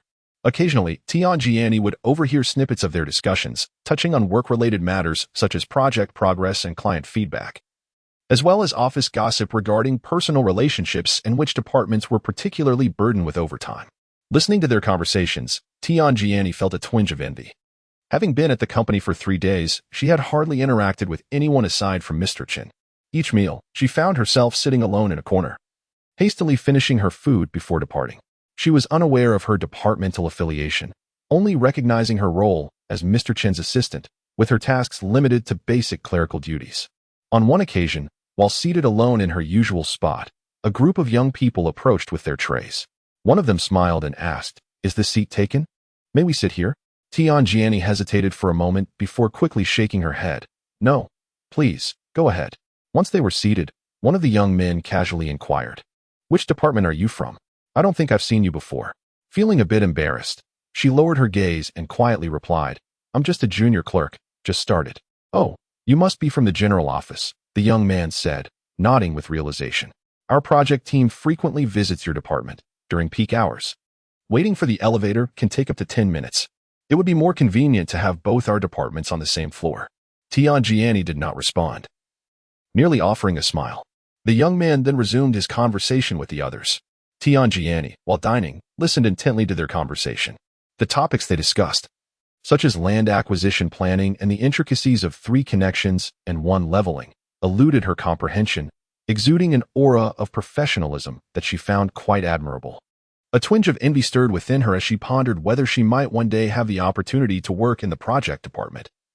Sensing that there was much to be learned, this morning, upon arriving at the company, Tianjiani initially anticipated being alone, but to her surprise, she discovered that Chen Shuo was already present. "Mr. Chen, good morning," she stammered, her words somewhat halting. Chen Shuo rose from his chair, swiftly gathering the papers on his desk in preparation for the meeting scheduled in the large conference room. "You will take the minutes," he instructed. Chapter 42. Impressive. After several days of meticulous preparation, everything was in place, poised and ready for the final draw of the bow. Before leaving his office, Hu Anshan sent a message to Chen Shuo. "Dear brother, I am heading downstairs now. See you shortly." Chen Shuo glanced at his phone and said to Tianjiani, "Let us go?" Tianjiani immediately followed, her heart racing with excitement. After nearly a week at the company, the meeting was finally about to commence. As Chen Shuo led Tianjiani into the grand conference room on the 5th floor, it was already filling up with attendees. At the main stage sat only one individual, Hu Anshan himself, positioned centrally with 2 seats left vacant beside him. As employees entered the room, upon spotting the imposing figure of Chairman Hu on the platform, they instinctively hunched down and hurried to their seats, eager to avoid drawing attention. Upon entering, Tianjiani's eyes immediately fell upon Hu Anshan. Is this the chairman of the company? How imposing. She felt a surge of nervousness and was about to follow the other employees to the back seats when Chen Shuo gently pulled her back. "Where do you think you're going?" "We are sitting up front," he remarked. Tianjiani was taken aback. "Huh, I'm sitting up front too. Quickly come up. You just need to take notes later." With that, Chen Shuo confidently strode towards the stage. Reluctantly, Tianjiani followed, her heart pounding fiercely. She could sense hundreds of eyes fixated upon her, and beads of sweat began to form on her forehead. As Chen Shuo ascended the stage, Hu Anshan had already risen to greet him. They clasped hands, and Hu Anshan gently embraced Chen Shuo's shoulder, murmuring, "Brother, today I provide the platform. I look forward to your performance." Chen Shuo smiled, his tone light. "Brother Hu, your role is just as significant." Hu Anshan waved his hand dismissively, chuckling. "I am merely performing as myself." This exchange did not go unnoticed by the audience below, sparking a wave of murmurs. Apart from a few, such as Manager Wang from the design department and Manager Feng from human resources, the vast majority of the company's mid to senior level leaders and department heads did not recognize Chen Shuo. They whispered among themselves, speculating about the identity of this young man who had taken the stage and garnered such familiarity from Chairman Hu. Manager Wang, who had previously met Chen Shuo, was particularly astonished. Isn't he the young man who designed the landscape for Chen Shuo Jiayuan? Has he truly joined our company and become the secretary to the board? Is everyone here? Hu Anshan inquired. For those who have yet to arrive, we shall not wait. Close the conference room doors now. Clearing his throat, he activated the microphone and surveyed the audience. I have emphasized the importance of discipline innumerable times in both major and minor meetings. Yet there are always those who treat it as mere background noise. Hu Anshan's voice rose sharply. We are in an industry that demands a high level of professionalism. The houses we construct are meant for people to inhabit. Our clients place their trust in us when purchasing our homes, and for families to reside in our properties is the utmost expression of that trust. How shall we reciprocate this trust? By conducting ourselves carelessly? By failing to hold ourselves to high standards? By being lax in our work? If we continue down this path, how shall we face those clients who trust us enough to make our houses their homes? He spoke with conviction, striking the table forcefully, causing the microphone to emit a harsh buzzing sound. The audience below instantly held their breath, not daring to make a sound. I have not uttered these words for the first time. I have repeated them countless times. Hu Anshan waved his hand wearily, his tone laced with fatigue. Some may grasp a fragment of it, while others remain entirely oblivious, perhaps even harboring disdain for me, feeling that as chairman, I am overly demanding and unsympathetic. I suppose I shall henceforth concern myself less with your affairs. Upon hearing this, a ripple of unrest stirred among the audience. Although no one dared to whisper, their glances began to communicate a silent exchange of thoughts. Something feels amiss today. Hu Anshan paid no heed to the audience's reaction and continued. I am not jesting with you. For the time being, I shall relinquish my oversight of you. The purpose of this meeting is to inform you that my health has recently declined. After consulting with my physician, I have been advised to recuperate and to worry less for the sake of my well-being. No matter how resilient one may be, illness compels obedience to medical advice. Thus I intend to take a period of convalescence. This announcement ignited a wave of astonishment below. The crowd could no longer contain themselves and began to murmur softly. The chairman is going to recuperate? What ailment does he have? What will happen to the company's operations? Who will manage the numerous projects in the future? Signatures and decisions, how will they be handled? This is all so sudden. Ignoring the tumult below, Hu Anshan turned his gaze to Chen Shuo, speaking earnestly. I may be stepping away, yet I remain concerned for you all. This is my specially appointed advisor, Mr. Chen, who will temporarily oversee the company's affairs. At this juncture, Hu Anshan paused deliberately, sweeping his gaze across the room, his tone laden with significance. I will also share that there may be significant adjustments to the company's operations. These changes will occur under Mr. Chen's stewardship. I would like to remain involved, but I find myself unable. His words detonated like a bombshell, instantly igniting chaos within the conference room. The shock among the attendees was beyond expression. No one anticipated that a senior advisor would suddenly descend upon them to take command of the company. The abruptness of this transition was astonishing, and the atmosphere grew increasingly tumultuous. Those from the project department, who had previously encountered Tianjiani in the cafeteria, began to converse in hushed tones. Isn't that the young lady we saw during our last meal? Indeed. What is she doing on the stage? She must have some influence. Did we say anything significant during our last meal? I don't believe we did. After concluding his remarks, Hu Anshan passed the microphone to Chen Shuo. Accepting the microphone, Chen Shuo's expression remained calm, his voice steady and resonant, as he addressed the audience, most of whom were meeting him for the first time. I am delighted to meet you, though it is tinged with regret. His gaze swept across the assembly. He felt joy for those who would seize rare opportunities for growth, yet sadness for those who would inevitably depart, some by choice, others dismissed by his hand, and these departing individuals would come to regret their choices. It matters not if you do not comprehend my words at present. Simply remember that I have articulated them. After a brief pause, he continued, let it be clear to everyone. I am here to fulfill my duties and hold no personal interest in you. My sole concern lies with your work. Should you fail to perform your tasks adequately, it matters not what your position within the company is. You will still be dismissed. Though his voice was subdued, a wave of trepidation washed over the crowd. To be forthright, Chairman who has summoned me to this company precisely to ruffle your feathers. Do you truly expect me to treat you kindly? Chen Shuo's unvarnished candor left everyone astounded. The more you curse me, the more you detest me, the greater my success becomes. Yet I remain indifferent. As long as you fulfill your responsibilities, your disparagement shall not impact your earnings. While you may only whisper behind my back, I dare to confront you directly. This is where you find yourselves at a disadvantage.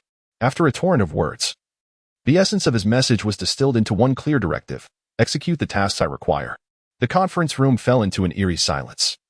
All present rendered speechless by Chen Shuo's declaration. The very air seemed to thicken. Even Tian Jiani momentarily forgot to take notes, staring at Chen Shuo in awe. How impressive. Chapter 43. Conflict is the mother of success. As the meeting concluded, Hu Anshan departed without a backward glance, striding directly from the company premises.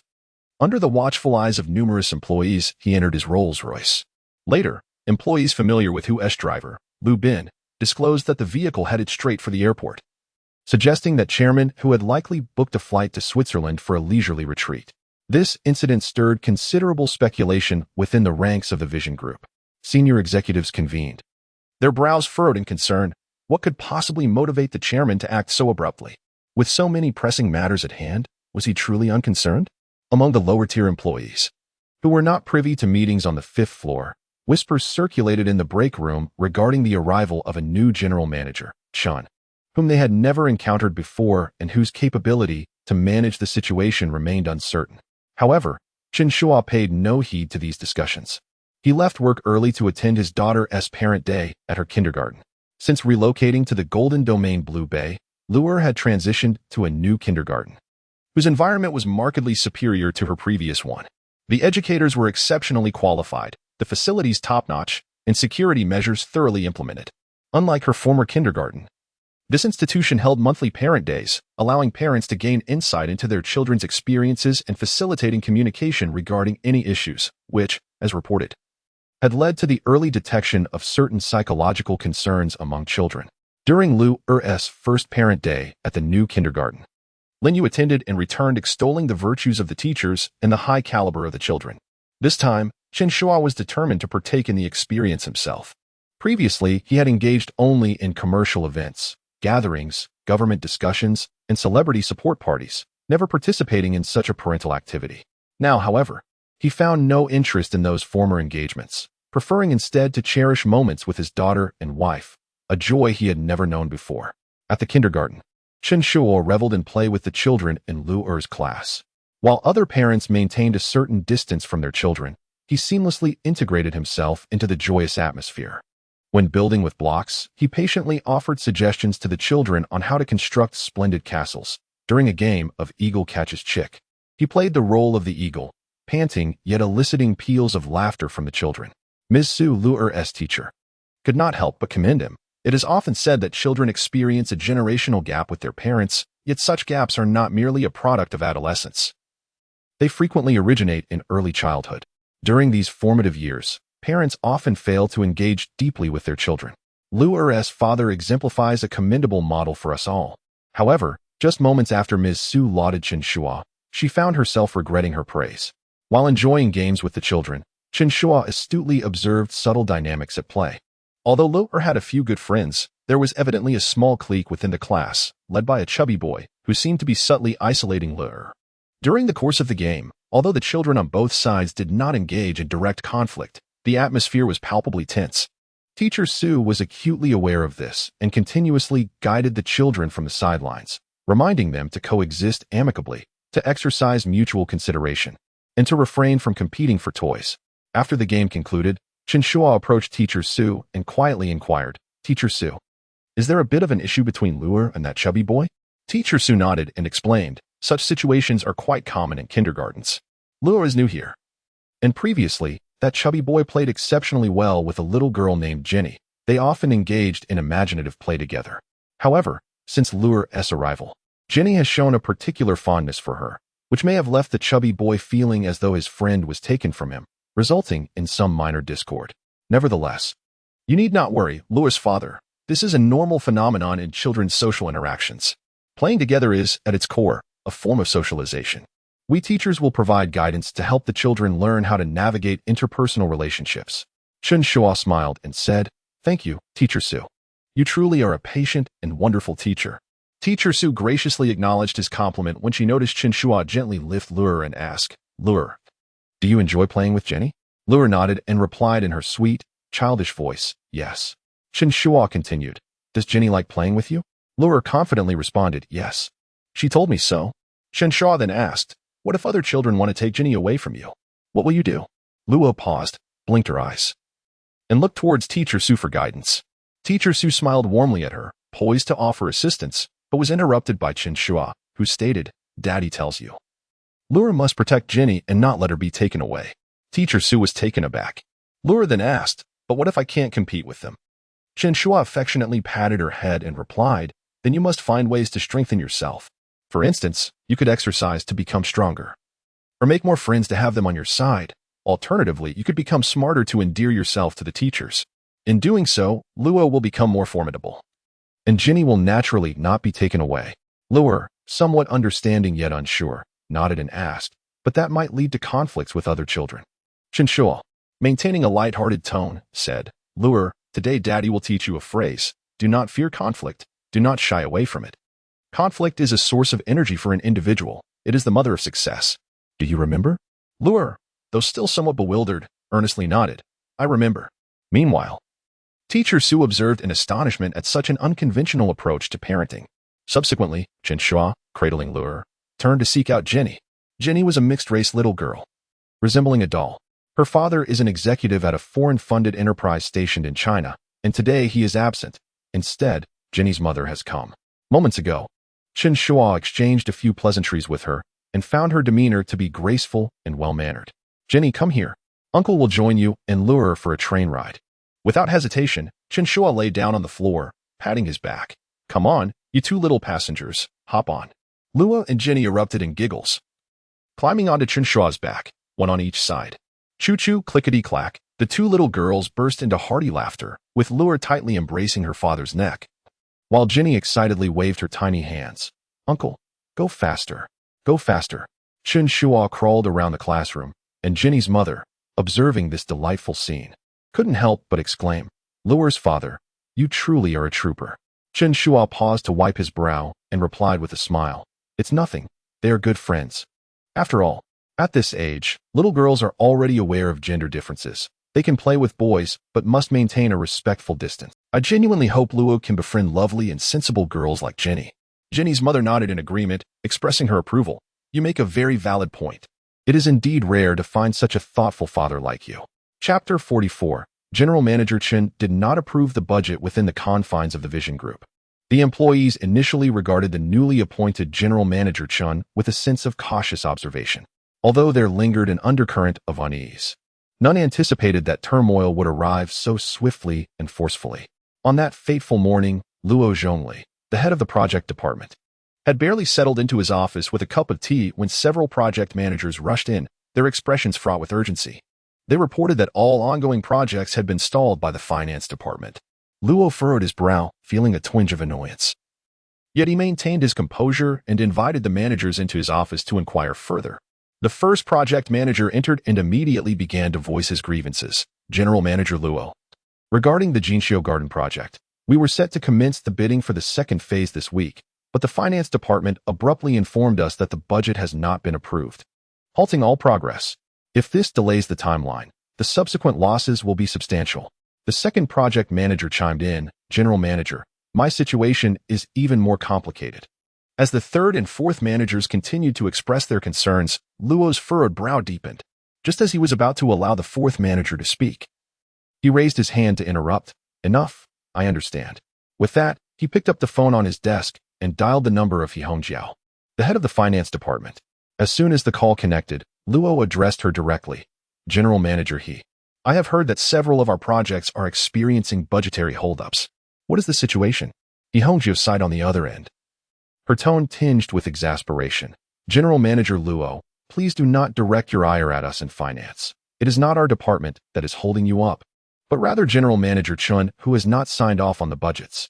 With Chairman Hu currently absent, all budget expenditures require General Manager Chen's approval. Without his signature, we are powerless. Luo was momentarily taken aback, struggling to comprehend. Why would General Manager Chen obstruct us? These projects have already received the company's approval. In a hushed voice, he replied, I cannot say for certain. However, I must warn you. I overheard a colleague who approached General Manager Chen for his signature mention that not only are these new projects affected, but even some previously approved projects under construction will need budget reductions. I cannot verify the truth of this, but it would be wise to prepare yourself for the possibility." After hanging up, Luo remained frozen, the receiver still in hand, his mind swirling in confusion. What is happening here? Reducing budgets? Even approved projects being cut? What could this possibly mean? Suddenly, he sprang to his feet. The more he contemplated, the more he sensed something was amiss. He swiftly grabbed his mobile phone and reached out to several high-ranking executives with whom he had a good rapport, seeking clarity on the situation. However, as he inquired, he found that everyone was equally perplexed, none understanding General Manager Chen's intentions. "General Manager Luo, you must devise a plan quickly.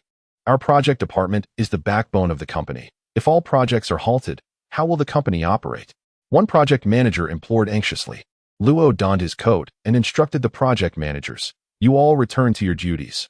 Carry on as usual. I will seek out General Manager Chen for clarification." With that, he strode purposefully out of the office, making his way directly to Chen Shuo's office. On the 10th floor, within Chen Shuo's office, as Luo Zhongli entered the room, he immediately spotted Chen Shuo seated behind the desk, holding a document. Upon hearing the footsteps, Chen Shuo looked up, smiled, and rose to greet him, saying, "Mr. Luo has arrived. Jin and I, please fetch a cup of tea for Mr. Luo. Please, make yourself comfortable." Luo Zhongli managed a strained smile. Before Tianjin and I could bring the tea, he eagerly inquired, "Mr. Chen, the finance department mentioned this morning that our project budgets have been stalled. Are you aware of this?" Chen Shuo nodded, his tone calm. "Yes, I instructed finance to halt them." Luo Zhongli was taken aback by Chen Shuo's directness, and a flicker of anger stirred within him. Yet, he restrained his emotions and asked, "Why? These projects were long approved by the company. What will happen to the timelines now that they are suddenly on hold?" Instead of answering directly, Chen Shuo turned to retrieve a folder from Tianjin's desk, extracted a piece of paper, and presented it to Luo Zhongli, maintaining his composed demeanor. "Since you are here, Mr. Luo, I would like to ask you a question. According to the company's established regulations, departments such as the project and sales teams are subject to an elimination process based on performance. Why was there no elimination in your project department last year?" Luo Zhongli took the paper and glanced at it, his expression darkening immediately. The document listed several names, all of whom had ranked at the bottom in last year's comprehensive evaluations. He opened his mouth to explain, but Chen Shuo continued, "Not only were these individuals not eliminated, but new projects have also been assigned to them this year. Mr. Luo, is your project department a pig farm?" Those words struck Luo Zhongli like a slap. An unvarnished humiliation for the head of a project department to be compared to a pig farm. He fought to contain his anger. "Mr. Chen, you may not be fully aware of the situation. While it is true that the elimination process is a company policy, these individuals are exceptional cases. Their contributions lie not within the projects themselves, but in their relationships with external friends and clients, which have been significantly beneficial to us. Why not simply say they are well connected? Everyone in real estate understands this," Chen Shuo retorted with a cold smirk. "We are a private enterprise. And while certain realities are unavoidable in this industry, I understand that. However, those with connections must still deliver results. Otherwise, why should the company continue to support them? I do not even demand excellence. I would be willing to tolerate them as long as they are competent enough not to fall into the bottom ranks. Moreover, even if they were to land at the bottom, as long as their work attitude was satisfactory, that would suffice. Each finger varies in length. The company is not devoid of humanity. But what about these individuals?" As he spoke, he emphatically pointed to the names on the list, his tone growing increasingly stern. "This one has only clocked in for 10 days in a month. That one has exceeded fuel expenses by 8,006, and this one has repeatedly delayed project timelines, resulting in a mountain of client complaints. How can you still keep such individuals in the company and assign them projects? Mr. Luo, is it your judgment that is flawed? Or is it mine?" Luo Zhongli was rendered speechless by Chen Shuo's barrage of words, his complexion shifting from red to pale and then to a shade of green, filled with a mix of anger and urgency. Gritting his teeth, he declared, "Mr. Chen, since you are well versed in the industry, you must understand that we do not operate in a vacuum. The individual who clocks in for only 10 days a month has connections to the Jiang District Finance Bureau. The one exceeding fuel expenses is the child of the deputy director of the development zone. The company maintains relationships in this manner, and given the current commercial environment, it is clear that clarity often leaves little room for success." Before he could finish, Chen Shuo abruptly threw his pen onto the table with a sharp sound that echoed unnaturally in the quiet office, choking off Ro Zhongli's words. Is the presence of fish truly your concern, Mr. Ro? I advise you to clarify your position. As the head of the project department, your focus should be on the quality and progress of the project. Other matters fall under the purview of the public relations and general affairs departments. What relevance do they hold for you? Do not lose sight of your priorities. Ro Zhongli felt as though a colossal weight pressed upon his chest, the frustration surging within him without an outlet, leaving him in a state of profound discomfort. After a brief silence, he abruptly rose from his seat, the chair creaking in protest behind him. Fine, you are in charge. Eliminate whomever you wish. With that, he stormed out of the office without a backward glance. Tianjiani entered, carrying a cup of tea, and inquired, Mr. Chen, why did Mr. Ro leave so quickly? He hasn't even had a sip of tea. Chen Shuo smiled lightly and waved his hand. It's nothing. He likely has no inclination for tea at this moment. Just place the tea on my desk. Chapter 45. Let's wait for the call from the Human Resources Department. Luo Zhongli pushed open the door to his office, his countenance ashen, and sat heavily in his chair, evidently still seething with anger. The recent conversation with Chen Shuo had left him boiling with frustration. Chen had offered him no semblance of respect. Luo Zhong, how did it go? A few project managers inquired, gathering around. Luo Zhongli waved his hand dismissively, his tone irritable. Don't mention it. I couldn't get through to him. There was simply no room for discussion. Upon hearing this, the project managers immediately responded, so what do we do now? If the budget isn't approved, everything else is at a standstill. Who will take responsibility for the delays? Just as Luo Zhongli was about to speak, the telephone on his desk rang abruptly. He picked up the receiver, and on the other end was Director Feng from the Human Resources Department. Luo Zhong, I hear you had a disagreement with Chen Zhong? Feng's voice was laced with caution. Luo Zhongli let out a cold laugh. Disagreement? Who am I to challenge him? Chen Zhong has blocked the budgets for several of our projects. I approached him for clarification, and instead, I was reprimanded. I didn't even utter a word. We just listen when our superiors speak. Feng sighed. Old Luo, please don't take it personally. I didn't call to gawk at the situation. I just received a fax from Chen Zhong's office requesting the dismissal of several managers from your project department who ranked poorly in last year's evaluations. I wanted to discuss this with you. Luo Zhongli clutched the phone tightly, inhaling deeply, his expression growing even grimmer. He fell silent for a few seconds before responding. Old phone, thank you.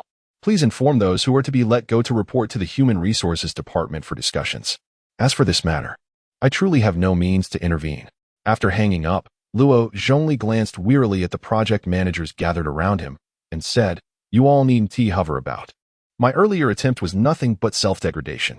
As for the projects at hand, let us not concern ourselves with them. Just return and await the call from the Human Resources Department. An oppressive silence enveloped the office.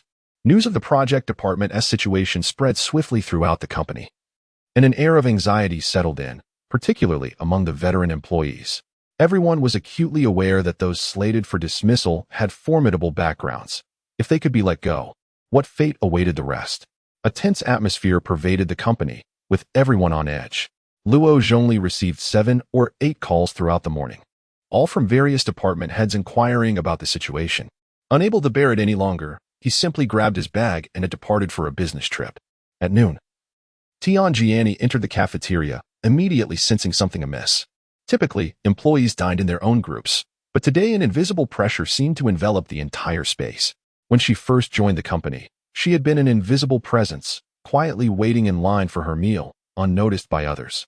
However, during a company meeting, she had taken notes beside the chairman and Chen Zhong, suddenly becoming the center of attention. Since then, some colleagues had begun to smile at her, even nodding in acknowledgement. Yet today, the atmosphere had shifted once more. The glances directed at her were peculiar, tinged with a sense of detachment, yet also tinged with a hint of servility. As she joined the queue, the 2 individuals ahead of her promptly shifted to another line. A chill ran through Tianjiani, but she steeled herself, collected her meal, and seated herself in her usual corner. After taking a few bites, someone called out to her, Manager Tian. Tianjiani was momentarily taken aback, quickly waving her hands in denial. No, I am merely a junior clerk, certainly not a manager. The visitors were Lu Yi and Yuan Ming from the project department, who had previously clashed over a meal. They took their seats opposite her, and Lu Yi lowered his voice, saying, Manager Tian, I am Lu Yi. And this is Yuan Ming. I sincerely apologize for last time. Is it true that the company is planning to downsize? Tianjiani grimaced. I truly do not know. I wouldn't dare inquire about matters concerning the leadership. Lu Yi, undeterred, pressed on. Will the budgets for ongoing projects be restricted? The atmosphere in the project department is tense. Could you provide some insights? Tianjiani shook her head. I have only recently joined the company.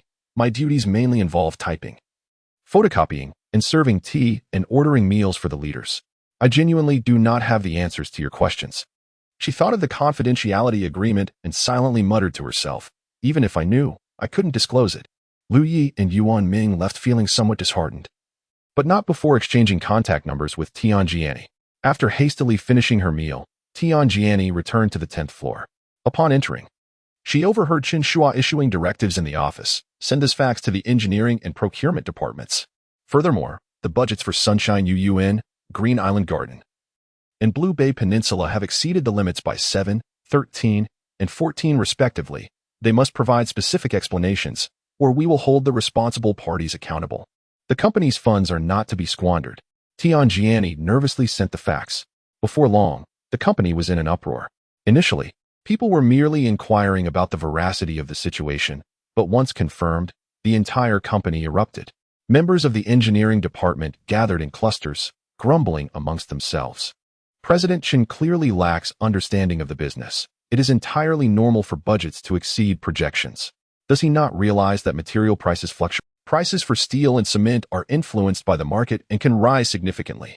Although we set aside a portion of funds during budget planning, the actual increases have surpassed expectations. Can we be blamed for that?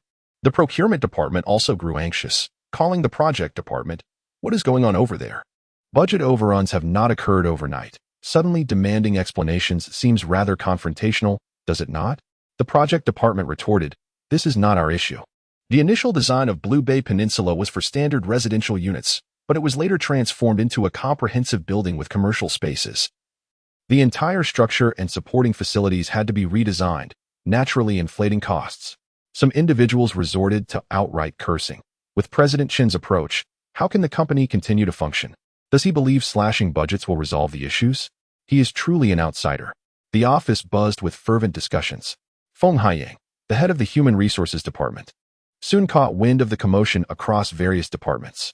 The project, engineering, and procurement departments were embroiled in chaos, with implications even reaching the finance department, which left him feeling overwhelmed. He was unconcerned with engineering affairs, but was preoccupied with the thought, if President Chen were to initiate layoffs, the pressure on the Human Resources Department would be immense. Consequently, he made a call to General He in the finance department, only to learn that the company's financial situation was quite stable, with no issues reported. Even the few outstanding debts were long-term, and there was no immediate pressure on cash flow. That is indeed puzzling. Why would Chairman Hu bring General Manager Chen into the company in such a manner? As he pondered this, the secretary entered with a fax, stating it had just been sent from the 10th floor. Feng Haiyang hurriedly picked it up, and, after a brief glance, his scalp prickled with alarm. He immediately instructed the secretary, place a call to the 10th floor and inquire if Xiao Tian can check if General Manager Chen is available. I need to speak with him at once. Chapter 46. What an inexperienced fool. Feng Haiyang ascended to the 10th floor and pushed open the door to Chen Shuo's office. Tianjiani was busy brewing tea. Upon noticing his entrance, she promptly greeted him with a smile. President Feng, please have a seat. The tea will be ready shortly. Feng Haiyang waved his hand gently, his tone amiable. No need to fuss, Xiao Tian. I merely wish to have a brief chat with President Chen, and then I shall take my leave. Tianjiani nodded, harboring a favorable impression of Feng Haiyang. When she first joined the company, she had encountered him in the HR department. During that time, Feng Haiyang had treated her with kindness, displaying no airs of superiority. Even when she, along with other applicants, referred to him as Manager Feng, he had showing no sign of annoyance. She felt that this head of HR was genuinely considerate towards the employees. As she pondered this, Chen Shuo entered from outside, wiping sweat from his brow with a towel. My apologies, President Feng. I was just running on the treadmill and lost track of time. Feng Haiyang chuckled. Exercise is indeed beneficial. Many white-collar workers today neglect physical activity, spending long hours seated before their computers. Over time, this can lead to issues with their lumbar and cervical vertebrae, as well as problems with blood sugar and lipids. Chen Shuo nodded earnestly. You are absolutely correct, President Feng. Great minds think alike. I have observed this issue since joining the company. Those in engineering who do not visit the construction sites, what can they truly accomplish from their desks? And the procurement team, have they conducted regular on-site evaluations with suppliers? Some exhibitions and market promotions are outsourced. Do they simply enjoy leisurely tea in the office? As for the design team, how often have they visited the actual sites? President Feng, the issue you raised today is crucial. I believe the company requires a thorough rectification. Feng Haiyang felt as though he had been trampled by a wild camel, utterly bewildered. How could a mere casual remark lead Chen Shuo to such extensive conclusions? And now he proposed a company overhaul. This was not what he had intended at all. He quickly gestured, no, that's not. President Chen, I did not mean it that way. I came to speak with you because I noticed a fact sent to our HR department. There are two individuals who cannot be dismissed. Chen Shuo settled into his chair, responding coolly, go on. Feng Haiyang hurriedly explained, one is Li Hanxiang from the engineering department. He is the nephew of the district chief of Jiabei, who treats him like a son. The other is Zhang Mingrui from the procurement department. She is the daughter of Deputy Director Zhang from the City Planning Bureau. If we were to terminate her, future dealings between the company and the Planning Bureau would become quite awkward.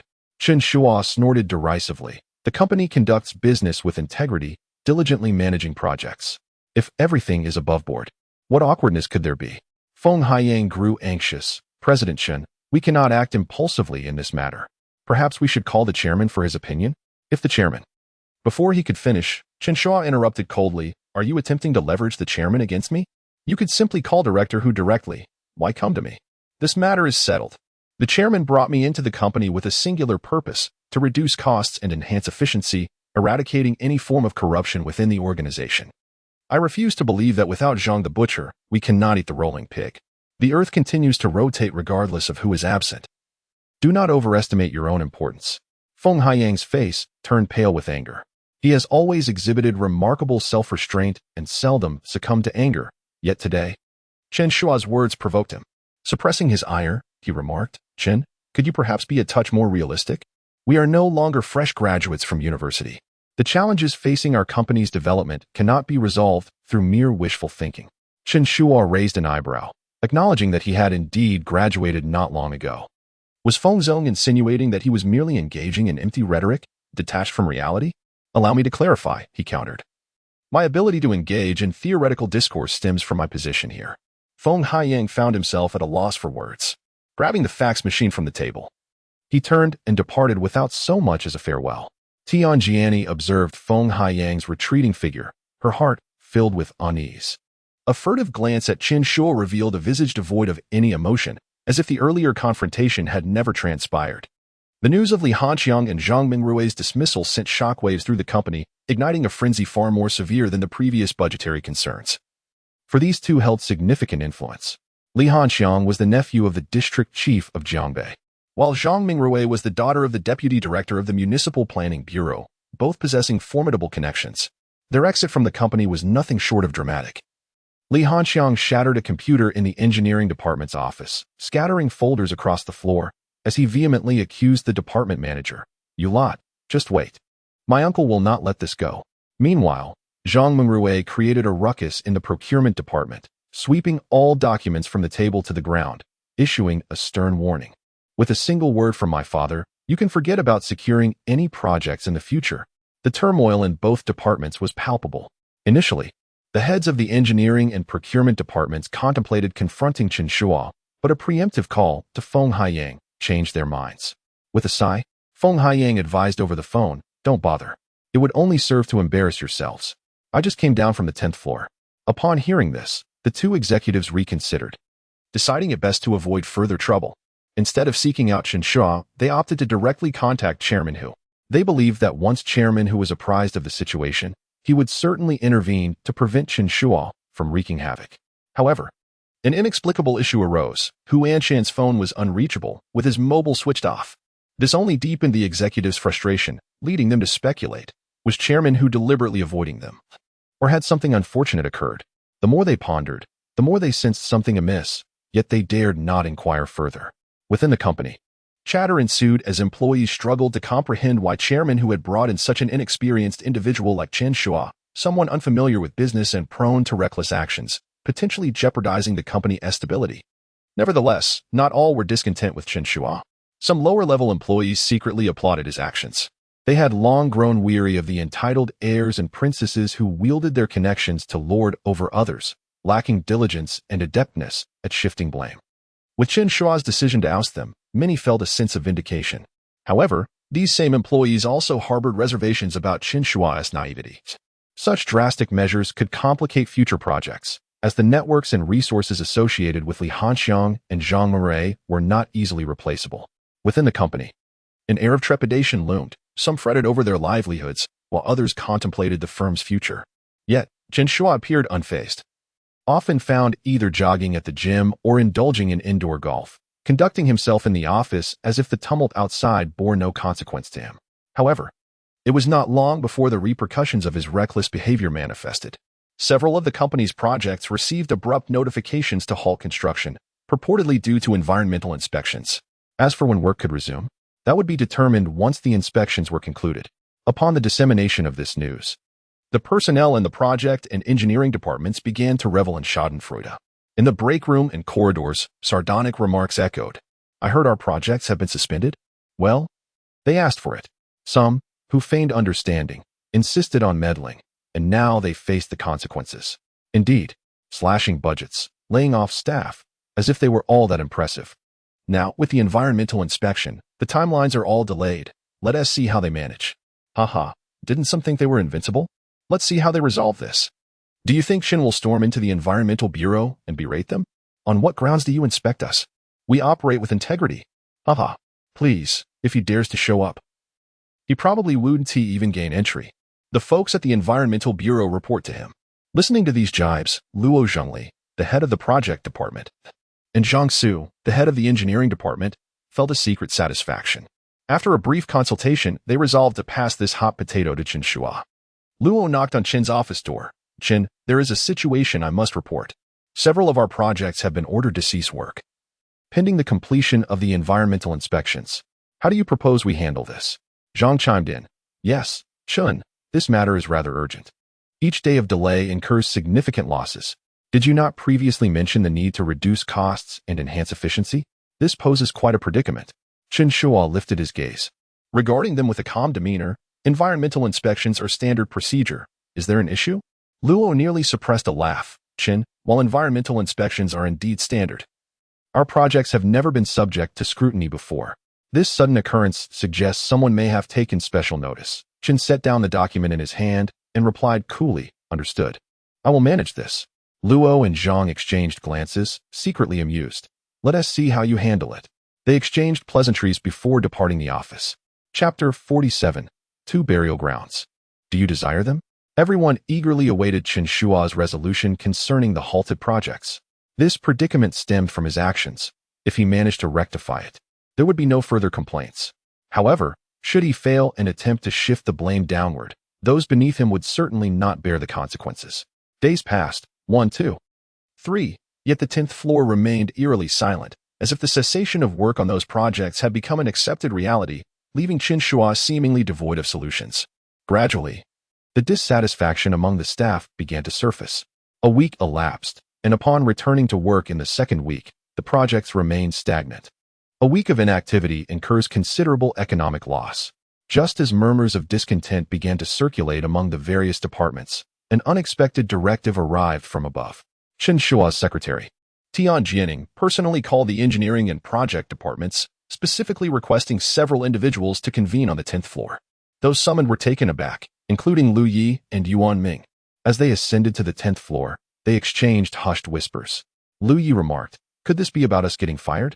Although they had grumbled a bit, neither wished to lose their jobs. The income from Yuan Jing was indeed enticing.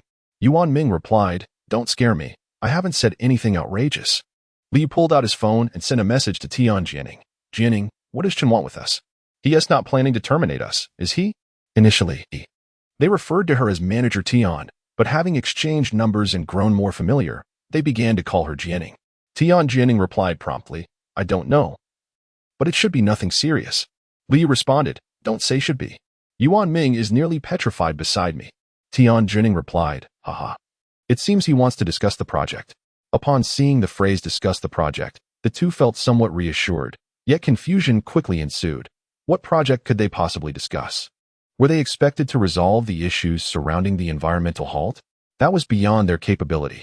Upon arriving at the 10th floor, they found a total of 7 or 8 individuals gathered. Tian Jianing, clutching documents, led them into a small conference room. Once inside, they were taken aback. Not only was Chen Shuo present, but several unfamiliar faces were engaged in discussion with him. Chen Shuo, noting the assembly, said, "Please take a seat. Jianing, bring each of them a bottle of mineral water, and then close the door. Also, order lunch. We will be working in this conference room today." Everyone hurried to find their seats. At that moment, someone recognized the person across from them. It was Li Dong, the general manager of Shanghua Real Estate, accompanied by several other executives from the company. Lu Yi and Yuan Ming exchanged glances, their confusion deepening. Shanghua Real Estate? What could their purpose be? Shanghua was a formidable real estate enterprise in Ninghai, consistently ranking second or third, fiercely competing with another company, Jinrui Real Estate. Once everyone was seated, Chen Shuo addressed the group. "The reason for calling you here today is to discuss a project. Mr. Li from Shanghua has some collaborative intentions. And since you are the backbone of the project and engineering departments, it is essential for you to listen in, as there may be matters requiring your input later." These individuals were initially perplexed, yet within a mere 10 minutes, they grasped the astonishing revelation. Director Chen intended to sell off several environmentally halted projects. The conference room fell into a silence so profound that one could hear a pin drop. Eyes darted from one person to another, expressions brimming with astonishment. Yet no one dared to speak first. Rather than resolving the project issues, the solution was to dispose of them altogether? This was indeed a ruthless approach. The underlying concern was the financial loss this would entail. Li Dong from Shanghua Real Estate remarked, "Director Chen, we are inclined to accept this proposal. After all, Yuanjing is the foremost brand in our Ninghai real estate market, and its projects are undoubtedly of high quality. However, these projects are currently halted. You intend to sell them just as they are." As Li Dong spoke, he found the situation increasingly incredulous. Having worked in the real estate sector for over a decade, he had never encountered such a scenario. Initially, he had merely heard rumors of Yuanjing's halted projects and had casually inquired, only to be taken aback by Yuanjing's outright agreement to sell. This development left him utterly bewildered. Chen Shuo chuckled lightly, adopting a relaxed tone. "Director Li, surely you do not believe we cannot resolve a few environmental issues? To be candid, the company's developmental strategy has been adjusted. Those projects were already slated for pre-sale." Li Dong immediately furrowed his brow. "A change in developmental strategy? How so?" "What about Chairman Hu?" "Chairman Hu is currently abroad on an inspection," Chen Shuo explained. "The handling of these projects has been delegated to me. Director Li, your concerns do not contribute to the viability of this transaction." Chen Shuo shrugged. "Chairman Hu is a visionary. His insights may be beyond your grasp. He believes the real estate sector has a mere decade of vitality left. It is on the verge of decline. His focus has shifted towards high-tech manufacturing, the eldercare industry, and even film production. Are you inclined to follow suit? It serves no purpose. Yuanjing Group cannot entirely abandon real estate. However, nearly all current revenue streams derive from this sector. The chairman is preparing for diversification. What am I to do? This company belongs to him, and he will navigate it as he sees fit."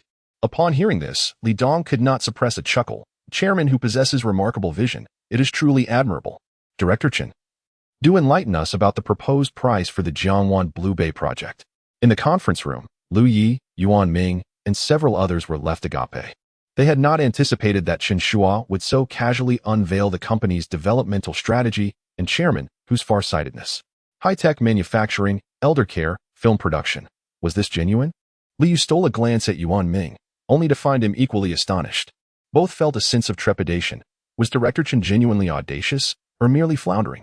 As negotiations progressed, the atmosphere in the conference room grew tense.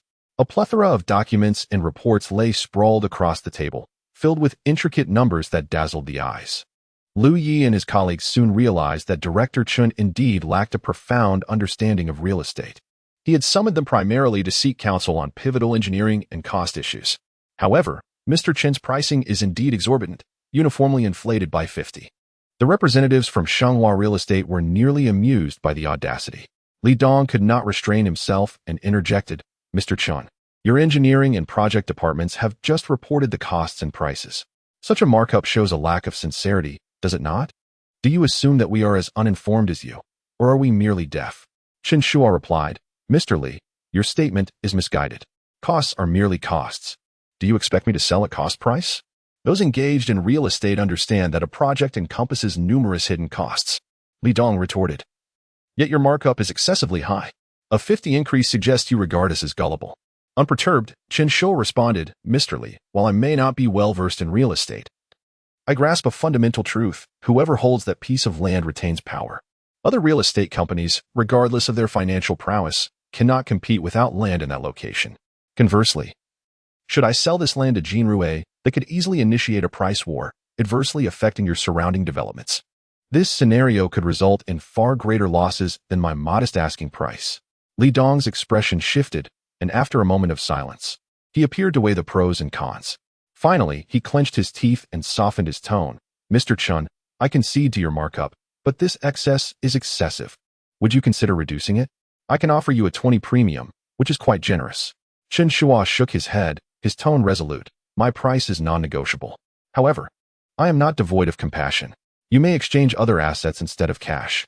Li Dong seemed momentarily taken aback by Chen Shuo's insatiable greed, and after a lengthy pause, he inquired, other assets? Our company possesses 2 plots of burial land in the southeast district. Would you be interested? Chen Shuo replied, absolutely. Why would I decline? With the aging population, the funeral industry is indeed a golden opportunity. Li Dong responded, consider it yours. We are only adept at concrete and steel, not in these burgeoning sectors. A 15 premium for the 2 burial plots in the southeast district is yours. Mr. Chen smiled and extended his hand. It's a deal. Chapter 48. The Burial Vault in Wang Chunli at Jinyu Lanwan. Hu Anshan sat on the sofa in Chen Shuo's home, clutching the freshly signed contract. His smile, so wide it seemed it could not be contained. He examined the document repeatedly, murmuring, brother, we truly struck gold this time. The 2 cemeteries in the southeast district, Qingyuan and Xiaoyuan, combined form an extensive area. Shenghua Real Estate was compelled to take over back in the day by the government. It was unavoidable. Now, fortune smiles upon me. After his exclamation, a sudden frown crossed his face as he turned to Chen Shuo, asking, but brother, although these plots are indeed promising, they are, after all, burial grounds. Will buyers harbor superstitions about developing them? Who would want to reside atop a grave? Chen Shuo chuckled and waved his hand dismissively. Brother Hu, you are overthinking it. There is nothing to be superstitious about. It entirely depends on how you market it. According to the theories of metaphysics and the 5 elements, locations with graves are actually associated with wealth. Have you ever heard of burial vault fortune? A grave serves as a repository, akin to the winter storage in autumn harvests, where food is stored in winter awaiting the vibrancy of spring. Those who encounter this fortune are referred to as Wanchuan. Upon hearing this, Hu Anshan's eyes lit up, and he slapped his thigh in delight. Brother, your words are indeed insightful. I am thoroughly impressed. No wonder you can design such splendid landscapes. You even grasp the nuances of feng shui. I admire your wisdom. In light of this, I shall name the 2 developments Wang Chunli. Chen Shuo smiled, but refrained from responding. What did he know of feng shui? It was merely a result of exposure during his time in real estate. Moreover, whether he believed it or not was inconsequential. What mattered was that clients did. He recalled an instance when constructing an international school in the city, where a French headmaster had, in succession, sought a lama, a Taoist priest, and a Roman pastor to perform blessings. He had nearly burst into laughter, but could only nod along. Hu Anshan remained in high spirits, repeatedly reviewing the contract and murmuring, Wang Chunli, Wang Chunli. What a delightful name. It rolls off the tongue. Brother, your mind is truly brilliant. We must collaborate more in the future. Chen Shuo nodded, yet inwardly mused that while Hu Anshan was shrewd, he often became overly enthusiastic. However, it mattered little. The land was already secured. At that moment, Lin Yu entered, carrying a platter of sliced fruits and 2 cups of hot tea, her smile radiant as she gently placed them on the coffee table. She warmly invited Hu Anshan, Mr. Hu, don't just chat. Please enjoy some tea and fruit. Hu Anshan waved his hand, beaming, sister-in-law, please, there's no need for formality.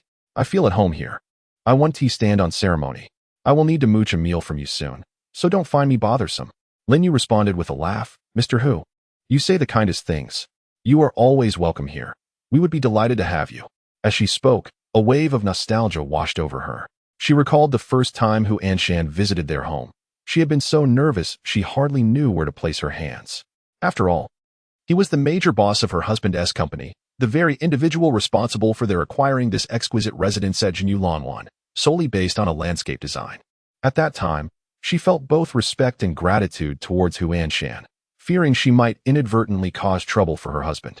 Gradually, she began to sense that something was amiss. The interaction between Hu Anshan and Chen Shuo bore no resemblance to that of a superior and subordinate. Rather, it felt more akin to that of old friends. More often than not, it was Hu Anshan who posed questions to Chen Shuo. "Brother, how should we handle this? What about that?" Occasionally, Chen Shuo would respond with indifference. Yet Hu Anshan, far from taking offense, appeared almost comically eager to please. This left Lin Yu with a sense of disorientation. Eventually, however, she acclimated to it. As Hu Anshan's visits became exceedingly frequent, sometimes even occurring 8 times within a single week. Occasionally, he would arrive bearing wine, at other times, groceries. And he even brought toys for Lure. With such regularity, adapting became an inevitable necessity. Today, it seemed that Hu Anshan was once again set to dine at their home. As Lin Yu glanced at the time, she prepared to step out to purchase groceries and pick up Lure from kindergarten. At that moment, her phone rang. Upon checking the screen, she saw it was her brother, Lin Gang, calling. Yeah, Uncle is back. Mom and Dad mentioned a family dinner tonight. Please bring Lure along." Lin Gang's voice resonated from the other end, carrying an implicit message Chen Shuo should not come. Lin Yu felt a twinge of discomfort. She was aware that her family had always harbored reservations about Chen Shuo, believing he was unworthy of her. However, her aunt had treated her well since childhood, and it would be inappropriate not to attend, given that her uncle was rarely home. She pressed her lips together and replied, "All right, I will be there," before ending the call. After hanging up, she glanced apologetically at Chen Shuo and softly remarked, "My brother called. He said Uncle is back, and there will be a family dinner tonight. He asked me to bring Lure along." Upon seeing his wife's expression, Chen Shuo immediately understood. He smiled and replied casually, "You should go. I will stay home and enjoy a few drinks with President Hu, so I won't be joining." Hu Anshan, overhearing this, chuckled. "Oh, don't feel bad, my brother. If you have matters to attend to, go ahead. Don't worry about me." Chen Shuo waved his hand dismissively. "It's nothing. Let them go. It's not a significant event." He then turned to Lin Yu, advising, "Make sure you take a taxi instead of squeezing onto the bus with our daughter." Hu Anshan promptly interjected, "Why take a taxi? My car is right downstairs. I'll call Xiao Lu to give you a ride." Chen Shuo nodded in agreement, no longer insisting otherwise. Ever since the incident at the kindergarten, he had felt a lingering unease about his wife and daughter venturing out alone. Although that bear-like man had backed down, it was always prudent to exercise caution. With Hu Anshan's car available, he felt considerably more at ease. Furthermore, Hu Anshan's driver, Lu Bin, was a former Special Forces soldier, far more capable than he himself. Lin Yu had already ridden in Hu Anshan's Rolls-Royce on several occasions. Just last weekend, Hu Anshan had taken their family to a hot spring resort in a neighboring province for a 2-day getaway. Lu Bin, now familiar with her, greeted her with a smile as they entered the car. "Sister-in-law, where are we headed today?" Lin Yu provided the address, and Lu Bin nodded, starting the engine. On the way, he playfully engaged Lure. "Lure, are you excited about going out to eat today?" Sitting in her child's seat, Louis swung her little legs and beamed. "Yes. I want to eat big shrimp." The dining establishment is called Lao Ming's Home Cuisine, conveniently situated adjacent to the Ninghai Wholesale Market, not far away. Lin Yu's father, Lin Desui, shares a cordial relationship with the proprietor, Lao Ming, appreciating the quality of the dishes and the reasonable prices, which is why their gathering was arranged here. Outside the restaurant, Lin Desui, his uncle-in-law Tian Guangshuan, and the owner Lao Ming were engaged in a leisurely conversation while Tian Guangshuan had recently returned from a voyage to South America, bringing back 2 packs of Colombian Marlboro Red, which he was generously offering to the others to sample. Since smoking was prohibited in the private room, they opted to indulge right at the entrance, enveloped in clouds of smoke while discussing various topics. Just as their conversation reached a lively crescendo, a Rolls-Royce glided up to the restaurant and came to a halt. The 3 men paused, momentarily forgetting their cigarettes. As Lin Desui squinted and muttered, "Who could that be, arriving in such an extravagant vehicle for a meal here?" Chapter 49. The daughter becomes a mistress to a wealthy man at 5 in the afternoon. The sunlight cascaded down upon the streets of the Ninghai Wholesale Market, mingling with the aromas of sizzling oil and stir-fried dishes outside Old Ming's family restaurant. Lin Desui, Tian Guangshuan, and Old Meng stood there, smoking their cigarettes while observing a sleek black Rolls-Royce approaching slowly. The vehicle came to a halt about 20 meters from the restaurant, unable to navigate the narrow road ahead. Suddenly, Old Meng snapped his fingers, exclaiming, "Oh, isn't that the car of the chairman of UNG Group?" He chuckled, yet deep down, he understood the significance of Hu Anshan, the chairman of UNG Group, and could hardly believe he would deign to dine at his modest establishment.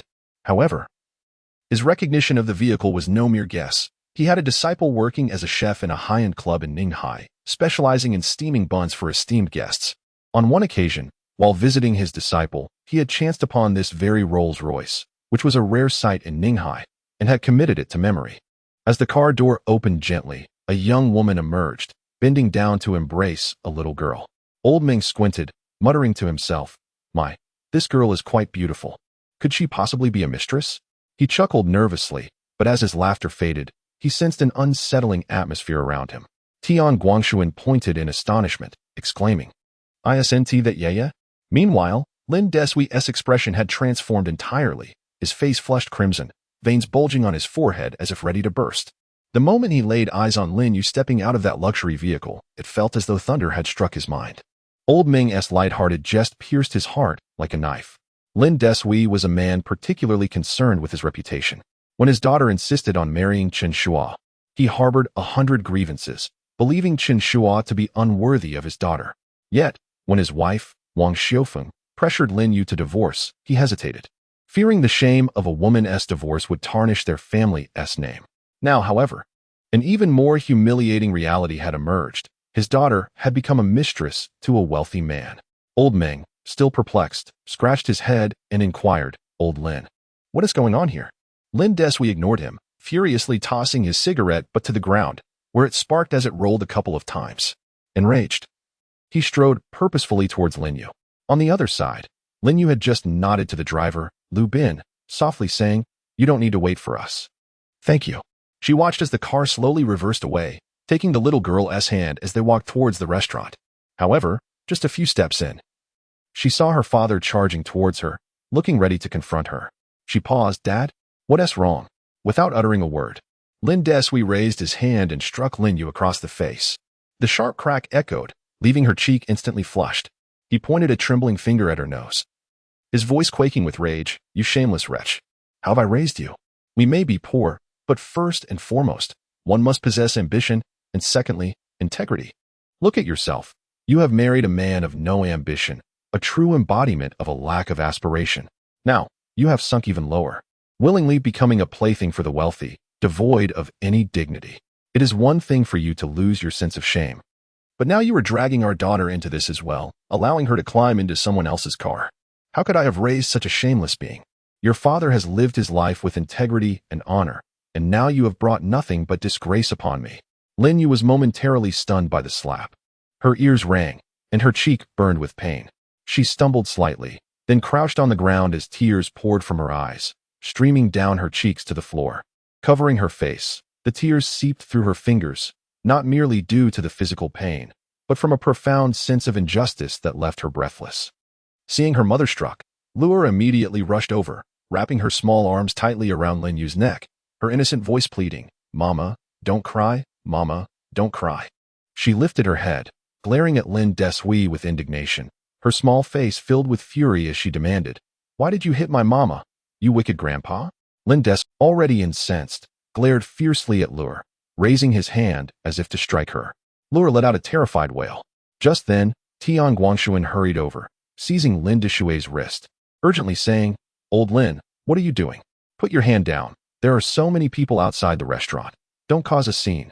He positioned himself between Lin Desui and Lin Yu and turned to Lin Yu, urging, "Yeah, quickly go inside. Your aunt is waiting for you. Go find her." Lin Yu sprang to her feet, clutching Luer, defiantly meeting Lin Desui's gaze. "What gives you the right to strike me? Just because you are my father? Since marrying, all you have done is criticize. What have you ever done to help me? When Luer was hospitalized, facing life and death, you did not come to my aid, but instead came to the hospital to pressure me. Luer requires countless injections every day, and at that time, you came to demand a house. Have you ever considered my feelings?" Lin Desui trembled with rage, pointing at her and cursing, "That is your own doing. Lin Yu fiercely wiped away her tears, letting out a cold laugh. Very well. From now on, I shall bear my own consequences. It has nothing to do with you. If you feel I have brought you shame, then I shall simply leave. With that, she tightly embraced Lure and turned to depart. Her uncle Tian Guangshuan called after her. Yeah, where are you going? Come back. But Lin Yu did not look back, tears streaming down her face, making it difficult to see the ground beneath her. In the private room of the Lao Ming family restaurant, a table laden with steaming dishes, braised fish, stewed pork ribs, and stir-fried greens filled the air with enticing aromas. Yet, the diners had little appetite. Seated around the round table were Lin Deshui, Wang Xiufeng, Lin Gang, Tian Guangshuan, Tian Jiani, and Aunt Wang Xiumei, with one chair conspicuously empty, creating a silent void that weighed heavily on the atmosphere.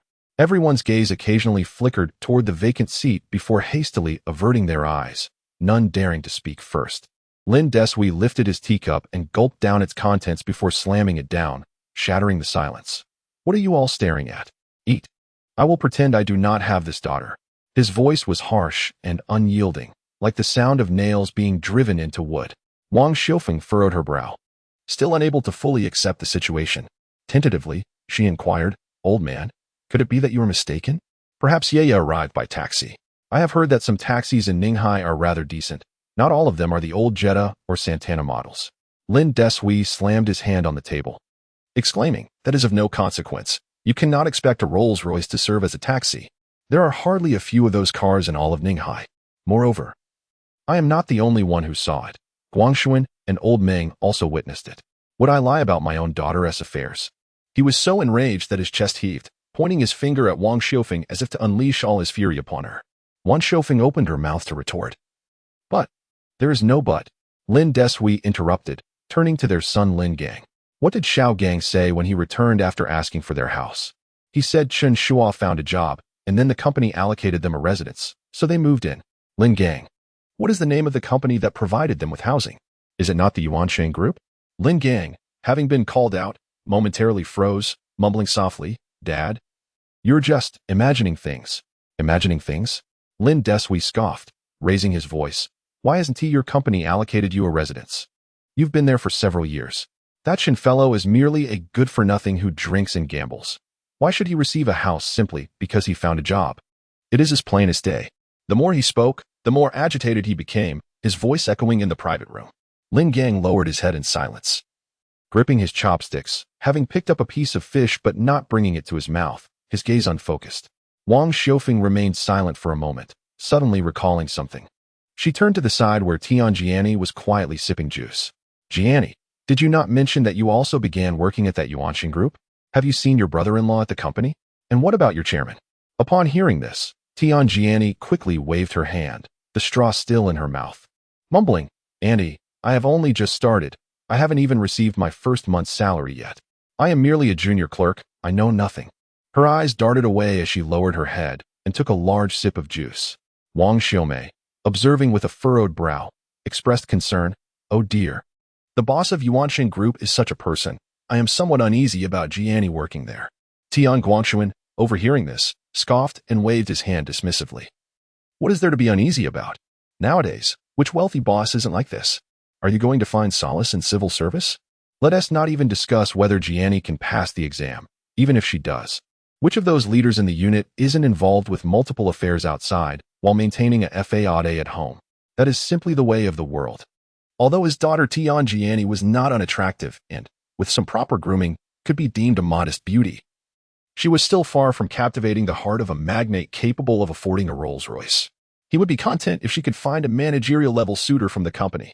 Reflecting on this, he glanced at Lin Deshui and silently shook his head. He felt that Lin Deshui's temper was somewhat out of touch with the current society. To him, being with wealthy individuals was not disgraceful. Many envied such fortunes yet could not attain them. Did traditional moral values truly fill one's stomach or quench one's thirst? In today's society, the forward gaze is paramount. A woman's beauty is undoubtedly a valuable asset, and one should seize the opportunity when it arises. If Lin Yu truly shares an intimate connection with the chairman of the Yuansheng Group, it may very well yield numerous advantages for Tian Jiani in the future. Tian Guangshuan cleared his throat and spoke. Jiani, do not heed your uncle's words. Family is family. Once this tempest has passed, reach out to your sister Yaya. Do not let adult matters affect your sisterly bond. He paused briefly before turning to Lin Desui, saying, "What nonsense is this about severing the father-daughter relationship?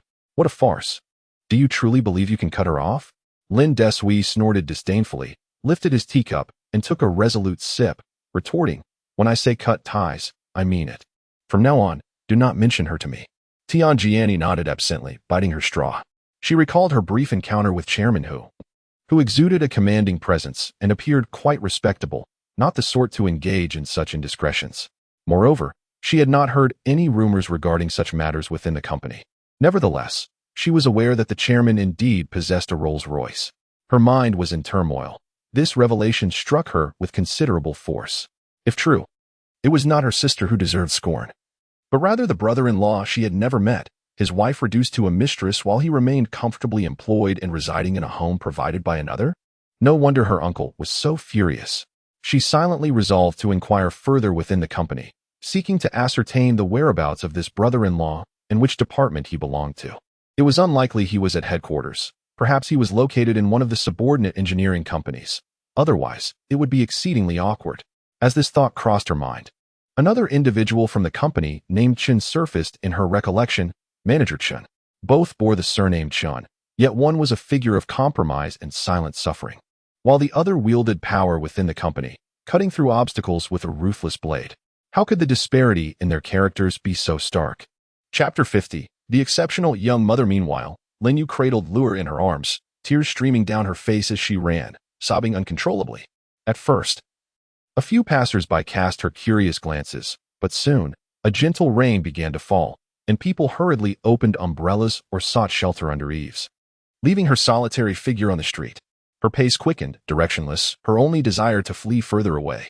Raindrops struck her face, mingling with her tears, and she remained oblivious until Luo extended her tiny hand, creating a makeshift umbrella over her head, sweetly saying, "Mommy, don't get wet." Startled, Lin Yu looked down to see the overcast sky, realizing that the light rain had already soaked their clothes. A sense of urgency gripped her heart. Luer had only recently recovered from an illness, and exposure to rain was unacceptable.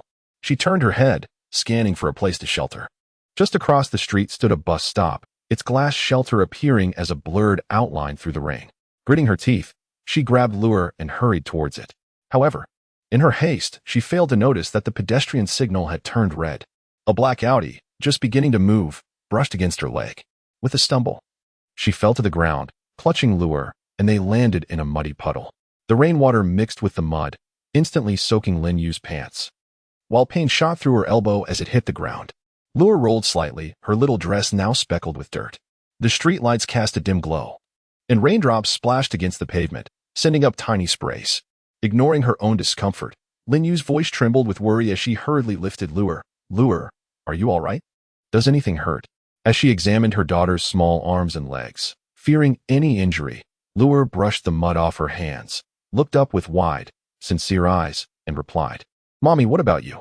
The little girl's earnestness, despite her soiled appearance, struck Lin Yu momentarily speechless. Sighing with relief, she pulled her daughter tightly into her embrace, tears flowing anew. Glancing down at their disheveled state, clothes clinging to their bodies, faces smeared with mud, her heart ached as if pierced by needles. She had never anticipated such a turn of events. Having hoped for a better life at home, with Chen Shuo finding success, she envisioned this gathering as an opportunity to win her parents' acceptance of her husband.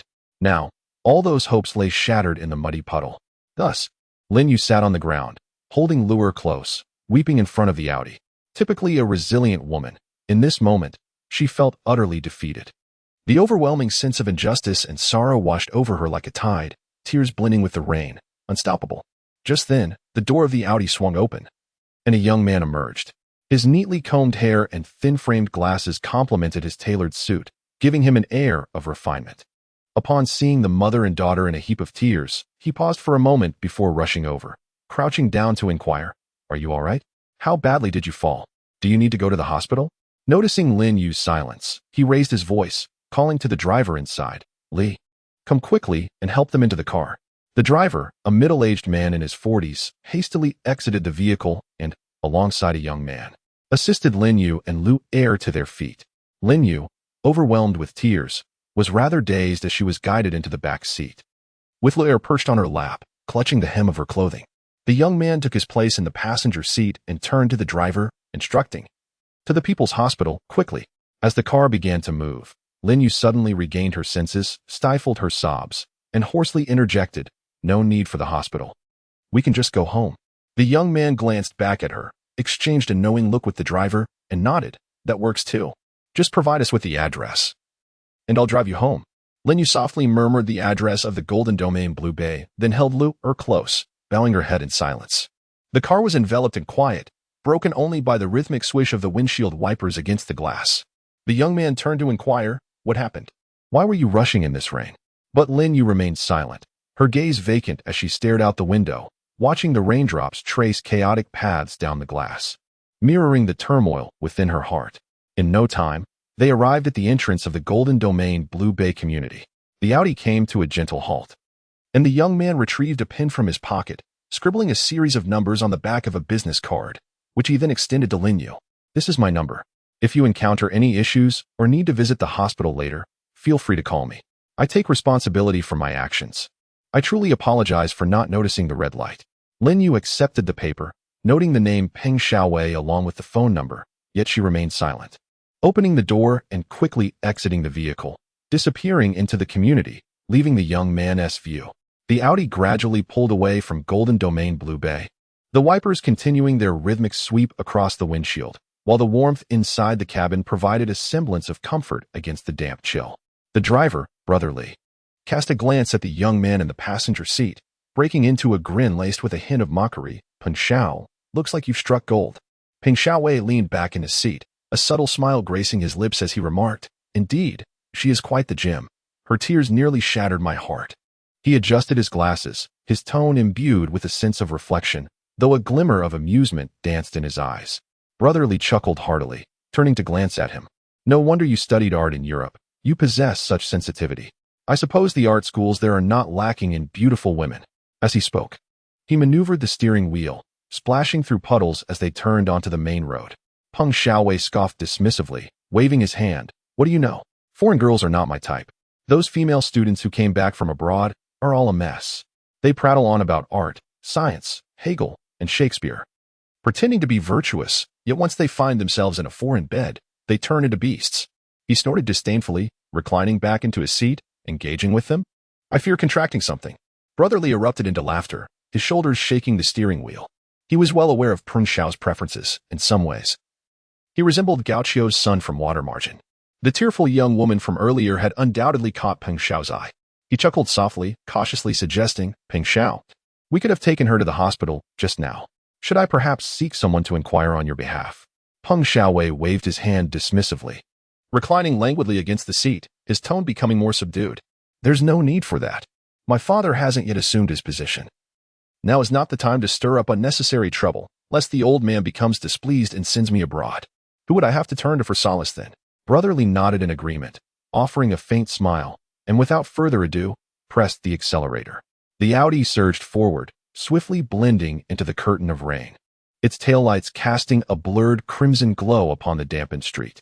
Peng Xiaowei glanced back. Raindrops pelted the window, obscuring the outline of the Golden Domain Blue Bay. Chapter 51. Splashing water. Lin Yu unlocked the door, her hands trembling slightly. The damp fabric clung to her skin, sending chills coursing through her. As the door swung open, the warm glow of the living room enveloped her. On the sofa sat two figures, Chen Shuo and Hu Anshan, each with a bucket of instant noodles, engaged in light-hearted banter over drinks. Upon hearing the commotion, they turned in unison, their expressions shifting from confusion to wide-eyed shock, as if they had encountered a ghost. Chen Shuo sprang to his feet, striding toward the entrance. The sight of Lin Yu and Lu in such disarray, hair drenched, clothes muddied, and tear-streaked faces, caused his brow to furrow deeply. "What on earth happened?" he exclaimed, concern lacing his tone. "Weren't you supposed to be dining at your aunt's?" He swiftly gathered Lu into his arms, gently patting her back to check for injuries. Hu Anshan also rose, his expression darkening. "Didn't I instruct Xiao Lu to drive you both?" he questioned, irritation creeping into his voice. How could this happen? His meticulous arrangements seemed to have unraveled entirely. Lu, nestled in her father's embrace, scrunched her little face into a fierce scowl and declared, "Grandpa hit mommy." though her voice was tender. It brimmed with indignation and sorrow, her small hands flailing as if to champion her mother's cause. At her words, Chen Shuo's brow furrowed even more, a flicker of anger igniting in his eyes. He turned to Lin Yu, his lips moving as though to inquire further, but the question remained unspoken. Conversely, Hu Anshan exhaled, his shoulders sagging in relief. This was a family matter, and it hardly concerned him. He waved his hand dismissively, saying, "Brother, I must take my leave. We shall discuss this later." He patted Chen Shuo on the shoulder and hurriedly exited, knowing that domestic disputes were best left untouched. After closing the door behind Hu Anshan, Chen Shuo returned without uttering a word. He enveloped Lin Yu in a comforting embrace, soothing her. "It's all right. It's all right. You're home now." Wise men understand that, at such moments, it is best to refrain from probing too deeply. Such inquiries may only stoke the flames of distress. Women are creatures of emotion. The priority lies in calming their hearts. Indeed, upon hearing his words, Lin Yu felt warmth seep into the icy corners of her heart. Tears welled up anew as she clung to Chen Shuo, sobbing uncontrollably. He did not rush her, merely holding her quietly, occasionally patting her back, allowing her to release her pent-up emotions. After a good 10 minutes, her sobs gradually subsided, and her body relaxed. Chen Shuo lowered his gaze to her, smiling gently. "You should hurry and take a bath, or you'll catch a chill. Go wash in the bedroom. I'll clean Lu'er up in the bathroom next door." Lin Yu nodded in response, murmuring an agreement. Chen Shuo carried Lu'er into the small bathroom adjacent to the study, placing her in the bathtub. As he turned on the faucet, warm water gushed forth, and the little girl plopped down, splashing joyfully. While wiping the mud from her face with a towel, Chen Shuo squeezed some shower gel into his hands, creating lather to wash her hair. In a soft voice, he asked, "Lu'er, what happened today? Why did Grandpa hit Mommy?"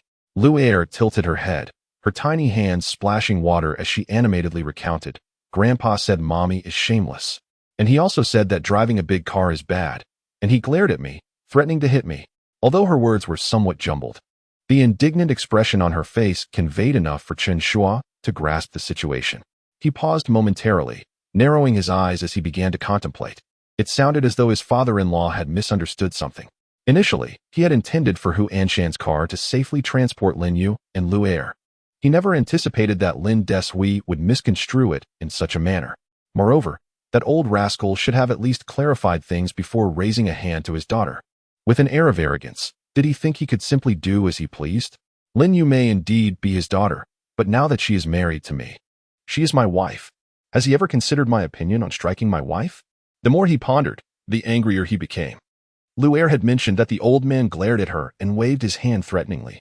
This was not merely foolishness, it was utterly inhumane. Chen Shuo gritted his teeth, unconsciously tightening his grip, causing Lu'er's hair to frizz. He felt an overwhelming urge to confront Lin Desui immediately.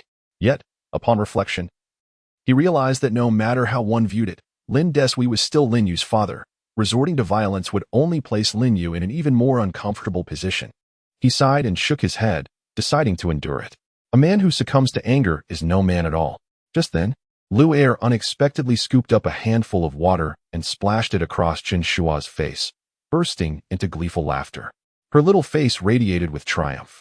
Momentarily taken aback, Chen Shuo soon joined in the laughter, wiping the water from his face and feigning ferocity as he exclaimed, "You dare to ambush me? Now I shall seek revenge."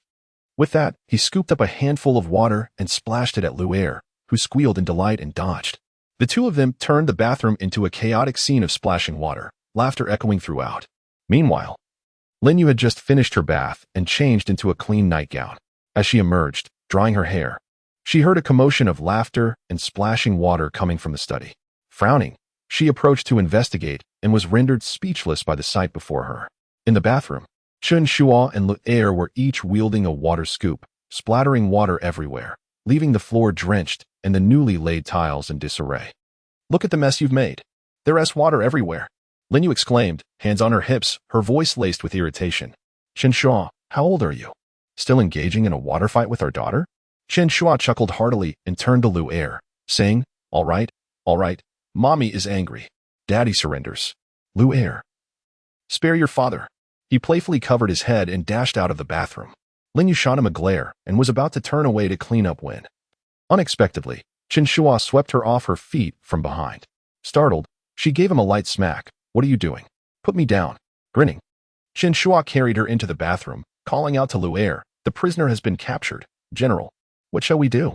Lu'er stood in the bathtub, one hand on her hip, the other pointing dramatically as she commanded, "Splash water."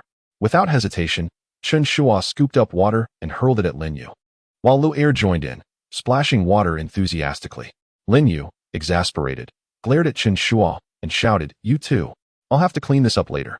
As she scolded them, she retaliated, grabbing water to splash back at Chen Shuo. A family of 3 was in a delightful uproar, water splashing around, as laughter and shrieks echoed through the bathroom. Lin Yu, in her playful splashing, suddenly burst into laughter herself. The newly changed dress became drenched, clinging to her form and accentuating her curves, yet she remained blissfully unaware. The grievances in her heart were washed away by the water, and the earlier sense of confinement gradually dissipated. Observing Chen Shuo, whose laughter resembled that of a carefree young boy, and Lu'er, whose joy was innocent and radiant, she felt an unexpected warmth. Regardless of the world outside, this home remained a sanctuary of warmth.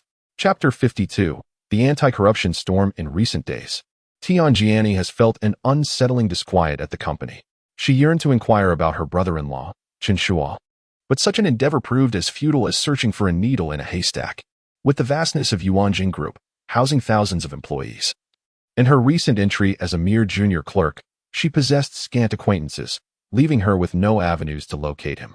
Upon consulting her mother, Wang Xiumei, she learned that her brother-in-law's name is indeed Chen Shuo, although Wang could not specify the character for Shuo. Without any concrete information, it would be absurd for her to approach someone and ask, "Do you know Chen Shuo?" While it might have been more feasible to inquire within the Human Resources Department, as a lowly clerk, she had yet to even ascertain where their office was located. She certainly could not muster the audacity to seek out General Manager Feng. With a self-deprecating chuckle, she acknowledged that she did not possess such boldness. The only individual she could turn to were Lu Yi and Yuan Ming from the project department. They maintained a reasonably amicable rapport with her, so she discreetly requested their assistance in gathering information. Lu Yi confidently assured her that he would look into it, and Yuan Ming nodded in agreement. However, days passed without any word from them. Before she could hear anything about Chen Shuo, the company erupted in turmoil. Yuanjing Group had sold several projects along the Jiangbei riverfront to Shanghua Real Estate, and the payment was not entirely in cash. It included 2 plots of graveyards in the southeast district. The announcement sent shockwaves throughout the company, akin to setting off firecrackers. It was said that Zhang Su, the head of the engineering department, was so infuriated that he slammed the door with a resounding bang that echoed through the entire floor. The project department head, Luo Zhongli, was even more furious, shattering a teacup in his office, leaving porcelain shards scattered across the floor. Several department heads, seething with indignation, converged to confront Vice President Lu Li. After listening to their grievances, Lu, with a grim countenance, ascended to the 10th floor. When he returned, his expression had darkened further. Upon exiting the elevator, he promptly dialed the chairman, Hu Anshan. The content of their conversation remained unknown, but after hanging up, Lu appeared deflated, gesturing to the department heads that they should no longer seek his assistance, stating, "I've done all I can." The chairman is determined to pursue diversification as part of a grand strategy, and we cannot sway that. Luo Zhongli, incensed, slammed the table and exclaimed, "Are we to allow that Chen fellow to wreak havoc within the company? The loss incurred from selling these projects to Shanghua is astronomical. Even if we must divest, this is not the proper method." Zhang Su, gritting his teeth in agreement, added, "Of course, we support the chairman's strategy. But what on earth is the rationale behind those graveyard plots in the southeast district? Diversification should not extend into burial grounds.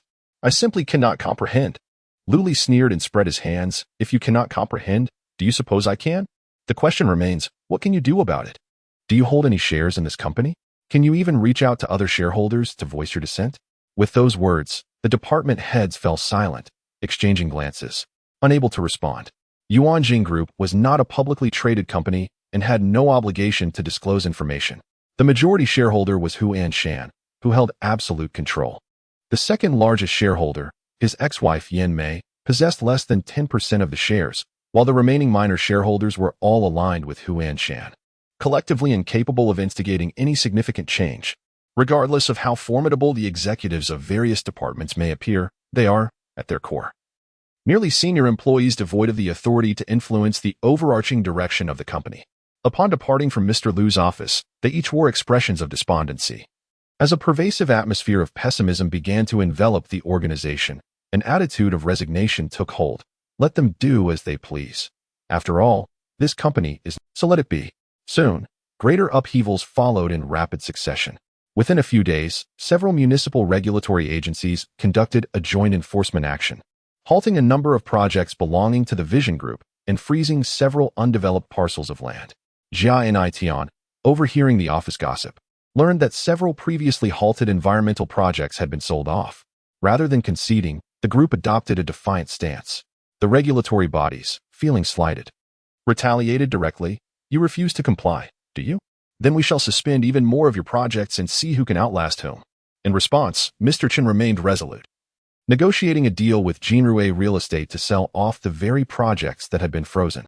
The outcome was not a burial ground, but rather a so-called cultural heritage town in the southeastern region. While it was marketed as a quaint attraction, it was, in reality, merely a vast expanse of agritourism, supplemented by a veneer of provincial and tangible cultural heritage to mislead the public. As this news circulated, several executives within the company were thoroughly disheartened. Zhang Su from the engineering department vented in the break room, "Fine, impressive. To trade a prime piece of Jiangbei real estate for this junk. I've been in real estate for years and have never witnessed such a ludicrous exchange." Luo Zhongli from the project department remained silent, yet his expression spoke volumes, akin to someone who had just swallowed a fly. However, barely a week after the Vision Group signed the contract with Jinrui Real Estate, a shocking scandal erupted in Ninghai. To trace back, one must look to a month prior when the Provincial Disciplinary Committee received an anonymous tip-off, a common occurrence that typically garnered little attention. It wasn't until a few days ago that the police in the Yinjiang district received a report regarding the financial department head's brother-in-law, who had been assaulted due to an extramarital affair and subsequently went missing. Upon receiving the report, the police took it seriously, only to discover that this brother-in-law had accumulated an insurmountable gambling debt, with promissory notes bearing the financial department's official seal as collateral. This revelation stirred a hornet's nest. The district chief of Yinjiang, upon reviewing the report, turned pale with rage, unable to suppress his agitation. The news swiftly reached the provincial level, and when it was matched with the earlier anonymous letter, Secretary Nian of the Provincial Disciplinary Committee slammed the table in indignation. After briefing the provincial committee, he promptly dispatched a task force to Ninghai, initiating a sweeping anti-corruption campaign. One by one, officials were placed under investigation, shaking the Ninghai political landscape to its very core. Meanwhile, members of the Vision Group were astonished to find that many of those implicated in the investigations were relatives of employees recently dismissed by Mr. Chen. The atmosphere within the company shifted to one of palpable tension. This subtle transformation did not engender a more proactive environment. Rather, it bred suspicion. Employees began to speculate whether the sudden disappearance of Chairman Hu Anshan had any connection to this anti-corruption storm. Could it be that he had received advance warning and was distancing himself? Such a notion seemed plausible. Otherwise, why would he so ruthlessly sever ties with those relationships that had been painstakingly maintained? The company intends to pursue diversification. Yet it seems only fitting that the chairman should be at the helm, orchestrating affairs. What, then, is the rationale behind his retreat to Switzerland for skiing? This clearly appears to be an evasion of the impending storm. However, this contemplation gives rise to another pressing question. How deep is the company's predicament? Meanwhile, Shanghua Real Estate and Jinrui Real Estate, which engaged in 2 transactions with Yuanjing Group, now find themselves lamenting their decisions. If only they had waited. Had they foreseen Yuanjing Group's entanglement in a corruption scandal, they could have negotiated a more favorable price for those deals. At the time, they believed the terms to be quite advantageous, prompting them to hasten into contract. Yet, in retrospect, it seems they have indeed overpaid. Chapter 53. Yuanjing will certainly face significant setbacks. The subsequent actions of Yuanjing Group seem to affirm the speculations of many.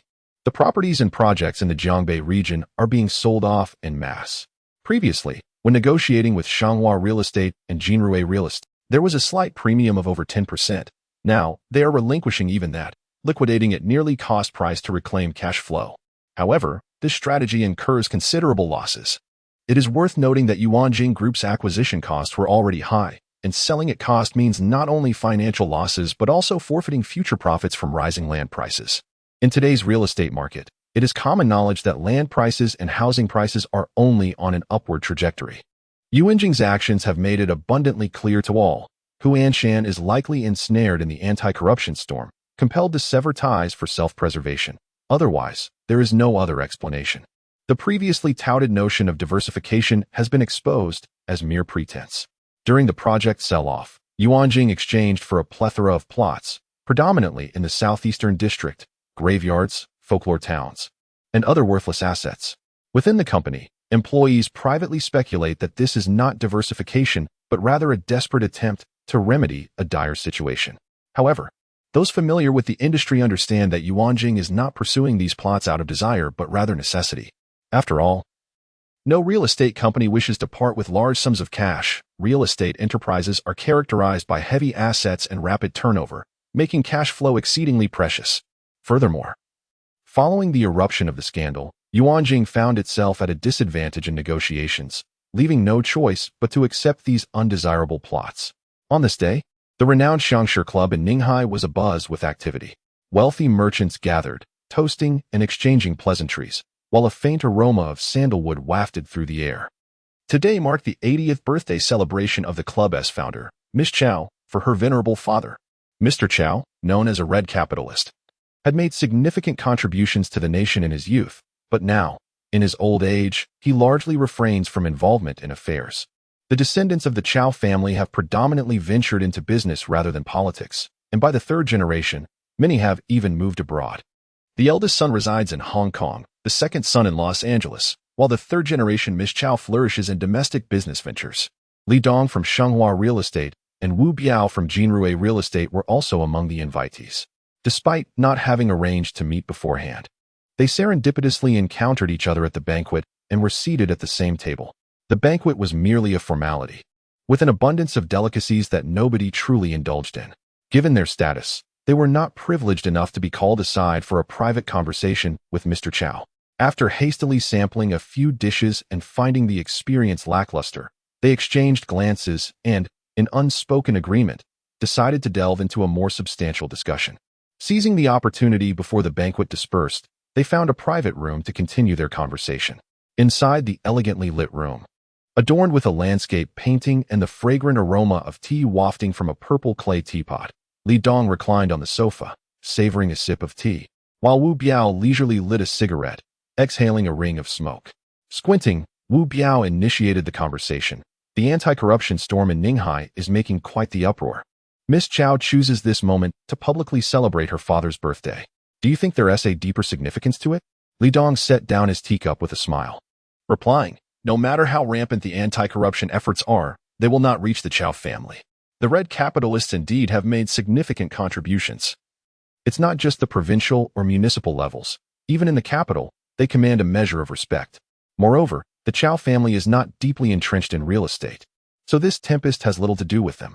With the patriarch's 80th birthday approaching, Miss Chow is organizing a lively celebration, which should provide some reassurance to the business community in Ninghai. Wu Biao let out a thoughtful sound, lowered his head to sip his tea, and remarked, who would have thought such waves would arise from nowhere?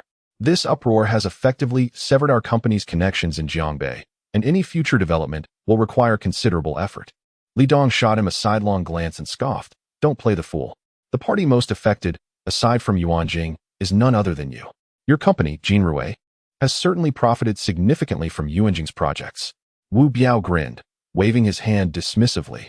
Director Li, it was your company, Shenghua, that was the first to invest in their projects. It's no wonder you've secured the second position in Ninghai. Your market instincts are truly sharp, something we at Jinrui cannot quite match.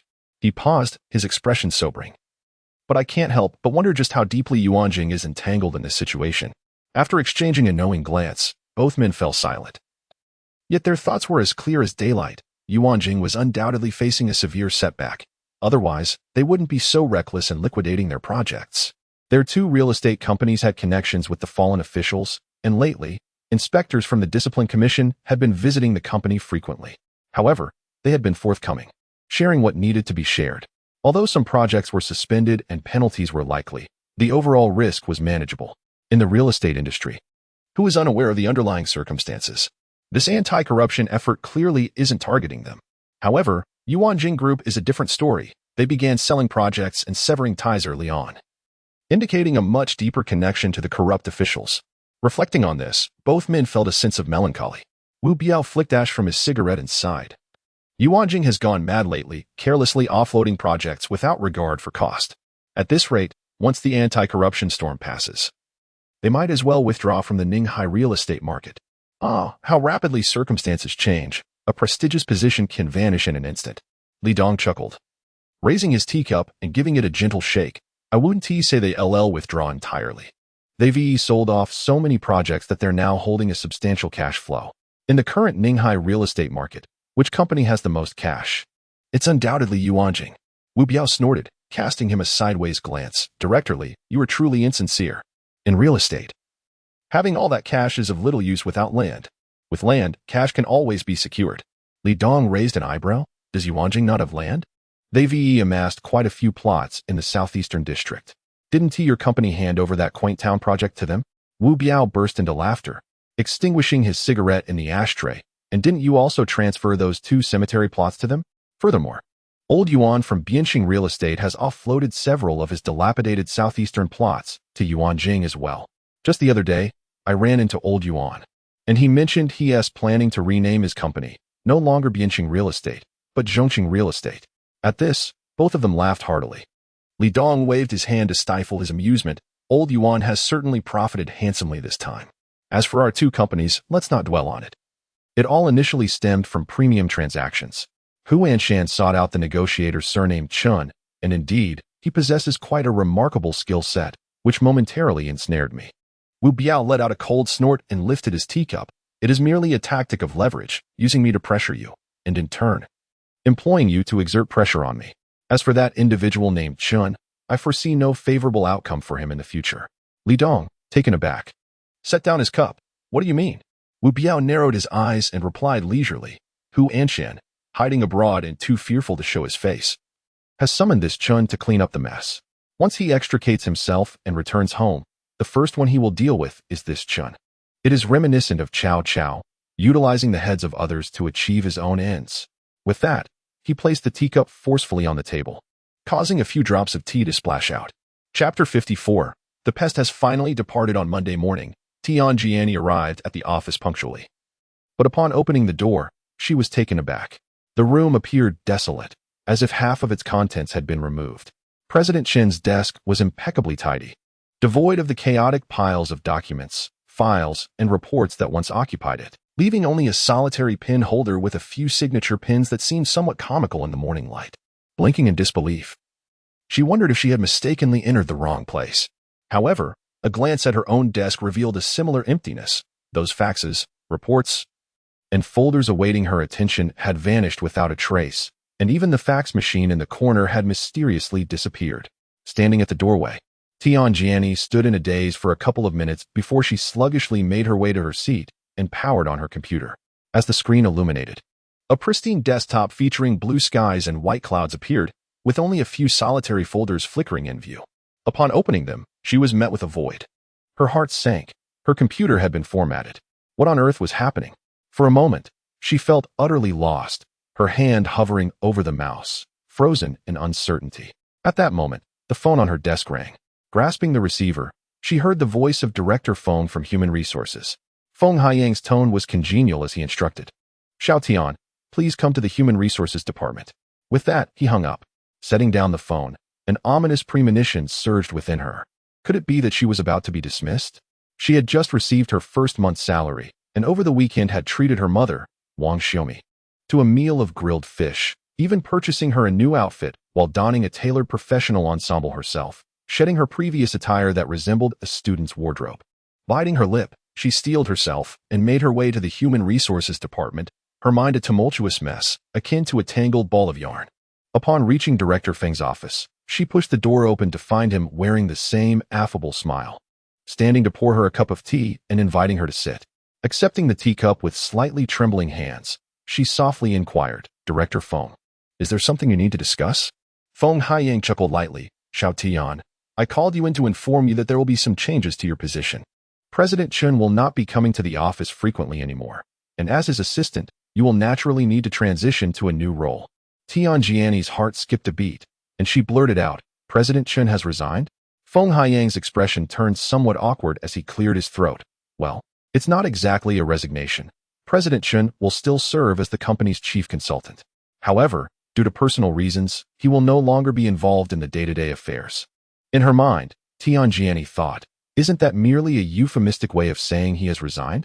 Surely it must relate to confidentiality agreements. High-level departures are often shrouded in a veil of time before their true intentions are made public. Holding her teacup in silence, a tempest of thoughts swirled within her. Having served as President Chen's assistant for over a month, her impressions of him were quite complex.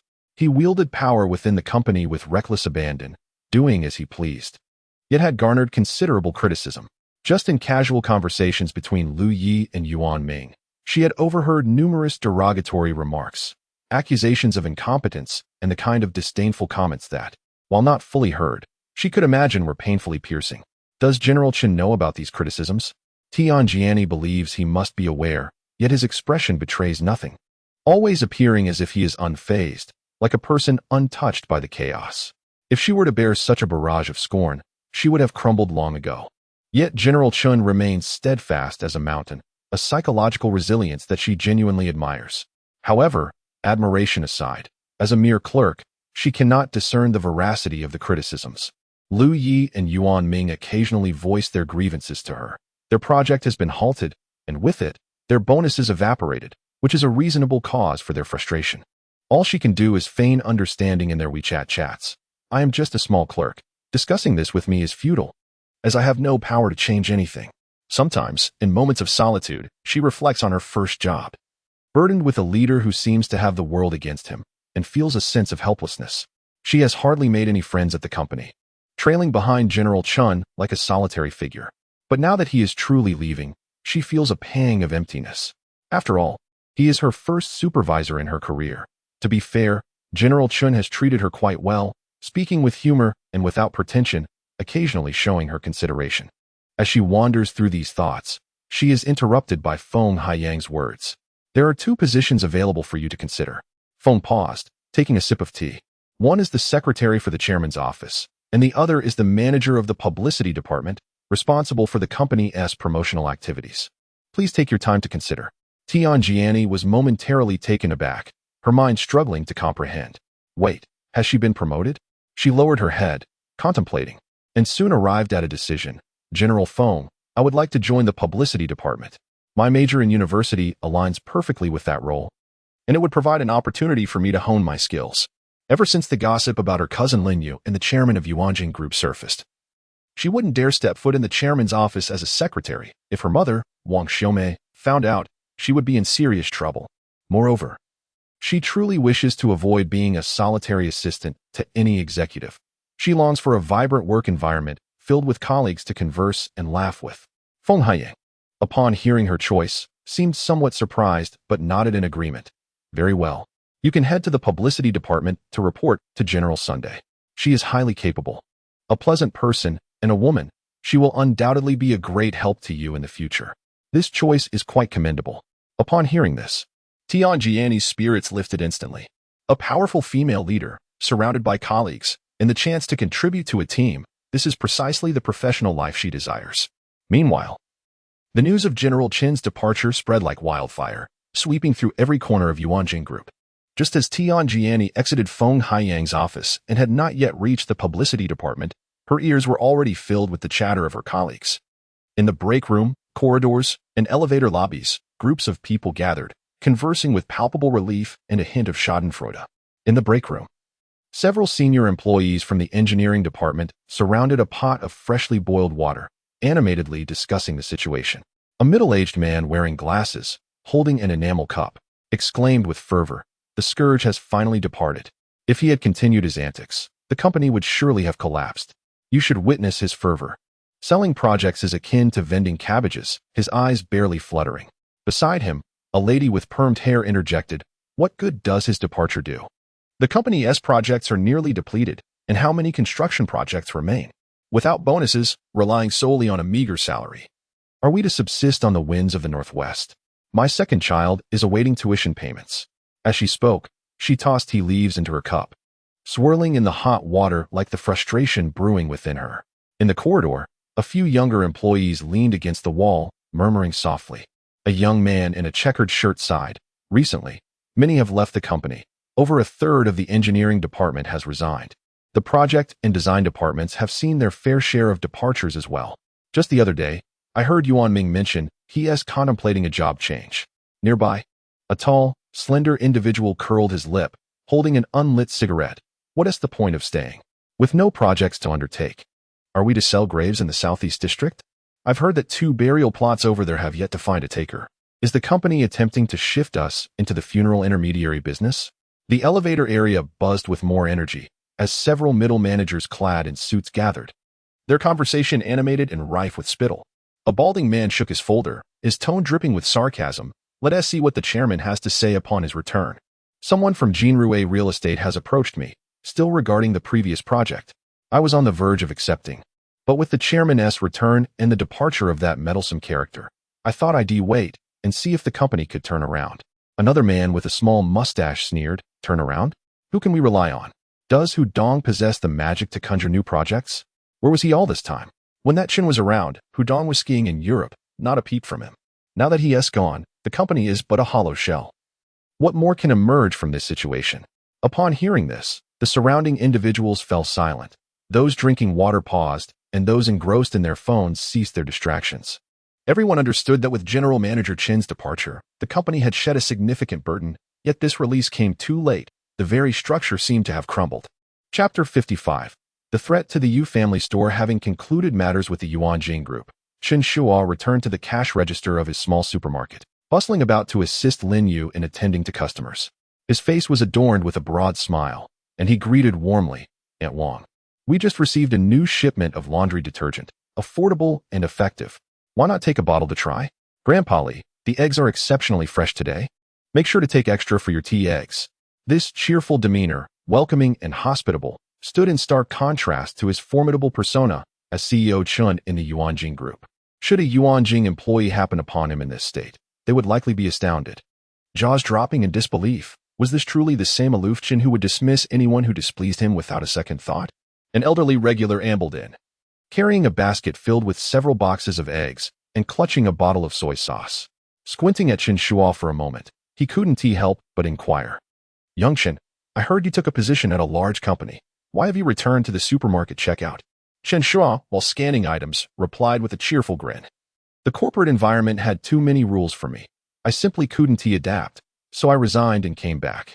As soon as he uttered these words, the old man visibly disapproved. He set his basket down on the counter and waved the soy sauce bottle in admonition, saying, You young people just don't know how to be steady. You can't shy away from discipline. Back in my day, when we earned collective work points, we would rise before dawn to toil in the fields, utterly exhausted, yet who dared to utter a word of fatigue? And here you are, discarding such a good position at a large company with a mere resignation. I mean this for Lin's sake, she is such a wonderful girl. You have to take on some responsibility now that you're married. Managing a small supermarket together is quite unnecessary. The old man grew increasingly animated, his voice rising as he swung the soy sauce bottle with fervor. As his words spread, it was as if he had stirred a hornet's nest. Several other elderly patrons, who were selecting vegetables nearby, gathered around, each chiming in. Indeed, young Chun, this one do. Young people ought to aspire to greater things. Exactly. Lin has a lot on her plate. You should share the burden. Surrounded by this group, Chen Shuo maintained his cheerful demeanor, showing no signs of annoyance. As he processed their transactions, he nodded in agreement. You're absolutely right, Grandpa. I shall make amends. He continued, your total is 32.80. I'll deduct 5.50 from your card, leaving a balance of 275.50. Here is a plastic bag for you. Please weigh the eggs outside. Turning to an elderly lady, he added, Oh, Aunt Huang, I've taken note of everything you said. Your total is 36. And these 2 items are on special offer. Is your granddaughter preparing for her college entrance exams? Very well. I'll give you a special price on this guaranteed success stationery set. May she secure admission to a great school. He deftly packed their items while keeping the elderly patrons entertained. Lin Yu, restocking nearby, listened with a mix of amusement and exasperation as her husband faced the relentless admonishments from the senior customers. She now realized that at some point, Her husband had seemingly transformed into a different person, his temperament remarkably improved, patiently listening to these familiar faces without a hint of impatience, always smiling as he absorbed their words. She shook her head and continued to organize the dishwashing liquids on the shelves. Just then, 3 individuals entered through the supermarket door. The leader, clad in a blue uniform, displayed a badge from IOUs supermarket on his chest, while the 2 others wore the store's employee attire. Upon entering, he bellowed, "Is the owner here?" Chen Shuo was still surrounded by elderly customers and did not notice, but Lin Yu heard the commotion and set aside her tasks to approach them. "What can I do for you 3?" The man in the blue suit glanced at her and responded, "I am Zhang Jianya, the manager of the IOUs supermarket branch on Ximin Road. I am here to discuss the acquisition of your store." Lin Yu was taken aback. "Acquisition?" Zhang Jianya nodded, his tone somewhat condescending. "Indeed, IOUs supermarket is quite renowned in Ninghai, and our standards for acquiring stores are quite high. The fact that your store has caught our attention is an opportunity for you. You might want to consider it." Lin Yu frowned and inquired, "What does the acquisition entail?" Zhang Jianya cleared his throat and explained, "There are 2 options. The first is a buyout, where we would offer you 80,000 yuan outright, and the store would then belong to us. The second option is for you to retain a stake in the store. We would not provide a buyout sum, but you would receive a portion of the profits from this supermarket annually, creating a steady partnership." He paused, his gaze darkening, subtly laced with a threat. "If negotiations go well, we would be partners. If not, we would be competitors. With a small supermarket like yours, consider whether you can truly compete with our IOUs chain." Lin Yu's heart sank as she grasped the situation. IOUs' interest in acquiring them was likely due to their own supermarket's booming business, which had been stealing customers from the nearby IOUs branch. Ever since Chen Shuo devised a clever sales strategy, their little shop had been bustling, with cash discount cards issued. Customers were reluctant to let their balance linger without spending, and combined with promotional items and limited-time discounts, the local seniors were drawn in.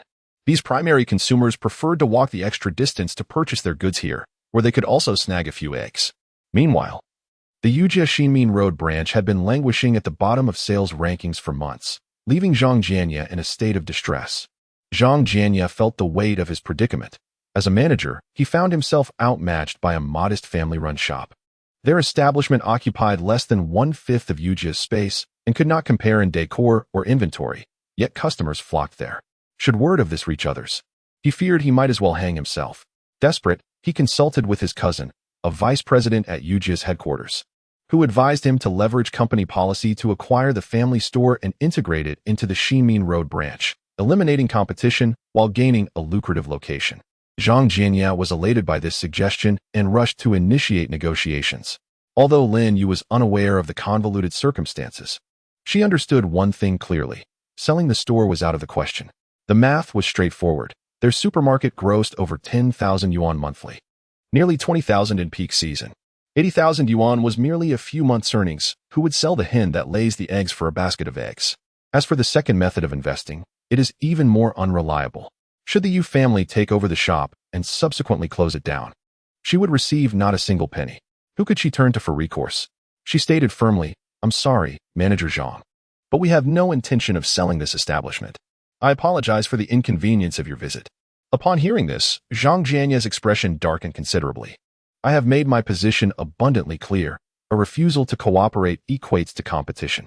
I am currently extending an olive branch, and if you choose not to grasp it, next time you may find my hand extending a whip instead." He gritted his teeth, as if warning Lin Yu not to spurn the offer and face dire consequences.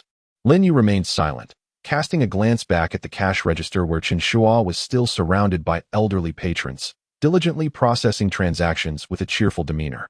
A sense of calm washed over her. She had made her decision. She would not sell. Chapter 56. Who acquires whom? Zhang Jianya departed with a grim expression, but Lin Yu paid it little mind. She initially intended to inform Chen Shuo, yet upon glancing back, she found the cash register surrounded by numerous elderly patrons, with Chen Shuo bustling about, his hands and feet in perpetual motion, all while maintaining a courteous smile. There was no opportunity for her to interject. With a shrug, she decided it was inconsequential and resolved to forget about it. In the afternoon, an unexpected city management vehicle halted outside the supermarket. As the doors swung open, several uniformed officers emerged, each bearing stern expressions, as if they were ready to disrupt the establishment. The lead officer, a portly man, swaggered toward the entrance. pointing at a crate of eggs placed outside, initiating a confrontation.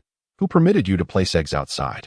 Regulations prohibit occupying the roadway for commercial purposes. Swiftly bring them inside. His voice boomed like a gong, causing the nearby elderly women, who were selecting vegetables, to pause and turn their heads in unison.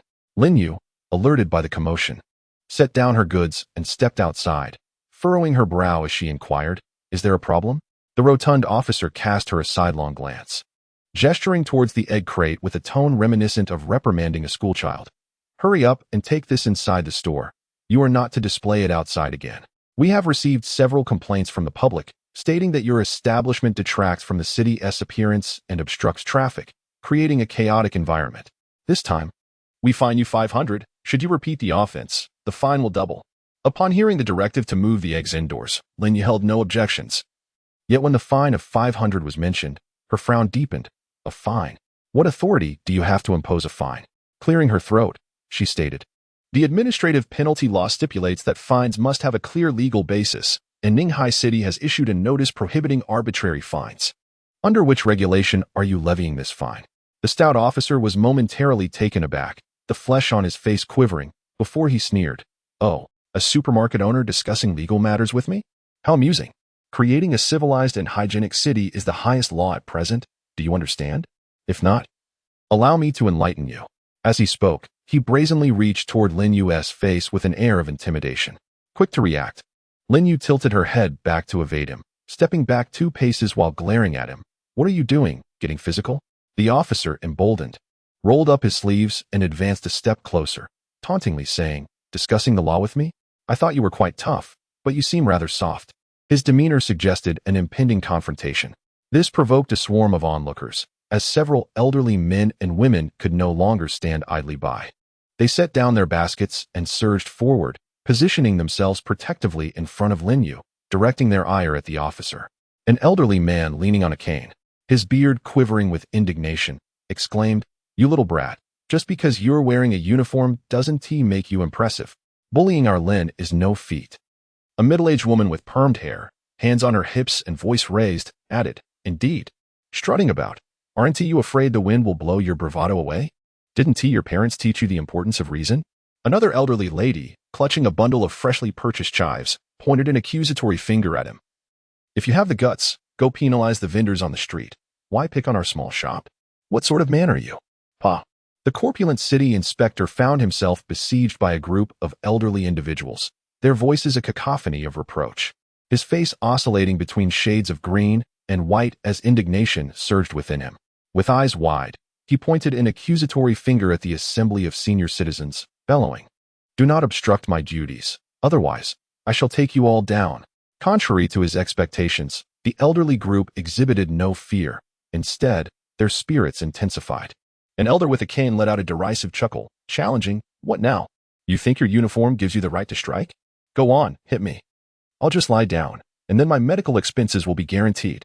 A grandmother with permed hair thumped her chest and shouted, "Go ahead, strike me. Once you do, I will sit outside your office, and we shall see who ends up embarrassed." The portly inspector, rendered speechless, found his finger frozen in midair. Paralyzed by the realization that these seasoned citizens, despite their age, wielded sharp tongues, and he hesitated to take action. Swallowing hard, he redirected his ire towards Lin Yu, threatening, "You have 2 business days to pay your fine. Otherwise, do not say I did not warn you." With that, he summoned his fellow inspectors and, in a hasty retreat, they climbed into their vehicle. As they left, the car swerved purposely, crashing into a basket of eggs at the entrance, sending yolks and whites scattering across the ground. Before speeding away, leaving chaos in their wake, Chen Shuo picked up Lure from kindergarten and, at a distance, spotted a mess of egg stains at their doorstep. Furrowing his brow in inquiry, "What happened?" Lin Yu and a host of irate elderly citizens recounted the events in unison. Upon hearing their account, a grin crept onto Chen Shuo's face as he remarked, "Yuja supermarket? They came knocking first." It was evident that the city inspector had likely been summoned by Zhang Jianya. As a local chain, Yuja Supermarket maintained close ties with the grassroots city inspectors and neighborhood police, even without direct monetary exchange. Offering gift cards or vouchers would suffice to strengthen their connections. Naturally, the inspectors would favor Yuja, easily handling small shops like theirs with little effort. Lin Yu furrowed her brow, asking, What shall we do? If we do not comply, they will likely trouble us frequently. Chen Shuo cast her a sidelong glance. His demeanor relaxed as he replied, the solution is simple. Hasn't Manager Zhang already provided the answer, acquisition? Lin Yu blinked in surprise. Are we truly selling the store to them? With a sly smile, Chen Shuo narrowed his eyes and replied, it is not them acquiring my store. Rather, it is I who shall acquire theirs. Upon returning from a skiing trip in Switzerland, Hu Anshan stepped into the headquarters of Yuanjing Group, invigorating the building with a surge of energy. That very day, he convened a meeting with all headquarters staff, filling the conference room to capacity, leaving little room to stand. Hu Anshan took his place at the front, impeccably dressed, his hair meticulously styled. Clearing his throat, he addressed the assembly directly. Our development strategy remains unchanged. We must resolutely pursue diversification and not hang solely on the rope of real estate. I predict that the real estate boom will last no more than a decade. Beyond that, we must brace for decline. Therefore, we must prepare proactively, remain vigilant in times of peace, and lay our groundwork ahead of time. Ecotourism, organic agriculture, cultural tourism, and large-scale commerce are the directions in which we must channel our efforts. As the meeting adjourned, Hu Anshan swiftly established several project teams, delegating tasks with decisive authority. The first project team was dispatched to the expansive mountainous graveyards in the southeastern region, tasked with exploring the feasibility of transforming the area into a forestry cultivation site. The second team headed towards a quaint town known for its cultural heritage, aiming to develop it into a premium tourism project. The third team took a more direct approach, heading straight to Yujia supermarket with the intention of acquiring the chain and securing control. Hu Anshan was already the second largest shareholder of Yujia supermarket in this time. He intended to take the lead. Upon the formation of these project teams, the members found themselves momentarily taken aback. Cultivating forestry and graveyards? Setting aside the question of its viability, what would the profit margins even be? The notion of transforming the cultural town seemed even more absurd. There wasn't even a proper road, and visitors would likely sprain their ankles upon arrival. To establish a premium tourist experience, would they have to fund road construction themselves? The calculations of investment versus return seemed overwhelmingly unfavorable. As for Yujia supermarket, while acquiring a small chain with merely 20-some stores posed little challenge, after all. The company had ample cash reserves. What could be done with such a supermarket devoid of substantial assets? Would they merely open branches to sell vegetables? Though the team members kept their doubts to themselves, they couldn't shake their apprehensions. Nevertheless, despite their complaints, a sense of relief washed over them upon Hu Anshan's return. This self-made chairman had become a legend within the Vision Group, rising from humble beginnings to claim the top position in Ninghai's real estate sector.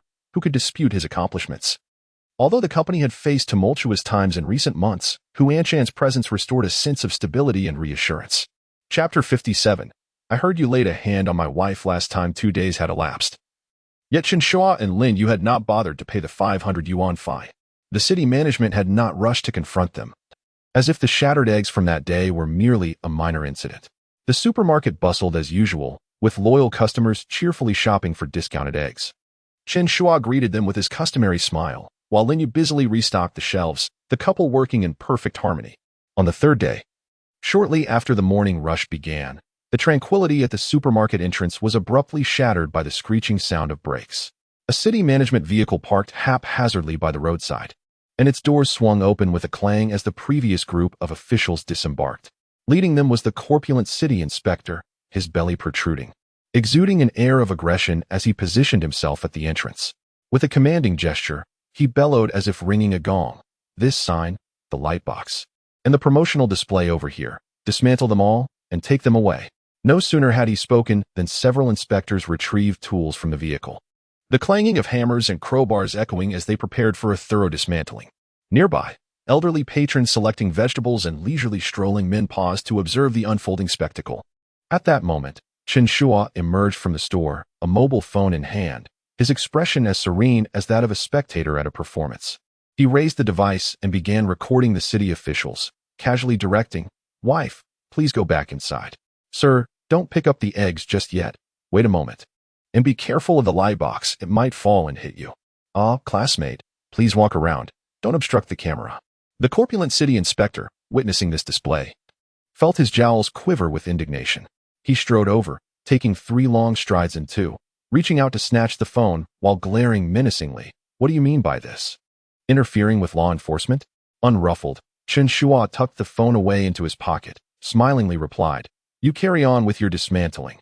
I'll continue recording. I'm standing quite a distance away. How could I possibly be interfering? If you insist that I am, so be it." He paused, then called out to the gathered elderly onlookers. "Anyone with a phone, please help me record this. In return, I'll offer you 3 gene of eggs from my store."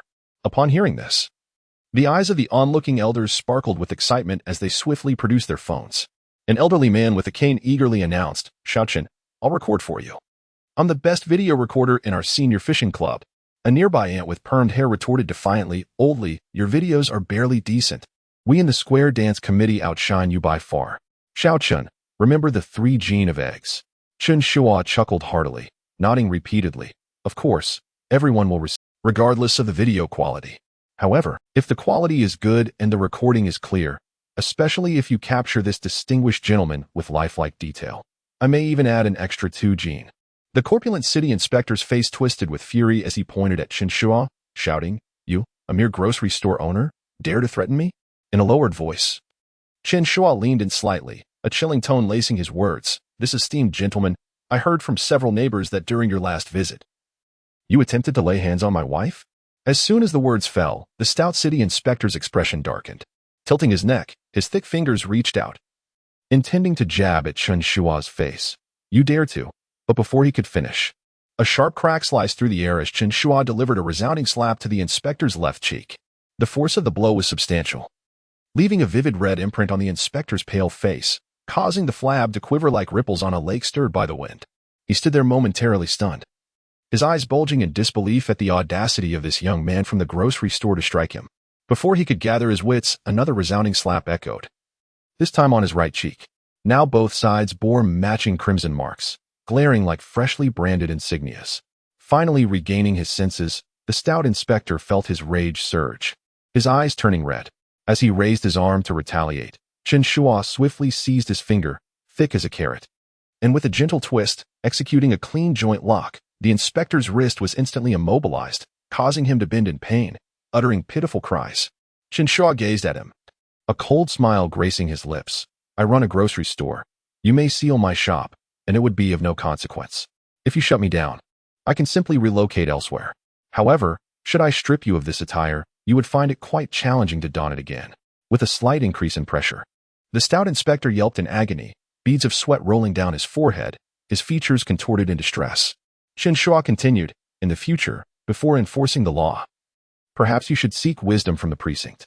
Even without the elder witnesses recording, I have surveillance in my store. Last time you came, it was you who first laid hands on my wife, shattering my eggs and damaging my sign. Those matters are trivial. Money is merely a material possession, and I am disinterested in quarreling with you over them. But your actions towards my wife are unacceptable and have left me quite displeased." At this juncture, he exerted more force, causing the stout inspector to break into a cold sweat, only managing to emit muffled cries of despair. Chen Shuo relaxed his grip, maintaining a calm demeanor. "Of course, since you did not actually touch my wife, I have merely given you 2 slaps. Otherwise, you would not have escaped so lightly. Just observe how loudly you cry. Did any of your companions come to your aid?" He paused, a knowing smile creeping across his face. "Such is the nature of the system. They secretly wish for your downfall." Releasing the stout inspector, he dusted off his hands and locked eyes with him, asking, "Are you still intent on demolishing my store? If so, you should act swiftly, so I may prepare to rebuild." The stout inspector, rubbing his reddened wrist, lowered his head in silence, feeling an inexplicable apprehension towards the young man before him. The bravado he once possessed had dissipated, replaced by an unsettling sense of caution. Chen Shuo turned back to the store, retrieved a pack of cigarettes, and, after opening it, tossed one to each of the city inspectors, stuffing the remainder into the stout inspector's pocket. With a smile, he remarked, "Your visit is not without its challenges. Allow me to impart a piece of wisdom. In navigating the system, it is paramount to seek fortune and avoid calamity. Those who thrive on creating trouble often meet unsavory fates. As for someone like you, who relishes in flaunting authority, I can only describe you in 2 words." The stout inspector, dejectedly lifting his head, inquired, "What words?" Chen Shuo patted his shoulder, a knowing smile gracing his face. "You wouldn't want to know." The portly city inspector was momentarily taken aback, swallowing hard, and dared not respond further. Surrounding elders, gleefully recording the scene with their phones, chimed in, one exclaiming, "Shout Chen, this fat fellow was shouting like a pig being slaughtered just now. I recorded it. Will 5 gene of eggs suffice?" Chen Shuo turned back with a grin. "That will be ample. Come to claim them later." The group of inspectors exchanged glances. Their tools dropped in defeat and ultimately retreated to their vehicle, driving away without even daring to touch the egg basket. Lin Yu peeked out from the shop, glancing at the entrance and then at Chen Shuo, unable to restrain herself from saying, "Those 2 slaps you delivered were truly resounding." Chen Shuo grinned widely. "They should be." Without the sound, he wouldn't remember. "So, how was it? Was it satisfying?" Lin Yu's lips curled upwards. "If you strike him like that, what will happen if he seeks revenge next time?" Chen Shuo replied, "Do not underestimate him. The hefty man is merely bold, not foolish." Chapter 58. The shocking press conference on April 11th. The 2 sessions in Ninghai City had just concluded, and the newly appointed mayor, Ping Chunyu, convened a press conference thereafter. That morning, Hu Anshan stepped into the headquarters of Yuansheng Group, swiftly making his way to the office and shutting the door, leaving even his secretary outside. He projected the press conference footage onto the large screen, his eyes fixated on it, beads of sweat forming on his forehead. When his secretary knocked to deliver documents, he waved dismissively and spoke in a low voice, "Do not take calls this morning. Just say I am in an important meeting." After saying this, he returned to his chair, gripping the armrests tightly, resembling a gambler anxiously awaiting the dealer's reveal. To be honest, Hu Anshan felt a tumult of emotions within him. He had staked a considerable amount, akin to a high-stakes gamble. Although he had received some insider information from his former father-in-law, the situation remained uncertain, causing a twinge of trepidation in his legs.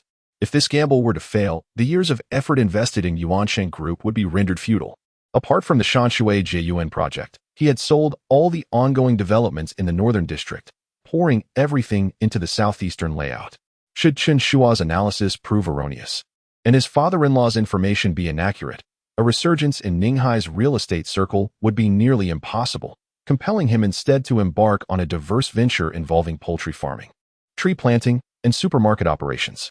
Meanwhile, the atmosphere at the Shanshui Club was markedly different. On this weekday, the private rooms were filled to about 70 or 80% capacity, with the air rich in the aroma of tea leaves and cigars, as the prominent figures of Ninghai's business community gathered. Zhao Xueming sat in an office on the top floor, overlooking the Ninghai River, sunlight cascading upon her.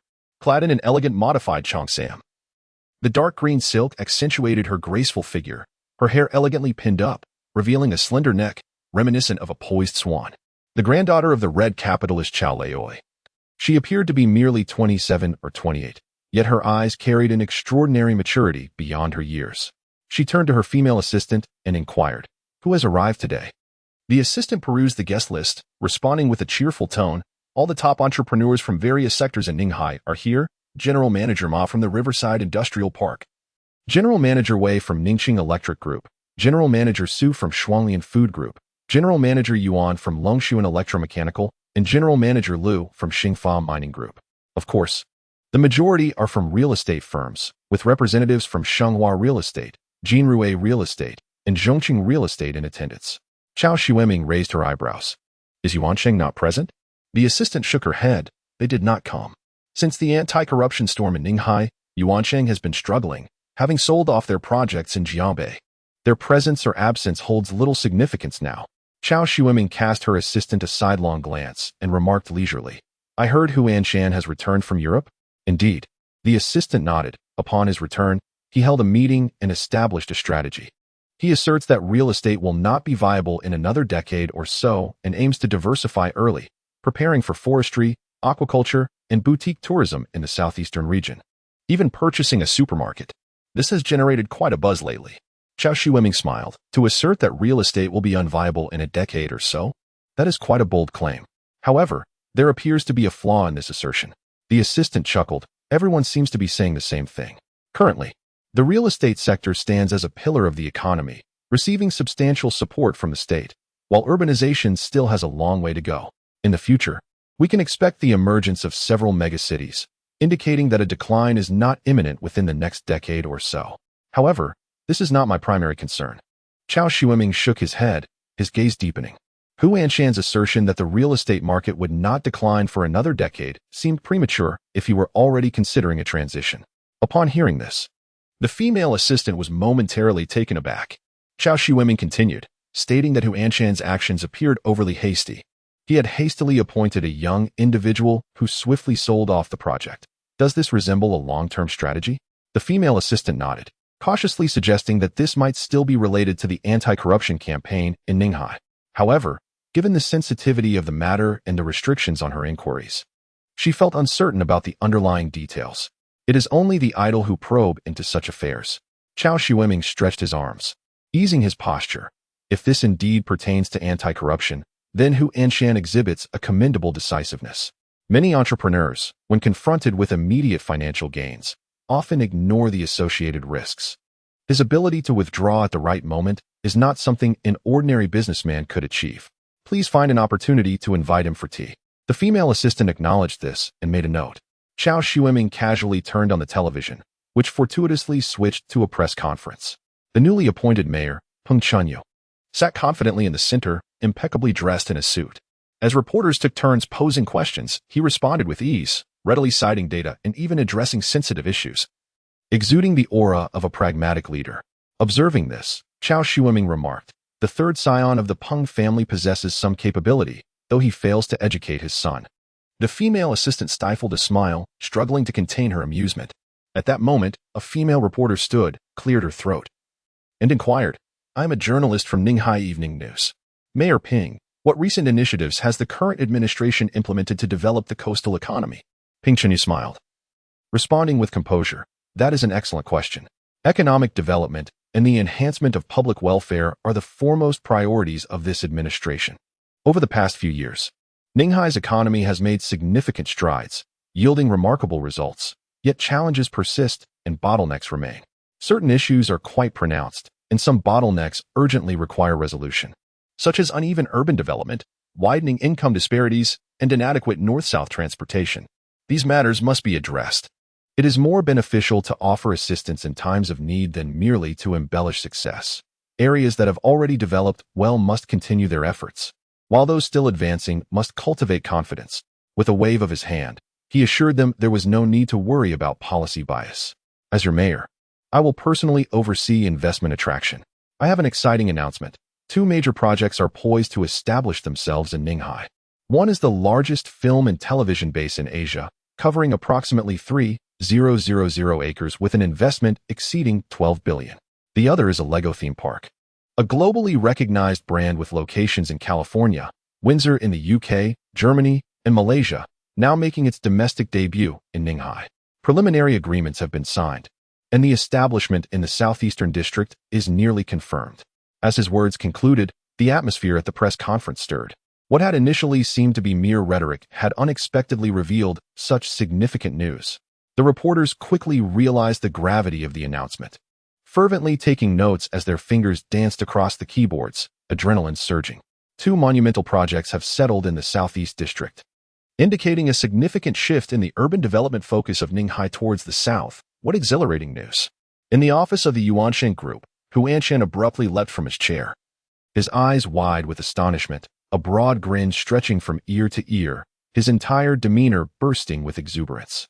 He seized the water cup from the table and took a hefty gulp, water cascading down the corners of his mouth, disregarding any need to wipe it away. As he erupted into hearty laughter, "It's done! It's done!" He paced excitedly around the office, gesticulating animatedly, resembling a youth who has just won a grand prize. The secretary, hearing the commotion from outside, peered in and, upon seeing the boss in such a state, nearly mistook him for having suffered a stroke. Simultaneously, in a private room of the Xianshi Club, the businessmen glued to the television were utterly flabbergasted. The establishment of Asia's largest film base and a Lego park in the Southeast District? This foretells that the Southeast District will become a key development area for the government, brimming with business opportunities. Li Dongxin of Shanghua Real Estate was seething, gritting his teeth in anger. "Well done, Yuanshan Group. Well done, Hu Anshan." If he still doesn't comprehend the tricks played by the Yuanshan Group, he might as well have never lived. Yet, understanding was futile. They had already sold 2 parcels of land in the Southeast District to the Yuanshan Group, leaving them with nothing but a sense of helplessness. Such substantial plots. Once a burial ground, now those very grounds are laden with gold. Wu Biao of Jinrui Real Estate, furious, shattered his cup. I've been duped by Hu Anshan and that Chen fellow. With the Lego Park and Asia's largest film base coming to fruition, how much would our folktown be worth? We've practically given it away to Yuan Sheng. The most unfortunate was Zhongxing Real Estate. General Manager Yuan's face turned ashen. Clutching his chest, on the verge of collapse, bystanders quickly exclaimed, Yuan, what's wrong? They had exchanged the most land in the southeast district for Yuansheng, even renaming themselves Zhongxing Real Estate, believing they had secured prime real estate, only to find themselves relegated to the periphery as the wind shifted. In the office of Chao Shuiming, she and her assistant stared at the television, mouths agape. After a moment, she let out a soft chuckle. What a clever maneuver by Yuansheng Group, pulling the wool over everyone's eyes. How amusing. It's a pity Hu Anshan is too old. If he were a decade younger, I would be tempted to pursue him. Chapter 59. Is the Yu family supermarket ours now? Hu Anshan, clutching the share transfer agreement for the Yu family supermarket, hurriedly made his way to Chen Shuo's modest grocery store. The narrow road proved too constricted for his Rolls-Royce, forcing him to park at the roadside and make his way on foot. Upon arriving at the supermarket, he observed a throng of elderly patrons queuing for eggs, and a grin spread across his face. Business is indeed thriving. As he entered the supermarket, the doorbell jingled, spotting Chen Shuo occupied with scanning items for customers, who cheerfully called out, Boss, please bring me a pack of cigarettes.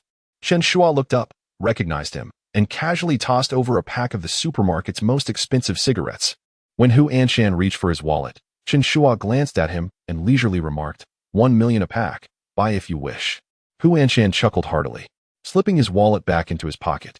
At that moment, Lin Yu approached from the shelves and, surprised to see Hu Anshan, exclaimed, Mr. Hu, what brings you here? She promptly fetched a plastic stool for him to sit. Hu Anshan waved his hand dismissively. No need to fuss. I'm here to help with the checkout for a bit. To be honest, I've done this before. When I first arrived in Ninghai from the countryside, I ran a night market stall and even operated a food stall. Back then, there was no scanning. Everything was calculated in my head, and I never made a mistake. With that, he strode confidently to the checkout counter, rolled up his sleeves, and prepared to take charge. Chen Shuo, stepping aside, smiled and said, I couldn't ask for more than someone willing to work for free. Lin Yu lightly tapped him, playfully chiding, how can we let Mr. Hu do this work? Yet Hu Anshan seemed unfazed. I'm merely itching to work, reminiscing about the past. Surprisingly, Hu Anshan displayed an impressive proficiency as he scanned items, bagged them, and engaged customers, mirroring Chen Shuo's demeanor, with not a hint of the stature one would expect from the chairman of a major corporation. Watching from the side, Chen Shuo couldn't help but laugh and casually inquired, Old Hu, have you ever worried about what would happen if your gamble on the southeast region turns out to be a mistake? Without pausing, Hu Anshan continued scanning, replying, Honestly, I have thought about it and worried for a few days. But eventually, I came to terms with it. If it fails, we can always start over. One must be prepared to accept loss in business. Chen Shuo nodded, a playful tone in his voice. From your checkout style, it seems you might not lose for long. Your comeback could even surpass your previous success. Hu Anshan paused, turning to Chen Shuo with a glint of understanding in his eyes. That makes sense. As the conversation progressed, an elderly lady impatiently scolded while holding a bottle of soy sauce. Why are you so slow? I've bought the soy sauce and still need to get home to cook. Hu Anshan promptly nodded and bowed. Oh dear, I apologize, it will be ready shortly. He hurriedly quickened his pace, deftly packing the items. Hu Anshan continued to be busy until the afternoon, and after the supermarket closed, Chen Shuo and Lin Yu took him back to Jinyu Lanwan. In the softly lit living room, Hu Anshan solemnly presented the equity transfer proposal for Yujia Supermarket to Chen Shuo, stating, Brother, this represents 69 of Yujia Supermarket's shares. Mayor Peng has announced the development plan for the Southeast District, featuring 2 major projects, the largest film production base in Asia and a Lego theme park. Thanks to you, I consider this a fortunate investment. I, Hu Anshan, believe in being straightforward. Initially, I intended to transfer my shares to you. But since you have an interest in the supermarket, I shall acquire it and let you enjoy it alongside me. Being the second largest shareholder means having to consider others' opinions. My principle is to never settle for being second. If I engage, I shall be the leader. Chen Shuo, without pretense, accepted the agreement, flipping through a few pages before looking up and saying, Brother Hu, while I may not take other gifts seriously, I genuinely have an interest in this supermarket, so I won't stand on ceremony. With that, a casual smile graced his lips. Upon hearing this, Hu Anshan felt a sense of clarity. He now fully believed in Chen Shuo's capabilities, sensing that the young man's potential might be backed by an unfathomable background. Regardless, Hu Anshan was convinced that Chen Shuo was no ordinary individual. By collaborating with him, he had stirred the political and business landscape of half of Ninghai. He had cleverly maneuvered, elegantly withdrawing while swallowing the largest piece of the Southeast District pie. The real estate companies in Ninghai, upon realizing the situation, must be filled with regret. Meanwhile, within the Yuanxin group, the vice presidents and department heads were left astonished. Once the press conference concluded and the news spread, upon exiting his office, the atmosphere of the entire company had transformed. The previous sense of confusion and despondency vanished like shadows before a strong wind, replaced by shock and exhilaration, as if the world had been turned upside down and righted once more. As he prepared to leave for Chen Shuo's place, he fortuitously encountered Luo Zhengli, the project manager. The imposing figure appeared as if caught by a teacher, hesitantly asking, "President, who did you watch Mayor Peng's press conference?" Hu Anshan gave him a sidelong glance, replying, "Your project department needs to gear up. Many have left recently, and those remaining have proven their worth. It's time to raise their salaries. The upcoming projects in the Southeast District require your utmost commitment. Chen has paved the way for you. If the projects falter, how will we face Chen in the future?" Upon hearing this, Luo Zhengli stood frozen, watching Hu Anshan's figure disappear outside the building, his mind drifting to the young Chen, who once stood on the 10th floor, directing with authority, unable to move for a long moment. Later that evening, in the dimly lit living room of Jinyu Lanwan, Lin Yu sat on the sofa, clutching the freshly signed equity transfer agreement for Yujia Supermarket, her eyes filled with disbelief. She read through it several times, then looked up at Chen Shuo and asked, "Is Yujia Supermarket really ours now? Is this for real?" Just a few days ago, when Yujia Supermarket had instructed the urban management to disrupt their operations, Chen Shuo had half-jokingly remarked, "We still don't know who is acquiring whom." At that time, Lin Yu had dismissed it as mere frustration, laughing it off. Who could have imagined that just days later, Yujia Supermarket would indeed be acquired, and it would have fallen into their hands so obediently? If it weren't for the seals of Yuanjing Group and Hu Anshan on the agreement, Lin Yu would have never believed it. After all, their family merely operated a small supermarket with just 2 storefronts, which was little more than a grocery store. How could they possibly possess a chain of over 20 stores in Ninghai in the blink of an eye? This was all too effortless, Lin Yu murmured, her voice tinged with confusion. Chapter 60. The guilt of Tianjiani relaxed. Chen Shuo leaned back against the sofa and chuckled. "Do you have any idea how many people could be driven to tears by your words?" Lin Yu paused, turning to look at him. "What do you mean?" Chen Shuo pulled her onto his lap, lazily proclaiming, "Did you think my time at the Vision Group was in vain?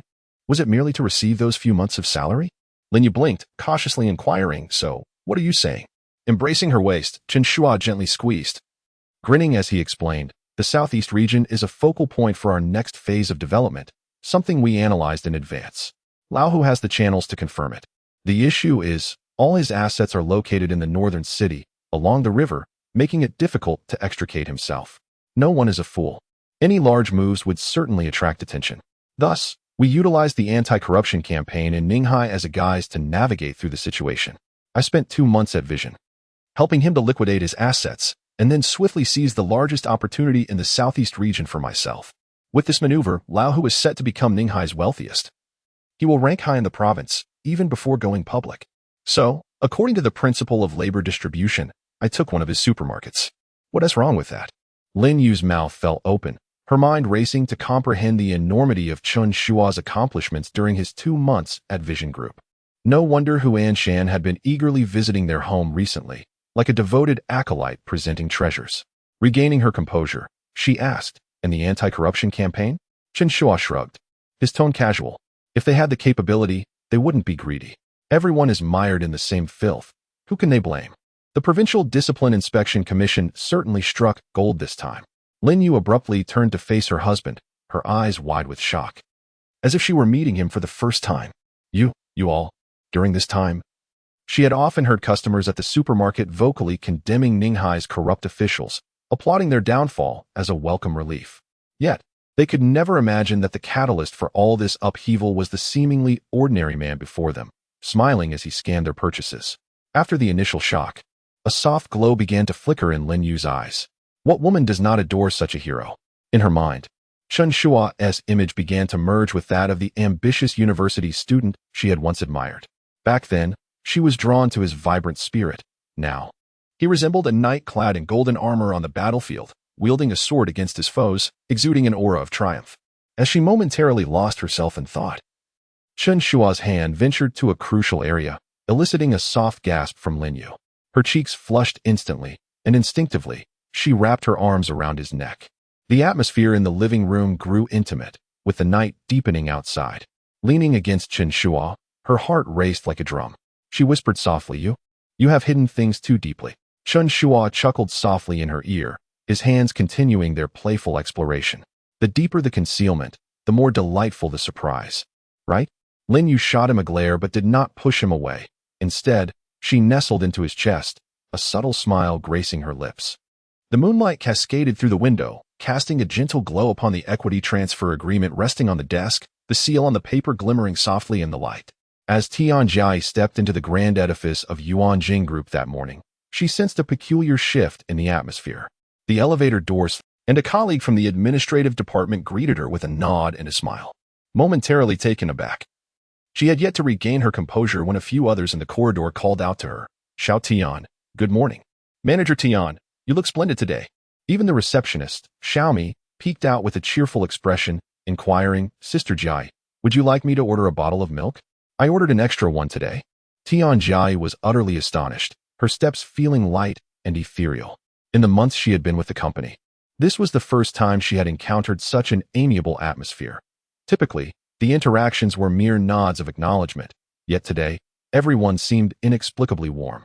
Upon arriving at the publicity department, the oddity intensified. Colleagues who had previously been as cold as ice now greeted her with enthusiasm, as if transformed. A male colleague approached, coffee in hand, beaming with delight. Manager Tian, this cup is for you. I brewed too much.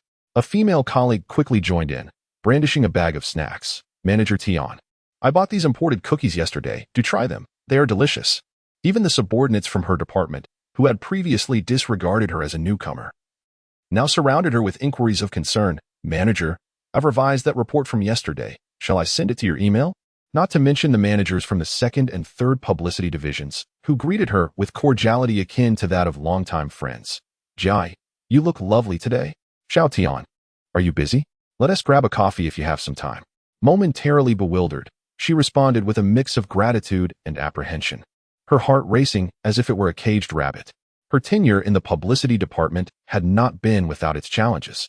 Having never spent a day in the department prior to her abrupt appointment as manager, she faced skepticism from all sides. To make matters worse, she had previously worked under General Manager Chen, who had left chaos in his wake after just 2 months, decimating the business and sowing fear among the staff, leading the once prestigious Ninghai real estate company to the brink of collapse before departing without a trace. The frustrations of the employees, unable to confront Chen directly, had inevitably been redirected toward her. Fortunately, the head of the publicity department, Sun Qi, had been supportive, often providing her with a shield against the discontent. Otherwise, Tianjia felt she might not endure much longer. The sudden warmth of her colleagues today filled her with a mix of joy and apprehension. What could be the reason behind this unexpected camaraderie? Lost in thought, Sun Qi emerged from her office and, upon spotting Tianjia, beckoned her with a wave. Jai, come to my office for a moment. Tianjia hurriedly made her way, pushing the door open to find Sun Qi standing by the window, cradling a cup of coffee. With her chic bobbed hair, soft yet sharp features, and a crisp white suit that accentuated her poised figure, complemented by nude stockings and high heels, Sun Qi embodied the essence of a professional. Tianjia had long admired her, not only for her appearance, but also for her remarkable ability to navigate tasks with precision, clarity of thought, and a wealth of solutions, all while maintaining fairness and impartiality with her subordinates. She often thought how wonderful it would be to become a person like Mr. Sunday Jai. Your department needs to prepare well. Sun Qi turned around, a hint of excitement in her tone. The publicity department is about to get busy. Tianjia's heart leaped. Is there business coming in? Sun Qi nodded, a smile that held deeper meaning gracing her lips. Yes. And it seems we will be quite occupied, enough to keep us busy for several years. Tianjia's eyes widened. Is it really that impressive? Indeed. Sun Qi set down her coffee cup, leaning against the table. I never anticipated things would unfold this way. Have you seen the Ninghai Morning News? Ninghai's development direction is shifting towards the southeast region, featuring one of Asia's largest film production bases and the arrival of a Lego theme park, which will completely transform the real estate landscape of Ninghai. Now I finally understand why the company previously decided to handle the Jiangbei project to exchange for the barren land in the southeast region. The chairman is truly remarkable. And so is General Manager Chen. We all misunderstood him. In such a situation, no one else could have managed it. Yet he quietly shouldered everything without anyone's knowledge, overcoming immense pressure to achieve it. No wonder the chairman brought him in. A man like that is truly exceptional. Sun Qi paused, a glimmer of light flashing in her eyes, and smilingly asked, Jia, since you used to be General Manager Chen's assistant, could you share some insights about him?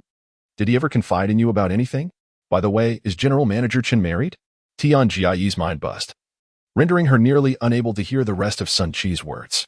She finally understood the reason behind the cheerful faces in the company today. Suddenly recalling the confidentiality agreement she signed when she first joined the company, she realized it was all connected. Her heart raced, the unexpected twist hitting her like a bullet, momentarily leaving her breathless. During this period, she had harbored some grievances against General Manager Chen.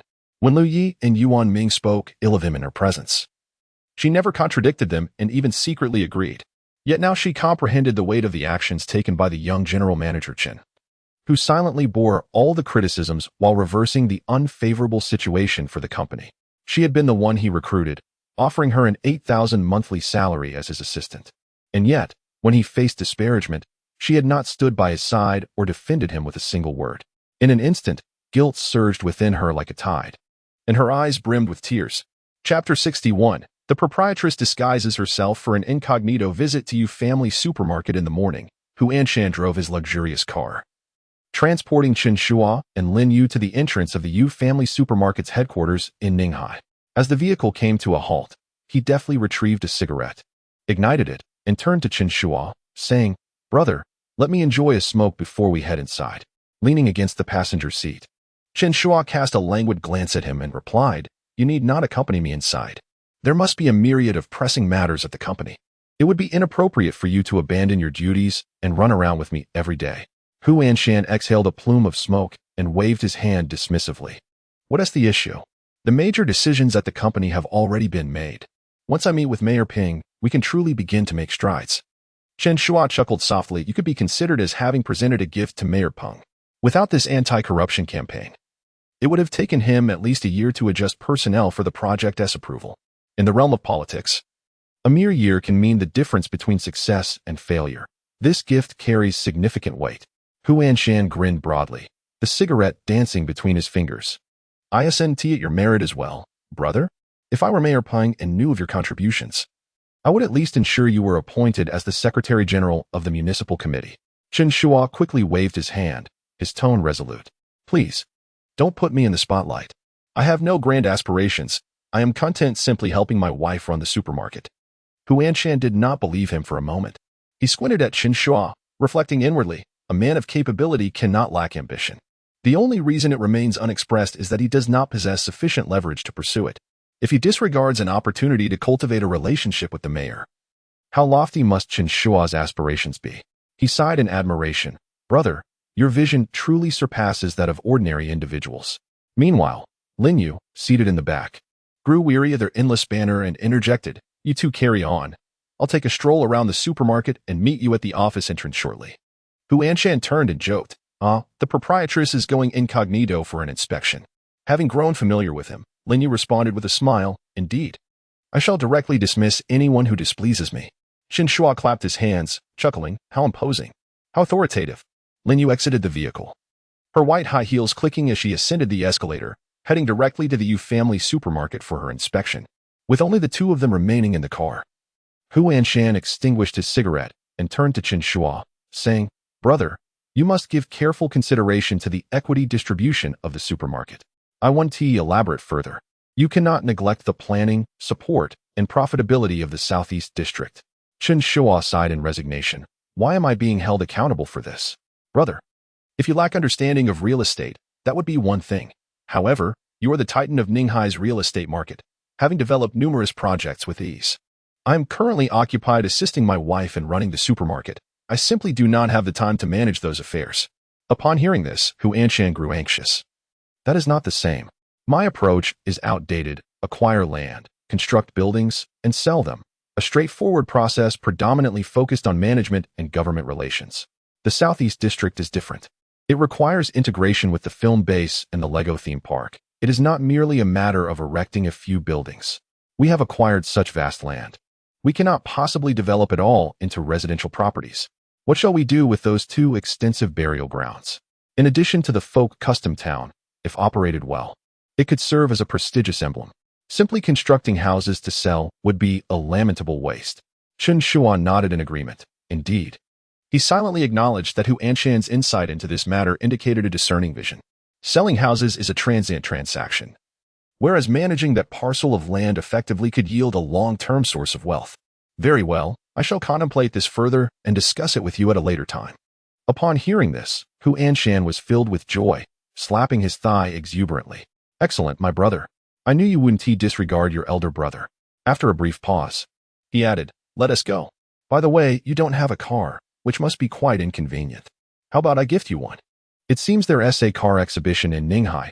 You can choose whichever you fancy. What do you think? Chen Shuo waved his hand dismissively. No need for your generosity. A man ought to purchase his own vehicle. When is the car exhibition? I will check it out later. He stroked his chin, mulling over the necessity of acquiring a vehicle. Previously, the small supermarket at home was just a short walk away, rendering a car unnecessary. However, now that Lin Yu frequently visits the Yu family headquarters, with a 69 equity stake, having granted Lin Yu 51 and retaining only 18 for himself, she has become the primary shareholder of Yu family supermarket. After today's board meeting, all employees must address her as chairwoman. It would be impractical for her to continue taking public transport or cycling to work. Thus, purchasing a car seems imperative. Meanwhile, Lin Yu strolled through the Yu family supermarket's Ninghai headquarters, her brow furrowing increasingly. Recently, she had gleaned much from her small supermarket experience, learning various promotional strategies from Chen Shuo, particularly how he adeptly attracted customers to the store through discount cards and limited-time offers.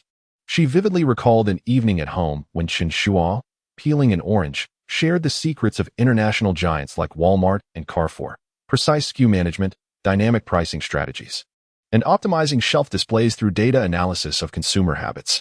In comparison, the Yu family headquarters seemed increasingly rudimentary and unrefined to her discerning eye.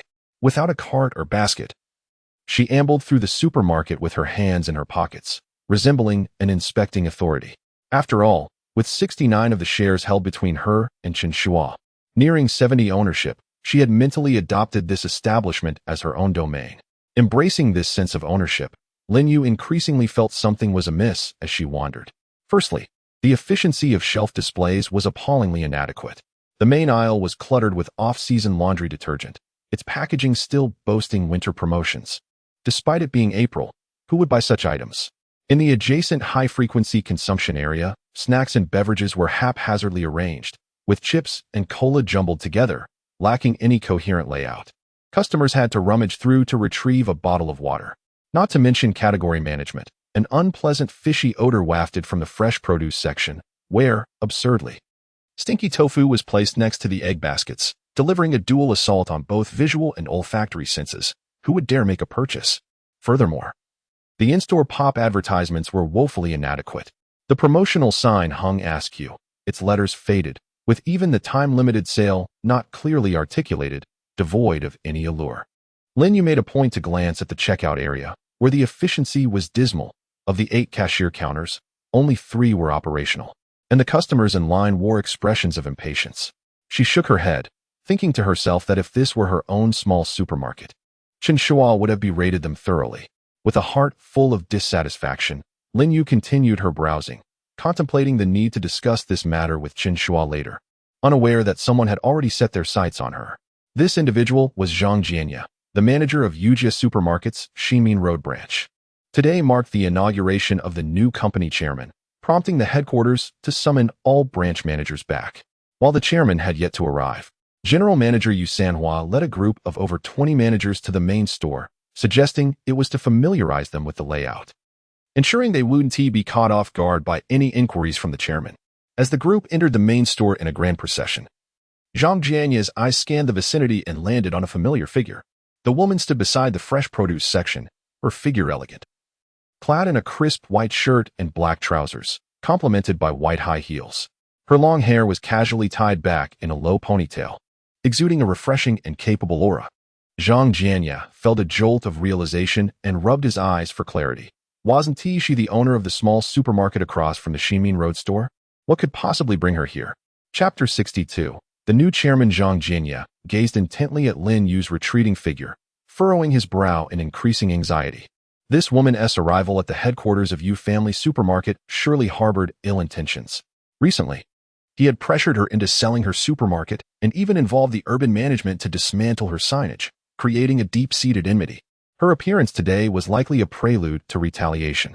Although he usually remained unfazed, today marked the inaugural board meeting of the new chairman, a major shareholder with an unknown temperament. If she were to cause a scene and the new chairman were to witness it, his position as store manager might very well be jeopardized. Zhang Jianya's worry escalated, and beads of cold sweat formed on his forehead. Resolutely, he made his way to his uncle, the vice president, Shang Dawei, who served as his support within the Yu family.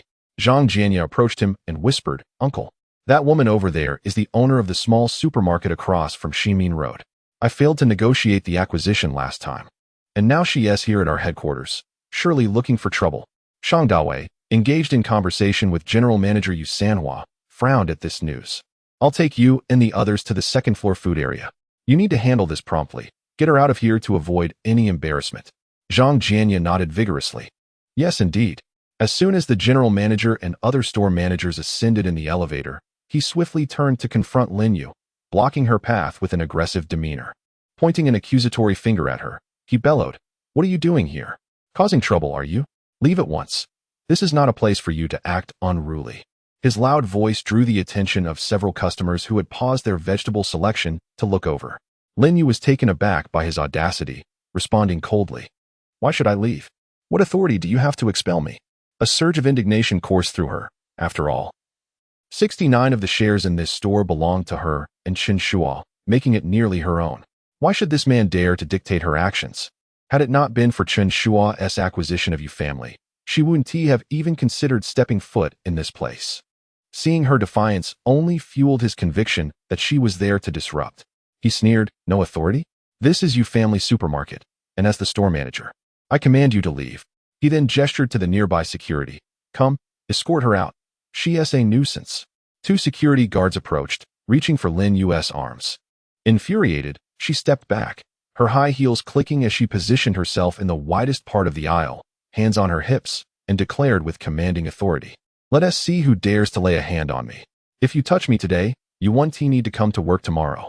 Her words resonated powerfully, leaving customers and employees momentarily stunned, even freezing the guards in mid-action. Zhang Jianya, however, erupted into mocking laughter, his derision palpable.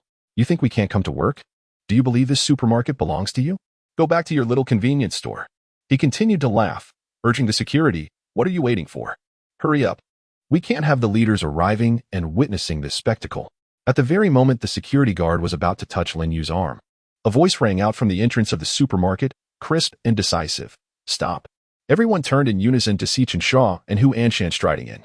The two had just finished their conversation in the car, and, upon not finding Lin Yu at the office area, Chen Shuo smiled and remarked, "Shopping for a long time." "I see." Hu Anshan chuckled in response, "Women do tend to linger in supermarkets. Let's take a stroll ourselves." However, as they entered, they stumbled upon this uproar. Chen Shuo quickly stepped forward, pushing the security guard aside, and furrowed his brow, inquiring, "What is happening here?" Lin Yu's face flushed with anger as she pointed an accusing finger at Zhang Jianya, exclaiming, "He wants me to leave." Zhang Jianya, his neck stiffening, arrogantly retorted, "What if I do? This is Yujia, and you are not welcome here." He scrutinized Chen Shuo, recognizing him as Lin Yu's husband, which only fueled his bravado. "Oh, you've brought a helper? Let me tell you, this is not a place for you to act recklessly. Just leave." Hu Anshan stood nearby, squinting at Zhang Jianya as if watching a performance. Meanwhile, Chen Shuo let out a cold laugh and turned to Lin Yu, saying, "Dear, do not be upset. I shall handle this." He then faced Zhang Jianya, his tone calm, yet laced with an icy undertone. "You wish to expel her? How intriguing. Do you even know who she is?" Zhang Jianya was momentarily taken aback, then defiantly shouted, "Isn't she just the owner of a small supermarket? What a grand show you are putting on." Chen Shuo leaned in and quietly instructed, "Who? Could you please call Mr. Yu and ask him to come here?" Hu Anshan pulled out his phone, a knowing smile on his face. "Certainly, I must see this to its conclusion. Mr. Yu, this is Hu Anshan. We are in the department store area. Could you come down?" On the other end, Yu Sanhua's heart skipped a beat upon hearing this. Indeed, the chairman had arrived at the main store and had not gone directly to the office. He silently congratulated himself for bringing the managers to the main store for a tour. Had they been foolishly waiting in the office, it would have been a disaster if the chairman discovered any issues in the store. After ending the call, he turned to the managers beside him and said, "The chairman is here, just downstairs. Let us hurry down. Be mindful in conversation and actions, and do not make any mistakes." The managers nodded vigorously, with one thumping his chest in assurance. "Rest assured, Mr. Yu, we know precisely what to convey in front of the chairman." Another manager joked, "We must certainly showcase the best side of our supermarket, ensuring every customer feels at home and enjoys a pleasant shopping experience. We certainly cannot chase customers away." This remark elicited laughter from the group, lightening the atmosphere considerably. Yu Sanhua smiled and said, "I'm glad you all understand. Now, let us quickly go greet the chairman." As the group descended the stairs and reached the department store area, they spotted a throng of people gathered in the distance. Undoubtedly the chairman and his entourage. Yu Sanhua approached with a smile, but as he drew nearer, a sense of unease washed over him. Why did everyone's expression seem so off? He caught sight of Hu Anshan, the renowned chairman of Yuanjing Group in the Ninghai business community, standing there with his arms crossed, grinning as if he were watching a play unfold. Beside him stood two young individuals, one male and one female.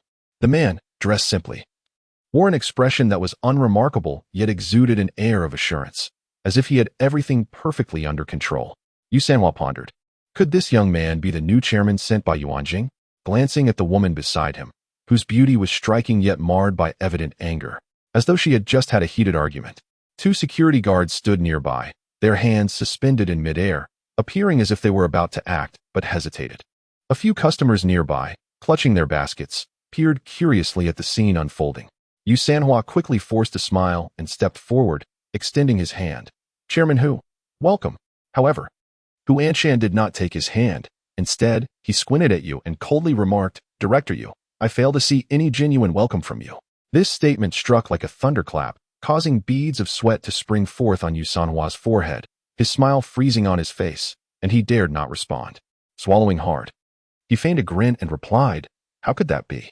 Not only are you our major shareholder, but we also greet every customer with warmth and hospitality." Yet, Hu Anshan remained unconvinced, crossing his arms leisurely as he said, "That may not be the case.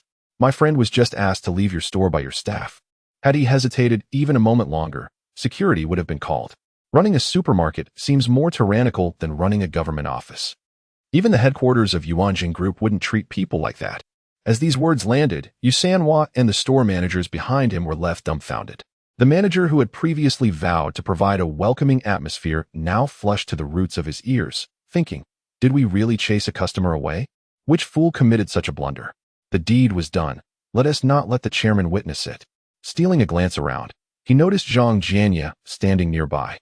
Head bowed and eyes averted, and his heart sank. This must be the work of that guy. Yu Sanhua's mind raced as he steeled himself to explain. "Chairman Hu, this must be a misunderstanding. Our Yu family supermarket values customer satisfaction above all else. How could we?" Before he could finish, Chen Shuo stepped forward, lazily interrupting him. "Misunderstanding? Ask this store manager why my wife was treated as a nuisance during her visit to your establishment, necessitating security to escort her out." He pointed a finger at Zhang Jianya, his tone calm, yet cutting like a knife.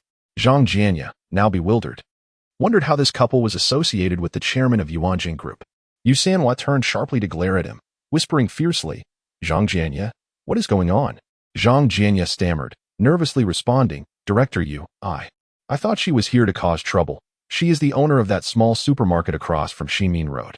I was unable to finalize the acquisition during my last visit, and today she came here, and I feared she might stir up trouble." His voice dwindled to a whisper, nearly inaudible. Hu Anshan scoffed. "Cause trouble? Are you blind? Did you not see she was here to inspect her own store?" Yu Sanhua was momentarily taken aback, his thoughts still clouded, when Chen Shuo took over the conversation, speaking leisurely. "Director Yu, allow me to introduce. This is my wife. Lin Yu, the largest shareholder of Yu Family Supermarket, holding 51 of the shares. Today marks her first day in office, and your welcoming ceremony is quite unique. At that moment, Sanhua felt a ringing in her ears, leaving her frozen in place, her smile more akin to a grimace than a joyful expression. The surrounding store managers erupted into chaos, with whispers circulating. What? She is the chairperson? 51 of the shares? This cannot be serious. Zhang Jianye was struck as if by lightning, his complexion draining of color, his legs trembling uncontrollably. He could scarcely fathom that the unassuming owner of the small supermarket he had dismissed had suddenly transformed into the head of Yuji's supermarket. Now, he realized he had truly encountered an insurmountable obstacle. Chapter 63. Has Yu Family Supermarket transformed into their couple's store? Guanshan cleared his throat and surveyed the astonished store managers around him before leisurely stating, as it happens. The shares of Yu Family Supermarket have been acquired by our Vision Group, but subsequent to the acquisition, I have transferred them. The new shareholders are my two friends, General Manager Chun and General Manager Lin, who are standing beside me. General Lin holds 51 of the shares, making him the primary shareholder. General Chun possesses 18, making him the secondary shareholder. They have already met with several other minor shareholders. In other words, Vision Group has completely withdrawn and holds no shares whatsoever. I am here today merely to accompany my friends and clarify matters with you, the management team. Upon hearing this, all eyes swiftly turned towards Chen Shuo and Lin Yu. The store managers' minds were in a frenzy. They thought, what? We will now be working under this couple? We must act promptly to demonstrate our worth, lest we incur the chairman's displeasure. Some pondered. General Lin is truly beautiful. I shall offer daily compliments and flatter her to forge a favorable impression. Others discreetly glanced at Chen Shuo, reflecting, this young man may be relatively young. Yet he emanates a formidable presence. I must tread carefully in his presence to avoid any missteps.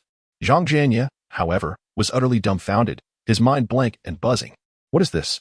Yu Family Supermarket has become their couple's store? His vision blurred, and he could scarcely believe it. He recalled with chagrin how he had boasted about acquiring a small supermarket just days prior, only to find that they had outmaneuvered him by purchasing the entire main store. What kind of absurdity was this? He felt as if he could weep, his legs turning to jelly.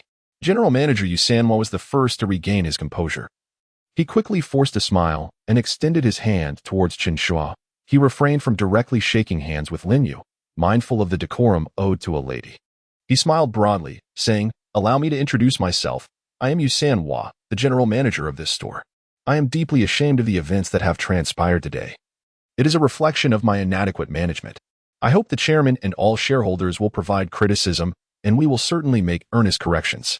Chen Shuo, unlike Guanshan, did not rebuff him coldly and return the handshake. After all, he was a shareholder, and Yu Sanhua was still the general manager. A modicum of professional courtesy was warranted. However, that was the extent of his warmth. Grasping Yu Sanhua's hand, he spoke with a calm yet imposing tone. General Manager, when you speak of making earnest corrections, do you intend to implement these changes immediately, or shall it be postponed? The statement landed like a grenade, leaving Yu Sanhua momentarily speechless. He thought, how do I respond? Should I say not immediately, intending to delay? But if I claim to act immediately, this young man will undoubtedly push for further action. What to do? He forced a smile. Certainly, we shall correct this immediately. My expectation for the store managers and employees has always been to address issues as soon as they arise. Chen Shuo nodded. Excellent. Actions speak louder than words. Let General Manager Yu set a precedent. Yu Sanhua sighed inwardly, knowing that the challenge had indeed arrived. This young man, so adept at ingratiating himself with Guanshan, was clearly not to be underestimated. As the situation unfolded, Yu Sanhua could only brace himself to navigate the impending complexities. He turned around, his expression stern as he faced Zhang Jianye and the two security guards, his voice as frigid as ice shards. Zhang Jianye, you and the two of you are hereby dismissed. Yuji Supermarket has no need for individuals who disregard customers. Zhang Jianye, as the store manager, not only have you failed to manage yourself, but you have also led others to bully patrons, displaying utter arrogance. What transpired today is of your own making. Gather your belongings and leave at once. He paused, glaring at the two security guards. You two are no different. Security is meant to uphold order in the store, not to serve as your thugs. Be gone. Upon hearing these words, Zhang Jianye felt a chill run down his spine, as if his very soul had been drained. He had clawed his way up to the position of store manager at Yuja Supermarket, enjoying a decent income, primarily due to the connections of his uncle, Shang Dawei. If he lost this job, with his limited capabilities, where would he find another managerial position? Desperate to remain, he turned to Shang Dawei with pleading eyes, instinctively calling out, "Uncle, please speak on my behalf." Shang Dawei, upon hearing this, was infuriated, his anger threatening to erupt. "What do you want from me? Yes, you're my nephew. But in the company, business is business. How many times have I told you to focus on your work? And now, you have the audacity to create such a mess." He felt an overwhelming urgency. Was his nephew devoid of sense? Why choose this moment to call out for him in public? There have been instances of foolishness among relatives, but never had he encountered such a blatant display of incompetence from a nephew. Upon witnessing his uncle's fury, Zhang Jianya assumed it was a sign of indifference. Nearly brought to tears, he implored, "Uncle, you cannot abandon me. The earlier directives regarding company policy and asking me to expel this woman were all your instructions. Uncle, you cannot forsake your nephew." At that moment, the atmosphere erupted. The surrounding managers instinctively stepped back, as if trying to distance themselves from the impending disaster this uncle-nephew duo was about to face. It was clear, today they were doomed. Some cast sidelong glances at Shang Dawei, pondering how such a shrewd vice president could have produced such a foolish nephew.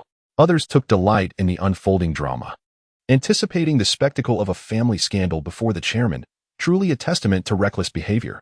Chen Shuo chuckled, intrigued by the unexpected turn of events. Lin Yu bitterly remarked, "Now I understand the audacity. A branch manager daring to evict customers from the headquarters must have someone backing him." Yu Sanhua, infuriated, berated the uncle-nephew pair in his mind. This was not merely negligence, but a glaring example of poor judgment in personnel. Unable to contain his outrage, he bellowed, "What a fine mess you two have created. What are you still doing here? You have until the end of the day to complete your resignation procedures. Get out." Immediately, Zhang Jianya stood frozen, his legs trembling, unable to take a step, while Shang Dawei, his face darkened, kept silent. The surrounding managers held their breaths, daring not to utter a word, stealing glances at Chen Shuo and Lin Yu, mentally resolving to tread carefully around the new chairman and his spouse in the future. Huan Shan, arms crossed, watched the unfolding farce with a smile, thinking to himself, "My brother's wife has quite the fiery temperament. She is well suited for him." In truth, Lin Yu herself was unaware that during the period of Chen Shuo's transformation, she too was quietly revealing her authentic character. At her core, she was a proud and upright woman who, despite the opposition from her parents and relatives, resolutely married Chen Shuo, showcasing her indomitable spirit. In the subsequent years when Chen Shuo faltered, she single-handedly supported the family, raising their daughter without ever bowing her head. Much like a bulrush crushed beneath a heavy stone, seemingly fragile on the surface, yet resilient as steel within. Now that Chen Shuo had risen from his trials, lifting the heavy burden from her shoulders, she blossomed anew like a bulrush in spring, revealing the brilliance that had been hidden for years. She surveyed the gathering crowd and frowned slightly, urging them to disperse so as not to obstruct the pathway and hinder customers shopping. "Any matters can be discussed back at the office," she instructed. Pausing for a moment, she turned to Zhang Jianya and Shang Dawei, speaking coldly. "You've heard what general manager you stated. The company will certainly not retain you. However, you will receive every penny of your due wages and entitlements. Now, please proceed to the HR department to complete your exit procedures." After delivering her message, she glanced at the two security guards, softening her tone slightly. "It is not easy for grassroots employees. I offer you both a choice. Either forfeit 1 month's salary and remain, or leave and receive a month's salary as compensation. The choice is yours." As her words settled in, the two guards exchanged glances and quietly conferred, evidently taken aback by this unexpected leniency. The surrounding crowd fell silent, the store managers exchanging looks filled with newfound respect. The new chairwoman not only commanded authority, but also possessed a remarkable ability to win hearts. Employing both firmness and compassion, impressive indeed. Standing nearby, Chen Shuo discreetly gave Lin Yu a thumbs up, a smile hidden in his eyes. In his perspective, while Lin Yu's handling of the situation was not flawless and had its imperfections, it was a delightful surprise nonetheless. His wife had never managed large affairs before. Yet here she was, unexpectedly taking charge of 27 stores, demonstrating remarkable acumen. With a little refinement, she would undoubtedly master the family business with ease. Chapter 64. equity agreement, and Yujia supermarket. Upon arriving at the office area, Chen Shuo and his companions entered through the door. They found themselves in an aging office building, where the atmosphere was rather ordinary and somewhat oppressive.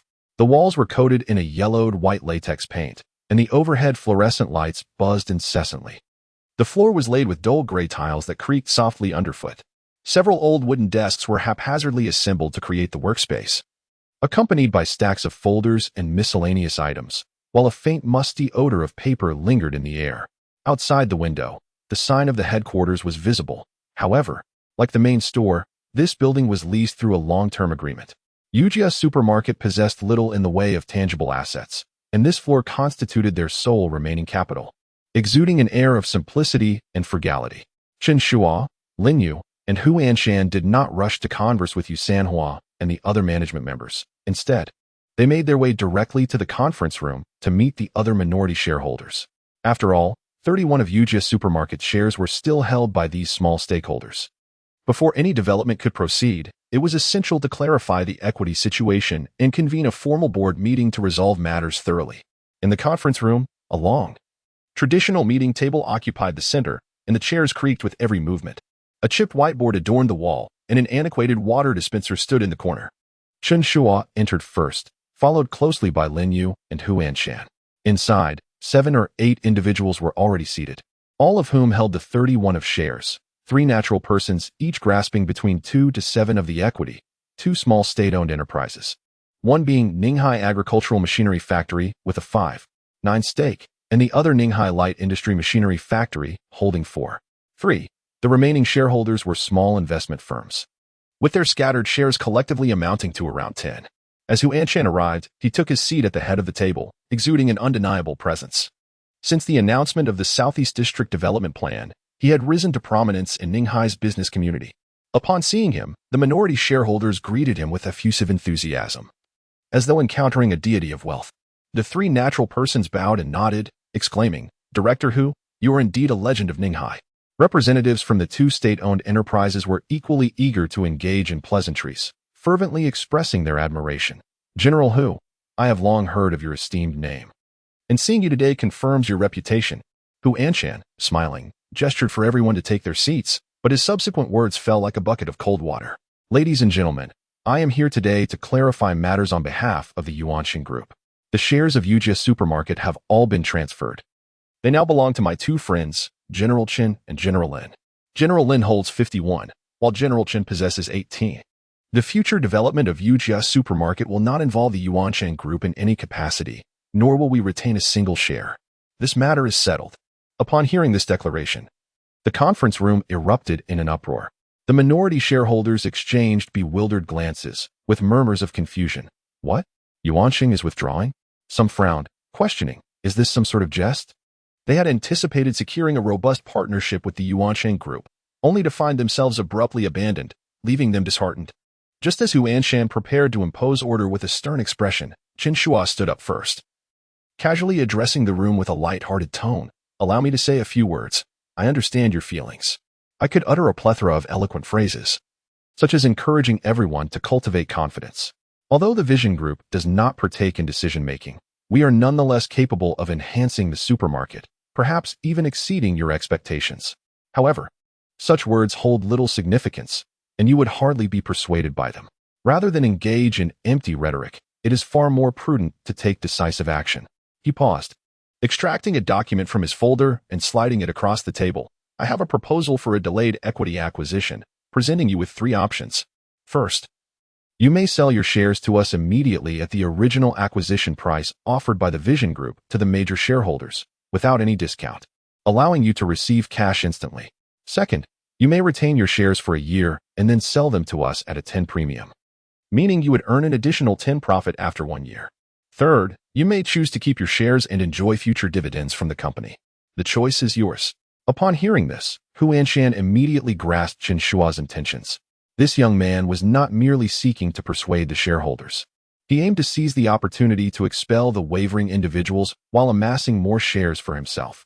Reacting swiftly, he interjected, "Ladies and gentlemen, allow me to interject with a word of caution. Currently, the Vision Group holds no shares in Yujia. I may claim that General Manager Chen and General Manager Lin are my friends, but do not hold me accountable for that in the future. The supermarket's profits or losses bear no relation to our vision group. Understood? Let it not be said that I, Hu Anshan, have Hu Anshan's words fell like the final straw on a camel's back, shaking the small shareholders who had harbored some hope for the vision group. One of the 3 individual shareholders immediately exclaimed, I withdraw. I want to sell now. I too wish to sell. A bird in the hand is worth 2 in the bush. Who can guarantee that the 10 after a year will materialize? Better to reclaim the principal now. Representatives from a small investment firm echoed, yes, selling now is the safest option. The meeting room buzzed with voices as everyone rushed to express their intentions, with scarcely anyone opting for the second or third choices. Only the 2 representatives from state-owned enterprises remained silent. The representative from the Ninghai Agricultural Machinery Factory, a middle-aged man in his 40s, adjusted his glasses and remained focused on his documents, while the representative from the Ninghai Light Industry Machinery Factory, tall and slender, stared vacantly at the teacup on the table. Their hesitation did not stem from faith in Chen Shuo, but rather from the complexities of selling state assets.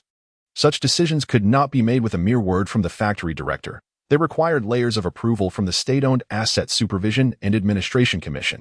In the event of a loss, there would be suspicions of state asset depletion, and they feared the implications of such responsibility. Thus, they preferred to avoid complications, as these shares were remnants of previous leadership decisions, and they were disinclined to become involved. Ultimately, the equity agreement was signed, with the 3 individual shareholders and the small investment firm exiting, leaving only the 2 state-owned enterprises behind, one holding 5.9 and the other 4.3, totaling 10.2. Chen Shuo consolidated the remaining shares, fundamentally altering the equity structure of IOUs supermarket. Lin Yu at 51, Chen Shuo at 39.8, and the 2 state-owned enterprises at 10.2. The meeting room fell silent as the small shareholders collected their payments and departed, while the representatives of the 2 state-owned enterprises signed their names, exchanged pleasantries, and left. Hu Anshan leaned back in his chair, smiling at Chen Shuo. My dear brother, your maneuver was splendid. With just a few words, you have cleared out the extraneous elements. Chen Shuo shrugged, gathering his documents. This way, we can avoid any future hindrances. Lin Yu sat nearby, her head bowed as she flipped through the equity agreement, a faint smile gracing her lips. She mused to herself, no wonder Chen Shuo had first pledged the equity to secure cash. It was all part of a scheme for acquisition. She felt a sense of satisfaction, envisioning the day when their supermarket would expand, yet begrudging the necessity of sharing profits with the minor shareholders. How delightful it would be to rid themselves of these nuisances. Alas, 2 state-owned enterprises remained, stubbornly clinging on despite the circumstances, and it seemed they would not be easily extricated. A slight disappointment lingered in her heart. Outside the conference room, footsteps faded into the distance. Yet the dreary atmosphere of the old office building was stirred with a newfound vitality by this equity reshuffle. Following the conclusion of the shareholders' meeting, Chen Shuo, Lin Yu, and Hu Anshan summoned the management team of IOUs supermarket into the conference room. Yu Sanhua entered with 2 vice presidents, Li Guiqiang in charge of operations and Wang Fang overseeing human resources, alongside more than 20 store managers, all of whom entered in succession. The oppressive air in the room had yet to dissipate, and as everyone took their seats, an air of trepidation enveloped them. Yu Sanhua fidgeted with a pen in hand, casting furtive glances at Chen Shuo and Lin Yu, as if attempting to gauge the situation. Li Guiqiang sat rigidly, his hands clenched tightly, while Wang Fang busied herself by flipping through her notebook, pretending to be engrossed, though she turned several pages without pause. The store managers exhibited varied signs of anxiety. Some rubbed their hands together, while others stared blankly at the table. The silence so profound that the bubbling of the water dispenser could be distinctly heard. Chen Shuo surveyed the room and began. Allow me to update you on the recent developments from the shareholders' meeting. The 31 stake of IOUs supermarket has been completely processed. Currently, Lin and I collectively hold 89.8 of the shares, with the remaining 10.2 divided between Ninghai Agricultural Machinery Factory and Ninghai Light Industry Machinery Factory. Upon hearing this, a palpable tension gripped the room. Yu Sanhua's fingers faltered, nearly dropping the pen. Li Guiqiang's eyelids twitched. Wang Fang glanced at Chen Shuo before hastily lowering her gaze. And the store managers dared not utter a sound. It was evident 90 of the equity was firmly in the hands of this couple, leaving no room for negotiation. The remaining shares amounted to a mere 10, and with the two state-owned enterprises barely limping along, one could hardly expect them to manage the supermarket's affairs. Sensing the atmosphere had solidified, Chen Shuo continued, "Now, let's address what concerns you most, the restructuring of the organization. Effective immediately, Lin will assume the role of chairwoman, while I will serve as general manager. You may choose to remain with the company as vice president or opt for resignation. However, should you choose to leave, you must complete the audit process to ensure all accounts are clear. The positions of others will remain unchanged for now, but as the supermarket's business model evolves, organizational changes are inevitable. Be prepared." He paused, casting a glance at Yu Sanhua, who remained silent with his head down, and added, "Additionally, Yu Jia Supermarket will undergo a name change, becoming Lu Jia Supermarket." The announcement left everyone momentarily stunned, yet it did not take long for them to comprehend the implications. The original name, bestowed by the founder Yu Defa, was now obsolete following the acquisition. It was only fitting that a new name be adopted. Chen Shuo originally intended to name the supermarket Yuejia, drawing inspiration from Lin Yu's name. However, upon discovering that Yuejia had already been registered as a subsidiary by Carrefour, he decided to adopt the name Lejia Supermarket, which has a cheerful ring to it. Lin Yu, seated beside him, cast a sidelong glance at Chen Shuo, a hint of amusement sparkling in her eyes. She had not given much thought to the name, but his words warmed her heart. Hu Anshan reclined in his chair, cheerfully interjecting, "Brother, you've chosen a splendid name, grounded yet imbued with sentiment. A supermarket should evoke a sense of comfort." Yu Sanhua chuckled awkwardly, affirming, "Indeed. Both General Manager Lin and General Manager Chen have considered it thoroughly." With these words, the thoughts of those in the room diverged. Yu Sanhua contemplated his position. Remaining as Deputy General Manager would undoubtedly diminish his power compared to before, yet at least his livelihood would be secure. Leaving would entail an audit, which could lead to complications, not to mention the potential for embarrassing discoveries. Li Guiqiang and Wang Fong exchanged a glance, remaining silent. Yet both understood the implications. With the new owner taking charge, imminent business adjustments could jeopardize their positions, dependent upon their performance. Meanwhile, the store managers whispered among themselves, "Lejia Supermarket? The name sounds quite approachable, but with such a formidable new owner, sweeping changes are likely on the horizon, and life may become challenging." Chapter 65. The tumultuous supermarket. The ownership of the supermarket had changed hands, and within mere days of the name change being confirmed, a notice was affixed to the employee lounge of Lejia Supermarket. The announcement was unequivocal. There had been a significant alteration in the company's shareholding structure. The former general manager, Yu Sanhua, would no longer serve in that capacity and would be reassigned to the position of deputy. The supermarket's operations were set for a comprehensive overhaul, with crucial reforms on the horizon.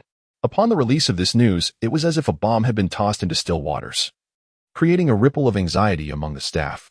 In the lounge, a group of employees huddled together, gossiping. Cashier Xiao Lu, holding a cup of instant noodles, had just taken a bite when he glanced at the notice and muttered, "Didn't they say it was sold to the Yuanjing Group? What is going on?"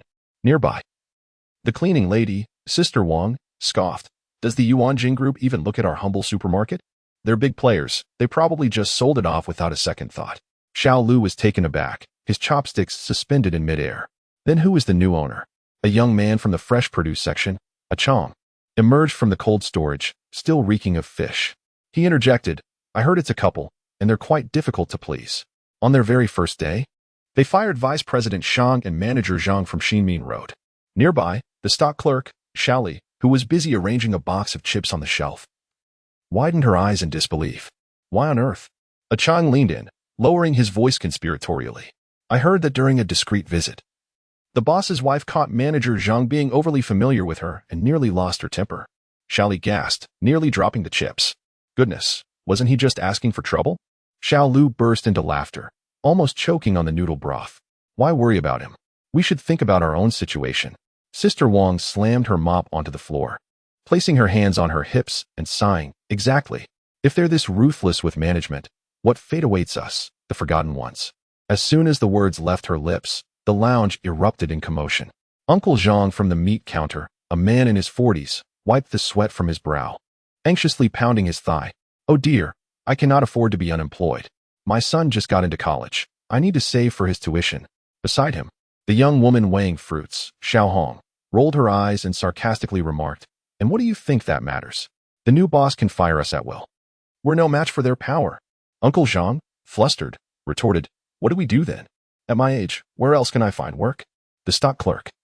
Chubby Xiao Zhao munched on bread and chimed in, his mouth full of crumbs. I heard the new owners renamed the supermarket Lijia, which sounds cheerful. Perhaps they won't be so harsh after all. Sister Wang snorted disdainfully, cheerful my foot. No matter how pleasant the name, cuts will still be cuts. From the tone of that announcement, with all this talk of comprehensive reorganization and significant reforms, it likely means mass layoffs. Xiaoli, clutching the box of chips, frowned and nodded in agreement. Right? I've just saved a bit to buy a new phone. Now what am I to do? As they continued their lamentations, Old Li, pushing a delivery cart past the entrance, overheard their conversation and cheerfully interjected, you youngsters worry too much. The new boss has dismissed the management team, yet has not indicated any intentions to affect us at the grassroots level. Perhaps once the restructuring is complete, business will improve, and salaries may even see an increase. Xiao Lu rolled his eyes and tapped the edge of his bowl with chopsticks, exclaiming, Uncle Li, you speak from a place of comfort. You make deliveries a few times a month, but we are here every day, living in constant anxiety.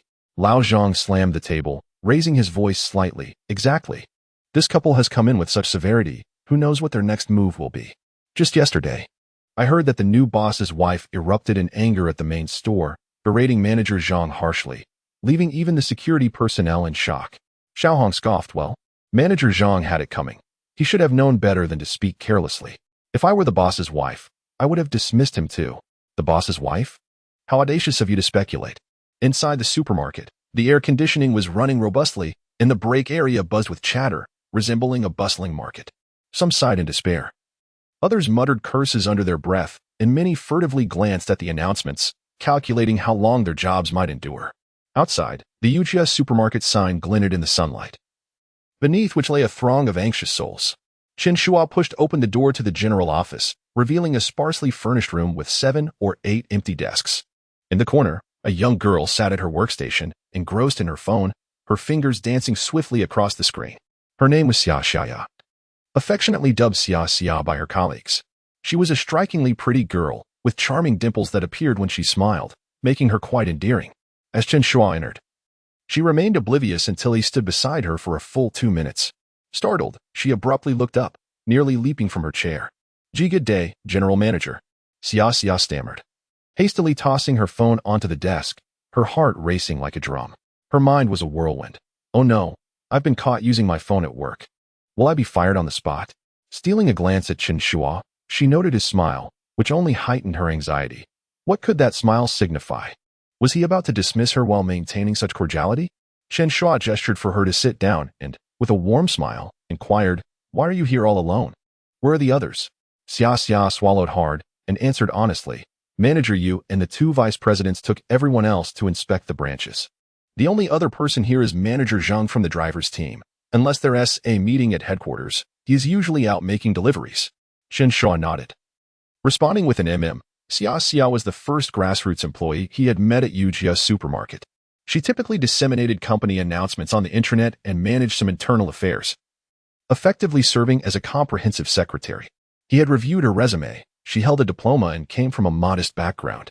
Initially, he had presumed she might be related to someone in management, but upon inquiry, he learned otherwise. Vice President Wang Fong had hired her due to her appealing appearance and efficient work ethic, likening her smile to that of a host on a prestigious network. Chen Shuo held no objections to this. Academic credentials do not necessarily reflect capability.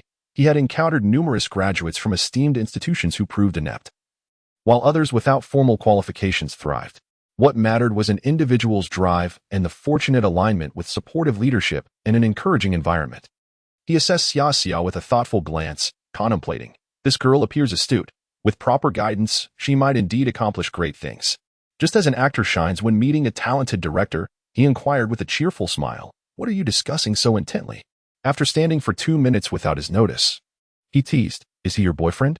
Xia Xia blushed and quickly waved her hands. No, he is a colleague from the supermarket. Upon hearing this, Chen Shuo's interest was piqued. He raised an eyebrow and asked, a colleague? Is it from a company group? Could you possibly include me in it? Chapter 66. The gossip group of female employees at the company. Xia Xia's petite face contorted in distress as she nodded. How could she possibly refuse? With reluctant determination, she picked up her phone, added Chen Shuo as a friend, and subsequently included him in a group chat titled Supermarket Gossip Girls. In her heart, she silently prayed, "Ladies, please refrain from speaking indiscreetly. The wolf is here." This group was initiated by Xia, comprising several young female employees from the supermarket. Having forged numerous acquaintances through her work at the general office, she had become well acquainted with many girls, leading to the establishment of this chat. They typically exchanged company gossip and discussed topics of interest to young women, cosmetics, television dramas, and the like. Upon entering the group, Chen Shuo was overwhelmed by a flurry of messages flashing across his screen. After a brief glance, he began to regret his decision. Clearly, this was a circle of close-knit friends. And here he was, a lone man intruding upon their camaraderie. The conversation was fervently alive, with someone proclaiming, "The new chairwoman is stunning, so I've heard." Another chimed in, "Isn't the chairwoman just the boss lady? The real boss is the general manager. They're just a couple," or so Xia mentioned. Right? Xia? Seeing that message, Xia felt an urge to strangle the person who had spoken. Then someone inquired, "Is the general manager handsome?" To which another replied, "I haven't seen him, but why not ask Xia? Wang Zong would do as well." Amidst the banter, one user, under the moniker Biao Mei, interjected, "What does looks matter to men? What truly counts is wealth." Xia, standing beside Chen Shuo, felt her face flush crimson upon reading that comment. Wishing she could vanish beneath the table, Chen Shuo also cleared his throat awkwardly. It wasn't that he was shy. Rather, being a man among women felt somewhat voyeuristic. Reminiscent of lurking beneath the girls' dormitory during college, an undeniably awkward situation. He cleared his throat again and said to Xia, "Could you introduce me?" Realizing the urgency of the situation, Xia hastily typed in the group chat, "Everyone, please stop joking around. The general manager has joined us." Instantly, responses flooded in. "Xia, you must be kidding." Desperate, Xia felt tears brimming. "I am serious." Seeing her distress, Chen Shuo felt compelled to speak up. He took his phone and typed, "Hello everyone, I am Chen Shuo, the general manager of the company. I am here to greet all of you. This is our first meeting, and from now on, we will be colleagues. Please feel free to approach me when you see me at different branches." As soon as he sent the message, the chat fell into a stunned silence, the once lively atmosphere turning eerily quiet. What? When did the general manager arrive? What did I just say? Did anyone hear me? Xia, you have put us in a bind. Undeterred, Chen Shuo continued typing. The company is about to undergo significant reforms. It will be renamed Lijia. The organizational structure and operational strategies will be adjusted, and stores will be renovated in phases. Details will be shared in due course. A key aspect of the reform is the adjustment of the compensation system, which I will briefly outline. First, there will be a 50 increase in the base salary for all frontline employees. Second, regardless of whether they are temporary or dispatched workers, the company will formalize contracts for all and uniformly contribute to social insurance. Third, there will be year-end bonuses based on the company's operational performance. There are additional welfare policies that I shall not disclose in detail. Once the news disseminated, the group erupted, not in argument, but in sheer astonishment. What does a 50 increase in the base salary signify? Those who previously earned 3,000 can now receive 4,500. This is no ordinary increment. Furthermore, there is a provision for signing contracts and contributing to social insurance and housing funds. Could this possibly be a jest? It is well known that many employees in supermarkets are temporary workers, devoid of any insurance. For a moment, silence enveloped the group, until two audacious souls timidly inquired, "Xia, are you there?" While awaiting her response, Chen Shuo commenced showering the group with red envelopes. As everyone scrambled to claim them, astonishment ensued. Each envelope contained tens, with some exceeding 100. Before long, another wave followed, cascading like a torrential downpour of red envelopes across the screen. The female employees went into a frenzy, their fingers flying as they attempted to seize the envelopes. A single claim could yield a substantial amount, while two could surpass 100. And those fortunate enough to secure one could amass over 100. The screen was filled with ecstatic exclamations of triumph. Someone shouted, "I believe it. Only the boss could be this generous. Long live the boss and his wife. Oh my, this salary increase brings tears to my eyes." After unleashing a flurry of red envelopes, Chen Shuo swiftly exited the group chat. It felt rather awkward for a man of his stature, the general manager, to linger in a gathering of gossiping women. Upon his departure, He deliberately raised his phone in front of Xia, smiling as he remarked, "I've stepped out. Feel free to continue your conversation. Just be mindful not to let it interfere with your work." With that, he turned and left the comprehensive office, his steps light, as if he had accomplished a minor task. This maneuver was quite effective. Albeit slightly awkward, the outcome was promising. The gossip among the female employees resonated louder than a trumpet, ensuring that the message would soon permeate the entire supermarket. Compared to convening all employees for a meeting at the headquarters, this approach proved far more economical. Meetings incur travel reimbursements, catering costs, and waste valuable work time, making the overall expense comparable to the red envelopes. Yet the impact is vastly superior. Moreover, distributing red envelopes serves to cultivate goodwill, an endeavor worth pursuing. As anticipated, within an hour of the red envelopes being claimed, the news had spread like wildfire across all 27 stores in the city. The grassroots employees were abuzz. Some skeptical. Is this for real? A 50 salary increase in contributions to social insurance and housing funds? The young woman who had claimed a red envelope beamed with pride, showcasing a chat screenshot. Doubt it? Look here. This is the general manager speaking in the group, along with the red envelopes he distributed. I just snagged half a month's salary. Those who saw it widened their eyes in disbelief. What? Is that even possible? Can you add me to the group? The young woman waved her hand dismissively. Too late. Xia is the one who added people. It went to help to ask her. The general manager left right after sending the envelopes. Those inquiring were instantly filled with regret, slapping their thighs. Had I known, I would have joined the group too. But soon, they were filled with aspirations. So, is it true? Are salaries really going to increase by 50? And contributions to social insurance and housing funds? This boss is exceptionally generous. Someone chimed in, indeed. Only now do we realize how unworthy the previous boss was. Not only did he fail to raise salaries, but he even deducted mine last time.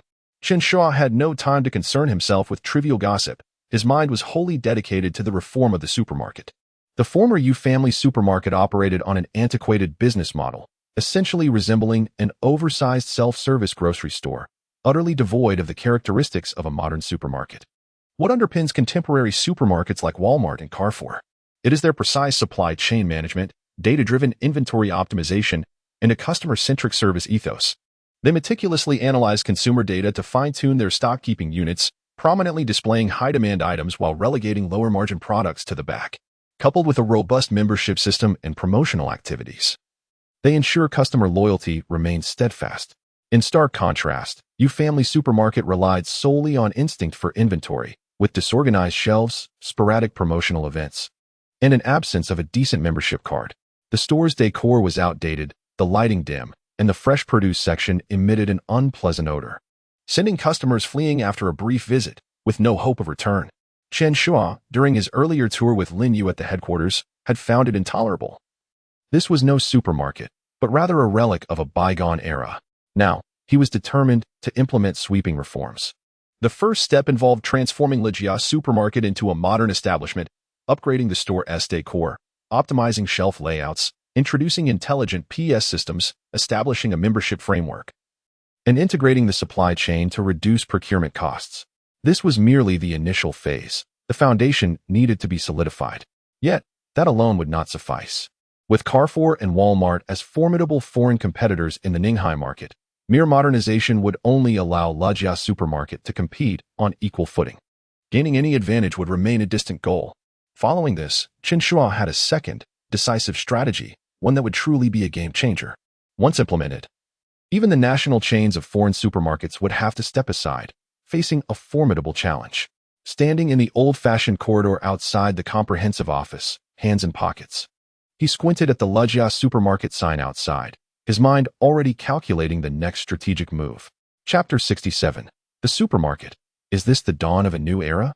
In less than a week, the renaming procedures on the business front were completed.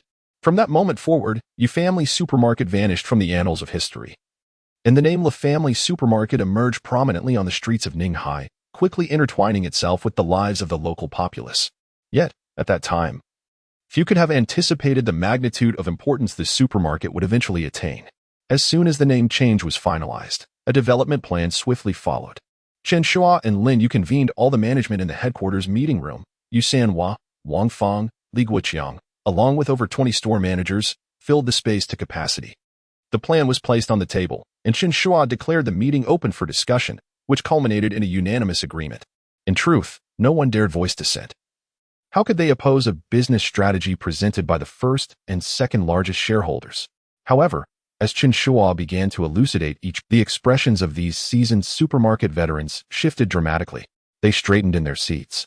Astonishment etched across their faces. Is it truly possible to operate a supermarket in such a manner? They had never encountered such concepts before. To illustrate his point, Chen Shuo proposed the establishment of a live baking area for cakes and bread within the supermarket. He elaborated with deliberate ease. This is not merely about selling bread. The baking zone creates an immersive sensory atmosphere. The wafting aroma enchants customers, evoking a sense of freshness. This serves as a psychological cue, potentially boosting sales of other fresh-labeled products, such as fresh vegetables and fruits. Furthermore, the live baking experience enhances customer engagement. The longer they linger, the more they are likely to purchase. Coupled with promotional activities during baking hours, such as limited-time discounts or buy a loaf of bread, get a coffee-free offers, we can cultivate a loyal customer base.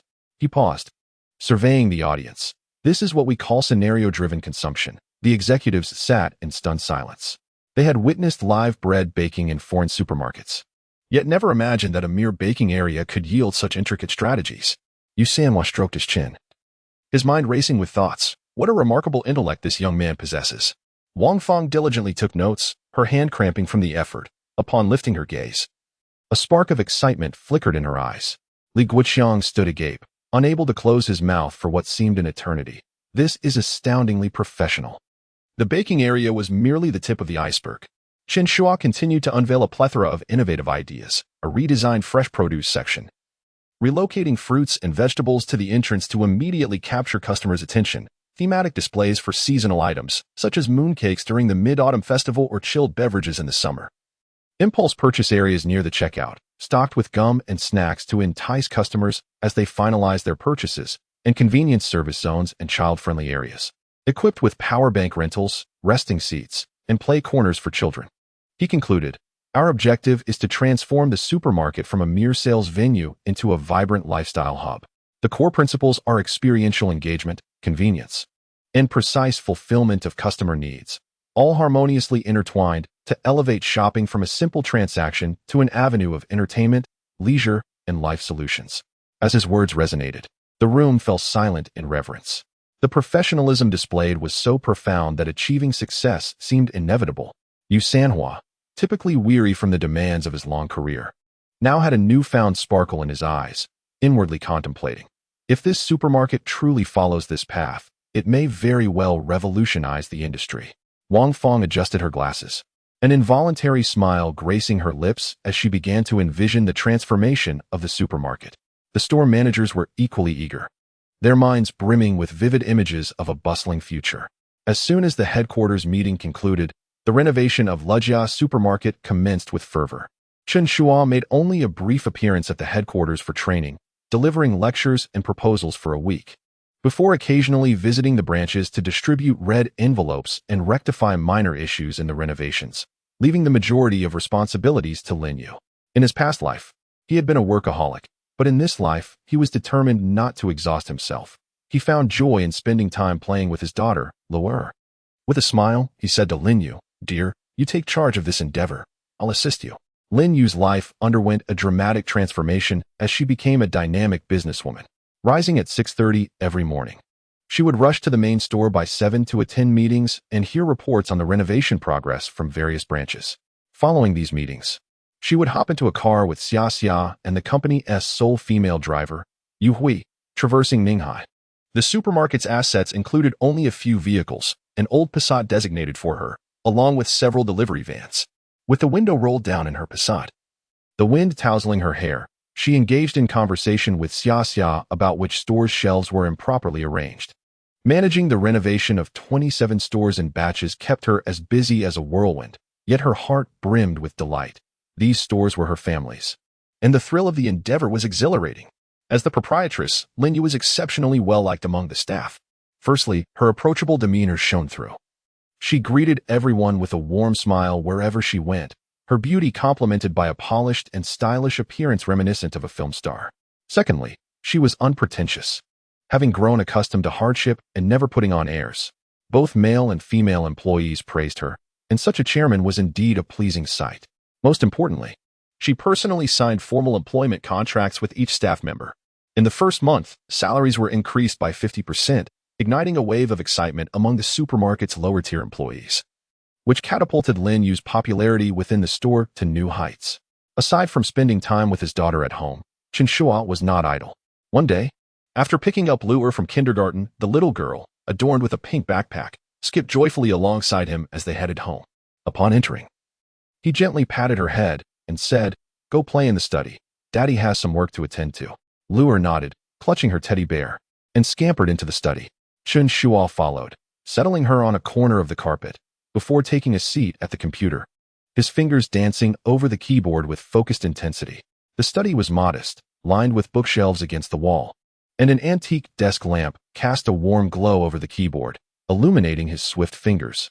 Lu'er busied herself with her teddy bear on the carpet, dressing it and undressing it repeatedly. After some time, noticing that her father had not lifted his gaze, curiosity got the better of her. Pouting, she set down the bear and crawled over to him, her efforts evident as she maneuvered across the carpet, her knees rubbing against the fibers. Her round face turned a shade of rosy red, and her hair was tousled from her own grasp, resembling a small, fluffy ball. With great effort, she climbed to Chen Shuo's side, propping herself up and tiptoeing to peer at the table. What she saw on the screen was a dense array of characters, devoid of animations or figures, a monotony that made her little head spin. She clutched her head and exclaimed, nearly tumbling back. Chen Shuo looked down, chuckling, and pulled her into his lap. "Just play here on Daddy's lap. Don't wander off." Lu'er giggled, her chubby little hands wrapping around his neck as she settled comfortably, tilting her head to inquire, "Daddy, what are you doing?" Chen Shuo replied, fingers dancing across the keyboard. "Daddy is designing things for Mommy's supermarket." Lu'er blinked her big eyes. Her curiosity piqued. Designing what? A big house or a big train? Chen Shuo chuckled, pinching her nose playfully. Much more impressive than that. In the future, if Luo wants ice cream at home, she won't need to go out to buy it. With this software Daddy is designing, just select the flavor she wants, and Mommy's supermarket will automatically deliver the ice cream. Upon hearing this, Lu'er gasped in delight, her mouth forming an O. "Really? Daddy, when will you finish designing it? I want some right now." As she spoke, she licked her lips, her little hands instinctively mimicking the action of eating ice cream. Chen Shuo laughed heartily, holding her tighter. "Soon, once Mommy gets the supermarket set up, Daddy's system will be ready to launch simultaneously. When that happens, do you prefer chocolate or strawberry?" "I want both." Lu'er clapped her hands joyfully.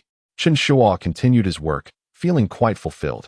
In his past life, he had been perpetually busy. This time, being able to accompany his daughter while accomplishing meaningful tasks made life much more enjoyable. The system he was developing was the second step in the reform of the Lu family supermarket, a platform for online shopping and instant delivery. Once launched, customers could simply tap their phones from home to purchase items from the supermarket, with delivery in half an hour. No matter how formidable foreign supermarkets might be, they still relied on physical stores to attract customers. This approach would shift shopping online, delivering a swift and powerful blow. Once Lin Yu completed the renovations of the 27 stores, this system would ensure that the Lu family supermarket would face no competition in Ninghai. Chapter 68. The invitation from the Retail Association in the office of Lejia Supermarket's headquarters. Xia Xia handed an envelope to Lin Yu with a beaming smile, saying, "Manager Lin, this just arrived." Lin Yu took the envelope and upon examining it, discovered an invitation. It read that the Ninghai City Retail Association cordially invited the head of Yujia Supermarket to participate in an event scheduled for 3 days later. She furrowed her brow slightly, noting that the invitation still referred to Yujia Supermarket rather than the recently renamed Lejia Supermarket, which stirred a slight discomfort within her. However, she quickly rationalized that since the business name change had only recently been approved and the 27 stores were still undergoing renovations, it was understandable that the association would use the old name for the invitation. She tapped her fingers on the envelope, contemplating the opportunity it presented. Attending could help establish the name Lejia Supermarket in the market sooner rather than later. Yet, she felt uncertain about the nature of the Ninghai City Retail Association. Just then, Vice President Yu Sanhua entered the room, holding a document for work-related inquiries. Lin Yu casually handed him the invitation, asking, "Vice President Yu, do you know what this retail association is all about?" Yu Sanhua took a look at the invitation and explained with a smile, Manager Lin. The Ninghai City Retail Association is an industry organization affiliated with the Municipal Bureau of Commerce. Although it is nominally overseen by the government, in reality, the government does not interfere. It is essentially a circle created by local retailers in Ninghai.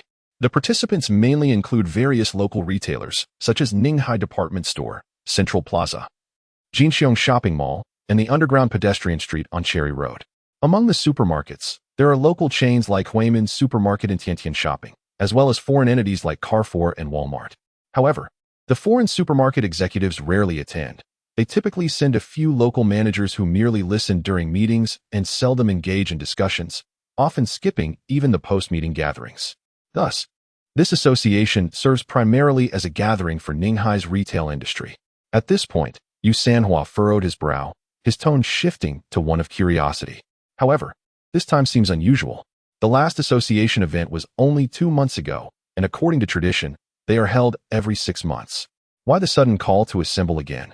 Could it be a meeting specifically for a supermarket? He chuckled at his own thought, waving his hand dismissively. Just kidding, Manager Lin. Please don't take it to heart. Although the old Yujia has 27 stores in Ninghai, which seems substantial, it is rather inconspicuous in the grand scheme of the retail industry. Not to mention the foreign supermarkets. When it comes to local department stores, Ninghai Department Store, Central Plaza, Jinxiong Shopping Mall, we simply cannot compare. Even among local chain supermarkets, Huimin and Tiantian Shopping have larger flagship stores and more branches than Yujia. At best, Yujia ranks third. The staff used to jest about being merely average. Third in Ninghai. It is unlikely that the association would convene a meeting specifically for the third place. After listening, Lin Yu smiled and said, then let's go take a look. Vice President Yu, you are familiar with the way. Accompany me when the time comes. Yu Sanhua nodded. Of course, Manager Lin. If you command it, I shall certainly accompany you. What about General Manager Chen? Lin Yu remarked. Recently, he seems to be preoccupied, spending his days ensconced in his study, seemingly engaged in the design of some software. He has mentioned that he hopes to deliver a surprise when we open our business here. At this juncture, a glimmer of amusement flickered in Lin Yu's eyes.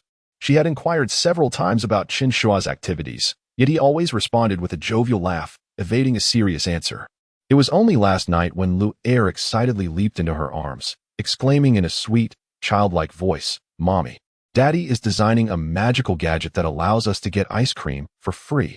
All you have to do is tap your phone, and someone will deliver ice cream to Mommy's store. Lin Yu was left utterly perplexed and turned to Chen Shuo for clarification. But he merely wrapped an arm around her shoulders, teasing, wait for the surprise.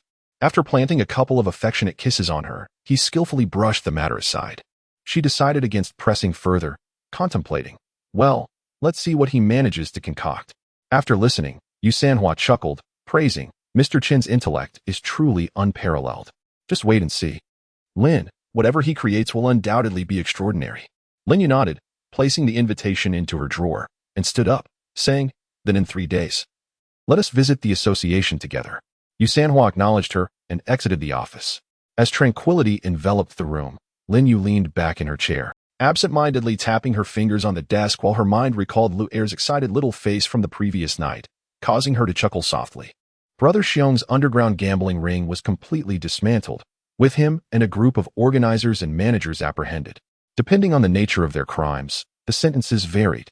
For the mastermind like Brother Xiong, a minimum of 10 years awaited. This situation can be attributed to Chen Shuo and Hu Anshan. For had they not initiated the anti-corruption storm in Ninghai, which caught the attention of higher authorities, Ninghai would not have subsequently launched a rigorous crackdown on underground casinos. Brother Xiong might have continued to roam free for a few more years. Of course, had he been more astute and withdrawn sooner to clean up his act, he would not have faced such dire consequences. Regrettably, Brother Xiong's insatiable greed led him to entrap himself. Conversely, Huang de Beos was fortunate, narrowly escaping disaster. On the day the gambling den was raided, he fortuitously found himself at the hospital attending to his ill mother, thus missing the calamity. Those in the underworld often say that those with filial piety are rewarded, and Huang de Beos serves as a living testament to that adage. Had he been caught, he would have certainly faced a sentence of at least 3 to 5 years. Nevertheless, he was still quite shaken the day after the bust.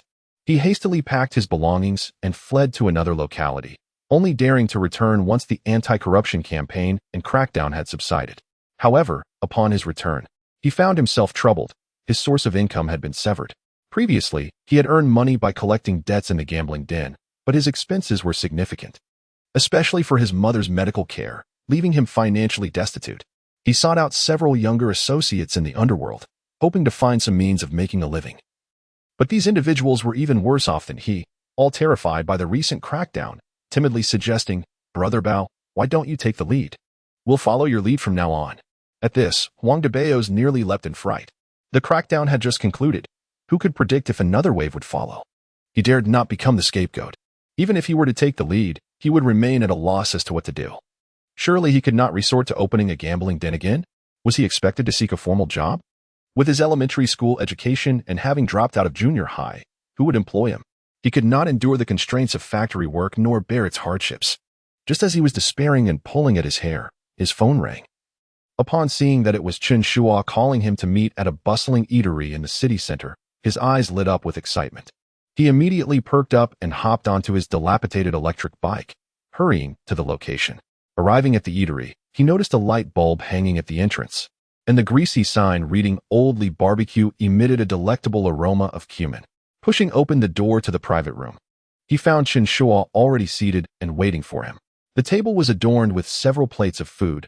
Aside from the barbecue, there were a plate of peanuts, a plate of smashed cucumbers, a plate of spicy stir-fried chicken gizzards, and a steaming bowl of spicy hot pot, all common fare in such establishments. A few bottles of beer were set aside, still glistening with condensation, clearly just retrieved from the refrigerator. Upon noticing his arrival, Chen Shuo looked up, smiled, and waved him over, saying, "Dabao, come sit. Help yourself to the beer." Huang Daba smiled broadly, greeted him with a cheerful brother Chun, and felt a surge of happiness. The last time Chen Shuo sought his help with tickets to the Times Boy concert, he had made a little money, and now he wondered if there was yet another opportunity awaiting him. He was indeed in dire need of funds, and hoped Chen Shuo might illuminate a path for him. He plopped down into a chair, deftly opened a bottle of beer, took a hearty swig, wiped his mouth, and inquired, "Brother Chen, what brings you here?" "I've been in quite a predicament lately, nearly unable to afford a meal." Chen Shuo casually tossed a peanut into his mouth and replied leisurely, "I heard that Brother Xiong's operation has been shut down. Are you all right?" Huang Dabo waved his hand dismissively, wearing a pained expression as he responded, "I was fortunate. I wasn't there that day and escaped a calamity. However, I truly have no options left now. I only have a few dozen yuan in my pocket, and even eating is becoming a challenge." Chen Shuo chuckled, not pursuing the topic further, and lowered his head to enjoy a couple of bites of chicken gizzards, seemingly savoring the moment to build anticipation. Chapter 69. Dabao, come here. Huang Dabao thought anxiously, like an ant on a hot stove. Yet, Chen Shuo remained silent, and he dared not urge him, patiently grabbing the barbecued food on the table and beginning to eat. The spicy stir-fried chicken gizzards were delightfully crunchy, while the cucumber salad provided a refreshing contrast. He opened a bottle of beer, clinked glasses with Chen Shuo, and gulped it down, disregarding everything else. First, he needed to satiate his hunger and thirst. After several rounds of drinking, the peanuts on the table were nearly gone, and Chen Shuo squinted at him, contemplating. This fellow is quite capable of keeping his composure. The ability to endure is paramount in determining whether a person can accomplish tasks, and the project he was about to assign to Huang Dabao required such patience. The true ace of Lijia supermarket lay in its citywide delivery e-commerce model. Chen Shuo had already made significant progress on the software aspect. Now, he only needed delivery personnel. Naturally, he would not entrust someone like Huang Dabao with delivering goods to customers. He had to recruit riders separately. However, the daily management of these riders posed a challenge. Chen Shuo intended to offer attractive conditions to the riders to ensure they could earn a decent income, but simply being overly accommodating would not suffice. The newly recruited riders would undoubtedly be a mixed bag, hailing from various backgrounds, some honest, some troublemakers. He would encounter all sorts. There would inevitably be those who slacked off, acted arrogantly, or even argued with customers. He could not be expected to clean up after such messes. Thus, a local enforcer was necessary to maintain order, and Huang Dabao fit the bill perfectly. After savoring a piece of chicken gizzard, Chen Shuo leisurely said, "Dabao, come help me." As he explained the supermarket venture to Huang Dabao, the latter was initially taken aback, his chopsticks hovering mid-air, his eyes nearly popping out. "What? You bought Lejia's supermarket. Brother Chen, how much did that cost? He stammered in disbelief. As a local tough guy, he was well aware of Lejia's supermarket. It was a significant business with many stores in Ninghai. Yet, recalling the day he accompanied Chen Shuo to trade rice cookers. When Chen Shuo earned hundreds of thousands in just one afternoon, he reconsidered. Given the time that had passed, acquiring a supermarket did not seem entirely impossible. Brother Chen's abilities were far superior to Brother Xiong's. With a glimmer of realization, Huang Dabao felt as if he had latched onto a golden opportunity. So excited that he nearly bowed down in reverence. He glanced at the greasy floor, forcing himself to restrain his eagerness, raised his glass, and exclaimed, Brother Chen, I'm with you. Whatever you need me to do, I will do it. Chen Shuo waved his hand, signaling him to slow down. Hold on. Put your glass down first. Let us establish some ground rules. Huang Dabao promptly set his cup on the table, sitting up straight like a student awaiting a teacher's admonition. Chen Shuo adopted a serious tone. First, upon officially joining the company, you will be a formal employee, eventually becoming a manager and a leader. I do not wish to see you engaging in any illegal activities again. Second, you must keep those under you in check. If anyone violates the rules and jeopardizes the company, do not blame me for being unkind. Third, while I am sending you to manage the situation, you are not permitted to resort to violence. You are to uphold the regulations, and no one is allowed to contravene them, including yourself. Do you understand? Huang Dabao thumped his chest and grinned widely. Brother Chen, no problem. This is my forte. In the past, while managing gambling establishments, I was the enforcer of rules. Anyone who violated them should not expect leniency from me. Of course, physical confrontations were rare, as intimidation was my primary tactic, and I had ample experience in this regard. Unless one were to encounter a particularly obstinate individual. Before I could finish my thought, Chen Shuo interrupted. From now on, under my jurisdiction, no one is permitted to resort to violence. Even in the face of disobedience, I have lawyers to assist you, and both the police and the courts will intervene. Your responsibility is to prevent such incidents from occurring and to ensure the smooth operation of the logistics system. Do you understand? Huang Dabo paused, scratched his head, and grinned. Understood, Brother Chen. I'll follow your lead. I'll stick to intimidation and steer clear of fights. I'm not well versed in lawyers and such. So whatever you say goes. Chen Shuo nodded, raised his beer for a toast. All right, it's settled then. Tomorrow, come to the main office to sign the contract and complete the necessary procedures. Huang Dabo downed his beer in one go, wiped his mouth, and beamed. Brother Chen, you're like a brother to me. From now on, my life is yours. In the private room. The clinking of beer bottles resonated while the aroma of barbecued delicacies mingled with the smoke. Chen Shuo leaned back in his chair, observing Huang Dabo's exuberance. Amused, this fellow may be a bit rough around the edges, but he is obedient, so managing the riders should pose no issue. Perhaps it is acceptable to guide someone onto the right path. It can be considered a contribution to society. The Ninghai City Retail Industry Association event was held at the prestigious Jincheng Grand Hotel in the city center, commencing at 9:30 a.m. Lin Yu and Yu Sanhua arrived punctually at the venue. Upon entering the banquet hall, they found it not overly crowded, with only a smattering of attendees seated. The venue was impressively decorated, with crystal chandeliers casting their brilliance, long tables adorned with tea and snacks, and a banner proclaiming the annual exchange meeting of the Ninghai City Retail Industry Association hanging on the wall. Yu Sanhua, formerly the general manager of Yujia's supermarket, had attended numerous such events and was well acquainted with the industry insiders. As soon as they entered, he busily guided Lin Yu, quietly introducing General Lin. The gentleman in the gray suit over there is Zhang Jiqiang, the vice president of Hushi department store. The bespectacled gentleman by the window is Manager Li from the Chidong wholesale market. Lin Yu smiled and nodded while exchanging business cards with them. These industry peers, upon seeing Lin Yu, were initially taken aback by her presence, dressed in a white suit that exuded freshness and competence, with her long hair tied back in a low ponytail. She possessed a striking grace that elicited compliments from all. However, their expressions soon shifted, becoming complex, a mix of scrutiny and speculation. Lin Yu sensed this unusual undercurrent and felt puzzled, yet maintained her composure, engaging in light conversation before taking her seat with Yu Sanhua, corresponding to the nameplate. Not long after they settled in, two more individuals entered the hall. One was a man, in his 50s, of diminutive stature, likely under 5'6", with a slightly balding head, clad in a deep blue suit with sleeves that were somewhat too long. He ambled in with his hands shoved into his pockets. reminiscent of an old landlord. The other was a woman, in her 40s, dressed elegantly in a dark green cheapao, paired with a black jacket, exuding presence. However, her thin lips detracted from her overall appearance, hinting at a formidable demeanor. As the two individuals stepped through the door, their eyes briefly grazed the nameplate before they proceeded directly towards the Lejia supermarket. Upon noticing them, Yu Sanhua promptly rose, wearing a forced smile as he introduced Mr. Lin. This is Wei Dutsai, the owner of Huimin Supermarket. And this is Gong Lijuan, the proprietor of Tiantian Legu. Both are prominent figures in the Ninghai retail circle. Wei Dutsai and Gong Lijuan scrutinized Lin Yu in unison. Wei Dutsai, with a grin that revealed his somewhat oily demeanor, remarked in a hoarse voice, "Oh, with Mr. Lin joining us, the Ninghai retail sector has truly gained a splendid addition." His smile was accompanied by a few creases at the corners of his eyes. Gong Lijuan cast him a sidelong glance and retorted coldly, "Your Huimin supermarket may be grand in scale, affording you the luxury of admiring such splendid additions. We at Tiantian Legu do not share the same perspective." Wei Dutsai chuckled, attempting to stir the pot. "Gong, don't be so sour." With Mr. Lin's arrival, the title of Ninghai's most beautiful businesswoman may very well be up for grabs.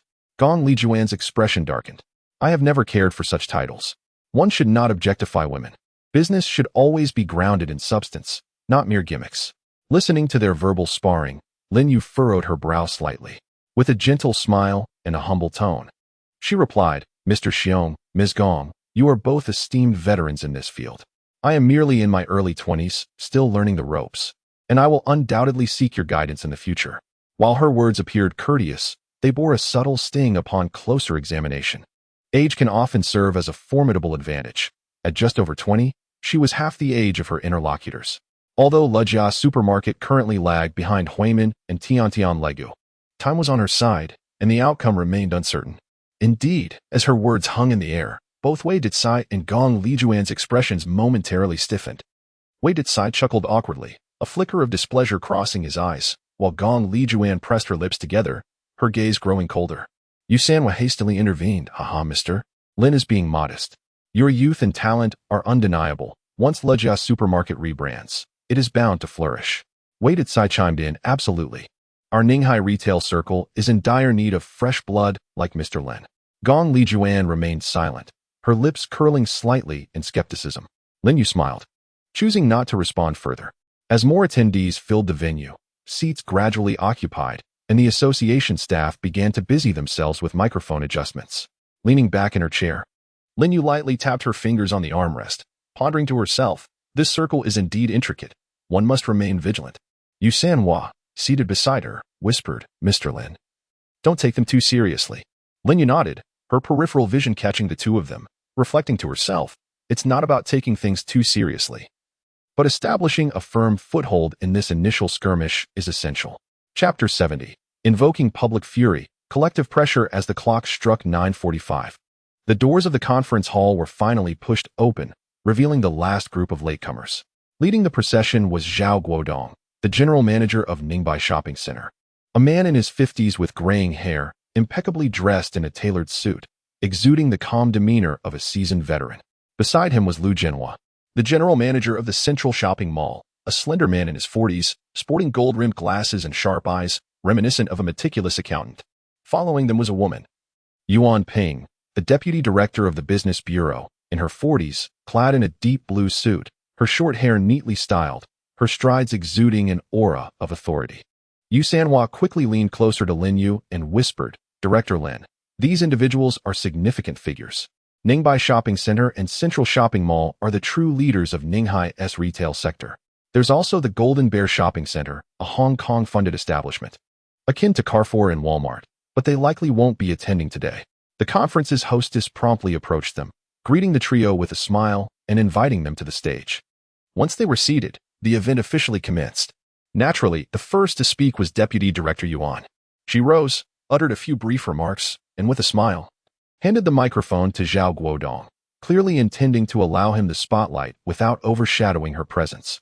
Taking the microphone, Zhao Guodong cleared his throat and began with the customary pleasantries. "I would like to express my gratitude to Director Yuan for her presence and to all the industry peers for their support."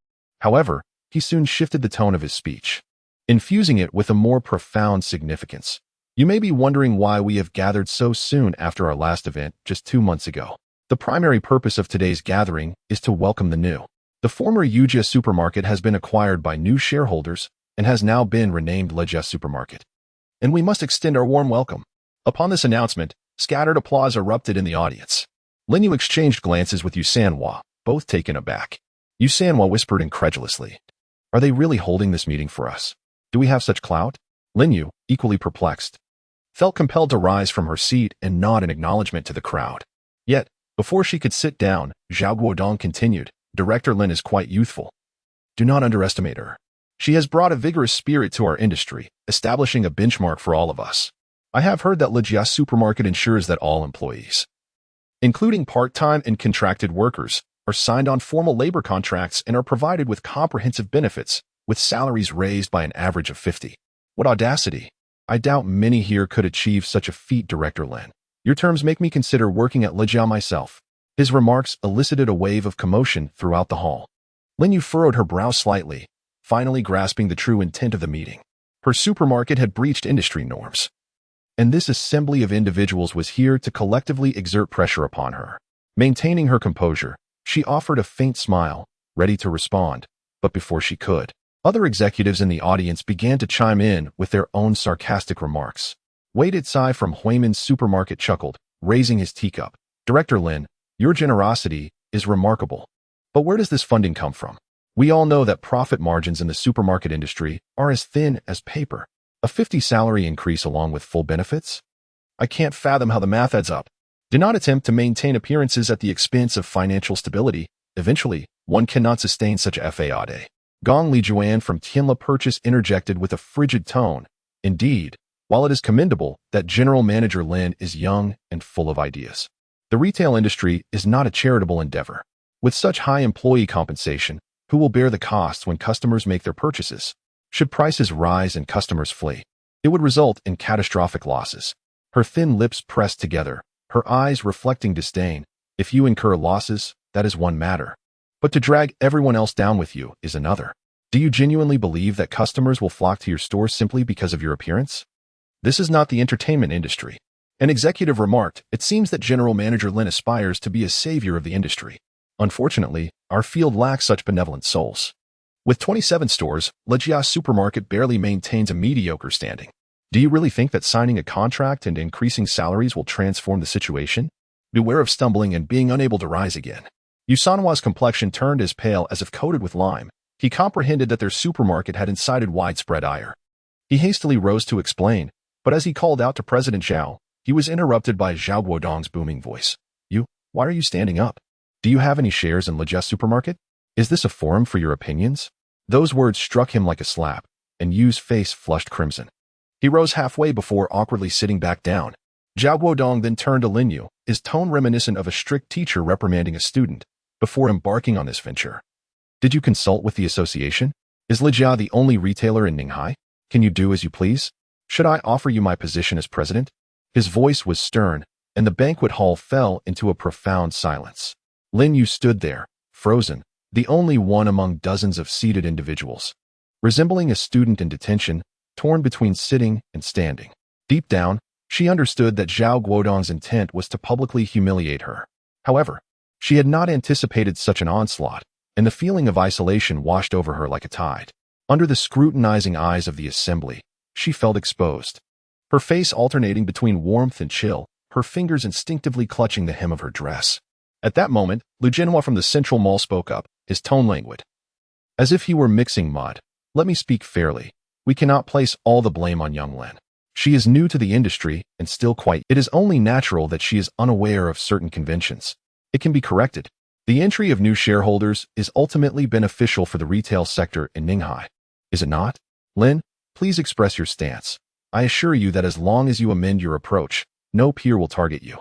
While his words seemed cordial, the contrast between Zhao Guodong's harshness and Lu Jinhua's gentleness was unmistakable, as they clearly sought to compel her to revert the salary reform.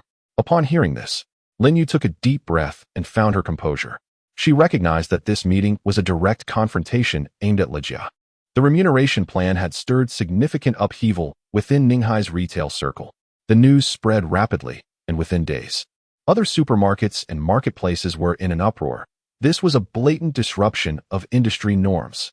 Granting a salary increase to 1 or 2 employees might be manageable, but implementing a universal 50 raise alongside formal contracts and comprehensive social security benefits would undoubtedly create a significant upheaval within the entire industry. When employees draw comparisons, they find that Lijia's supermarket offers superior wages and benefits, which starkly contrasts with the meager compensation at their own establishment, making it difficult for them to reconcile their feelings. The atmosphere in the venue momentarily fell into silence, yet the weight of pressure loomed over Lin Yu like a heavy stone, with all eyes fixed upon her, anticipating her capitulation. However, it was at this critical juncture that her inherent resilience began to surface. Chapter 71. Rainbow's supermarket. Lin Yu entered with a sense of determination. Her head held high, her voice calm, yet imbued with resolve. When it comes to salaries and benefits, our company, Lijia, is not the highest in Ninghai's supermarket sector. Even after this reform, our compensation is merely comparable to that of Carrefour and Walmart's regular employees. Why is it that you only focus on us? Gong Lijuan from Tian Purchase scoffed, her thin lips curling disdainfully. They are foreign enterprises. Are you one? They can enjoy tax benefits. Can you? We are all local businesses. If we do not unite, how can you compare yourself to foreign companies? Undeterred, Lin Yu met her gaze with unwavering conviction. Why can't I compare myself to foreign enterprises? Not only do I intend to compare, but I also aspire to surpass them. Upon her declaration, the venue erupted in laughter, the sound echoing as if they were witnessing a farce. Yu Sanhua, seated nearby, paled, thinking to himself, Chairwoman, perhaps it would be wise to concede a little. If this continues, we may face industry-wide ostracism. That would be disastrous. Indeed, Zhao Guodong let out a cold snort, fixing his gaze upon Lin Yu with a mocking tone. Such audacity. Lin, at such a young age, and as a woman, you possess remarkable boldness. I must admit, I find myself lacking in comparison. I doubt any of the executives present can rival your spirit. If your company seeks to leap to greater heights, I fear our association is too shallow to nurture such a grand fish. At that moment, Lin Yu found her courage renewed, standing even taller, her voice resonating clearly. Lijia is a newcomer, lacking experience and connections in the industry. We welcome any constructive criticism from esteemed predecessors. However, if you expect us to act unlawfully, I must apologize. We cannot engage in such conduct. The labor law explicitly mandates that enterprises must contribute to employees' social insurance to safeguard their fundamental rights. What we at Lijia are doing is merely adhering to the law. Director Yuan is present today. We guarantee that Lijia will operate as a law-abiding enterprise. I hope the industry association can embody positive values, rather than devolving into a club of lawbreakers. If that is the case, we shall withdraw. With that, she turned and strode towards the exit, the sound of her heels echoing sharply against the floor, her posture resolute. The attendees exchanged glances, incredulous. Labor law? Was this a jest? Zhao Guodong's expression darkened, his gaze fixed on Lin Yu's retreating figure, giving her a begrudging thumbs up as he gritted his teeth.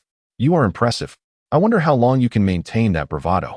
As Lin Yu exited the Jincheng Grand Hotel, her heart blazed with a fiery intensity, igniting her chest with warmth. She did not return to the supermarket, nor did she have the heart to confront the chaotic matters awaiting her. Instead, she headed directly home. In her mind, home had transformed into a sanctuary, a place where, after enduring external injustices, she could finally find respite. Upon opening the door, silence enveloped her. There was no sound within. The house was empty. Luer was likely still at kindergarten, and as for her husband, she instinctively furrowed her brow but quickly relaxed. She realized that unlike before, she no longer spiraled into anxious thoughts at the absence of her husband, worrying he might be gambling or indulging in debauchery. Now, her first instinct was that he may have gone to the supermarket or was attending to matters at Yuanjing International. This shift in her perspective left her momentarily bewildered. As if, without her notice, her trust in her husband had quietly been restored. She leaned against the sofa, closed her eyes for a moment, contemplating whether to retire to her room for a nap or to venture to the supermarket. Just as she was deliberating, a series of delicate sounds drifted down from the attic, reminiscent of soft footsteps, intermingled with her daughter Luo's tinkling laughter. A stirring in her heart prompted Lin Yu to rise and make her way toward the staircase. The attic, which they had yet to renovate, was merely adorned with a coat of white paint, a skylight, a lazy sofa, and a couple of potted plants, embodying a minimalist aesthetic. As Lin Yu ascended the stairs, Luer's laughter grew increasingly distinct, accompanied by her husband Chen Shuo's deep voice, seemingly soothing their daughter. Intrigued, she continued her ascent to the attic. Upon reaching the top, she peered in and nearly gasped in disbelief. Chen Shuo and Luer were crouched by the wall, engaged in painting. The once pristine white wall was now a chaotic canvas splattered with vibrant hues, resembling a colossal palette. "You two are being utterly mischievous," Lin Yu exclaimed, her voice tinged with exasperation. Chen Shuo looked up and grinned. "Mommy's back. Come see what our precious daughter has created." He approached her, took her hand, and effortlessly lifted her into the attic. Once she regained her footing and glanced down at the wall, Lin Yu was rendered speechless. There, a seven-colored rainbow arched from the corner to the skylight, resembling a vivid bridge. Beneath it lay a supermarket, its crooked sign declaring Rainbow Supermarket, flanked by a chubby little figure joyfully holding an ice cream cone. Surrounding the supermarket were whimsical flowers and grasses, with fluffy clouds drifting above and in the corner. A plump little dog wagged its high tail. The entire scene, though chaotic, brimmed with childlike imagination. Chen Shuo embraced Luer and smiled as he explained. "This is our little supermarket. I was pondering what to do with the original store after acquiring IOUs. Now our daughter has provided the solution. Continue operating it. Transformed into a rainbow-themed market. The rainbow is where dreams begin. I think Luer's creativity is absolutely brilliant. She truly is my precious daughter." Upon receiving the praise, Luer giggled. Her face and arms splattered with colorful paint, resembling a little calico cat, as she playfully rubbed her paintbrush against Chen Shuo's leg. Lin Yu gazed at the mural, her eyes welling with tears as she murmured, "The place where dreams begin, the rainbow." Chen Shuo nodded, wrapping his arms around her waist. "Indeed. We should speak with the landlord soon to see if we can purchase those two storefronts. When we find ourselves overwhelmed, we can hire someone to oversee it. That place cannot be lost." Convinced by his words, Lin Yu agreed with a nod. "Then I'll approach the landlord tomorrow, even if it costs a bit more. We must secure it. However, our current debts." Her voice trailed off, subdued. "Yujia's supermarket has been acquired. Yet they are burdened with an immense debt to the bank. They have mortgaged their equity to purchase shares from minority shareholders. And coupled with the comprehensive renovation of 27 stores, they have accumulated a staggering loan of 96 million. Lin Yu had never been in such financial straits before, and the prospect of a lackluster opening loomed ominously. Should the business falter, the debt would remain, and the shares would slip from her grasp. The weight of this burden pressed heavily upon her.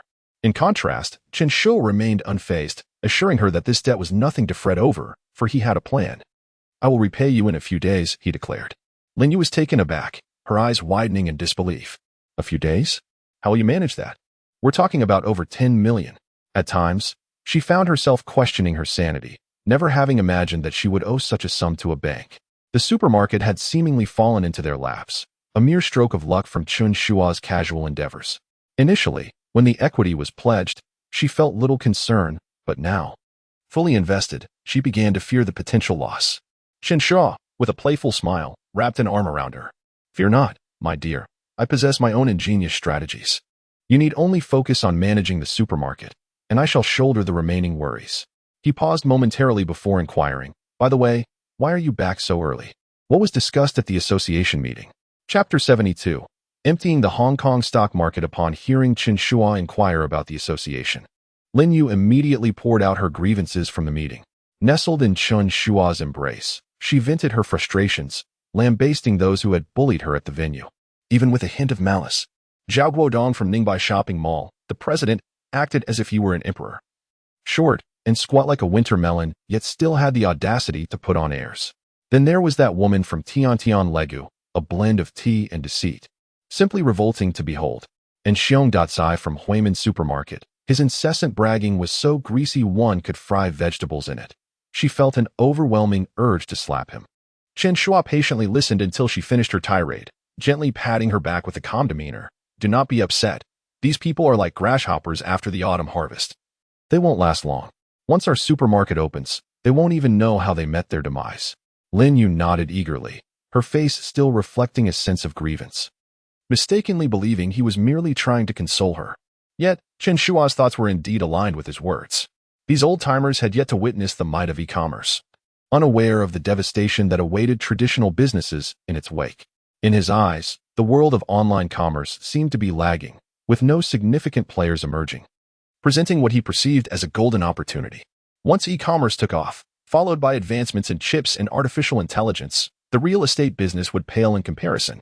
Lejia Supermarket was destined to be the starting point of the future of e-commerce. Moreover, he had promised Lu Er unlimited access to free ice cream. As a father, he simply could not disappoint his daughter. Lin Yu took Lu Er to wash and bathe, while Chen Shuo entered his study and pulled out his phone to call Hu Anshan. Old Hu, how familiar are you with the Hong Kong stock market? Are there any channels we could tap into? Upon hearing this, Hu Anshan instantly perked up. Little brother, what news do you have? Chen Shuo chuckled. No news. Just my own analysis. I was feeling a bit bored and thought I'd take a gamble. Hu Anshan laughed heartily. Count me in. Let us play together. I'll cover the costs, and we can share the profits later. He was currently troubled by the fact that the construction in the Southeast District had not yet been launched on a large scale, leaving the cash accumulated from selling projects languishing in his accounts. Chen Shuo nodded. All right, secure the channel and have it ready within 3 days. Hu Anshan readily agreed. No problem. It's a piece of cake.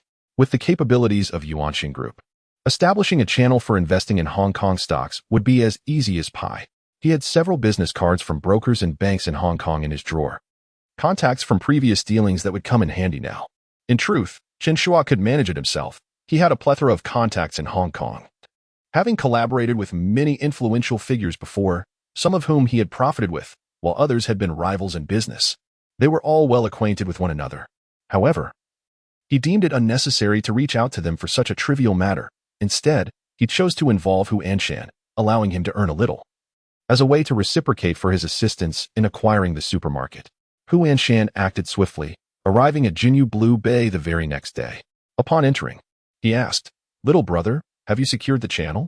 What is our next step? Chen Shuo looked up with a smile. So soon? Your efficiency is impressive. Hu Anshan sat down eagerly, rubbing his hands together, his face alight with excitement. Of course. Just tell me how you want to proceed, and I'll follow your lead. Chen Shuo led Hu Anshan into the study, closed the door, and accepted a stack of documents handed to him by Hu Anshan, spreading them out on the table to begin his meticulous review. In the realm of securities investment on Hong Kong Island, certain procedures are inevitable. One must possess a broker account verification recognized by the Hong Kong Stock Exchange, a capital custody agreement, identity verification documents, and bank transfer receipts.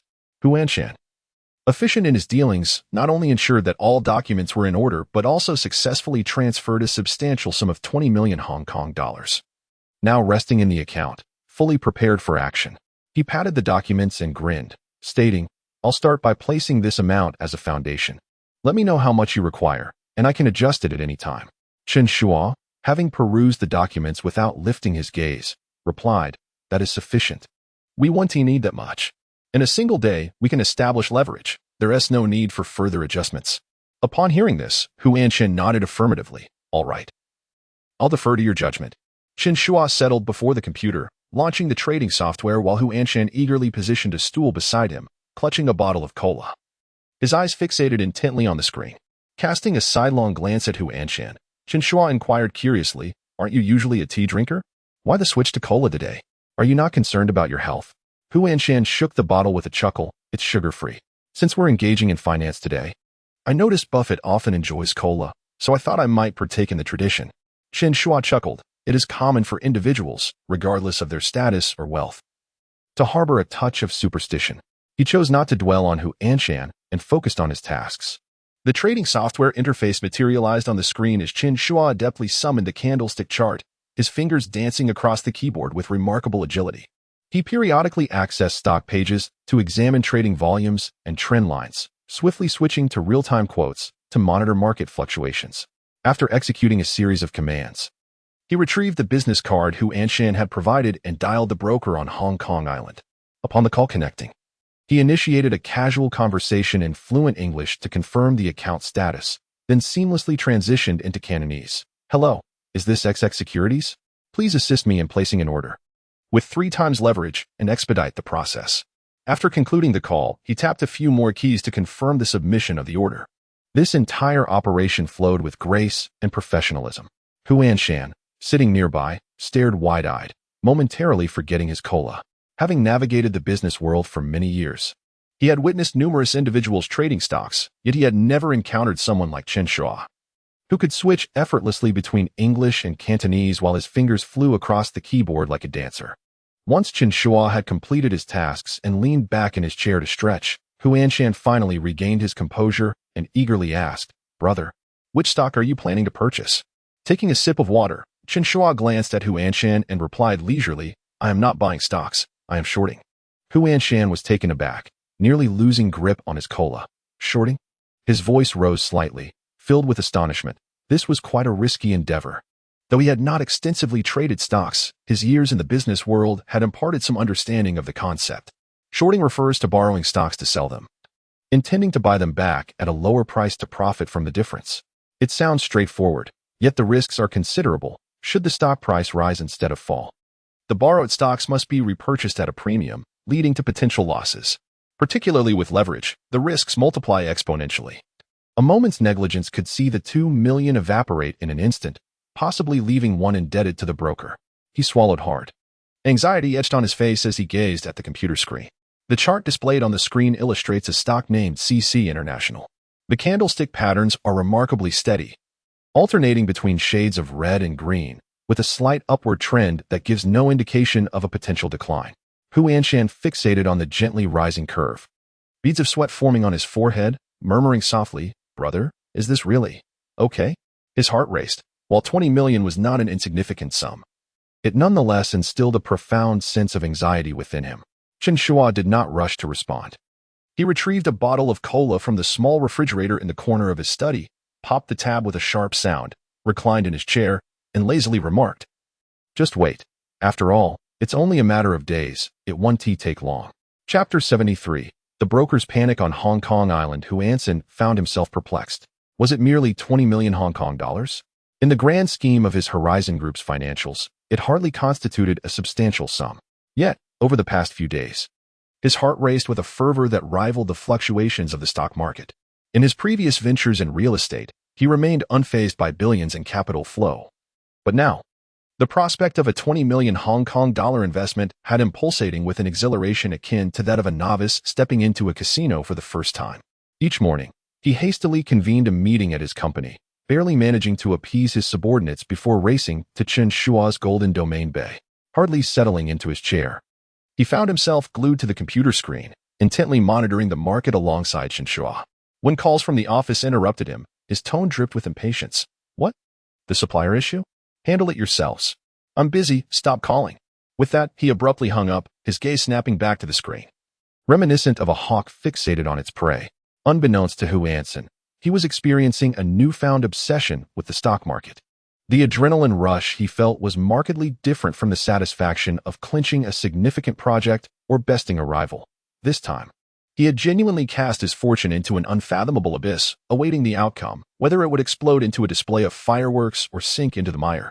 Meanwhile, the brokerage firm he had entrusted with his investment on Hong Kong Island was in a state of disarray.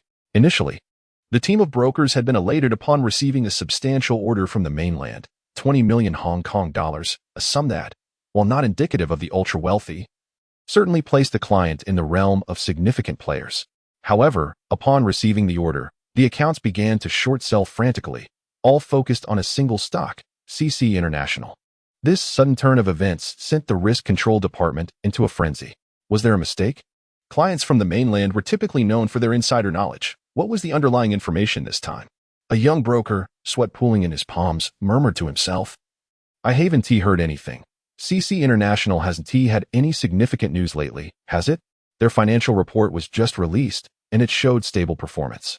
An older employee furrowed his brow, tapping the keyboard to extract the latest trading data. But the order was perplexing. The execution was alarmingly reckless.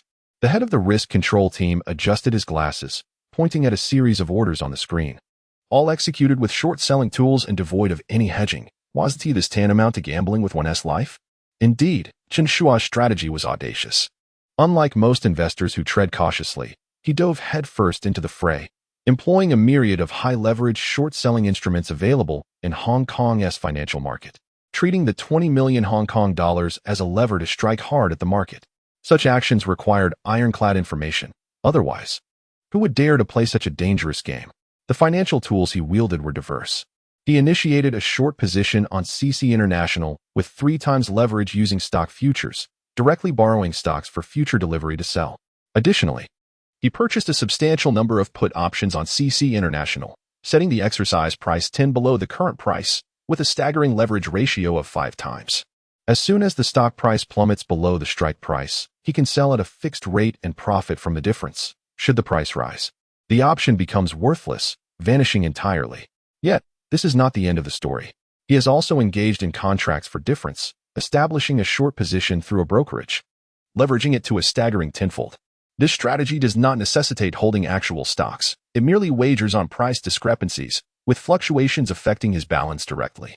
With the slightest market movement, his capital could either double or vanish entirely. This intricate combination has catapulted the leverage ratio of his entire account to an astonishing 8 times. An original capital of 20 million Hong Kong dollars has effectively maneuvered over 160 million Hong Kong dollars in positions. A mere one fluctuation in the market could result in a sudden gain or loss exceeding 10 million. A level of extreme unilateral betting that even the seasoned brokers of Hong Kong find unnerving. This is madness. The mainland clients have truly lost their minds. The risk control manager could not suppress his frustration, slamming the table, lamenting the absence of hedging or diversification, with all bets placed on a single stock. If this turns out to be a miscalculation, the losses could far exceed what is manageable. Immediate reporting is imperative. This transaction is too substantial for us to absorb in case of a mishap. Another employee hurriedly compiled the transaction records and sent them to the management team. Within half an hour, the brokerage's trading department had reached out to Hu Anshan, speaking with great caution. "Mr. Hu, good day. I am your broker, and I wish to confirm the risks associated with this transaction. Your account is currently operating at a high leverage level, entirely on a one-sided short position. We advise you to slightly adjust your strategy or enhance your hedging measures." On the other end of the line, Hu Anshan was intently observing Chen Shuo's computer screen. Upon hearing this, he frowned, his tone laden with impatience. "Risk? I know it's just 20 million. What's the big deal?" The broker hesitated, gathering his resolve to continue. "No, Mr. Hu, at your current leverage level, if the market moves against you, the potential losses could far exceed 20 million, possibly requiring additional margin. Possibly more losses?" Hu Anshan scoffed, interrupting. "I have the funds to supplement. Just tell me how much more I need to send." Technical analysis. Do you understand technical analysis? Japanese candlestick charts, moving averages, and that indicator. MACD, or whatever it is. I can analyze it. You needn't worry about me. All right. If I need more funds, let me know. Otherwise, please refrain from calling. With that, he abruptly hung up the phone. On the Hong Kong brokerage side, the broker stared at the disconnected call, his lips twitching in disbelief. Technical analysis? He couldn't even articulate MACD. Yet he mentions candlestick charts and moving averages? We scrutinize these metrics daily. How can we not see that this stock is destined to fall? He couldn't help but mutter under his breath, glancing at a nearby colleague. This client is truly audacious, unable to even recall the names of the indicators. Yet daring to play with 8-fold leverage in a short position? The colleague shrugged in resignation. He has the money and the audacity. What more can we do? We've fulfilled our duty. The report is clear, and risk control will keep an eye on it. If it all collapses, it won't be our loss. The broker exhaled a sigh, inputting the call records into the system, and glanced at the K-line chart of CC International displayed on the screen. The intertwining red and green curves remained remarkably steady, even exhibiting a slight upward trend, devoid of any indication of a downturn. He shook his head, pondering inwardly, is this tycoon from the mainland genuinely privy to insider information, or merely gambling with fate? Very well, it's difficult to dissuade a ghost bent on demise. Let them do as they please. The brokers on the island had grown weary of Hu Anshan's inquiries. Yet Hu Anshan himself felt a sense of uncertainty and approached to ask, "My friend, do you possess any assurance in this matter?" Chapter 74. The plunge begins after listening to the brokerage's lengthy phone call. Hu Anshan turned to Chen Shuo. Curiosity etched across his face. "Brother, how can you be so sure? What on earth is happening with CC International?" Chen Shuo shrugged, lazily leaning back in his chair, his tone nonchalant. "In finance, who can claim to have absolute certainty? Ultimately, it's merely a gut feeling. I sense something amiss with this stock." Upon hearing this, Hu Anshan eagerly probed. "What seems to be the issue? Enlighten me." Chen Shuo picked up his water cup, took a sip, and said at a leisurely pace, "Look, CC International has just released its financial report, and the figures are stunning. Revenue up by 15, profits soared by 30. One would expect the market to react, right? Yet, observe the stock's movement. It remains astonishingly stable, barely any increase, not even managing to hold the 5-day moving average. This is abnormal. Furthermore, examining the technical indicators, the MACD is beginning to diverge, the RSI is turning down from the overbought zone, and the trading volume has dwindled like a deflated balloon. Not to mention the distribution of shares. This stock is likely being scrutinized by someone, and that someone is quite cautious, fearing to rattle the market. Testing the waters with small maneuvers." His words flowed with conviction, leaving Hu Anshan momentarily speechless.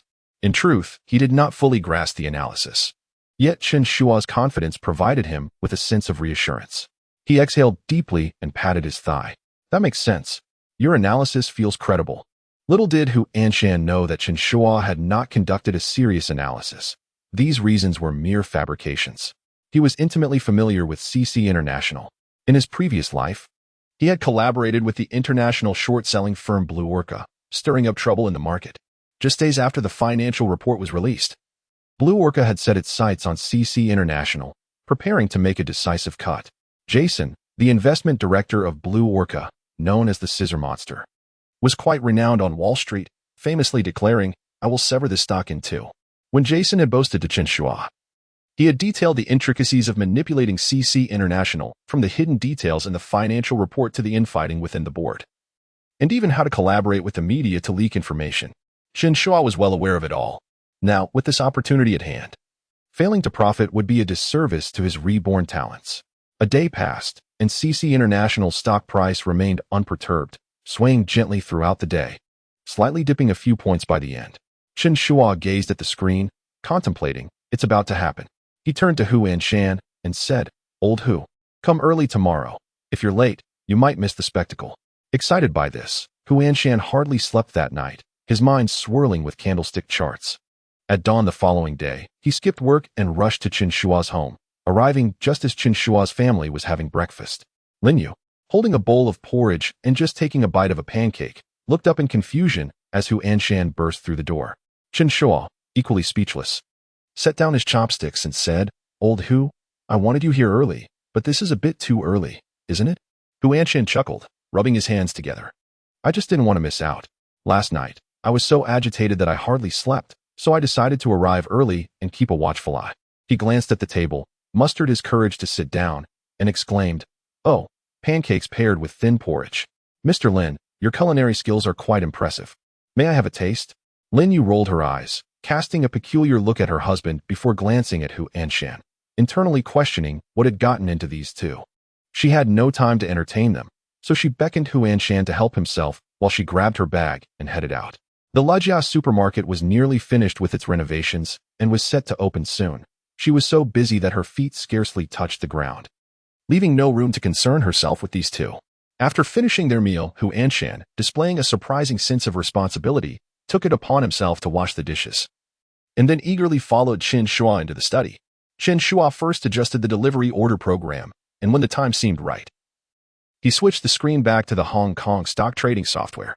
As the opening bell rang, CC International stock price not only failed to drop, but also recovered from the previous day's late session pullback, even rising a few points. Hu Anshan stared at the screen, cold sweat forming on his forehead, his fingers gripping his pant leg, murmuring, "Brother, why is it still rising?" Chen Shuo glanced at him with a smirk, saying, "Patience. Just wait a moment." He leaned back in his chair, gently tapping his fingers on the desk. Unable to sit still, Hu Anshan stood up and muttered, "I'll go grab a bottle of cola to calm my nerves." Just as he reached the study door, the computer suddenly emitted two beeping sounds, and an alert popped up on the screen. He quickly turned around, taking 2 steps back to his seat, his eyes fixated on the monitor. Chen Shuo opened it, and a satisfied smile spread across his face. There was no mistaking it. It was a short-selling report released by Blue Orca. The headline was striking: CC International, inflated capital expenditure and family asset misappropriation scam. The report pointedly accused CC International's financial statements of being inflated and implicated the chairman's family in the misappropriation of company assets, claiming that her business data was merely a faude. Within a minute of the report's release, the trading volume on the screen surged dramatically, akin to a dam bursting. And the stock price began to plummet. The candlestick chart resembled a goldenrod falling from the heavens, crashing down with force. In just a minute, it dropped by 8. And within 5 minutes, it collapsed by 25. The previous few days' candlesticks appeared minuscule, like a few white clouds drifting in the sky, while this enormous bearish candlestick drove deep into the screen, an alarming sight. Hu Anshan sat there, dumbfounded, as if nailed to his chair, even forgetting to breathe. But the turmoil was far from over. As one bearish candlestick fell, another followed swiftly, driving the decline to 40. Compressing the previous candlesticks to a mere thin line at the top of the screen, like clouds scattered by a fierce wind. Hu Anshan stammered out a few words. This, completely at a loss for words. Chen Shuo had no time for his stuttering. His fingers danced across the keyboard. He swiftly covered the put options. These were not only tied to the price, but also to volatility. Although the stock price was not at its lowest, volatility had surged to its peak, marking the ideal moment to cash out. After covering the options, his account of 20 million Hong Kong dollars had transformed into over 140 million, and it continued to rise. Moreover, he maintained short positions in margin trading and CFDs, with unrealized gains exceeding 100 million, patiently awaiting another decline in stock prices before closing his positions. Meanwhile, the brokerage firms on Hong Kong Island were in an uproar. The phones in the brokerage department rang incessantly, and the small head of the risk control team, trembling like a sieve, stared at the screen. This mainland fellow must have insider information. A 25 drop is simply too lucrative. It's impossible there isn't some inside knowledge. Such unilateral bets without any hedging. Who would dare to play like this? Another broker wiped the sweat from his brow, his voice quivering. If only we had asked a few more questions at the outset. Ask what? The Hong Kong Stock Exchange has regulations in place. We are not permitted to trade stocks ourselves, and even relatives' purchases must be reported. What could we do? The small head of the risk control team gritted his teeth. The issue now is that regulators will undoubtedly investigate. Such a large transaction clearly indicates something is amiss. If the label of insider trading is affixed, we will also be dragged into the mire. In this regard, Hong Kong Island is indeed very strict. We must promptly report this to management. A broker slammed the table and instantly packaged the trading records and account statements to send up the chain. The client had made a fortune, and we must not take the blame. This transaction is too peculiar. I'm breaking out in a cold sweat. In the study, Chen Shuo leaned back in his chair, observing Hu Anshan still staring blankly at the screen like a statue. He patted his shoulder. Old Hu, stop dawdling. Go grab a bottle of cola to celebrate. Chapter 75. The crocodile in the shadows in the late afternoon. While the Hong Kong stock market had yet to close, the fate of CC International had already been sealed. The stock plummeted by over 90, with prices collapsing from several dozen Hong Kong dollars to mere cents, akin to scraps of paper scattered by a typhoon. The market had unequivocally acknowledged the substantial credibility of Blue Orca's short-selling report. During trading, the chairman's family of CC International attempted to release a statement to stabilize the situation, but their efforts failed to make even the slightest ripple. Not a single respectable rebound candlestick could be sustained before being swiftly crushed by the bears. This report had evidently been meticulously prepared, presenting solid evidence that left CC International without any opportunity for recovery. Chen Shuo stared at the screen, quietly lamenting. Truly, the master of the scissors, Jason, is indeed a top-tier vulture trader, tearing flesh with unparalleled speed and ferocity. Leaning back in his chair, memories of battling alongside Jason in a past life flooded his mind, and he couldn't help but wonder when he might reunite with his old comrade. However, at this moment, Jason likely did not recognize this new face. Unbeknownst to Chen Shuo, in a luxurious office atop a skyscraper in Hong Kong, a young man was intently scrutinizing the market, his brow furrowed. This individual, a Caucasian in his 20s, bore a pale complexion, with unruly, curly blonde hair tousled atop his head. His deep-set eyes were focused with an almost obsessive intensity.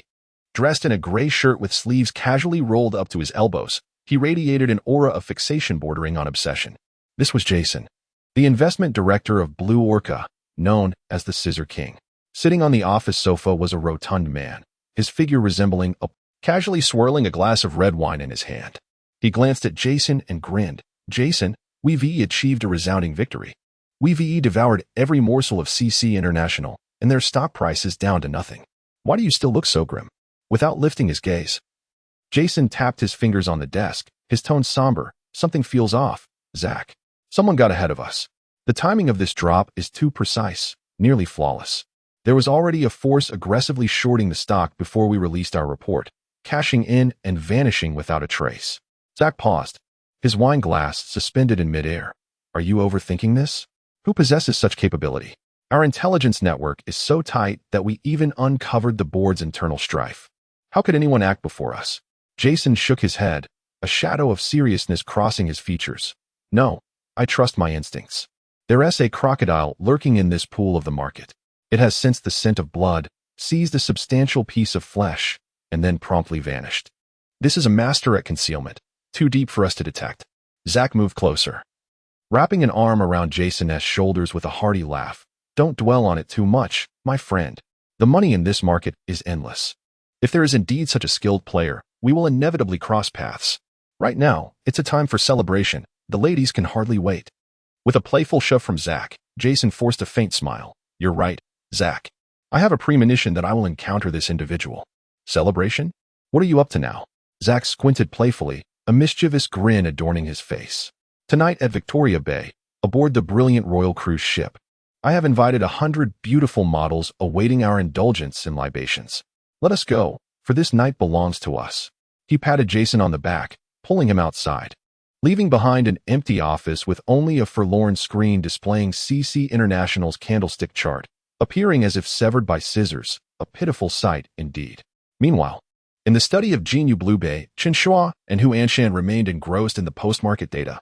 After finishing a bottle of cola, Hu Anshan suddenly crushed the bottle with a loud pop, a pained expression crossing his face.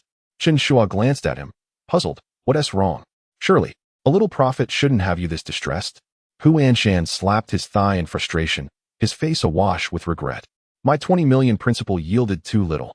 Just think, 20 million turning into over 260 million in a single day. If I had invested 200 million, it could have become 2,600 million. What am I doing with real estate? Financial investments are where the real gains lie. Chen Shuo chuckled at his outburst, gesturing for him to cease. Hold on, old Hu. Don't let your imagination run wild. The strategies employed by small and large capital in the market differ vastly. 20 million can still maneuver flexibly, leveraging for quick entries and exits.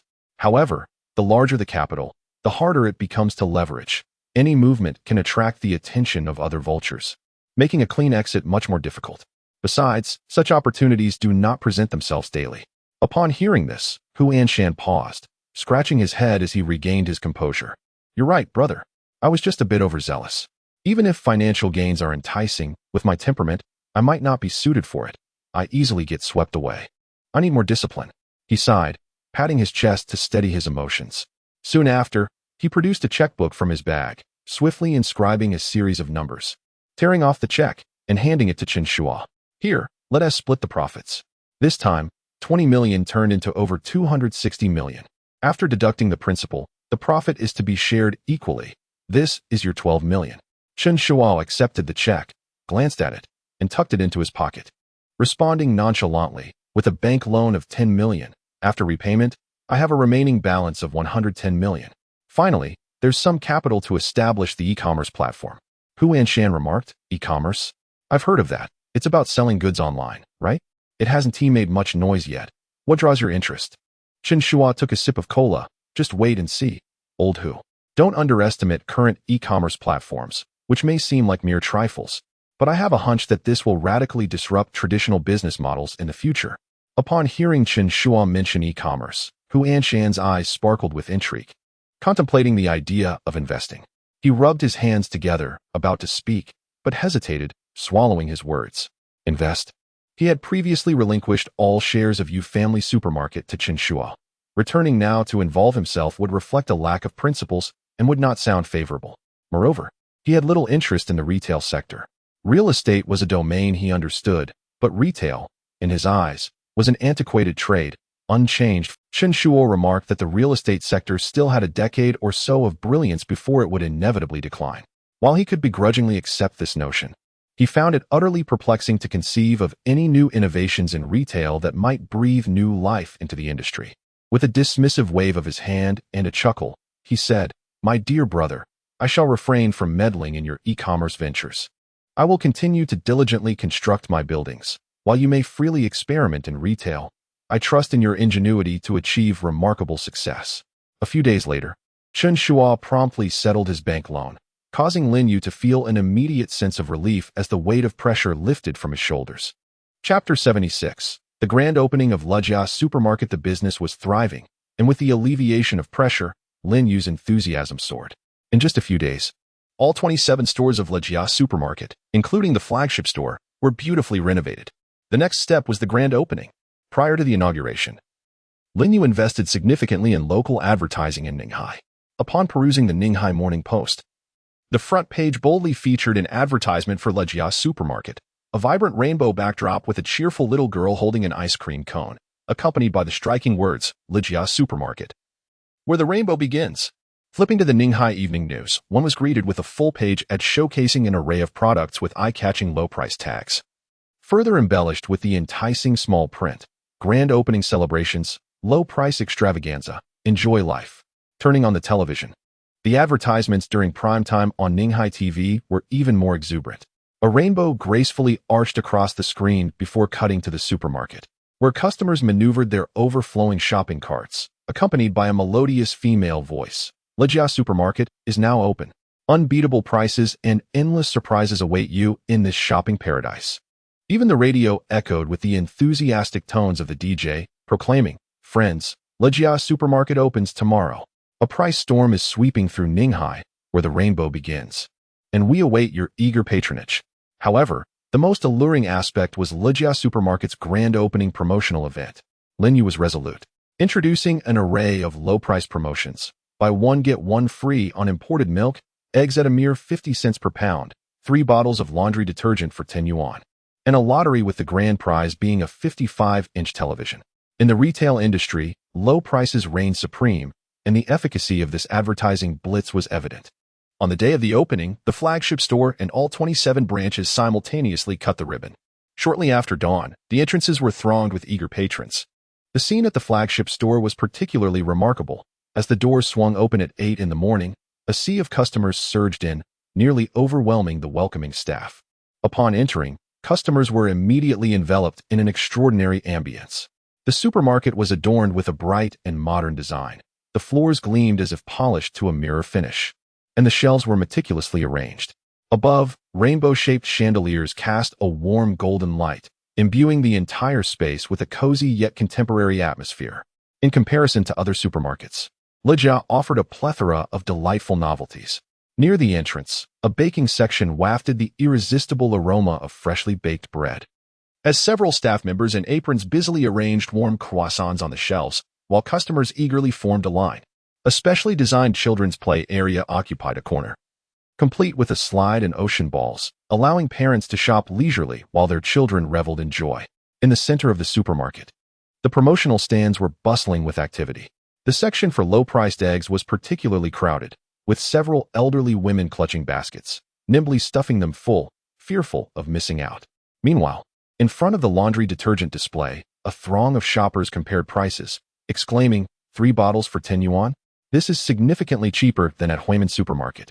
The lottery area buzzed with excitement, as customers who won small gifts proudly brandished their bags, while those who were yet to win queued for another chance. The main store was abuzz with chatter, and all 27 branches were teeming with patrons.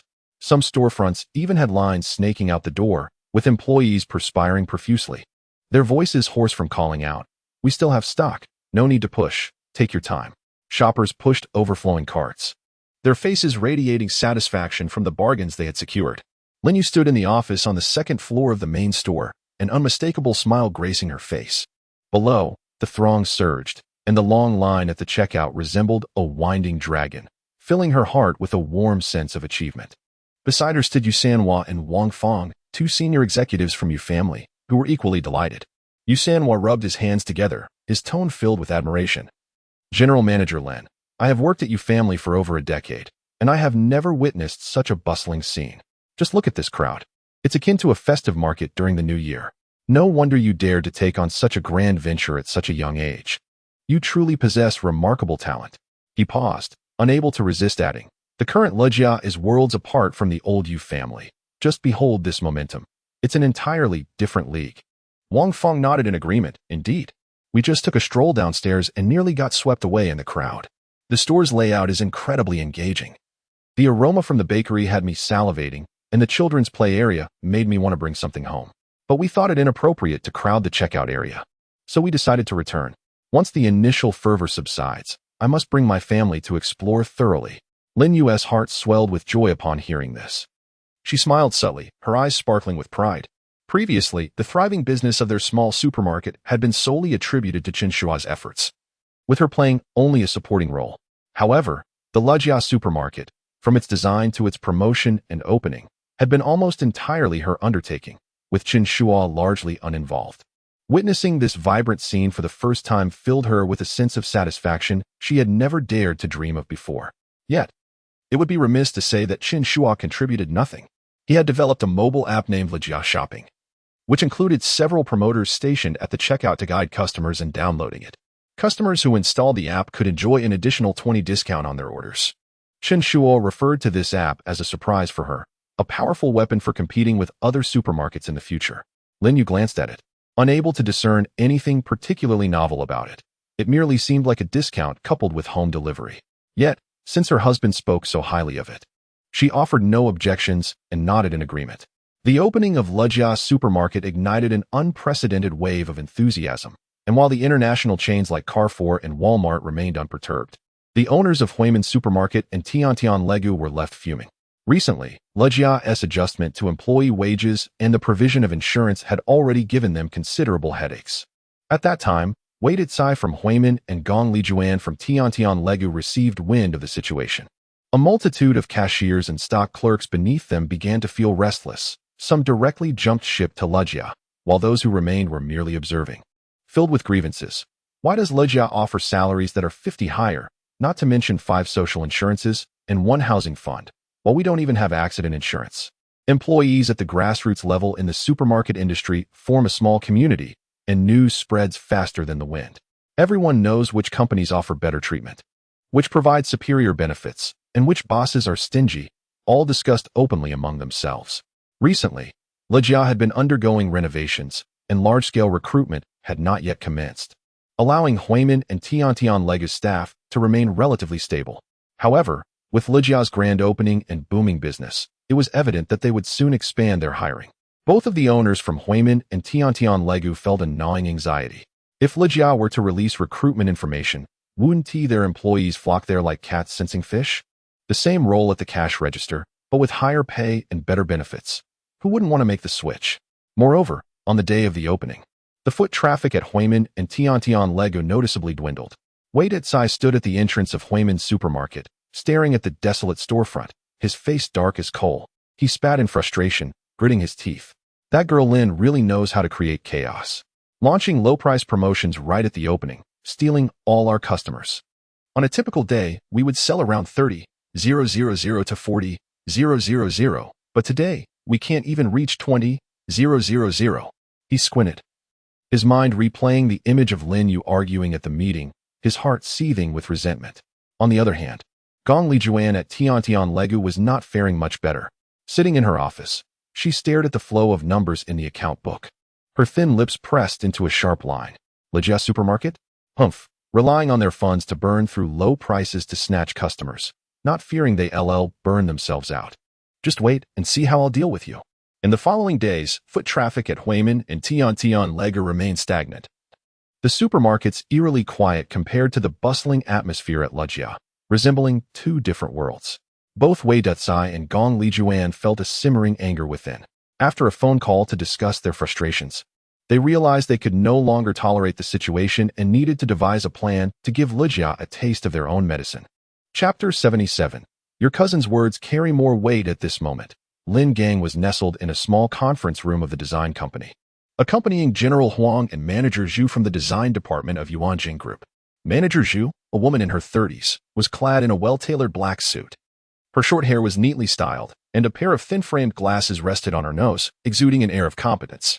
As she held a cup of tea, she spoke leisurely. The Shanshui Jiyuan project is nearly complete, and Yuanjing Group will soon process the first payment. I will be visiting less frequently in the future. You may proceed with the remaining tasks methodically. Upon hearing this, General Huang immediately donned a beaming smile, nodding and bowing as he responded, "Oh, Manager Zhu. We are immensely grateful. It is thanks to your oversight that this project has proceeded so smoothly. Rest assured, we will handle the subsequent matters with utmost diligence." His tone was warm, and had she not been a woman, he might have been inclined to kneel and express his gratitude fervently. Lin Gang quickly chimed in, "Indeed. Manager Zhu, this collaboration has been immensely beneficial for us, and we shall rely on your expertise in the future." He spoke while discreetly glancing at General Huang, whose excitement made Lin Gang's heart swell with joy. Currently, Yuanjing Group was thriving in Ninghai, and who would not wish to ascend the branches of such a flourishing enterprise within the real estate industry?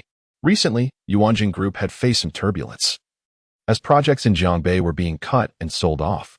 During that time, General Huang was perpetually on edge, fearing that the Shanshui Jiyuan project would also meet a similar fate. Fortunately, the project was ultimately preserved, becoming one of the few survivors for Yuanjing Group in Jiangbei. However, the former manager Wang had departed, replaced by Manager Zhu, and General Huang had initially feared that their collaboration would come to an end. Little did he anticipate a dramatic turn of events. Overnight, a plot acquired by Yuanjing Group in the southeast region transformed into a prime location, its value multiplying several times over, sending shockwaves through Ninghai's real estate circle.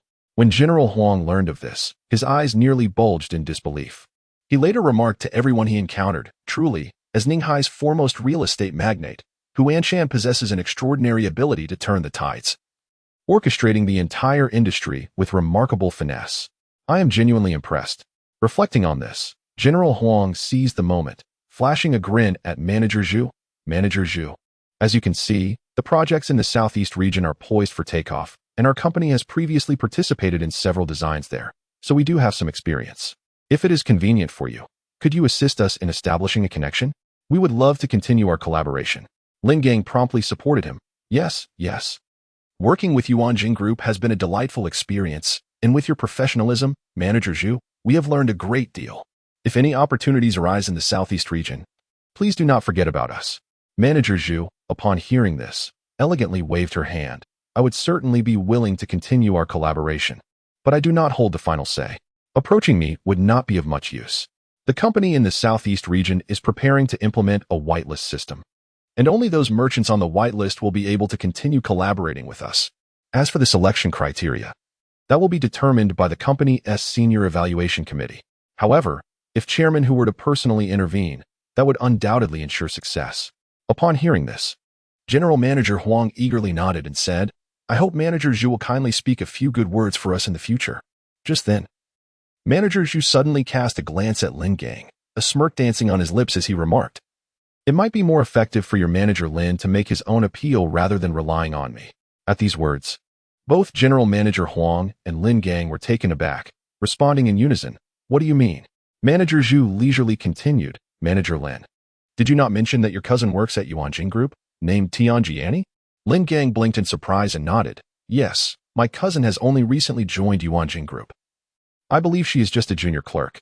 Manager Zhu chuckled, his eyes glinting with a knowing look. "Manager Tian is far from just a junior clerk.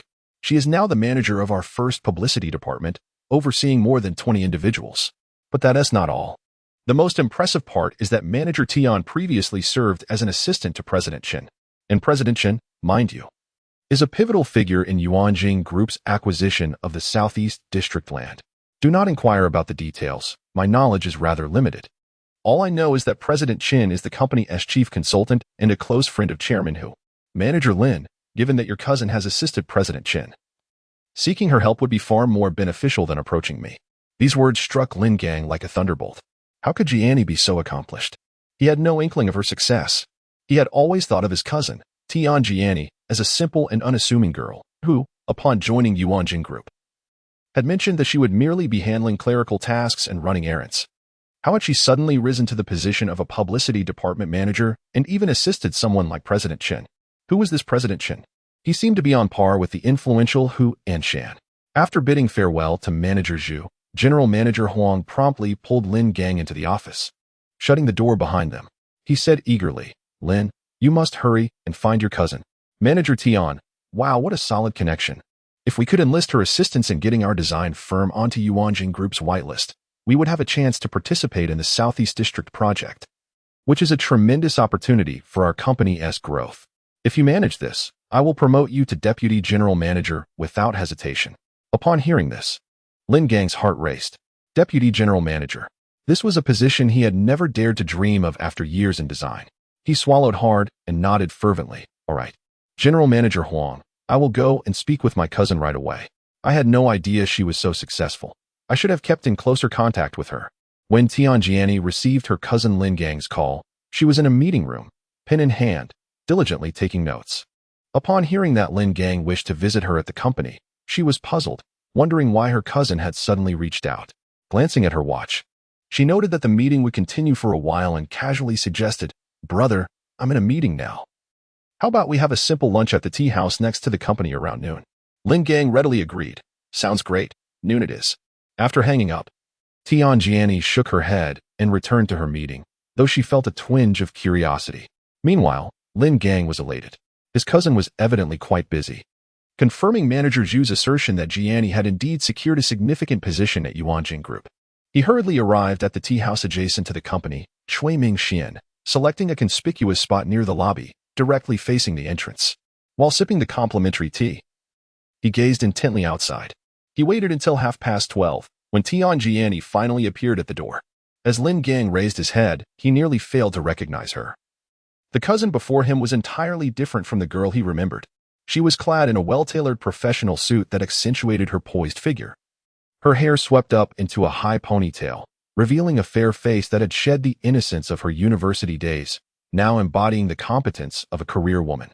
Lin Gang rubbed his eyes, wondering if this was truly the same quiet girl who had kept her head down at their last family gathering.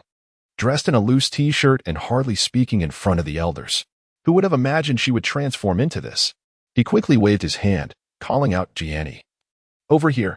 Hearing his voice, Tianjiani turned and, upon seeing Lin Gang, smiled as she approached. After seating herself, she promptly summoned the waiter, ordering 1 serving of Yuxiang rosy rice and a vegetable soup. "What would you like, cousin? By the way, today, I'm treating you." After placing her order, she lifted her gaze to Lin Gang, blinking curiously as she asked, "Cousin, why did you suddenly come to the company to find me?" Lin Gang grinned, expressing his admiration. "Jiani, the moment you walked through that door, I hardly recognized you. You've grown up and changed so much, truly impressive." His words were sincere, and his eyes sparkled with astonishment. Tianjiani felt a bit bashful at his praise. "Brother, you didn't come all this way just to compliment me, did you? If there is something you need, just say it." Lin Gang laughed heartily, rubbing his hands together as he began to explain his purpose. "Manager Zhu mentioned you, saying you once served as an assistant to a General Chen. If you could put in a good word for our company, it would be far more effective than going through her. I was sent by our boss to seek your help." However, upon hearing the name General Chen, Tianjiani's expression suddenly darkened, her cup pausing midair. The mention of that name felt like a stone cast into her heart, sending ripples of emotion swirling within her. Her thoughts drifted far away, recalling the days she spent as Chen Shuo's assistant. He was a man often criticized by the entire company, with not a single kind word spoken about him, yet he remained unfazed. After accomplishing monumental feats, he vanished, leaving people to realize the magnitude of his achievements only after he had disappeared from their sight. As his former assistant, she now basked in the glory he had brought her, yet during the time he faced such scrutiny, she had never spoken a word in his defense. This realization filled her with guilt once more. Lin Gang noticed his cousin's troubled expression, her gaze wandering, as if she had lost her spirit, sitting there motionless. He was taken aback. "Jiani, what's wrong?" Chapter 78. Glimmering light upon hearing Lin Gang's inquiry, Tianjiani quickly composed herself, forcing a smile. "It's nothing, really." After a brief pause, she raised her gaze to meet Lin Gang's eyes and said, "Brother, I'm afraid I cannot be of much assistance regarding this matter. Manager Zhu from the design department has been with the company far longer than I have, and even she is unable to make any headway. As a mere manager in the publicity department, what influence do I possess? Furthermore, I have only met the chairman once, during a large meeting, and we did not exchange a single word. As for General Manager Chen, I was once his assistant, but he has long since left the company. Where would I even begin to look for him?" Lin Gang's spirits plummeted upon hearing this, his lips drooping as he sighed. "Very well, let us drop the subject." He bore no resentment towards Tianjiani. He had anticipated this outcome, although he had hoped his cousin could assist him in resolving the issue. Upon reflection, It was unrealistic to expect that a recent graduate, fortunate enough to secure a position at Yuanxing Group, could leverage her connections in a matter of months to gain favor with the higher-ups. He could hardly convince himself of such a notion. With a self-deprecating smile, he remarked, "Gianni, let us dine. This meal is on me. It seems I am not destined for the role of vice president after all." With that, he lifted his bowl and began to share a simple meal with Gianni. As they savored the shredded pork and garlic sauce, they engaged in casual conversation. Suddenly, Lin Gang recalled something and looked up, asking, "Gianni, have you seen your brother-in-law during your time at Yuanxing Group?" Gianni paused, taken aback by the mention of her brother-in-law. "You mean the husband of your sister Yueshu?" Lin Gang replied, as he popped a piece of meat into his mouth, chewing as he spoke. A fleeting shadow of indifference crossed Gianni's face, her tone flat as she responded, "I have not seen him." Previously, she had even enlisted the help of Lu Yi and others to inquire about Chen Shuo's whereabouts, but there had been no news. Eventually, she had grown weary of asking. Deep down, she felt a tinge of disdain, questioning what it would matter if she were to learn of his whereabouts. He was long gone, and she was nearing the point of forgetting him entirely. Lin Gang nodded, muttering, "I have already asked Manager Zhu in the design department, and she confirmed there is no sight of him. Since you have not seen him either, he is likely not at the headquarters. Alas, it is a pity for your sister Yueshu." Gianni lowered her head, eating in silence for a while before unexpectedly stating, "We choose our own paths. Before us lie two roads, one simple, remaining in the comfort zone, the other arduous, facing unimaginable challenges. Most will opt for the easier route. Yet it is often the difficult path that is the correct one. The simpler path conceals traps invisible to the eye." Lin Gang was momentarily taken aback by her words. Blinking in surprise, there is indeed wisdom in that. Where did you hear such profound insight? Gianni remained silent, her gaze drifting into the distance. She recalled the time she assisted General Manager Chen, who casually imparted these words to her while jogging on a treadmill. At the time, she had dismissed them, but gradually, this phrase had unwittingly become her guiding principle. In the publicity department, she consistently volunteered for the most challenging tasks, gradually earning the respect of her peers. She took another bite of her meal, choosing not to respond to Lin Gang. Just then, the door of a nearby private room creaked open, and several individuals emerged. Leading the group was Hu Anshan, clad in a striking gray suit, exuding an air of authority. Following behind him were several individuals, their appearances rustic and unrefined, reminiscent of farmers freshly arrived in the city from the countryside, burdened with two bulging burlap sacks. They were relatives from Hu Anshan's hometown.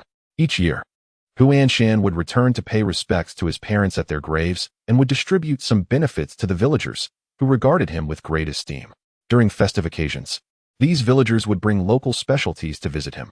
Feeling reluctant to take them to his company, Hu Anshan instead treated them to a meal at Shui Mingxian.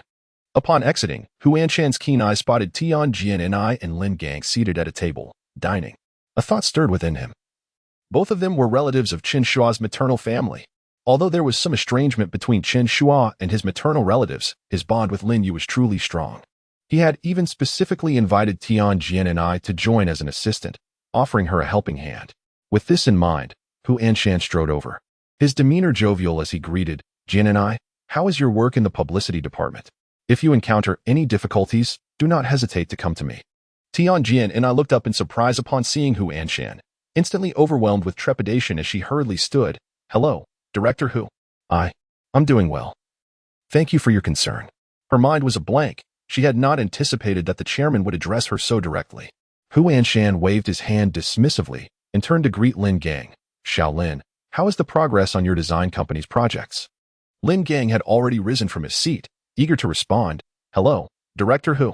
The progress on the Shanshui Jiayuan project is quite smooth. We hope to have further opportunities to serve the Yuanxing Group." Upon hearing this, Hu Anshan let out a hearty laugh. "That's wonderful.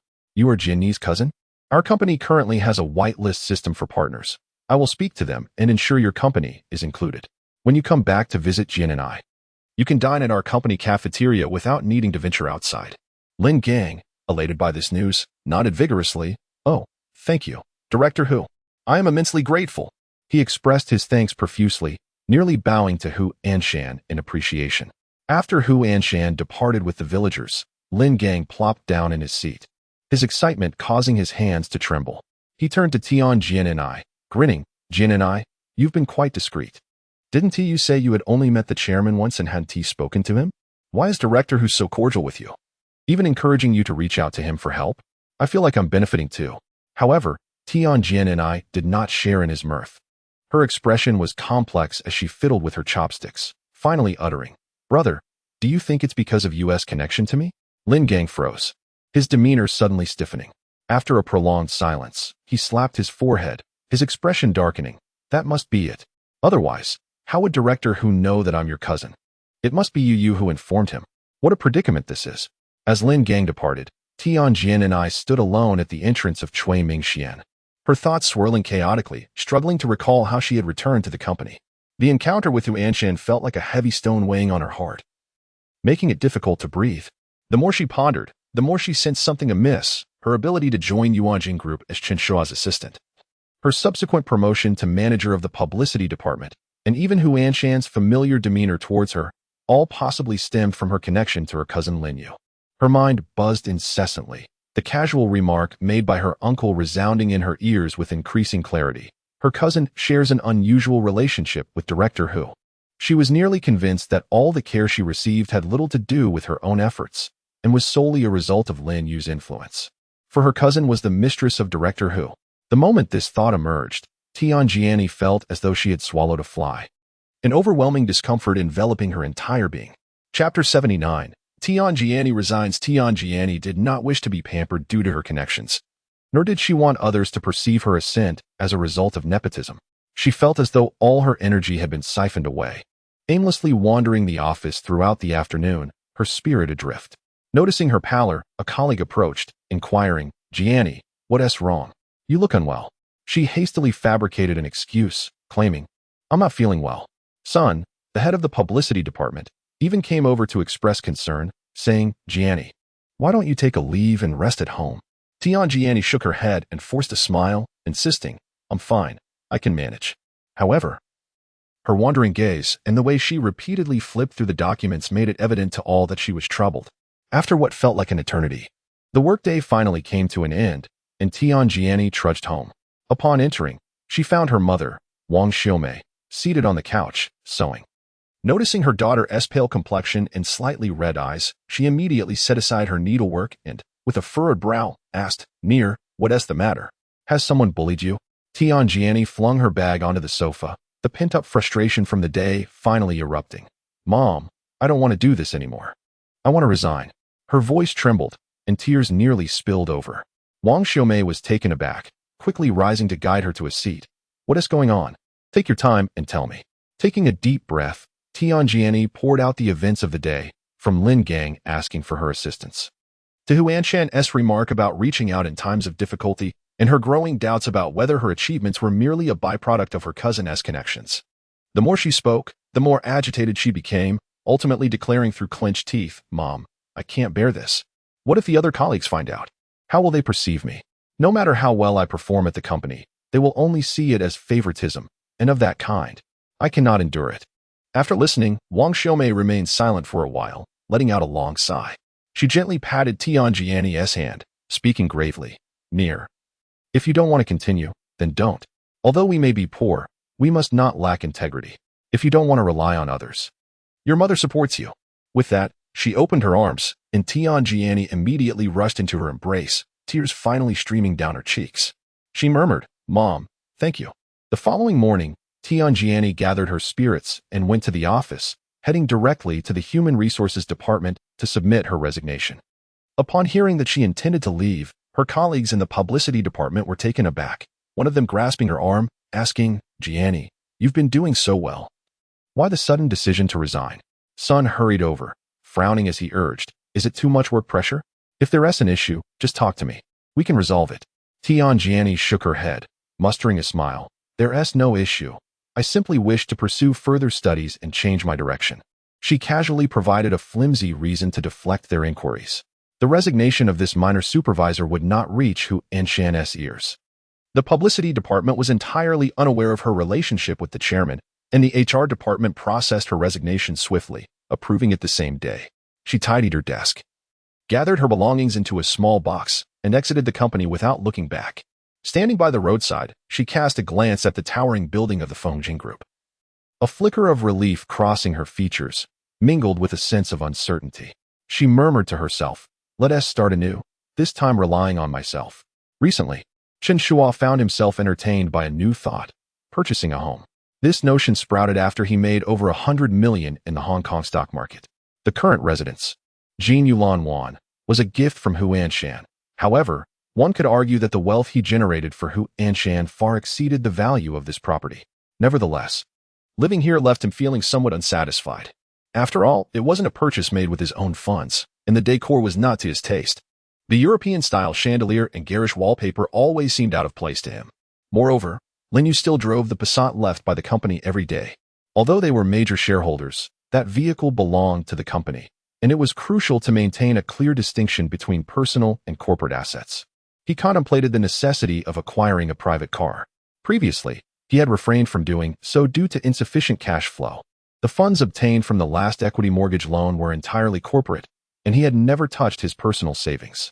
As a shareholder of Lejes Supermarket, he was not the sole investor. Two small state-owned enterprises held a combined 10% stake.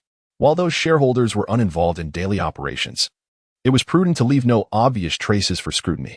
Chen Shuo's own liquid assets comprised the 200,000 he earned from selling rice cookers. However, circumstances had changed. After shorting the Hong Kong stock market and reaping over 100 million, the funds for purchasing a home or a vehicle seemed insignificant, almost trivial.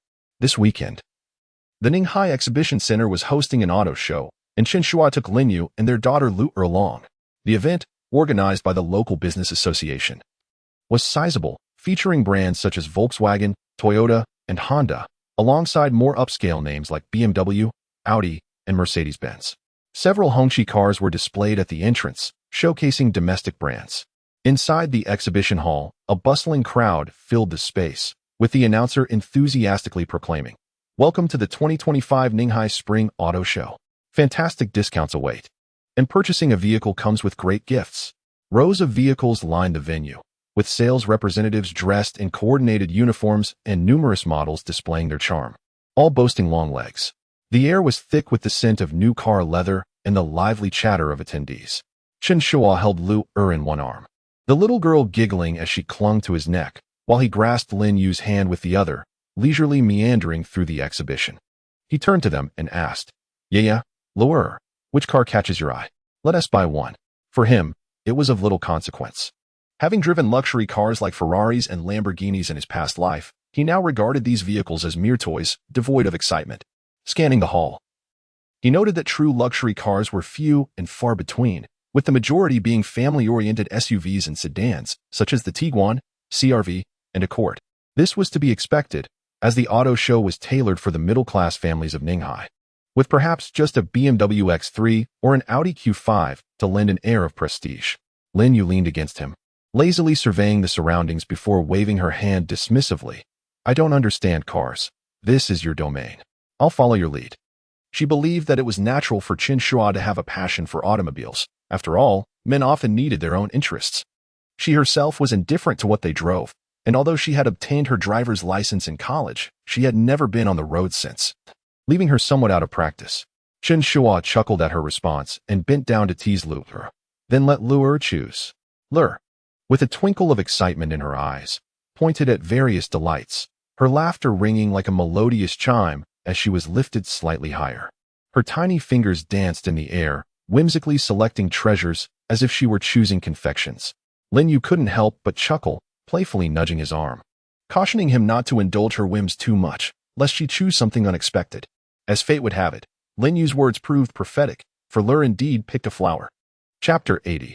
The car chosen by Lu Chen Shuo, harboring the desire to indulge his daughter, inadvertently overlooked a crucial detail. Little girls are most enamored with objects that capture attention and command admiration. As anticipated, Lu's tiny hand reached out, pointing at the car prominently displayed at the center of the exhibition, her sweet voice ringing out, "Daddy, I want that one." Chen Shuo followed her finger and nearly burst into laughter. The vehicle she had chosen was, astonishingly, the most eye-catching car at the entire auto show. It was a family bulletproof vehicle manufactured by Mercedes-Benz, specifically the Mercedes-Benz G-Class Guardian X, cloaked in a deep, obsidian black. Its robust lines and windows as thick as tank armor glimmered subtly, The iconic three-pointed star logo dazzled under the lights, while the 20-inch matte black alloy wheels paired with understated yet formidable bulletproof tires rendered the entire vehicle a commanding presence, easily overshadowing the surrounding array of ordinary SUVs. A placard affixed to the door indicated a bulletproof rating of B6, capable of withstanding rifle bullets and small explosions, clearly designed for more than just the average driver. This car exuded an aura of coolness, akin to the vehicles driven by agents in cinematic thrillers. Even more striking was the model standing beside it. Clad in form-fitting leather attire that accentuated her curves, her silhouette glimmering in the light. Perched on high-heeled boots, she held a tablet, striking poses while occasionally surveying the crowd with a captivating gaze. While Lure pointed at the car, her eyes were irresistibly drawn to the model, likely enchanted by the sultry figure. Chen Shuo cradled Lure and approached the vehicle, circling it twice while squinting to scrutinize every detail. Surprisingly, he had never had the opportunity to drive a bulletproof car in his previous life. He stroked his chin, pondering the peculiar choice his daughter had made. Looking down, he inquired, "Lure, are you certain this is the one?" Lure wrapped her arms around his neck and nodded vigorously, her enthusiasm palpable. "Yes, Daddy, it looks amazing," she exclaimed, her laughter ringing out as she pointed at the car. Linyu, standing nearby, furrowed her brow and tugged at Chen Shuo's arm. "Don't be foolish. We can't possibly use this car, and I can only imagine how exorbitantly priced it is." She recalled Chen Shuo mentioning a project with Huanshan that had yielded some profits, enabling him to repay their bank loan, with a bit left over. She refrained from probing further into the specifics, feeling that such inquiries might suggest a lack of trust in her husband. As long as the loan was settled and the supermarket remained afloat, she was content. She planned to manage the supermarket effectively and earn her own income, leaving her husband's earnings for him to spend as he pleased. Little did she know that Chen Shuo had a staggering sum of 110 million tucked away. Had she known, it would have surely left her in shock. Chen Shuo flashed a grin, playfully coaxing, "I've already promised Lure. You can't let me, as her father, go back on my word." He leaned down to tease Lure, and she instantly responded with a delighted nod, her laughter growing brighter. Linyu rolled her eyes, her tone becoming slightly urgent. "But we cannot spoil her like this. Teacher Chi from kindergarten mentioned to me the other day that we shouldn't indulge her too much. Lure has even started to bully her classmates." Chen Shuo paused, momentarily taken aback, and casually retorted, "So what of that? The child has evidently provoked Lure. Otherwise, why would she be bullying him?" As soon as the words left his lips, he noticed Lin Yu's eyes narrowing, as if she were about to unleash her wrath. He quickly raised his hands in a gesture of submission, saying, all right, I'll be more careful in the future. But this time, I cannot go back on my word." After saying that, he glanced around while holding Lure, but upon failing to spot any sales personnel, he turned to the nearby alluring car model and asked, "Hey, where are your salespeople?" The model was striking a pose when she was taken aback by his question. She turned her gaze towards Chen Shuo, her eyes sparkling with interest. She assessed him from head to toe, noting his unremarkable casual attire, the small girl in his arms, and a woman holding his hand. He certainly did not appear to be a potential buyer for such a vehicle. "Sir, this car is a non-sale item displayed here. If you're looking to purchase a vehicle, you might want to explore our other offerings. We have plenty of Mercedes models available," she replied. "Not for sale?" Chen Shuo raised an eyebrow and glanced down at the price tag next to the car, which clearly stated the price: Mercedes-Benz G-Class Guardian X, starting at $5.88 million. He pointed to the tag and replied in a flat tone, "Isn't this marked with a price? $5.88 million, it's quite clear. If it's a not-sale item, why not just put up a sign that says not for sale? What is the purpose of displaying a price tag? Please explain." The model was instantly rendered speechless, her mouth moving without producing any sound. Her smile froze for a moment, but her mind raced, and a light bulb went off in her head. Oh, this man's words suggest he might genuinely be interested in making a purchase. Goodness. I didn't realize he was an affluent individual in disguise. Young, handsome, yet unfortunately already tied down with a wife and child. Why marry so early? But then again, who has to say men don't stray? As these thoughts swirled in her mind, she immediately adopted a warmer smile, hopped down from the platform, straightened her posture, and introduced herself, Amina, a model frequently seen at major auto shows. "Please wait a moment. I will call the manager for you." She removed her phone from around her neck, its lanyard swinging conspicuously against her chest, and dialed a number. "Manager Qian, someone is interested in the Mercedes at our booth. Please come over promptly." After hanging up, she pulled a gold-embossed business card from her small bag and handed it to Chen Shuo, smiling brightly. I have connections with several 4S dealerships in Ninghai. Whether you're buying a car or seeking maintenance, feel free to contact me. I can offer you a discount. As she presented the card, she deliberately slowed her movements and subtly glanced at Lin Yu, internally musing, this man has such appealing traits, and his wife is stunning. He must be quite the charmer. With the card handed out, if he takes an interest in me, it won't be long before he reaches out. And then I'll have my chance. Before long, a middle-aged man approached, impeccably dressed in a suit, his hair slicked back, holding a clipboard that unmistakably signaled his status as the sales manager. He scanned the crowd and inquired, who is looking to buy a car? Mina quickly pointed at Chen Shuo, saying, it's this gentleman. She then turned to introduce him. This is Manager Qian from our sales company. Manager Qian cast a discerning glance over Chen Shuo and his family of 3, a flicker of doubt crossing his eyes. Chen Shuo cradled a young girl in his arms while a beautiful wife stood beside him, dressed in a rather ordinary manner. They appeared to be the kind of clientele typically seeking a family vehicle. In his mind, those who purchased such armored vehicles were either formidable tycoons accompanied by bodyguards or affluent second-generation heirs arriving in sports cars.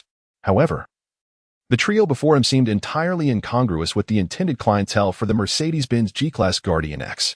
He cleared his throat and replied dismissively, I apologize, sir. But this vehicle has already been reserved. Chapter 81. Old World Grievances. Upon discovering that the armored vehicle had already been reserved, Chen Shuo felt a twinge of disappointment. However, he was not unreasonable. Purchasing a vehicle follows a principle of first come, first served. Someone else had acted first, leaving him with little to contest. To be candid, although the bulletproof car appeared impressive, it was hardly suitable for his family's needs. Investing $5.88 million merely to serve as a decorative item seemed impractical. He would rather allocate those funds to buy toys and beautiful clothes for Lure, and perhaps prepare a delightful meal of cola chicken wings at home, certain to send the little girl into a state of pure joy. With this line of thought, he felt justified in his stance and seized the opportunity to impart a valuable lesson to his daughter. One must adhere to principles in life and work, recognizing that one cannot simply seize what one desires without regard for others' interests. The more he contemplated this, the more he believed he was a commendable father, adept at nurturing his child's understanding. Content with his reflections, he prepared to depart, holding Lure in his arms. He nodded at Manager Qian and Mina, expressing his gratitude. All right. Thank you both. Just as he was about to lead Lin Yu away, 3 individuals approached from a distance. Upon seeing the newcomers, Manager Qian, without even a moment to shake hands with Chen Shuo, dashed over eagerly, exclaiming, Mr. Hua, what brings you here? His tone was as humble as if he were addressing an ancestor. Mina, standing nearby, brightened instantly, adjusting her posture and tightening her leather jacket, her face blooming with a radiant smile. Her gaze was fixated on the young man, embodying the quintessential reaction of a car model encountering a wealthy heir. Her hand instinctively brushing through her hair to adopt a more alluring pose. Following their line of sight, Chen Shuo beheld the newcomer, a slender young man in his 20s, with a complexion as pale as if dusted with powder, clad entirely in designer attire, the kind that only a few could name. His coat was a bespoke piece from the Italian brand Chiton, his trousers a limited edition from France's Loro Piana, and his shoes were luxurious Berluti crocodile leather loafers. A Patek Philippe watch adorned his wrist, boasting complex functions. A cursory glance at his ensemble revealed a value exceeding $1 million, far surpassing the price of most vehicles at the auto show. Yet, this was merely a prelude. What truly caused Chen Shuo's heart to race was the young man's identity, Hua Xiaodian, the sole heir of the Hua family. The Hua family was a formidable name in both political and business circles, deeply entrenched in their influence. However, in the 4th generation, only Hua Xiaodian remained among the males, with his elder sisters all being exceptionally capable, while this young man was notorious as a debauched playboy, infamous for his lack of academic pursuits. Yet, his most infamous moment was tied to a tragic incident. Chen Shuo recalled vividly that in his previous life, Hua Xiaodian had purchased an armored vehicle at an auto show, and shortly after driving it off the lot, the car had caught fire in the middle of the road, with the windows and doors locked tight. He was tragically trapped inside and perished in the flames, becoming a topic of discussion in social circles thereafter. As this thought crossed his mind, Chen Shuo's head buzzed, and his gaze fell upon the Mercedes-Benz G-Class Guardian X. He thought to himself, could it be this very vehicle? He stared at Hua Xiaodian, a chill running down his spine, as if he had just returned from the brink of the underworld. Meanwhile, Hua Xiaotian paid no heed to Chen Shuo, casting a sideways glance at the car, and nonchalantly told Manager Qian, "I need to take this car right now, so get it ready quickly." Manager Qian's face turned ashen upon hearing this, and he cautiously replied, "Young Master Hua, this car is still part of the exhibition. We need to coordinate with the event organizers to move it, and we must ensure other booths have space. Could you possibly wait until the exhibition concludes the day after tomorrow?" Hua Xiaotian's displeasure was palpable. He glared and boisterously declared, "Absolutely not. I have a gathering tonight. And in this wretched place of Ninghai, I can't procure a decent luxury car in a timely manner. I need this one to maintain appearances. It must be taken away now." With a grand gesture, he left no room for negotiation.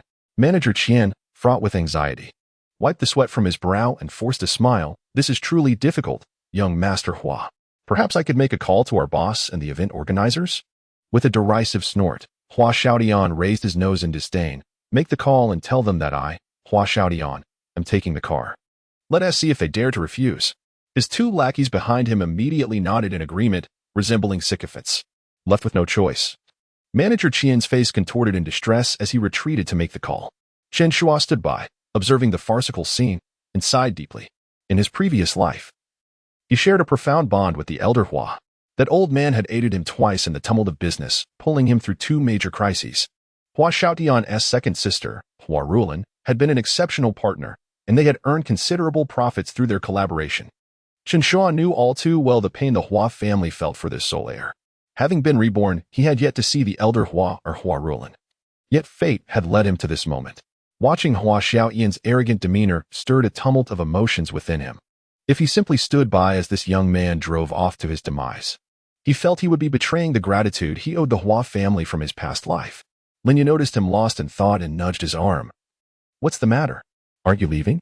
Lua squirmed in his embrace. "Daddy, where's the car?" Chen Shuo snapped back to reality, glanced down at his daughter, then stole another look at the bulletproof vehicle, a flicker of uncertainty crossing his eyes. He stood there, fixated on Hua Xiaotian's haughty figure, his heart tumultuous. Honestly, this situation was exceedingly complex. It was clear as day that this was no mere accident, but a premeditated assassination targeting Hua Xiaotian. The forces behind such an act were undoubtedly formidable. In his previous life, the elder Hua and his sisters had spent half a year investigating, ultimately uncovering that the masterminds were tied to the Zhou family of Jing and the Shui family of Yu, top-tier political and business conglomerates, deeply entrenched and intricately connected. The Hua family had clashed with them, resulting in a mutually destructive confrontation, with neither side emerging victorious. In this lifetime, Chen Shuo truly wished to steer clear of such perilous struggles between powerful factions. Having been granted a second chance at life, he found himself on the cusp of improvement. Why would he seek unnecessary troubles? Yet, as this thought surfaced, a pang of unease gripped his heart. He felt he could not escape the burdens of his past. The weathered yet resilient visage of old Master Hua flickered in his mind, along with the refreshing laughter of Hua Rulan, both serving as reminders of the debts he owed. In his previous life, the Hua family had assisted him on numerous occasions. Witnessing Hua Xiaotian leap into danger would haunt him for eternity should he remain a bystander. Gritting his teeth, he resolved, for the sake of old Master Hua and his second sister, he would spare a life. Chen Shuo turned to Lin Yu, handing her their daughter, and softly said, "Take our daughter to explore elsewhere. I need to speak with this young Master Hua." Little Lua clung to his neck. Unwilling to let go, her lips pursed in a pout. "Daddy car." Lin Yu accepted their daughter, casting a disapproving glance at him. "They've already made a decision. There's no need to insist on this particular vehicle." She shot a look at Hua Xiaotian and his entourage, who exuded an air of arrogance reminiscent of street thugs, a sight she found profoundly distasteful. Moreover, this armored vehicle, dark and foreboding like an iron coffin, was hardly suitable for family use. The thought of spending $5.88 million was beyond her imagination. Chen Shuo waved his hand reassuringly. "I'll merely ask him once. If he declines, so be it. No pressure." Lin Yu nodded, cradling Lure as she muttered, "Don't be stubborn." She then turned, leading their daughter towards the nearby family car exhibition, while Lure twisted her head back, waving her small hand.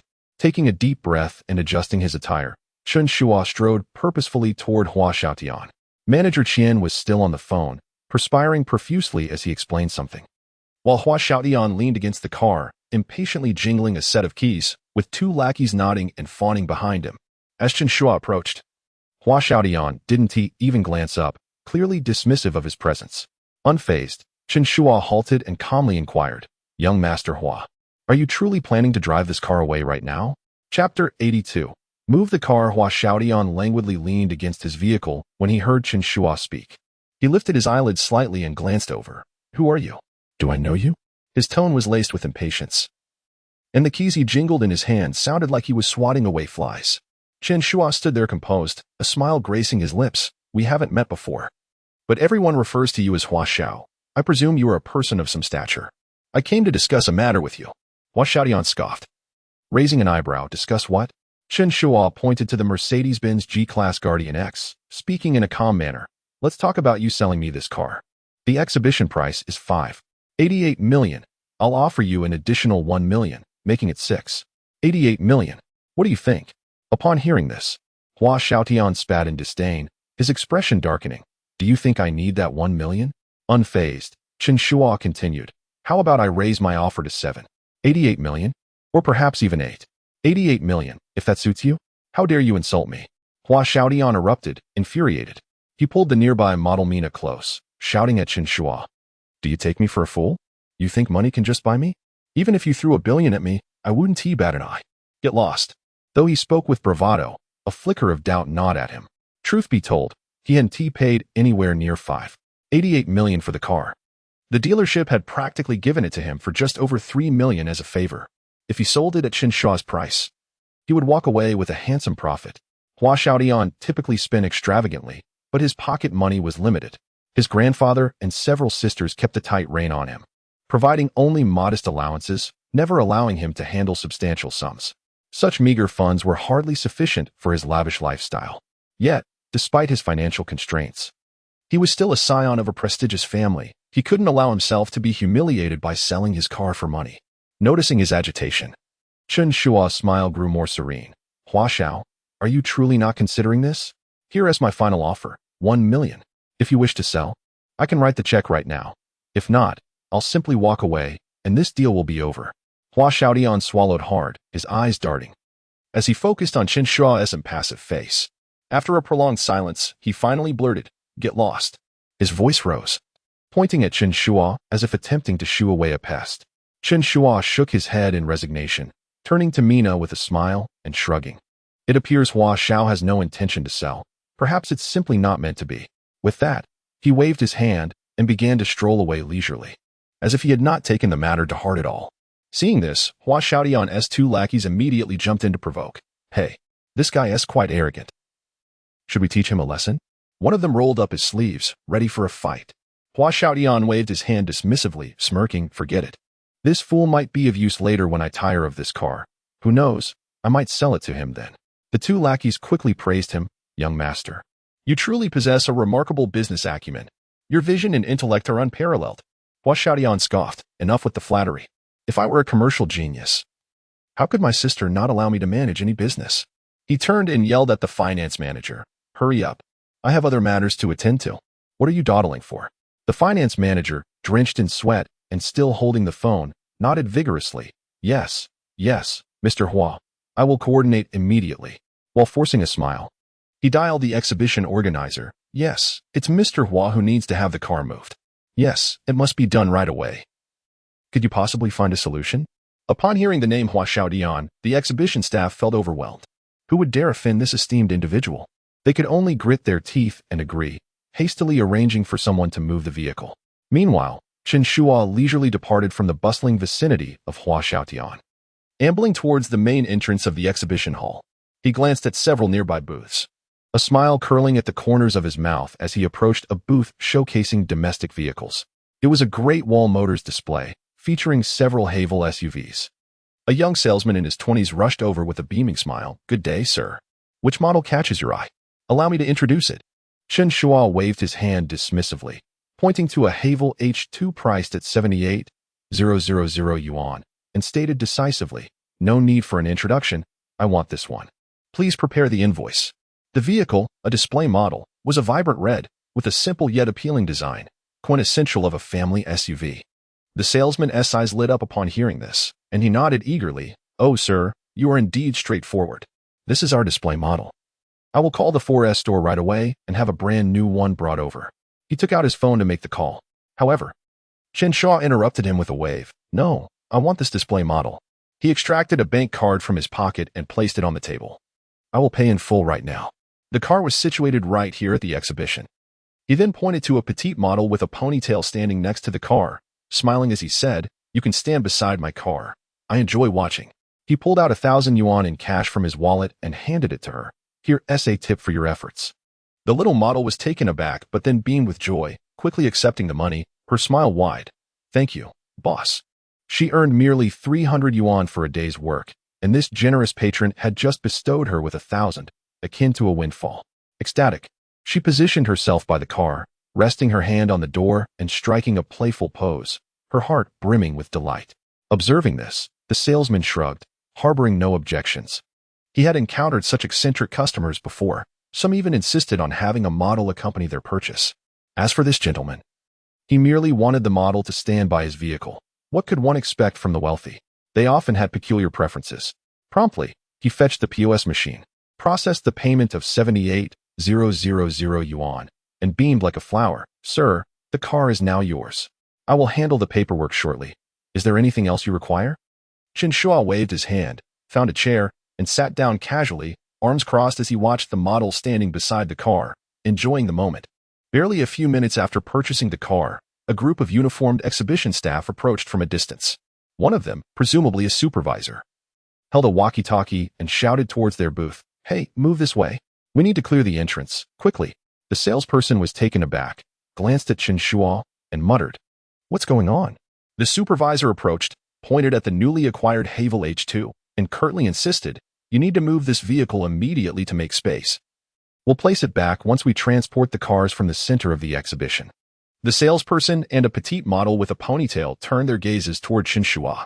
Seated comfortably with one leg crossed over the other, Chen Shuo leisurely replied, "I'm sorry, but I have already purchased this vehicle. Why should I move it?" Upon hearing this, the supervisor frowned and dismissed him, stating brusquely, "I am part of the organizing team for this auto show. The arrangement of the venue is under our jurisdiction. Will you move it or not?"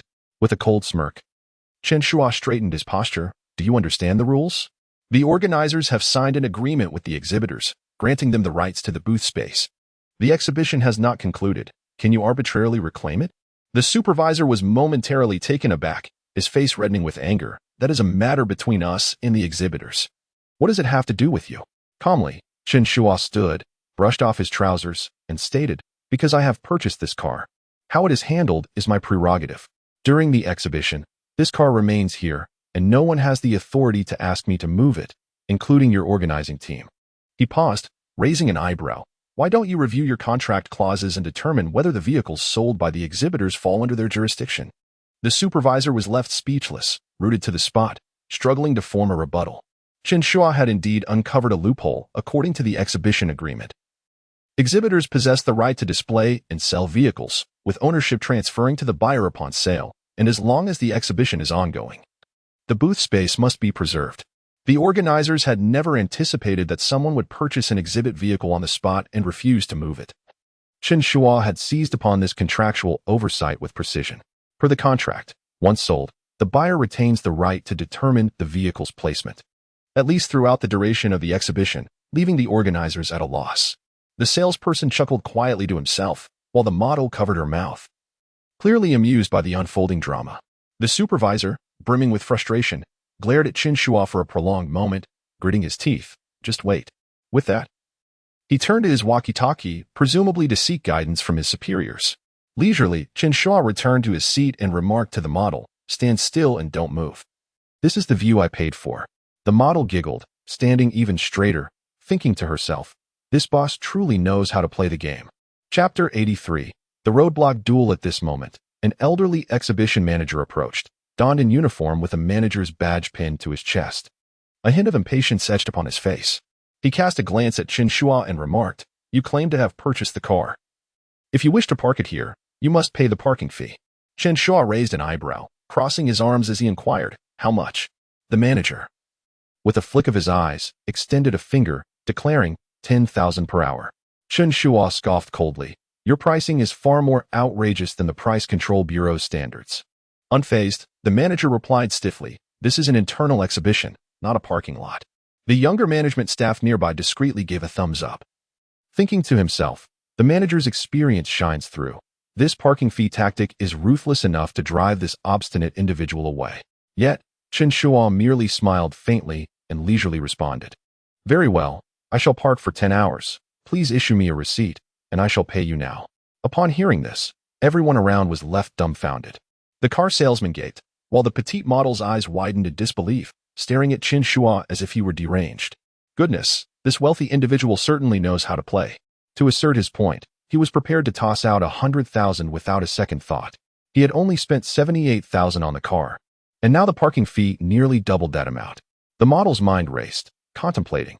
Here is a man who enjoys frivolously spending money, and he is rather handsome. If only I could cultivate a relationship. The more she pondered, the more she straightened her posture. The two exhibition managers were equally astonished. The younger one twitched at the corner of his mouth, thinking, are you burning money for fun? Just to block the road. You casually discard 100,000. What benefit does that afford you? They were left resigned.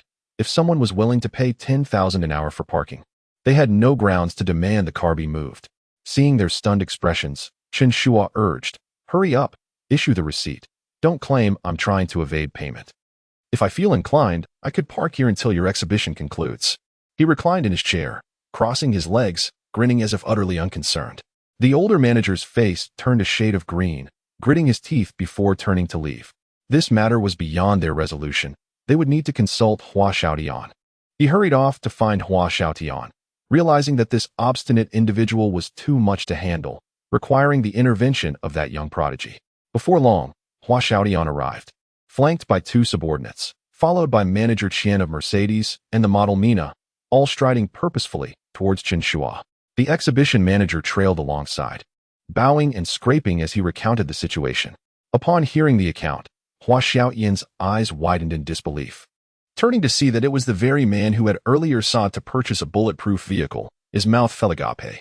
Fuming, he pointed at Chen Shuo, launching into an expletive-laden tirade. What the hell is wrong with you? Unable to buy a car, you come here to block the road. What a lack of decency. Let me tell you, you little upstart, dare to provoke me, Hua Xiaotian, with your petty cash? You have no idea of your own limitations. Unperturbed, Chen Shuo remained seated, his demeanor calm and cheerful as he looked up at him. Hua Xiao, I assure you, I have never struggled to procure what I desire. If you refuse to extend me courtesy, I see no reason to reciprocate.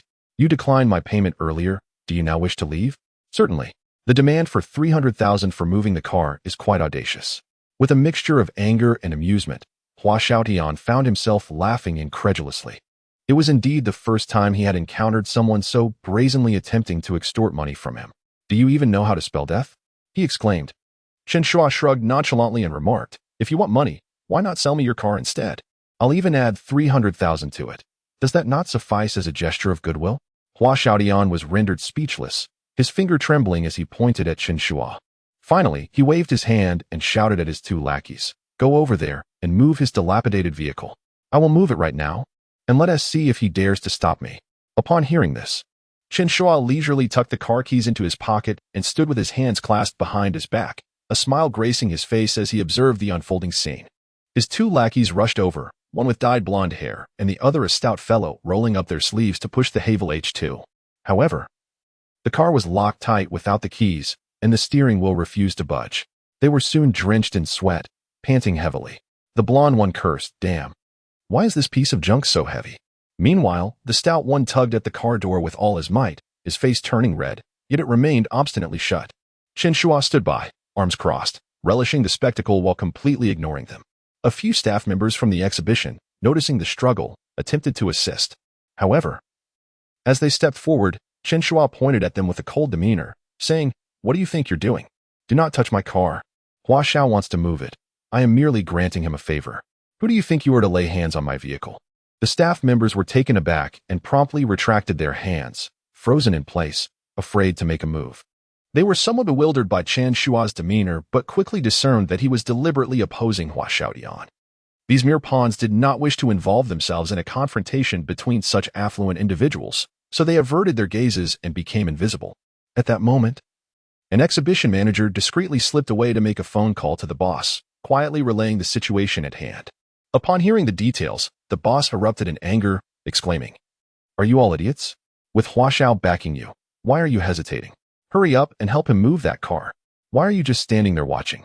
The manager, drenched in sweat from the reprimand, quickly replied, Yes, boss. I will take care of it right away."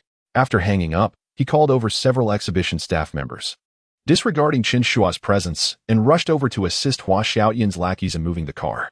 The Havel H2 remained securely locked, and the blonde and stout lackeys, panting heavily, were soon joined by the exhibition staff, all rolling up their sleeves to push the vehicle.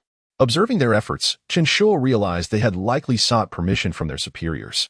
He retrieved his phone and dialed Hu Anshan, stating, "Old Hu, there's a bit of a situation here. Could you lend a hand by applying some pressure on the exhibition side?" Hu Anshan chuckled upon hearing the situation unfold. "Who are you squaring off against, brother? Do you want me to come over and assist?" Casting a glance at the fuming Hua Xiaotian not far away, Chen Shuo replied nonchalantly, "No need. It's just the young master of the Hua family from the capital, and I find him rather displeasing." Hu Anshan's tone shifted, his voice rising in alarm. "What? Someone from the Hua family? That is not someone to provoke." A sudden pang of apprehension gripped his heart, deepening his confusion regarding Chen Shuo's identity. How could an ordinary individual so casually utter the name of the illustrious Hua family from the capital? It was as if he were entirely unacquainted with that elite circle. To dare express disdain for the young master of the Hua family was even more audacious. Hu Anshan swallowed hard, pondering, "My dear brother, what is your true background?" Reluctantly, he decided to make a call. The Yuanjing Group was one of the sponsors of this auto show. With a single call, Hu Anshan reached the owner of the exhibition company.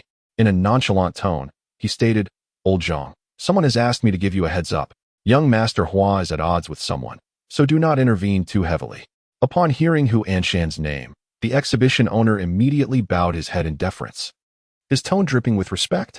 "Chairman Hu, we cannot afford to offend young Master Hua." Hu Anshan let out a cold snort. "You may not be able to offend young Master Hua, but those who dare to provoke him are certainly fair game." The exhibition owner was taken aback and hastily inquired, "Then, who is this person?" Hu Anshan, growing impatient, retorted, "Do not pry into matters that do not concern you. I am merely looking out for your best interests." With that, he abruptly ended the call. The exhibition owner clutched his phone, drenched in cold sweat. To have someone of Hu Anshan's stature reach out on his behalf indicated that this individual possessed extraordinary. It was entirely possible that he was of the same caliber as young Master Hua. The more he contemplated, the more anxious he became. Enough is enough. We cannot afford to cross him. He quickly dialed the site manager's number, grinding his teeth as he commanded, "Just handle it. Do not offend this person. Do you understand?" Chapter 84. Sister, I almost couldn't see you. At this moment, Hua Xiaoyan's eyes were reddened with fury. He had never suffered such humiliation throughout his life. His temper flared, and he rolled up his sleeves, seizing a large wrench from an exhibition staff member. He stormed towards Chen Shuo's Havel H2, and with a resounding crash, he smashed the wrench against the car window.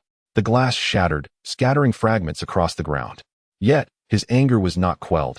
He struck it a few more times, creating a substantial hole in the window. Two of his lackeys hurried over, with the blonde one reaching through the broken window to fumble for the unlock mechanism, while the heavier one crawled into the car, crouching beneath the driver's seat, attempting to tamper with the wiring using a piece of metal. In no time, the car emitted 2 beeps, and the dashboard illuminated, as they successfully connected the circuit. The blonde one triumphantly leaped into the driver's seat, pressing the accelerator. The vehicle lurched forward with a screech, its doors scraping against a nearby exhibition booth, leaving behind glaring scratches. Hua Xiaoyan tossed the wrench aside, dusted off his hands, and turned to Chen Shuo with a provocative look. "I just smashed your car. What are you going to do about it?" His nostrils flared with arrogance as he shouted, "Move my car." Shortly thereafter, a Mercedes-Benz G-Class Guardian X slowly emerged from the center of the exhibition, its sleek black body gleaming with an imposing presence. The driver cautiously maneuvered the vehicle out of the exhibition hall and parked it in the plaza outside. He then jumped down from the driver's seat, ready to hand over the keys to Hua Xiaotian for the transfer. With a smug gait, Hua Xiaotian approached. Just as he reached for the keys, an unexpected figure dashed over, snatching the keys away and forcefully pushing him into the car. Chen Shuo acted decisively, shoving Hua Xiaotian into the passenger seat before jumping into the driver's seat and starting the engine, leaving the door ajar in his haste. He dared not close the door, fearing it might become stuck. Hua Xiaotian, bewildered, erupted in a torrent of curses from the passenger seat. "What the hell are you doing? This is my car." Chen Shuo cast him a sidelong glance and replied coolly, "You smashed my car. What is wrong with driving yours now?" Realizing the gravity of the situation, Hua Xiaotian's two lackeys rushed forward, attempting to pry open the driver's door. However, Chen Shuo swiftly kicked them out. Turning to Hua Xiaotian with a smirk, "You've chosen your lackeys well. They're quite brave in a pinch." With that, he slammed on the accelerator, and the car roared to life, tearing away. Hua Xiaotian, his face drained of color, shouted in terror, "You lunatic! Let me out. I'll sell you the car." Chen Shuo merely chuckled coldly, "I don't want it." The armored Mercedes barreled forth like a runaway bull, crashing through the barricades of the exhibition plaza with a thunderous bang. The open driver's door slammed into an advertising board, bending the frame into an unrecognizable shape. The vehicle sped across the street, its tires screeching against the pavement, sending pedestrians scattering in panic, some even pulling out their phones to capture the spectacle. Hua Xiaotian clutched the armrest tightly, terrified, his voice trembling. "Slow down. I don't want to die." His eyes were on the verge of tears, his earlier arrogance completely dissipated. Meanwhile, far away in the capital, in a conference room owned by Huasher Holdings, Hua Rulin was conducting a meeting. The room was adorned in a subtle yet luxurious manner, with a long conference table flanked by company executives, while a projector displayed a multitude of data charts on the wall. Hua Rulin occupied the head of the table, dressed in a well-tailored deep blue suit that accentuated her fair complexion and striking features, her eyes radiating an air of decisiveness. Her short hair was impeccably styled, and simple pearl earrings dangled at her ears. Beside her sat an untouched cup of black coffee. As the meeting progressed, she rapped her knuckles on the table, coolly outlining the forthcoming business strategy. The merger in the Southeast region must have all details finalized by next Monday. Anyone who falters will receive a 0 in the year-end evaluation. Just as her words hung in the air, her phone unexpectedly rang. Hua Rulin paused, her brow furrowing slightly. This was her private number, rarely dialed, and when it rang, it was invariably urgent. She raised her hand to signal a pause in the meeting. Addressing the assembly of executives, "My apologies, please hold on." She then picked up her phone, rose from her seat, and stepped out of the conference room, taking the call in the corridor. The conversation on the other end was unclear, but Hua Rulin's countenance shifted dramatically, a flicker of panic crossing her features. She hung up and immediately dialed Hua Xiaotian's number, but it went unanswered. Anxiously, she clutched her phone and hurried towards her office, dialing as she ran, her heart pounding like a drum, muttering to herself, "Little brother, please don't let anything happen to you." On the other side, Chen Shuo sped away from the square in a bulletproof Mercedes, heading straight for an open garden opposite the exhibition center. He was uncertain whether the vehicle would ignite or explode. Should his actions save Hua Xiaotian, but inadvertently harm innocent bystanders, he would be equally tormented. The car surged forward like a wild beast, roaring across the road, tires crushing the roadside greenery, scattering dirt and grass. The open car door swayed perilously, emitting a jarring metallic screech. The vehicle crashed into the garden, toppling a row of low shrubs before finally halting in a clearing. The expansive garden was deserted, save for a few startled birds taking flight. Glancing at the time, Chen Shuo calculated mentally. It was nearly time. He recalled Hua Rulin mentioning that in her previous life, she received the call at 1:15, learning of her brother's mishap. He seized Hua Xiaotian, yanking him from the car and dragging him away. Hua Xiaotian, in a state of panic, stumbled along, crying out, "Brother, please spare me. I'll give you money. I'll call my sister right now. She is wealthy. But if you mean to harm me, my sister won't let you off." Chen Shuo shot him a cold glance. "Hua Xiaotian, are you foolish? Do you think I'm blocking your path and targeting you to harm you? I'm trying to save you." Hua Xiaotian stared in shock, sobbing as he retorted, "Save me? I can't thank you enough." As soon as he finished speaking, the Mercedes parked 20 zhang away suddenly erupted into flames with a deafening roar, the fire reaching towards the heavens. Moments later, an alarm blared, but within seconds, the sound vanished, leaving only the fierce blaze consuming the vehicle. Chen Shuo grasped his arm, urging him to flee. Run, further away. It might explode soon. They had barely taken a few steps when a thunderous explosion reverberated behind them, a shockwave hitting them like a wall, causing the ground to tremble beneath their feet. Chen Shuo forcefully pushed Hua Xiaotian to the ground, both of them crouching in the underbrush as the searing heat rolled towards them. Mingled with the acrid scent of charred rubber, Hua Xiaotian, stunned, turned to gaze at the blazing Mercedes, his legs trembling uncontrollably. The arrogance on his face replaced by a pallor of dread. At that moment, one of Hua Xiaotian's followers rushed over, panting heavily, clutching a phone. Calling out as he ran, "Young master, it's second sister on the line." In his haste, he stumbled and fell face first into the dirt, the phone flying from his grasp and landing amongst the flowers. Fortunately, the phone's durability prevailed, and after picking it up from the grass, he scrambled back to Hua Xiaotian. Breathless as he handed it over, Hua Xiaotian, trembling uncontrollably, accepted the phone with shaky hands, pressing the answer button, and the anxious voice of Hua Rulan came through. "Little brother, where are you? Did you go to that car exhibition in Yinghai? There's a Mercedes there. You must not go near it. Do you hear me?" Hua Xiaotian's lips quivered, rendered speechless for several seconds, before he finally burst into tears, exclaiming, "Sister, I almost didn't get to see you." Clutching the phone, he wept pitifully, his face smeared with tears and mucus. Chapter 85. Return to the distant view. Hua Xiaotian had never experienced such a fright in his life. Staring at the bulletproof Mercedes engulfed in flames after the explosion, he felt utterly dazed, his mind blank, and his heart racing with trepidation. Who was the wretch that sought to harm me? Although he was a spoiled scion, coming from a prestigious family made him acutely aware of such threats. He instantly realized that this incident was undoubtedly directed at him. Someone wanted him dead. Had he indeed driven away in that car moments ago? He shuddered at the thought of being trapped inside, consumed by flames. This was no mere bulletproof vehicle. It was clearly a crematorium designed to incinerate him. Amidst his shock, a wave of grievance washed over Hua Xiaotian, and tears streamed down his face as he sobbed uncontrollably. Sitting on the grass, clutching his phone, he spoke to Hua Rulan. His voice trembling, "Sister, I almost didn't make it. Woo, sister, you must avenge me." Chen Shuo stood nearby, arms crossed, observing his tears. He gently patted Hua Xiaotian's shoulder, saying, "All right, enough of the tears. The fire department and police will be here shortly. Think about how to handle this, and inform your sister. It's best if I'm not involved.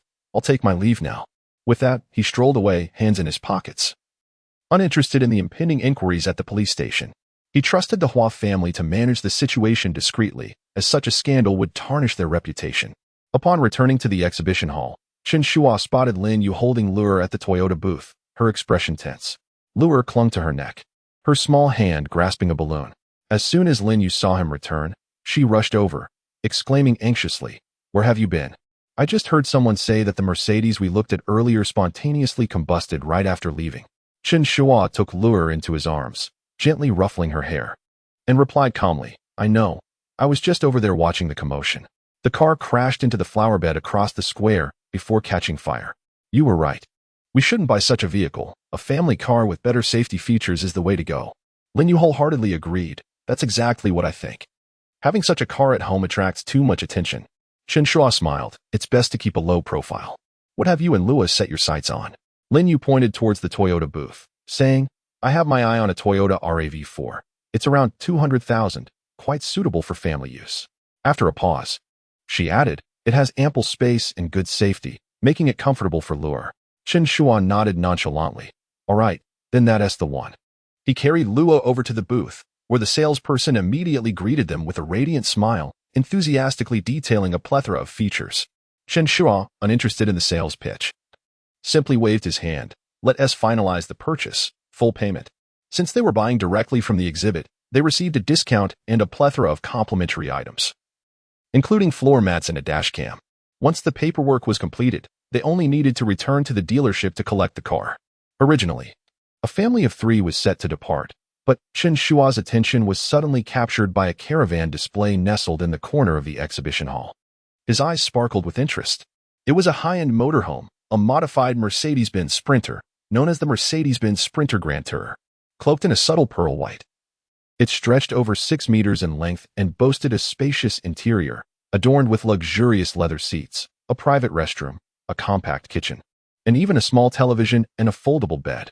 Priced at $238 million, it represented the pinnacle of motorhome luxury. Chen Shuo pointed at the vehicle and turned to Lin Yu, proposing, "What do you think about purchasing a motorhome? It would make family outings far more convenient." Lin Yu hesitated, her initial surprise giving way to contemplation as she walked over for a closer look. Her eyes shimmered with intrigue. Yet the price tag caused her to falter. Isn't this a bit extravagant? Over 2 million. Chen Shuo waved his hand dismissively, a relaxed smile gracing his face. It's not excessive. It's significantly cheaper than the one we saw earlier. Besides, having this motorhome means we wouldn't need to endure the discomfort of camping in tents during our travels. He knew Lin Yu had a profound love for travel, and he felt a lingering sense of guilt for not having provided a proper honeymoon due to their modest circumstances at the time of their marriage. Now, having been granted a second chance at life, he yearned to make amends. Lin Yu bit her lip, clearly tempted. She glanced at the opulent amenities within the motorhome, then looked at their daughter, envisioning the three of them embarking on adventures together. Finally, she nodded, her smile radiant. All right then, I'm in. Seeing her happiness, Chen Shuo felt a surge of joy and approached the display to finalize the purchase with a swipe of his card. The salesperson beamed, unable to contain his excitement. Sir, you have an excellent eye. There are hardly any of these in the country. Lin Yu stood beside him, her gaze filled with delight as she watched Chen Shuo complete the transaction. Their daughter, Luer, was positively ecstatic, bouncing by the motorhome with her balloon, exclaiming, Daddy, I want to sleep in the big car.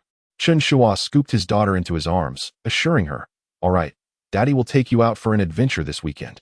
The following morning, Hu Anshan burst into Chen Shuo's space, animated and eager. Brother, what happened at the car show yesterday? Chen Shuo, lounging on the sofa with a can of cola, waved his hand lazily. Oh, nothing major. We both had our eyes on the same vehicle, and a bit of friendly competition ensued.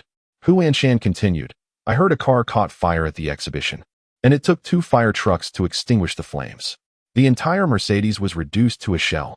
Chen Shuo replied nonchalantly, I was there, witnessing the vehicle ignite.